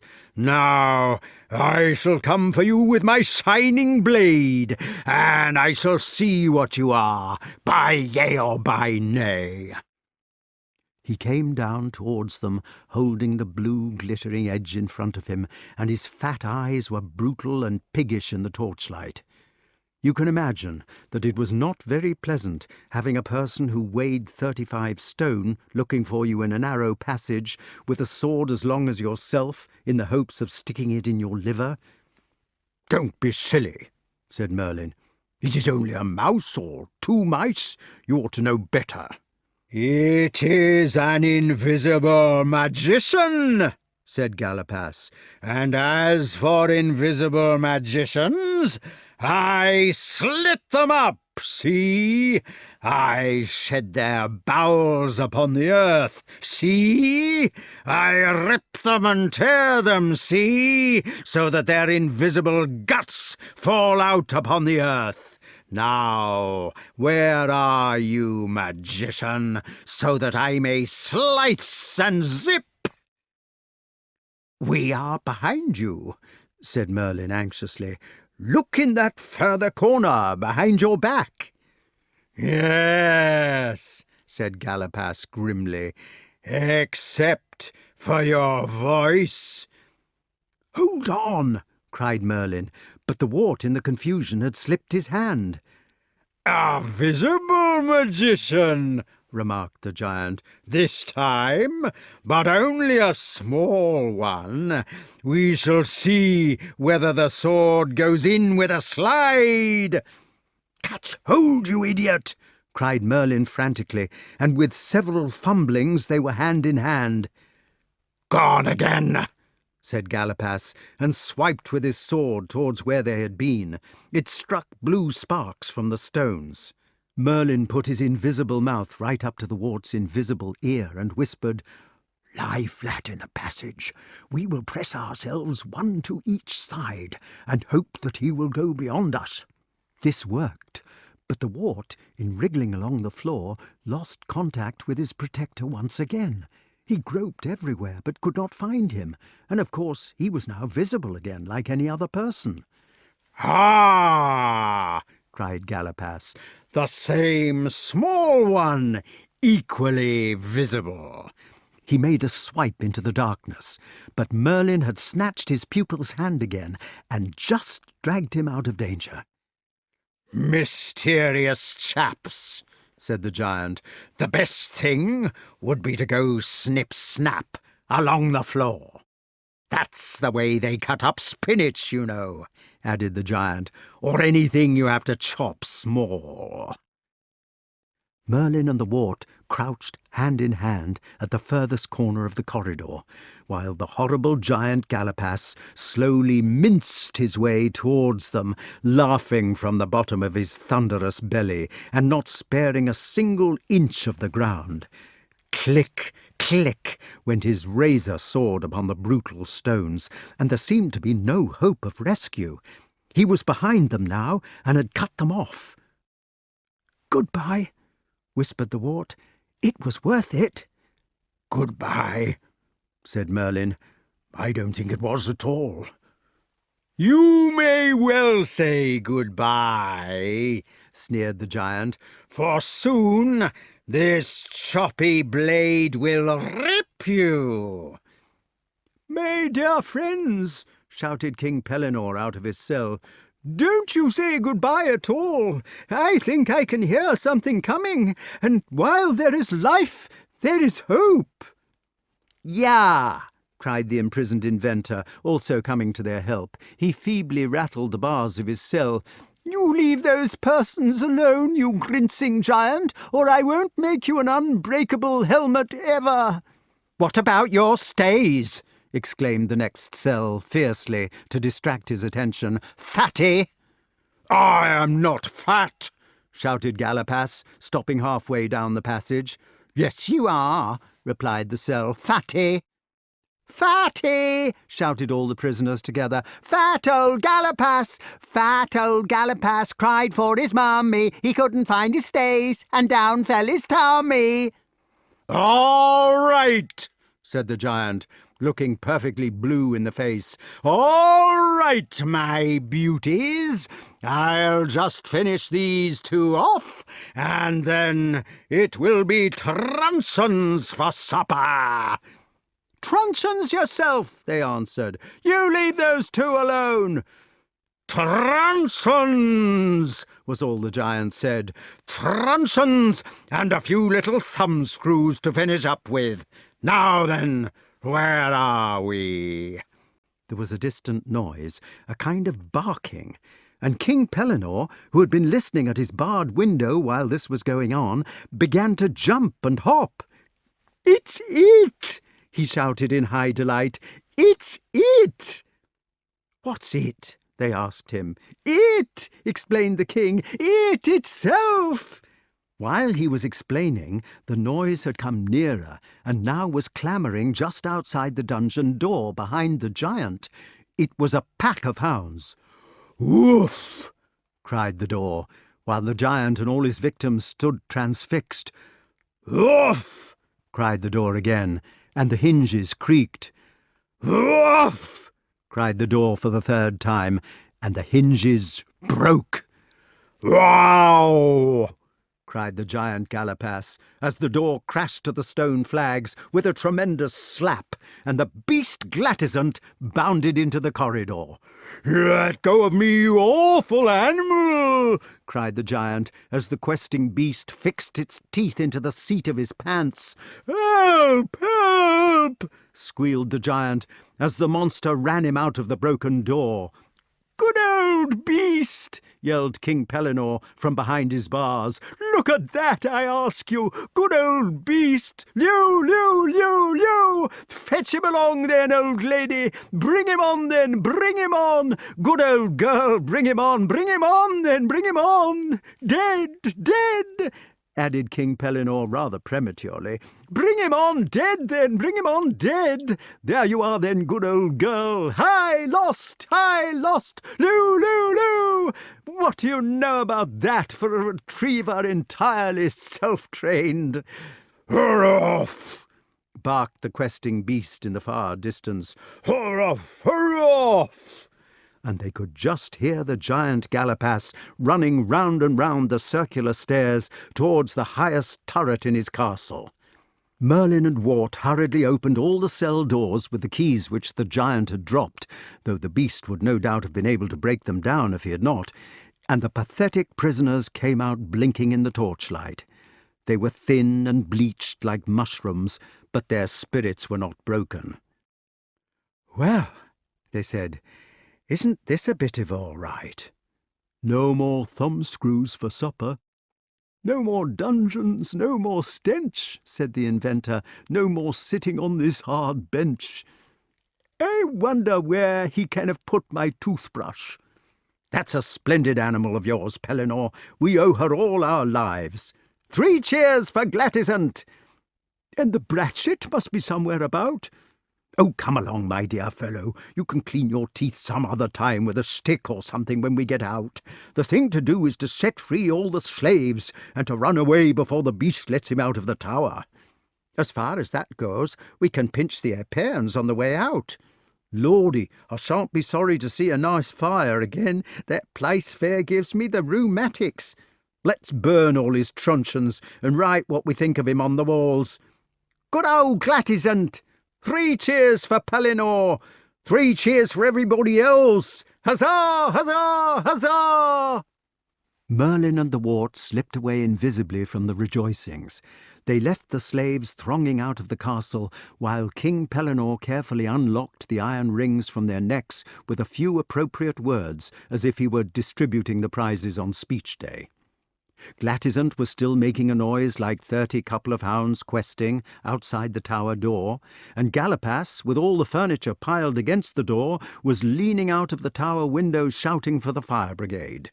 The occupant of cell number 3 was busily collecting the Ascot gold cup and other trophies out of the giant's safe, while the publicity man was having a splendid time with a bonfire of truncheons, thumbscrews, and anything else that looked as if it would melt the instruments of torture.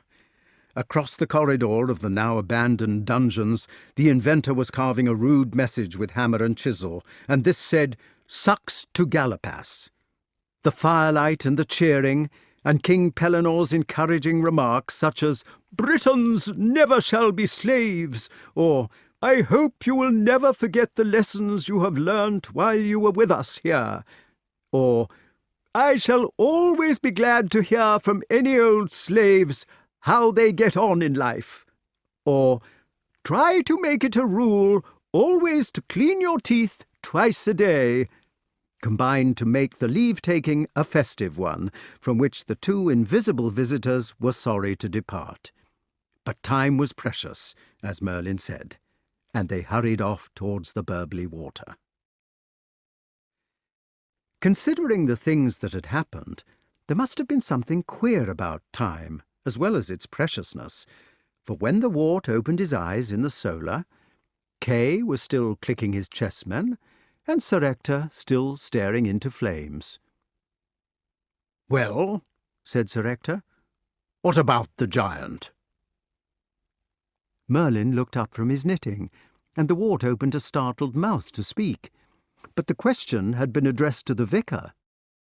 Reverend Sidebottom closed his book about Pallas, the son of Evander, rolled his eyeballs wildly, clutched his thin beard, gasped for breath, shut his eyes, and exclaimed hurriedly, "My beloved, the giant is Adam, who was formed free from all corruption.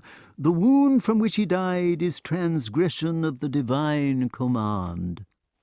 Then he blew out his cheeks, let go of his beard, and glanced triumphantly at Merlin. "Very good," said Merlin, "especially that bit about remaining uncorrupted. But what about the candle and the needle?" The vicar closed his eyes again, as if in pain, and all waited in silence for the explanation. After they had waited for several minutes, Wart said, "If I were a knight in armour and met a giant, I should smite off both his legs by the knees, saying, 'Now art thou better of a size to deal with an thou were,' and after that I should swish off his head." "Hush," said Sir Ector, "never mind about that." "The candle," said the vicar wanly, "is eternal punishment, extinguished by means of a needle, that is, by the passion of Christ." "Very good indeed," said Merlin, patting him on the back. The fire burned merrily, as if it were a bonfire which some slaves were dancing round, and one of the gaze-hounds next to the Wart now went, "Hurruff, "Ruff," in its sleep, so that it sounded like a pack of 30 couple of hounds questing in the distance, very far away, beyond the night-lit woods. Chapter 20. It was haymaking again, and Merlyn had been with them a year. The wind had visited them, and the snow and the rain, and the sun once more. The boys looked longer in the leg, but otherwise everything was the same. 6 other years passed by. Sometimes Sir Grummore came on a visit. Sometimes King Pellinore could be descried galloping over the purlieus after the beast, or with the beast after him if they happened to have got muddled up. Cully lost the vertical stripes of his first year's plumage, and became greyer, grimmer, madder, and distinguished by smart horizontal bars where the long stripes had been. The Merlyns were released every winter, and new ones caught again next year. Hobbs' hair went white. The sergeant-at-arms developed a pot belly and nearly died of shame, but continued to cry out, "1, 2," in a huskier voice on every possible occasion. Nobody else seemed to change at all, except the boys. These grew longer. They ran like wild colts as before, and went to see Robin when they had a mind to, and had innumerable adventures too lengthy to be recorded. Merlin's extra tuition went on just the same, for in those days even the grown-up people were so childish that they saw nothing uninteresting in being turned into owls. The Wart was changed into countless different animals. The only difference was that now in their fencing lessons Kay and his companion were an easy match for the pot-bellied sergeant, and paid him back accidentally for many of the buffets which he had once given them.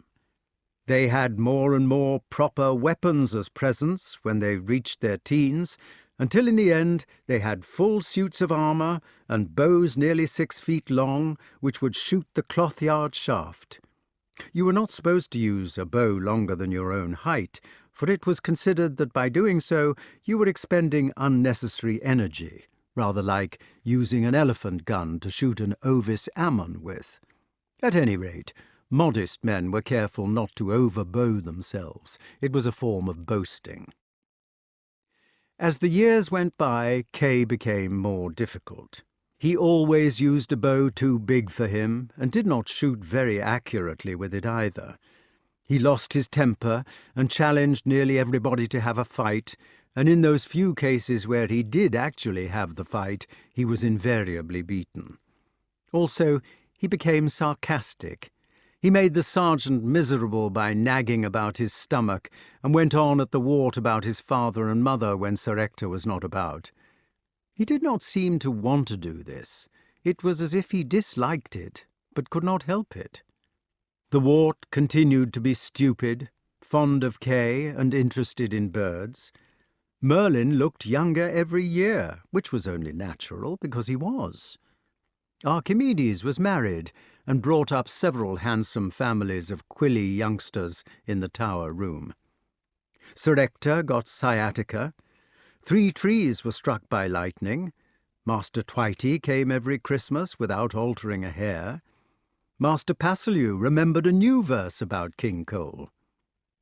The years passed regularly, and the old English snow lay as it was expected to lie, sometimes with a robin redbreast in one corner of the picture, a church bell or lighted window in the other, and in the end it was nearly time for Kay's initiation as a full-blown knight. Proportionately as the day became nearer, the 2 boys drifted apart, for Kay did not care to associate with the Wart any longer on the same terms, because he would need to be more dignified as a knight, and could not afford to have his squire on intimate terms with him. The Wart, who would have to be the squire, followed him about disconsolately as long as he was allowed to do so, and then went off full miserably to amuse himself alone as best he might. He went to the kitchen.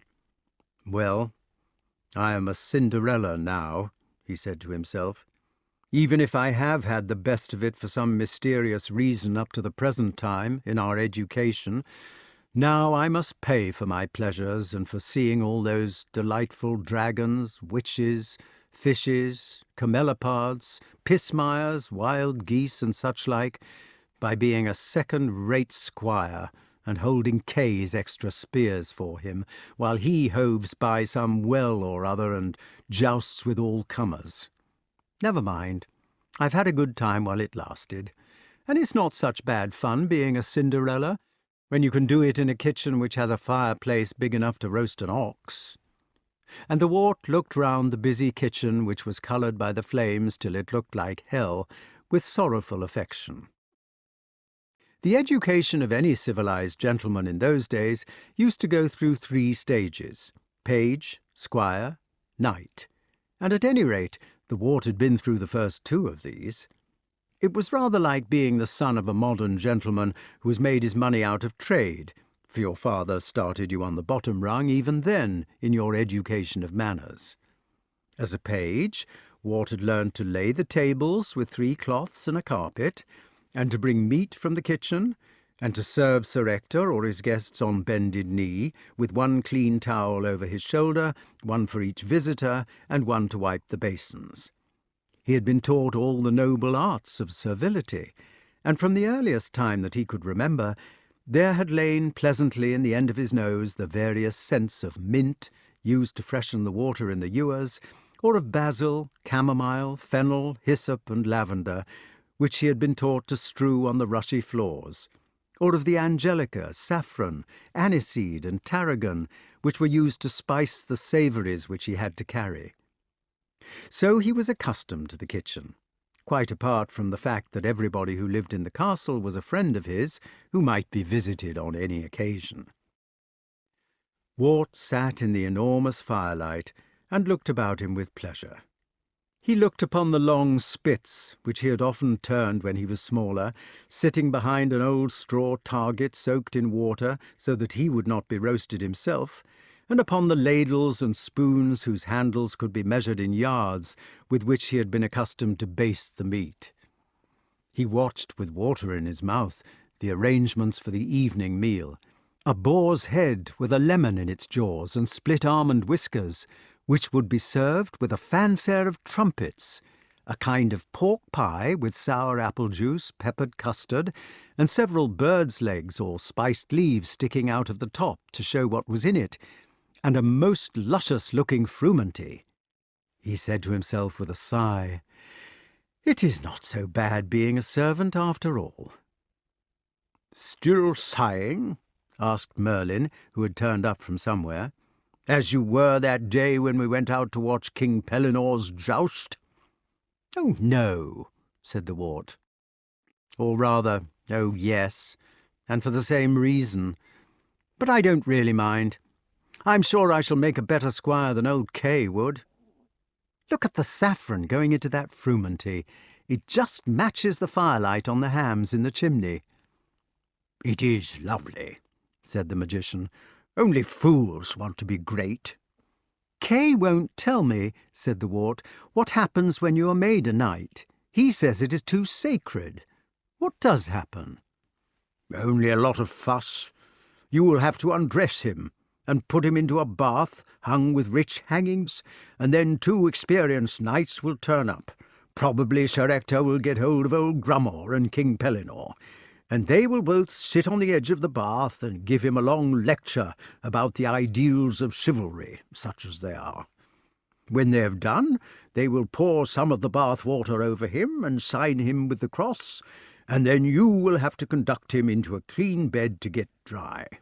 Then you dress him up as a hermit and take him off to the chapel, and there he stays awake all night, watching his armour and saying prayers. People say it is lonely and terrible for him in this vigil, but it is not at all lonely, really, because the vicar and the man who sees to the candles, and an armed guard, and probably you as well as his esquire, will have to sit up with him at the same time. In the morning you lead him off to bed to have a good sleep. As soon as he has confessed and heard mass and offered a candle with a piece of money stuck into it as near the lighted end as possible. And then, when all are rested, You dress him up again in his very best clothes for dinner. Before dinner, you lead him into the hall with his spurs and his sword all ready, and King Pellinore puts on the first spur, and Sir Grummore puts on the second, and then Sir Ector girds on the sword, and kisses him and smacks him on the shoulder, and says, 'Be thou a good knight.'" "Is that all?" "No. You go to the chapel again then, and Kay offers his sword to the vicar, and the vicar gives it back to him, and after that our good cook over there meets him at the door and claims his spurs as a reward, and says, 'I shall keep these spurs for you, and if at any time you don't behave as a true knight should do, why, I shall pop them in the soup.'" "That is the end?" "Yes, except for the dinner." "If I were to be made a knight," said the Wart, staring dreamily into the fire, "I should insist on doing my vigil by myself, as Hob does with his hawks, and I should pray to God to let me encounter all the evil in the world in my own person, so that if I conquered, there would be none left, and if I were defeated, I would be the one to suffer for it." "That would be extremely presumptuous of you," said Merlin, "and you would be conquered, and you would suffer for it." "I shouldn't mind." "Wouldn't you? Wait till it happens and see." "Why do people not think when they're grown up as I do when I'm young?" "Oh dear," said Merlin, "you are making me feel confused. Suppose you wait till you're grown up and know the reason." "I don't think that's an answer at all," replied the Wart justly. Merlin wrung his hands. "Well, anyway," he said, "suppose they did not let you stand against all the evil in the world." "I could ask," said the Wart. "You could ask," repeated Merlin. He thrust the end of his beard into his mouth, stared tragically at the fire, and began to munch it fiercely.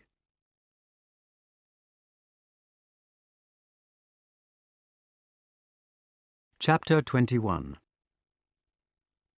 The day for the ceremony drew near. The invitations to King Pellinore and Sir Grummore were sent out, and the Wart withdrew himself more and more into the kitchen. "Come along, Wart, old boy," said Sir Ector ruefully. "I didn't think you would take it so bad. It doesn't become you to do this sulking." "I'm not sulking," said the Wart. "I don't mind a bit, and I'm very glad that Kay is going to be a knight. Please don't think I'm sulking." "You are a good boy," said Sir Ector. "I know you're not sulking, really, but do cheer up. Kay isn't such a bad stick, you know, in his way." "Kay is a splendid chap," said the Wart. "Only I was not happy because he did not want to go hawking or anything with me any more." "It is his youthfulness," said Sir Ector. "It will all clear up." "I'm sure it will," said the Wart. "It's only that he does not want me to go with him just at the moment, and so, of course, I don't go. But I will go," added the Wart. "As soon as he commands me, I will do exactly what he says. Honestly, I think Kay is a good person, and I was not sulking a bit." "You have a glass of this canary," said Sir Ector, "and go and see if old Merlin can't cheer you up." "Sir Ector has given me a glass of canary," said the Wart, "and sent me to see if you can't cheer me up." "Sir Ector," said Merlin, "is a wise man." "Well," said the Wart, "what about it?" "The best thing for being sad," replied Merlin, beginning to puff and blow, "is to learn something. That is the only thing that never fails. You may grow old and trembling in your anatomies. You may lie awake at night listening to the disorder of your veins. You may miss your only love. You may see the world about you devastated by evil lunatics, or know your honour trampled in the sewers of baser minds. There is only one thing for it, then, to learn. Learn why the world wags and what wags it. That is the only thing which the mind can never exhaust, never alienate, never be tortured by, never fear or distrust, and never dream of regretting. Learning is the thing for you. Look at what a lot of things there are to learn. Pure science, the only purity there is. You can learn astronomy in a lifetime, natural history in 3, literature in 6, and then, after you have exhausted a myriad lifetimes in biology and medicine and theocriticism and geography and history and economics, why, you can start to make a cartwheel out of the appropriate wood, or spend 50 years learning to begin to learn to beat your adversary at fencing. After that, you can start again on mathematics, until it is time to learn to plough. Apart from all these things, said the Wart, what do you suggest for me just now? Let me see, said the magician, considering. We have had a short 6 years of this, and in that time I think I am right in saying that you have been many kinds of animal, vegetable, mineral, etc., many things in earth, air, fire, and water. I don't know much, said the Wart, about the animals and earth. Then you had better meet my friend the badger. I've never met a badger. Good, said Merlyn. Except for Archimedes, he is the most learned creature I know. You will like him. By the way, added the magician, stopping in the middle of his spell, there is one thing I ought to tell you. This is the last time I shall be able to turn you into anything. All the magic for that sort of thing has been used up, and this will be the end of your education. When Kay has been knighted, my labours will be over. You will have to go away then to be his squire in the wide world, and I shall go elsewhere. Do you think you have learned anything? I have learned, and been happy. That's right, then, said Merlyn. Try to remember what you have learned. He proceeded with the spell, pointed his wand of lignum vitae at the little bear, which had just begun to glow in the dimness as it hung by its tail from the North Star, and called out cheerfully, "Have a good time for the last visit. Give my love to Badger." The call sounded from far away, and Wart found himself standing by the side of an ancient tumulus, like an enormous molehill, with a black hole in front of him. "Badger lives in there," he said to himself, "and I'm supposed to go and talk to him. But I won't. It was bad enough never to be a knight, but now my own dear tutor that I found on the only quest I shall ever have is to be taken from me also, and there will be no more natural history. Very well, I will have one more night of joy before I am condemned, and as I am a wild beast now, I will be a wild beast, and there it is." So he trundled off fiercely over the twilight snow, for it was winter. If you are feeling desperate, a badger is a good thing to be. A relation of the bears, otters, and weasels, you are the nearest thing to a bear now left in England, and your skin is so thick that it makes no difference who bites you. So far as your own bite is concerned, there is something about the formation of your jaw which makes it almost impossible to be dislocated, and so, however much the thing you are biting twists about, there is no reason why you should ever let go. Badgers are one of the few creatures which can munch up hedgehogs unconcernedly, just as they can munch up everything else, from wasps' nests and roots to baby rabbits. It so happened that a sleeping hedgehog was the first thing which came in the Wart's way. "Hedge pig," said the Wart, peering at his victim with blurred, short-sighted eyes. "I'm going to munch you up."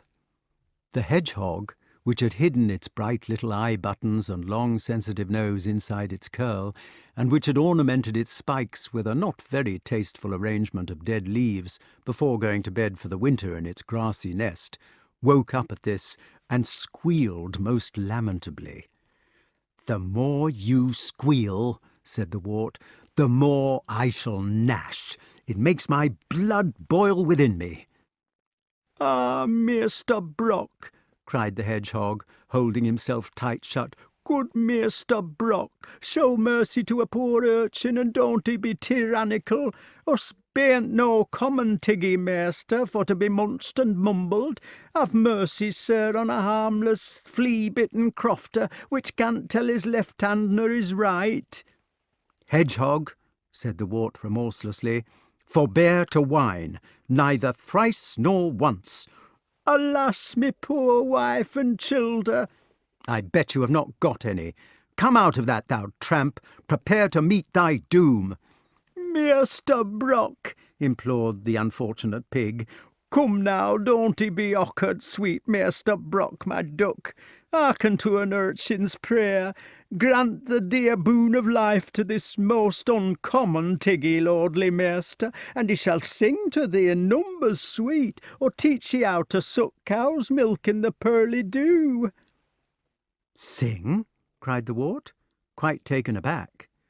"Aye, sing," cried the Hedgehog, and it began hurriedly to sing in a very placating way, but rather muffled, because it dared not uncurl. "O Genevieve," it sang most mournfully into its stomach, "sweet Genevieve, the days may come, the days may go, but still the light of a memory weaves those gentle dreams of long ago." It also sang, without pausing for a moment between the songs, "Home, Sweet Home," and "The Old Rustic Bridge by the Mill." Then, because it had finished its repertoire, it drew a hurried but quavering breath and began again on Genevieve. After that, it sang "Home, Sweet Home," and "The Old Rustic Bridge by the Mill." "Come," said the Wart, "you can stop that. I won't bite you." "Clementious master," whispered the hedge-pig humbly, "I shall bless the saints and board of governors for thee, and for thy most kindly chops, so long as fleas skip nor urchins climb up chimblies." Then, for fear that its brief relapse into prose might have hardened the tyrant's heart, it launched out breathlessly into Genevieve for the third time. "Stop singing," said the Wart, "for heaven's sake. Uncurl. I won't do you any harm.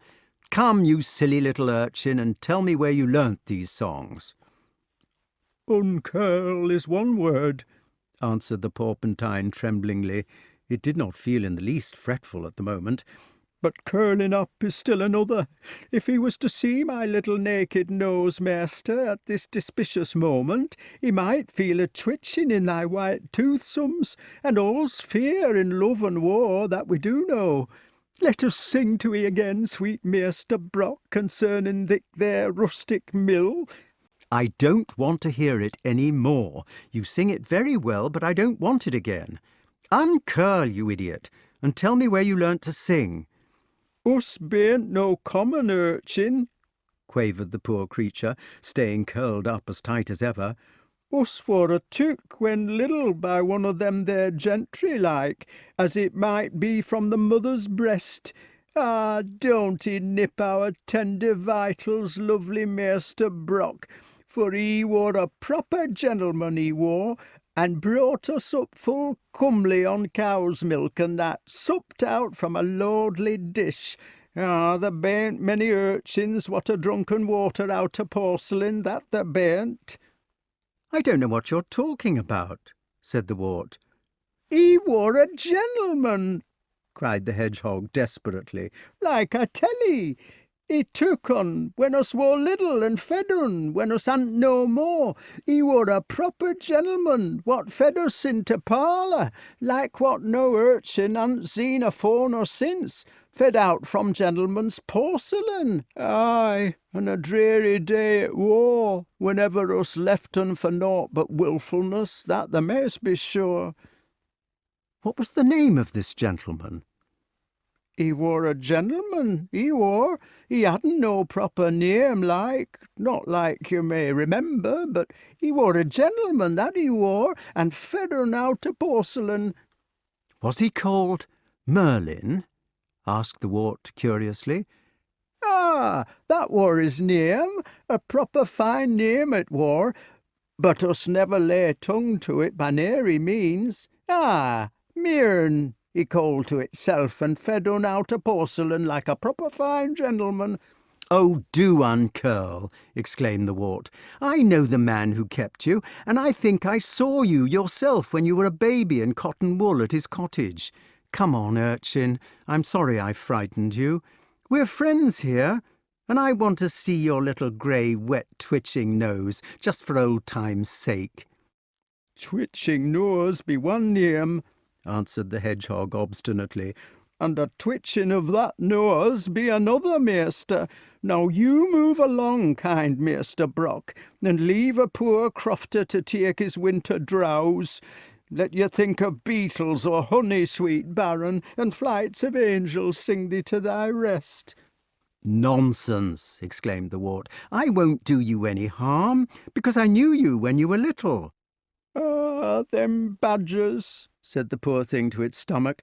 "They go a-barrowing about with no harm in their hearts, Lord bless 'em, but don't they fair give you a nip without a noticing of it? And Lord bless 'ee, what is a retired man to do? It's that there skin of theirs, that's what it be. From earliest childer they've been a-nipping of among each other, and also of their mars, without a feeling of anything among themselves, so naturally their nips elsewhere like the same.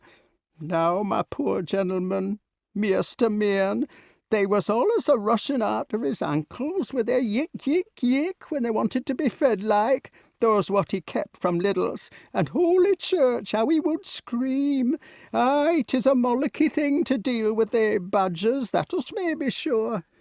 "Don't see nothing," added the hedgehog before the Wart could protest. "Blunder along like one of they ambling hearthrugs on the outsides of their girt feet.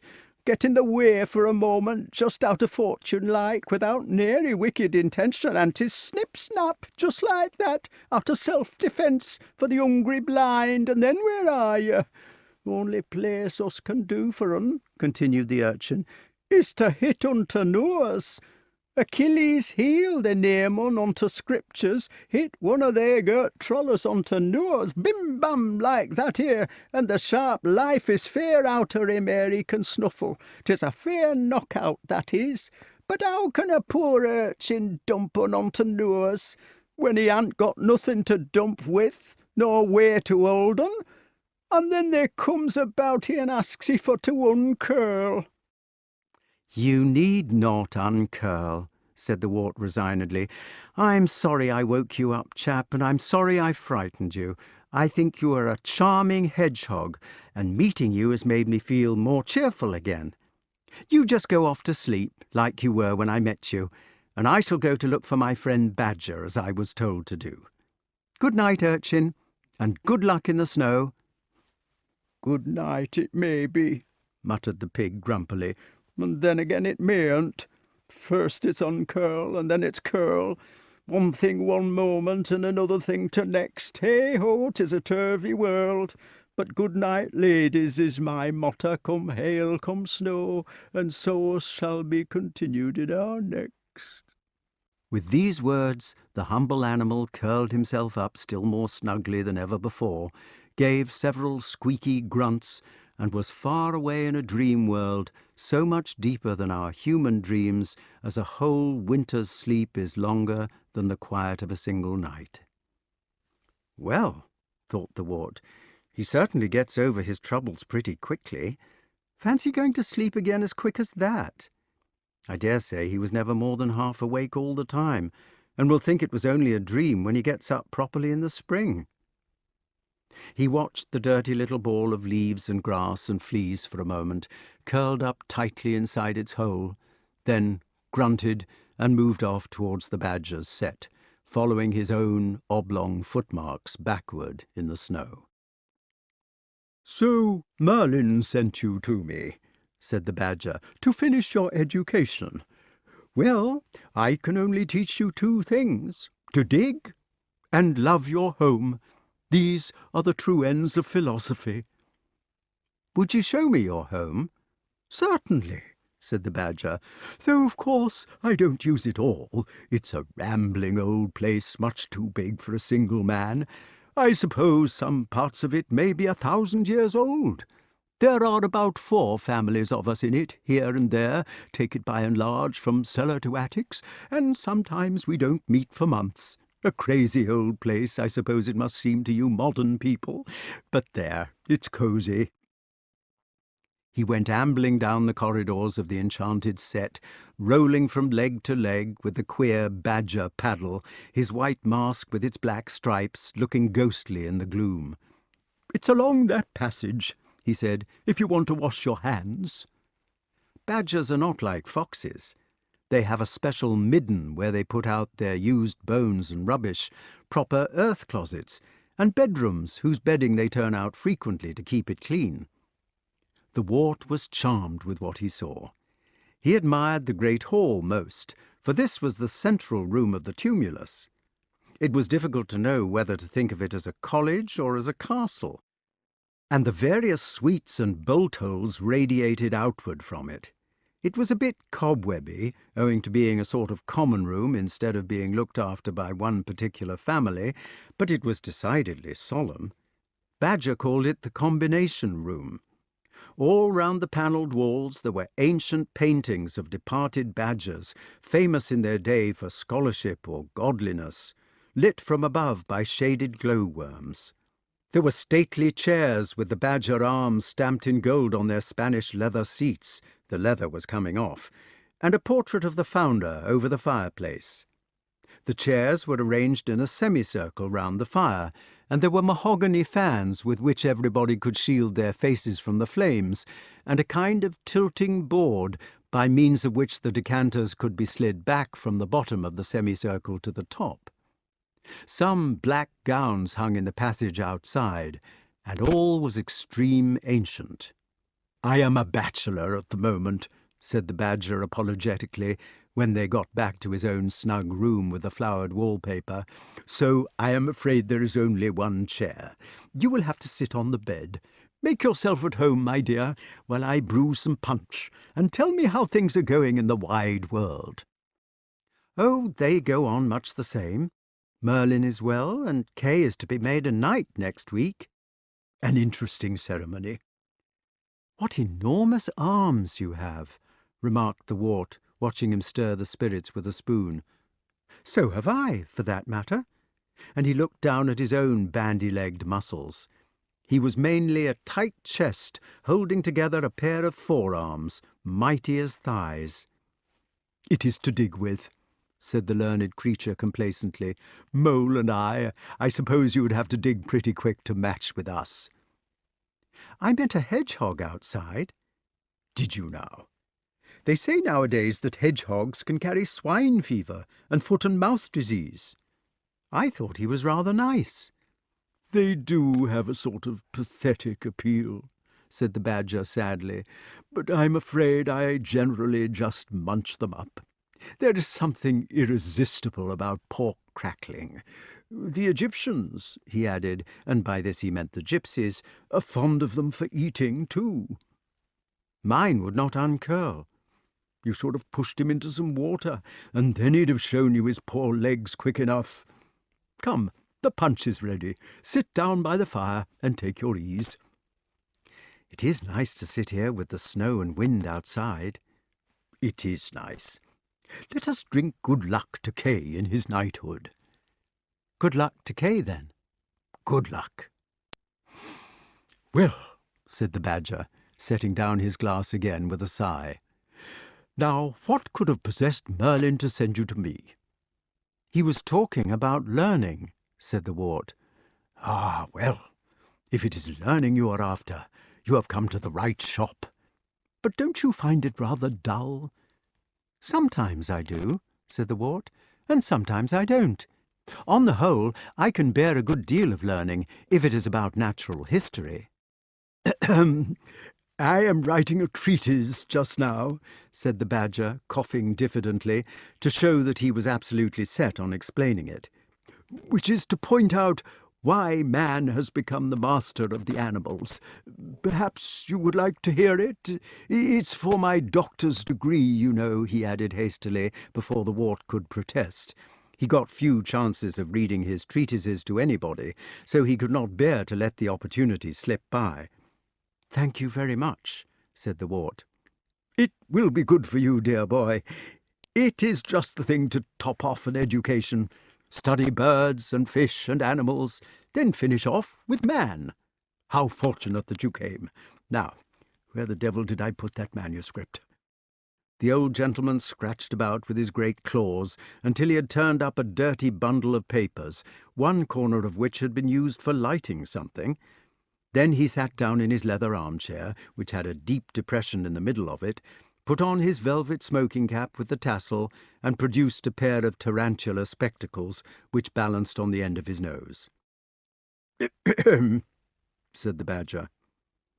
He immediately became paralysed with shyness, and sat blushing at his papers, unable to begin. "Go on," said the Wart. "It is not very good," he explained coyly. "It is just a rough draft, you know. I shall alter a lot before I send it in." "I'm sure it must be interesting." "Oh, no, it is not a bit interesting. It is just an odd thing I threw off in an odd half-hour just to pass the time, but still, this is how it begins," said the Badger. Then he put on an impossibly high falsetto voice and began to read as fast as possible. "People often ask as an idle question whether the process of evolution began with the chicken or the egg. Was there an egg out of which the first chicken came, or did a chicken lay the first egg? I am in a position to say that the first thing created was the egg. When God had manufactured all the eggs, out of which the fishes and the serpents and the birds and the animals and even the duck-billed platypus would eventually emerge, he called the embryos before him and saw that they were good." "Perhaps I ought to explain," added the Badger, lowering his papers nervously and looking at the Wart over the top of them, "that all embryos look very much the same. They are what you are before you are born, and whether you are going to be a tadpole or a peacock or a camelopard or a man, when you are an embryo you just look like a peculiarly repulsive and helpless human being." I continue as follows. "The embryos stood in front of God, with their feeble hands clasped politely over their stomachs, and their heavy heads hanging down respectfully, and God addressed them. He said, 'Now, you embryos, here you are, all looking exactly the same, and we are going to give you the choice of what you want to be. When you grow up, you will get bigger anyway, but we are pleased to grant you another gift as well. You may alter any parts of yourselves into anything which you think would be useful to you in later life. For instance, at the moment you cannot dig. Anybody who would like to turn his hands into a pair of spades or garden forks is allowed to do so. Or, to put it another way, at present you can only use your mouths for eating. Anybody who would like to use his mouth as an offensive weapon can change it by asking, and be a corkindrill or a saber-toothed tiger. Now then, step up and choose your tools, but remember that what you choose you will grow into, and will have to stick to." All the embryos thought the matter over politely, and then, one by one, they stepped up before the eternal throne. They were allowed 2 or 3 specializations, so that some chose to use their arms as flying machines, and their mouths as weapons, or crackers, or drillers, or spoons, while others selected to use their bodies as boats and their hands as oars. We Badgers thought very hard, and decided to ask 3 boons. We wanted to change our skins for shields, our mouths for weapons, and our arms for garden forks. These boons were granted. Everybody specialized in one way or another, and some of us in very queer ones. For instance, one of the desert lizards decided to swap his whole body for blotting paper, and one of the toads, who lived in the drouthy Antipodes, decided simply to be a water bottle. The asking and granting took up 2 long days. They were the 5th and 6th, so far as I remember.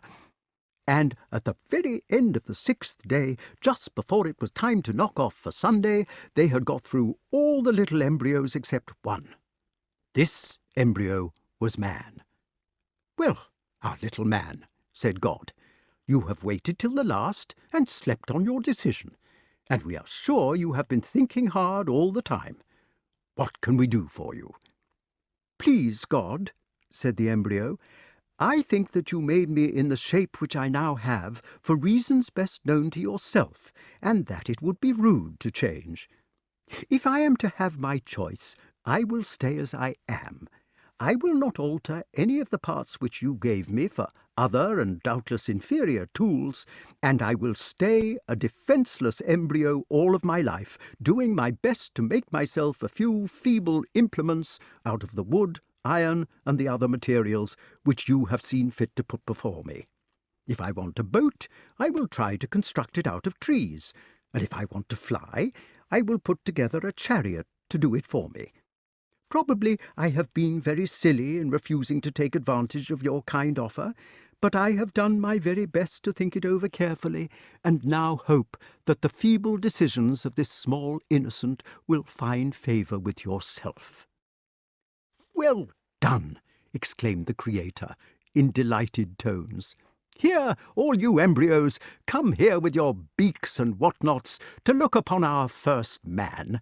He is the only one who has guessed our riddle out of all of you, and we have great pleasure in conferring upon him the order of dominion over the fowls of the air and the beasts of the earth and the fishes of the sea. Now, let the rest of you get along and love and multiply, for it is time to knock off for the weekend. As for you, man, you will be a naked tool all your life, though a user of tools. You will look like an embryo till they bury you, but all the others will be embryos before your might. Eternally undeveloped, you will always remain potential in our image, able to see some of our sorrows and to feel some of our joys. We are partly sorry for you, man, but partly hopeful. Run along, then, and do your best. And listen, man, before you go—" "Well?" asked Adam, turning back from his dismissal. "We were only going to say," said God shyly, twisting his hands together. "Well, we were just going to say, God bless you." Chapter 22. King Pellinore arrived for the important weekend in a high state of flurry. "I say," he exclaimed, "do you know? Have you heard? Is it a secret, what?" "Is what a secret, what?" they asked him. "Why, the king!" cried his Majesty. "You know about the king." "What's the matter with the king?" inquired Sir Ector. "You don't say he's coming down to hunt with those damned hounds of his or anything like that?" "He's dead!" cried King Pellinore tragically. "He's dead, poor fella, and can't hunt any more." Sir Grummore stood up respectfully and took off his cap of maintenance. "The king is dead," he said. "Long live the king." Everybody else felt they ought to stand up too, and the boy's nurse burst into tears. "Oh, there," she sobbed. "His loyal highness dead and gone, and him such a respectful gentleman. Many's the illuminated picture I've cut out of him from the illustrated missals, aye, and stuck up over the mantel, from the time when he was in swaddling bands, right through them world towers till he was a-visiting the dispersed areas as the world's Prince Charming. There wasn't a picture of him but I had it out, aye, and give him a last thought o' nights." "Compose yourself, Nanny," said Sir Ector. "It is solemn, isn't it?" said King Pellinore. "What? Uther the Conqueror, 1066 to 1216. "A solemn moment," said Sir Grummore. "The king is dead. Long live the king." "We ought to pull down the curtains," said Kay, who was always a stickler for good form, "or half-mast the banners." "That's right," said Sir Ector. "Somebody go and tell the sergeant-at-arms." It was obviously the Wart's duty to execute this command, for he was now the junior nobleman present, so he ran out cheerfully to find the sergeant. Soon those who were left in the solar could hear a voice crying out, "Now then, 1, 2, special mourning for his late majesty! Lower away on the command 2!" And then the flapping of all the standards, banners, pennons, pennoncelles, banderols, guidons, streamers and cognizances, which made gay the snowy turrets of the Forest Sauvage. "How did you hear?" asked Sir Ector. "I was pricking through the purlieus of the forest, after that beast, you know, when I met with a solemn friar of orders grey, and he told me it's the very latest news." "Poor old Pendragon," said Sir Ector. "The king is dead," said Sir Grummore solemnly. "Long live the king!" "It is all very well for you to keep on mentioning that, my dear Grummore," exclaimed King Pellinore petulantly. "But who is this king, what, that is to live so long, what, according to you?" "Well, his heir," said Sir Grummore, rather taken aback. "Our blessed monarch," said the nurse tearfully, "never had no hair. Anybody that studied the loyal family know that." "Good gracious!" exclaimed Sir Ector. "But he must have had a next of kin." "That's just it!" cried King Pellinore in high excitement. "That's the exciting part of it, what?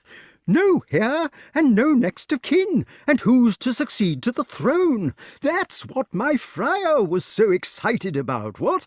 And why he was asking who could succeed to what? What?"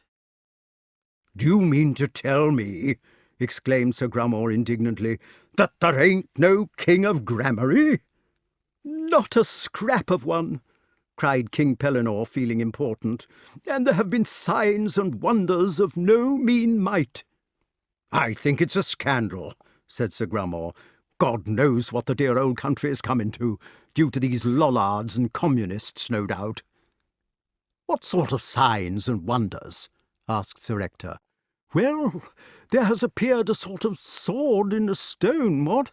In a sort of church. Not in the church, if you see what I mean, and not in the stone, but that sort of thing, what? Like you might say—" "I don't know what the church is coming to," said Sir Grummore. "It's in an anvil," explained the king. "The church?" "No, the sword." "But I thought you said the sword was in the stone." "No," said King Pellinore, "the stone is outside the church." "Look here, Pellinore," said Sir Ector. "You have a bit of a rest, old boy, and start again. Here, drink up this horn of mead and take it easy." "The sword," said King Pellinore, "is stuck through an anvil which stands on a stone. It goes right through the anvil and into the stone. The anvil is stuck to the stone. The stone stands outside a church. Give me some more mead." "I don't think that's much of a wonder," remarked Sir Grummore. "What I wonder is that they should allow such things to happen. But you can't tell nowadays, what with all these Saxon agitators."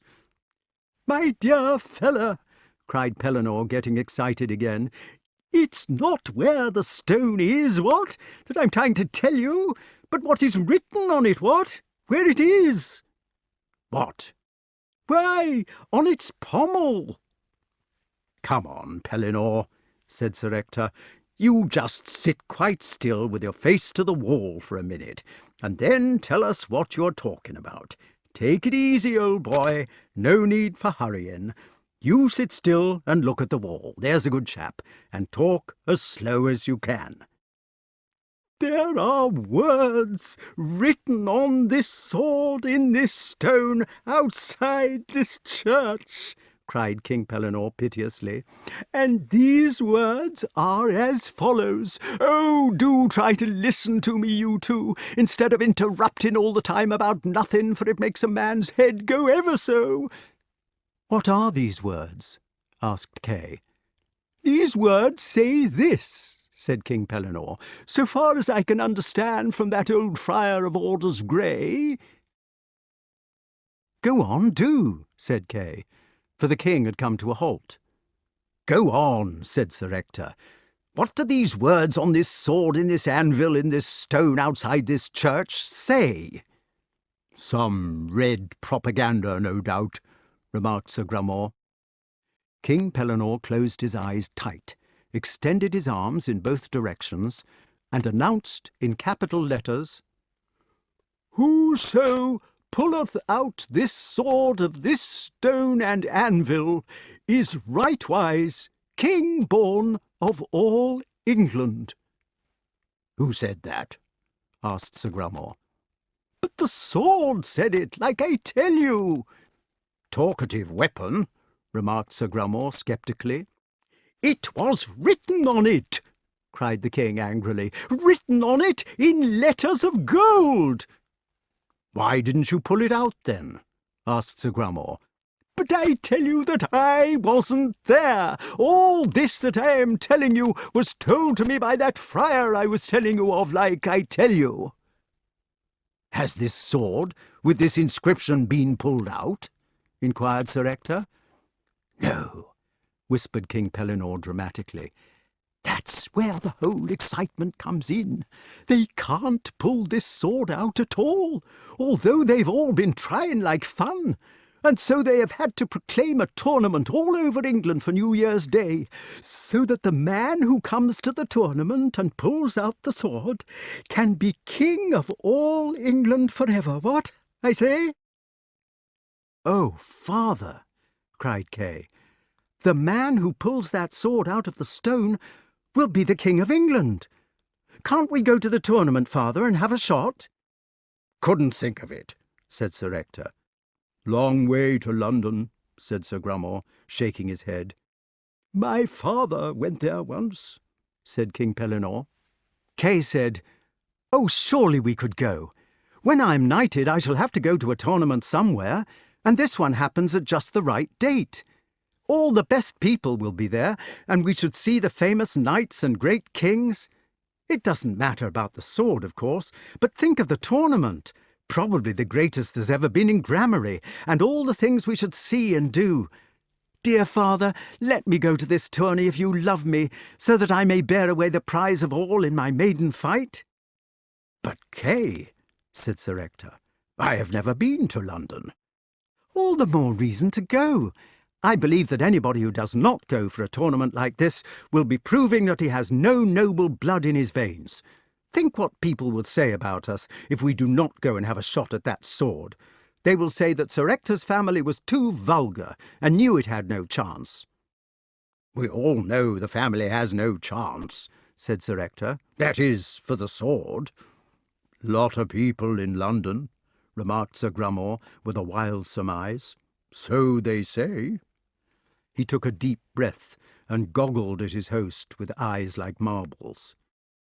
"And shops," added King Pellinore suddenly, also beginning to breathe heavily. "Dang it!" cried Sir Ector, bumping his horn mug on the table so that it spilled. "Let's all go to London, then, and see the new king." They rose up as one man.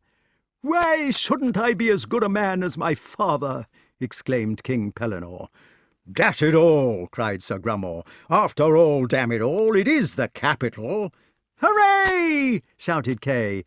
"Lord have mercy," said the nurse. At this moment the Wart came in with Merlyn, and everybody was too excited to notice that if he had not been grown up now, he would have been on the verge of tears. "Oh, Wart!" cried Kay, forgetting for the moment that he was only addressing his squire, and slipping back into the familiarity of their boyhood. "What do you think? We're all going to London for a great tournament on New Year's Day." "Are we?" "Yes, and you will carry my shield and spears for the jousts, and I shall win the palm of everybody and be a great knight." "Well, I'm glad we're going," said the Wart, "for Merlyn is leaving us too." "Oh, we shan't need Merlyn." "He is leaving us," repeated the Wart. "Leaving us?" asked Sir Ector. I thought it was we that were leaving." "He is going away from the Forest Sauvage." Sir Ector said, "Come now, Merlyn, what's all this about? I don't understand all this a bit." "I have come to say good-bye, Sir Ector," said the old magician. "Tomorrow my pupil Kay will be knighted, and the next week my other pupil will go away as his squire. I have outlived my usefulness here, and it is time to go." Now, don't say that," said Sir Ector.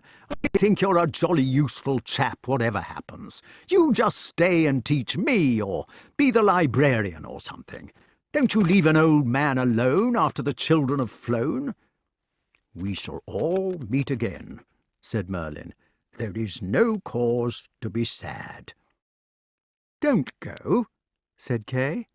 "I must go," replied their tutor. "We have had a good time while we were young, but it is in the nature of time to fly. There are many things in other parts of the kingdom which I ought to be attending to just now, and it is a specially busy time for me. Come, Archimedes, say good-bye to the company." "Good-bye," said Archimedes tenderly to the Wart. "Good-bye," said the Wart without looking up at all. "But you can't go," cried Sir Ector, "not without a month's notice." "Can't I?"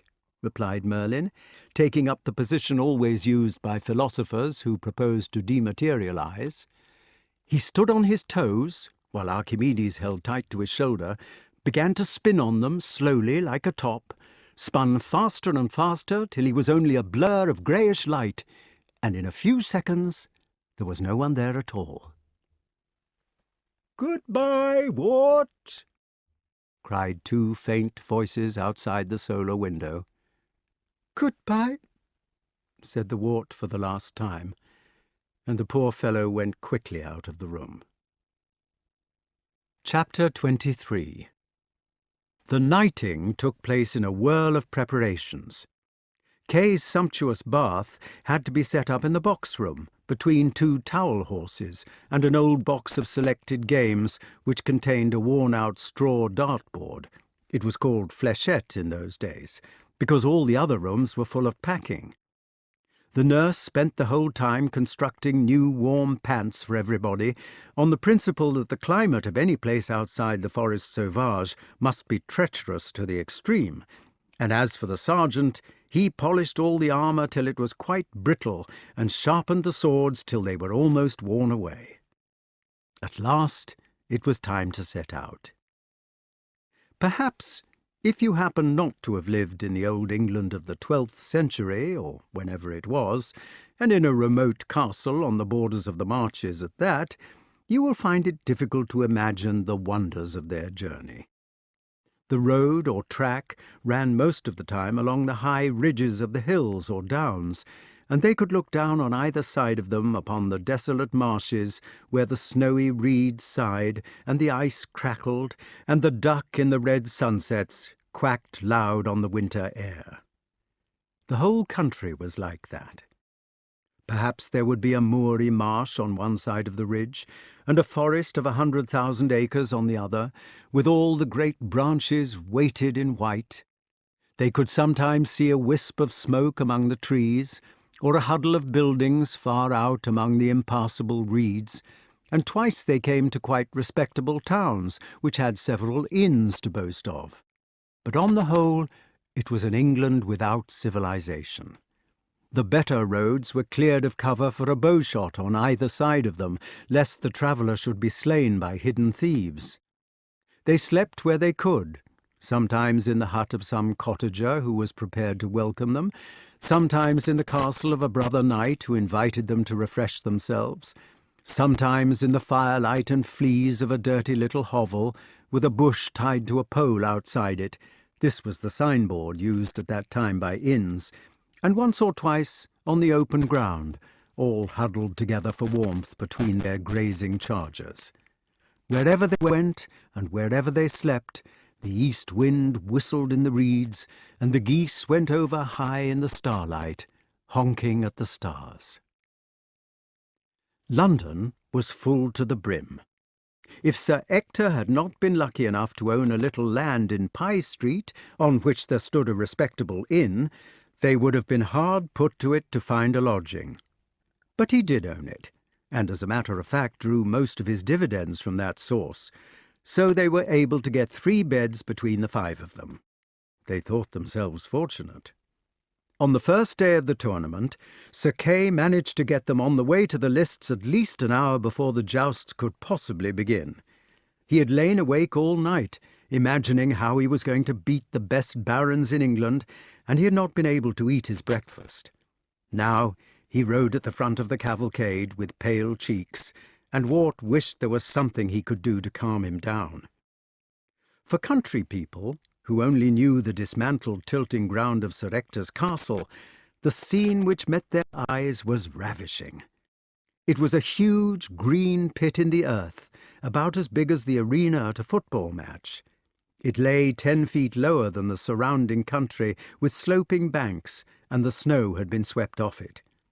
It had been kept warm with straw, which had been cleared off that morning, and now the close-worn grass sparkled green in the white landscape.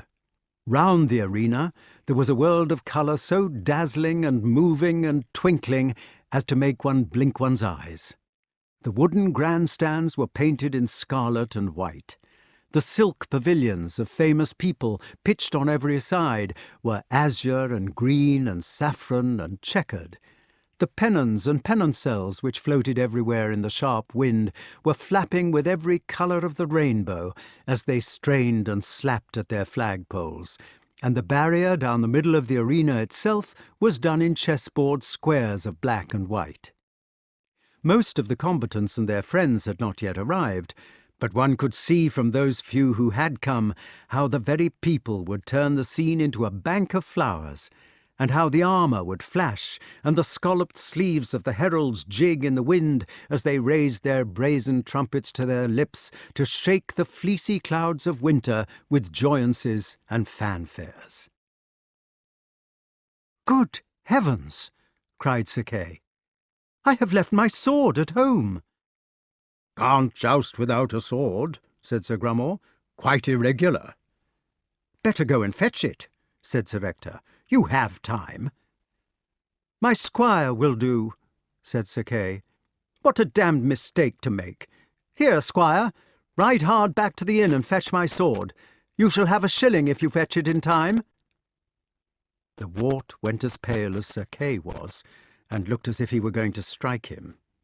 Then he said, "It shall be done, master," and turned his ambling palfrey against the stream of newcomers. He began to push his way toward their hostelry as best he might. "To offer me money!" cried the Wart to himself. "To look down at this beastly little donkey affair off his great charger, and to call me squire! Oh, Merlyn, give me patience with the brute and stop me from throwing his filthy shilling in his face." When he got to the inn, it was closed. Everybody had thronged to see the famous tournament, and the entire household had followed after the mob. Those were lawless days, and it was not safe to leave your house, or even to go to sleep in it, unless you were certain that it was impregnable. The wooden shutters bolted over the downstairs windows were 2 inches thick, and the doors were double barred. "Now what do I do?" asked the Wart, "to earn my shilling?" He looked ruefully at the blind little inn and began to laugh. "Poor Kay," he said. "All that shilling stuff was only because he was scared and miserable, and now he has good cause to be. Well, he shall have a sword of some sort if I have to break into the Tower of London.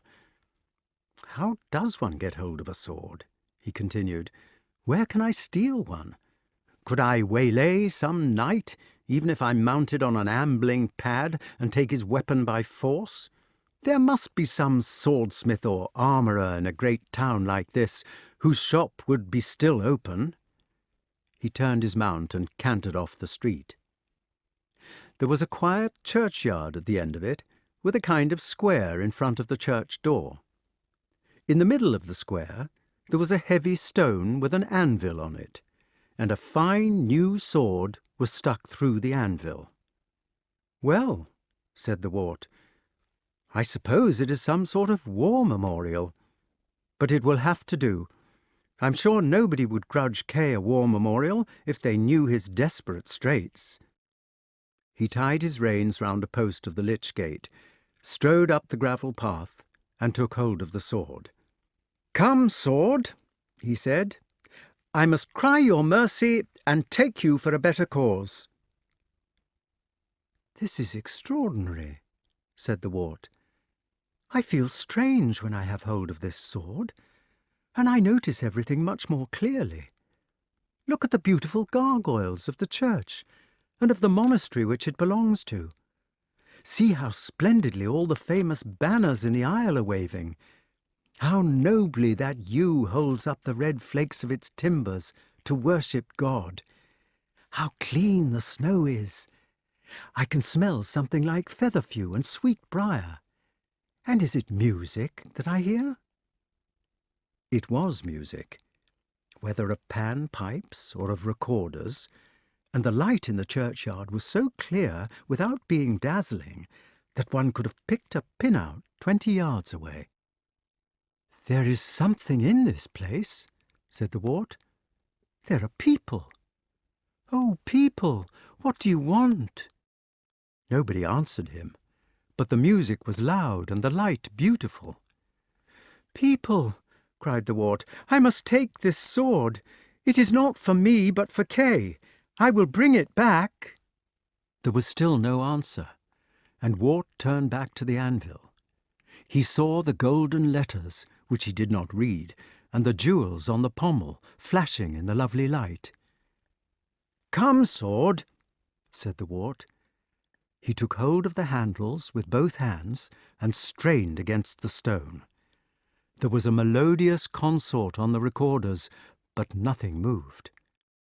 The Wart let go of the handles when they were beginning to bite into the palms of his hands, and stepped back, seeing stars. "It is well fixed," he said. He took hold of it again and pulled with all his might. The music played more strongly, and the light all about the churchyard glowed like amethysts, but the sword still stuck. "Oh, Merlyn!" cried the Wart, "help me to get this weapon!" There was a kind of rushing noise, and a long chord played along with it. All round the churchyard there were hundreds of old friends. They rose over the church wall all together, like the Punch and Judy ghosts of remembered days, and there were badgers and nightingales and vulgar crows and hares and wild geese and falcons and fishes and dogs and dainty unicorns and solitary wasps and corkindrills and hedgehogs and griffins and the 1,000 other animals he had met. They loomed round the church wall, the lovers and helpers of the Wart, and they all spoke solemnly in turn. Some of them had come from the banners in the church, where they were painted in heraldry, some from the waters and the sky and the fields about, but all, down to the smallest shrew mouse, had come to help on account of love. Wart felt his power grow. "Remember my biceps," said the oak, "which can stretch out horizontally against gravity when all the other trees go up or down." "Put your back into it," said a luce or pike off one of the heraldic banners, "as you once did when I was going to snap you up. Remember that power springs from the nape of the neck." "What about those forearms?" asked a badger gravely, "that are held together by a chest? Come along, my dear embryo, and find your tool." A Merlyn, sitting at the top of the yew tree, cried out, "Now then, Captain Wart, what is the first law of the foot? I thought I once heard something about never letting go." "Don't work like a stalling woodpecker," urged a tawny owl affectionately. "Keep up a steady effort, my duck, and you will have it yet." "Cohere," said a stone in the church wall. a snake, slipping easily along the coping which bounded the holy earth, said, "Now then, Wart, if you were once able to walk with 300 ribs at once, surely you can coordinate a few little muscles here and there. Make everything work together, as you have been learning to do ever since God let the amphibia crawl out of the sea. Fold your powers together with the spirit of your mind, and it will come out like butter. Come along, Homo sapiens, for all we humble friends of yours are waiting to cheer." The Wart walked up to the great sword for the third time. He put out his right hand softly and drew it out as gently as from a scabbard. There was a lot of cheering, a noise like a hurdy-gurdy, which went on and on. In the middle of this noise, after a long time, he saw Kay and gave him the sword. The people at the tournament were making a frightful row. "But this is not my sword," said Sir Kay. "It was the only one I could get," said the Wart. "The inn was locked." "It is a nice-looking sword. Where did you get it?" "I found it stuck in a stone outside a church." Sir Kay had been watching the tilting nervously, waiting for his turn. He had not paid much attention to his squire. "That is a funny place to find one," he said. "Yes, it was stuck through an anvil." "What?" cried Sir Kay, suddenly rounding upon him. "Did you just say this sword was stuck in a stone?" "It was," said the Wart. "It was a sort of war memorial." Sir Kay stared at him for several seconds in amazement, opened his mouth, shut it again, licked his lips, then turned his back and plunged through the crowd. He was looking for Sir Ector, and the Wart followed after him. "Father!" cried Sir Kay. "Come here a moment." "Yes, my boy," said Sir Ector. "Splendid falls these professional chaps do manage. Why, what's the matter, Kay? You look as white as a sheet." "Do you remember that sword which the King of England would pull out?" "Yes." "Well, here it is. I have it. It is in my hand. I pulled it out." Sir Ector did not say anything silly. He looked at Kay, and he looked at the Wart. Then he stared at Kay again, long and lovingly, and said, "We will go back to the church." "Now then, Kay," he said, when they were at the church door. He looked at his firstborn kindly, but straight between the eyes. "Here is the stone, and you have the sword. It will make you the King of England. You are my son, that I am proud of, and always will be, whatever you do. Will you promise me that you took it out by your own might?" Kay looked at his father. He also looked at the Wart and at the sword. Then he handed the sword to the Wart quite quietly. He said, "I am a liar. Wart pulled it out." As far as the Wart was concerned, there was a time after this in which Sir Ector kept telling him to put the sword back into the stone, which he did, and in which Sir Ector and Kay then vainly tried to take it out. The Wart took it out for them and stuck it back again once or twice. After this, there was another time, which was more painful. He saw that his dear guardian was looking quite old and powerless, and that he was kneeling down with difficulty on a gouty knee. "Sir," said Sir Ector, without looking up, although he was speaking to his own boy. "Please do not do this, father," said the Wart, kneeling down also. "Let me help you up, Sir Ector, because you are making me unhappy." "Nay, nay, my lord," said Sir Ector, with some very feeble old tears. "I was never your father, nor of your blood. But I wot well ye are of an higher blood than I wend ye were. "Plenty of people have told me you are not my father," said the Wart, "but it does not matter a bit." "Sir," said Sir Ector humbly, "will ye be my good and gracious lord when ye are king?" "Don't," said the Wart. "Sir," said Sir Ector, "I will ask no more of you, but that you will make my son, your foster brother, Sir Kay, seneschal of all your lands." Kay was kneeling down too, and it was more than the Wart could bear. "Oh, do stop!" he cried. "Of course he can be seneschal if I've got to be this king. And oh, father, don't kneel down like that, because it breaks my heart. Please get up, Sir Ector, and don't make everything so horrible. Oh dear, I wish I'd never seen that filthy sword at all." And the Wart also burst into tears. Chapter 24. Perhaps there ought to be a chapter about the coronation. The barons naturally kicked up a fuss, but as the Wart was prepared to go on putting the sword into the stone and pulling it out again till doomsday, and as there was nobody else who could do the thing at all, in the end they had to give in. A few Gaelic ones revolted, who were quelled later, but in the main the people of England and the partisans like Robin were glad to settle down. They were sick of the anarchy which had been their portion under Uther Pendragon, sick of overlords and feudal giants, of knights who did what they pleased, of racial discrimination, and of the rule of might as right. The coronation was a splendid ceremony.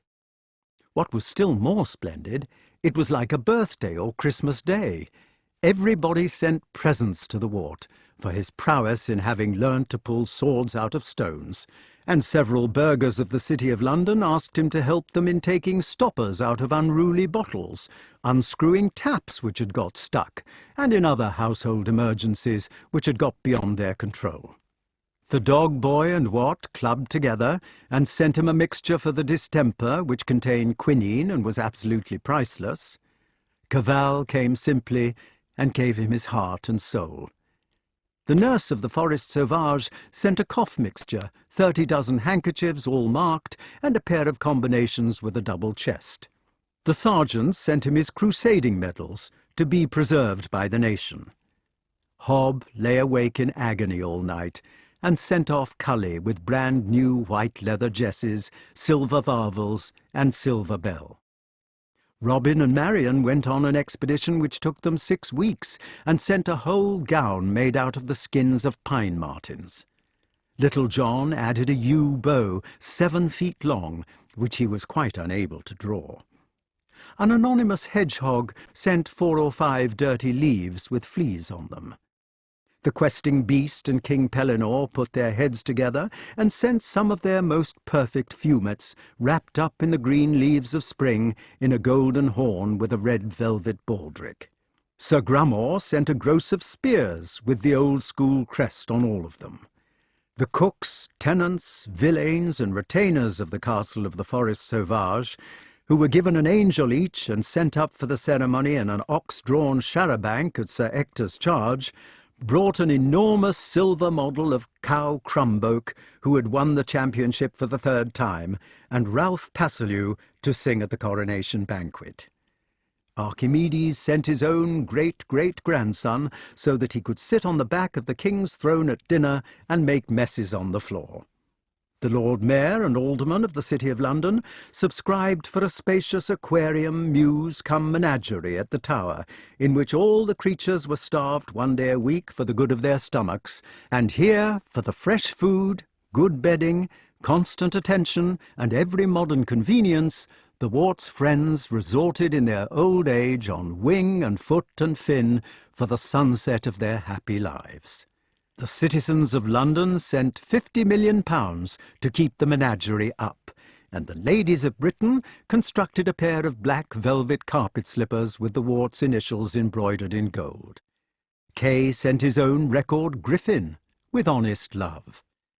There were many other tasteful presents, from various barons, archbishops, princes, landgraves, tributary kings, corporations, popes, sultans, royal commissions, urban district councils, czars, beys, mahatmas, and so forth. But the nicest present of all was sent most affectionately by his own guardian, old Sir Ector.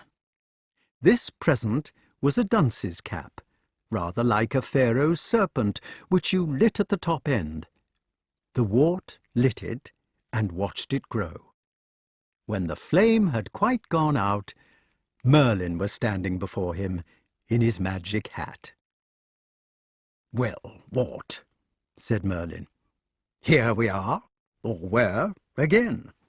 How nice you look in your crown. I was not allowed to tell you before, or since, but your father was, or will be, King Uther Pendragon, and it was I myself, disguised as a beggar, who first carried you to Sir Ector's castle in your golden swaddling bands. I know all about your birth and parentage, and who gave you your real name. I know the sorrows before you, and the joys, and how there will never again be anybody who dares to call you by the friendly name of Wart. In future, it will be your glorious doom to take up the burden and to enjoy the nobility of your proper title. So now I shall crave the privilege of being the very first of your subjects to address you with it, as my dear liege lord, King Arthur." "Will you stay with me for a long time?" asked the wart, not understanding much of this. "Yes, Wart," said Merlin, "or rather, as I should say, or is it have said? Yes, King Arthur." Explicit liber primus. The beginning.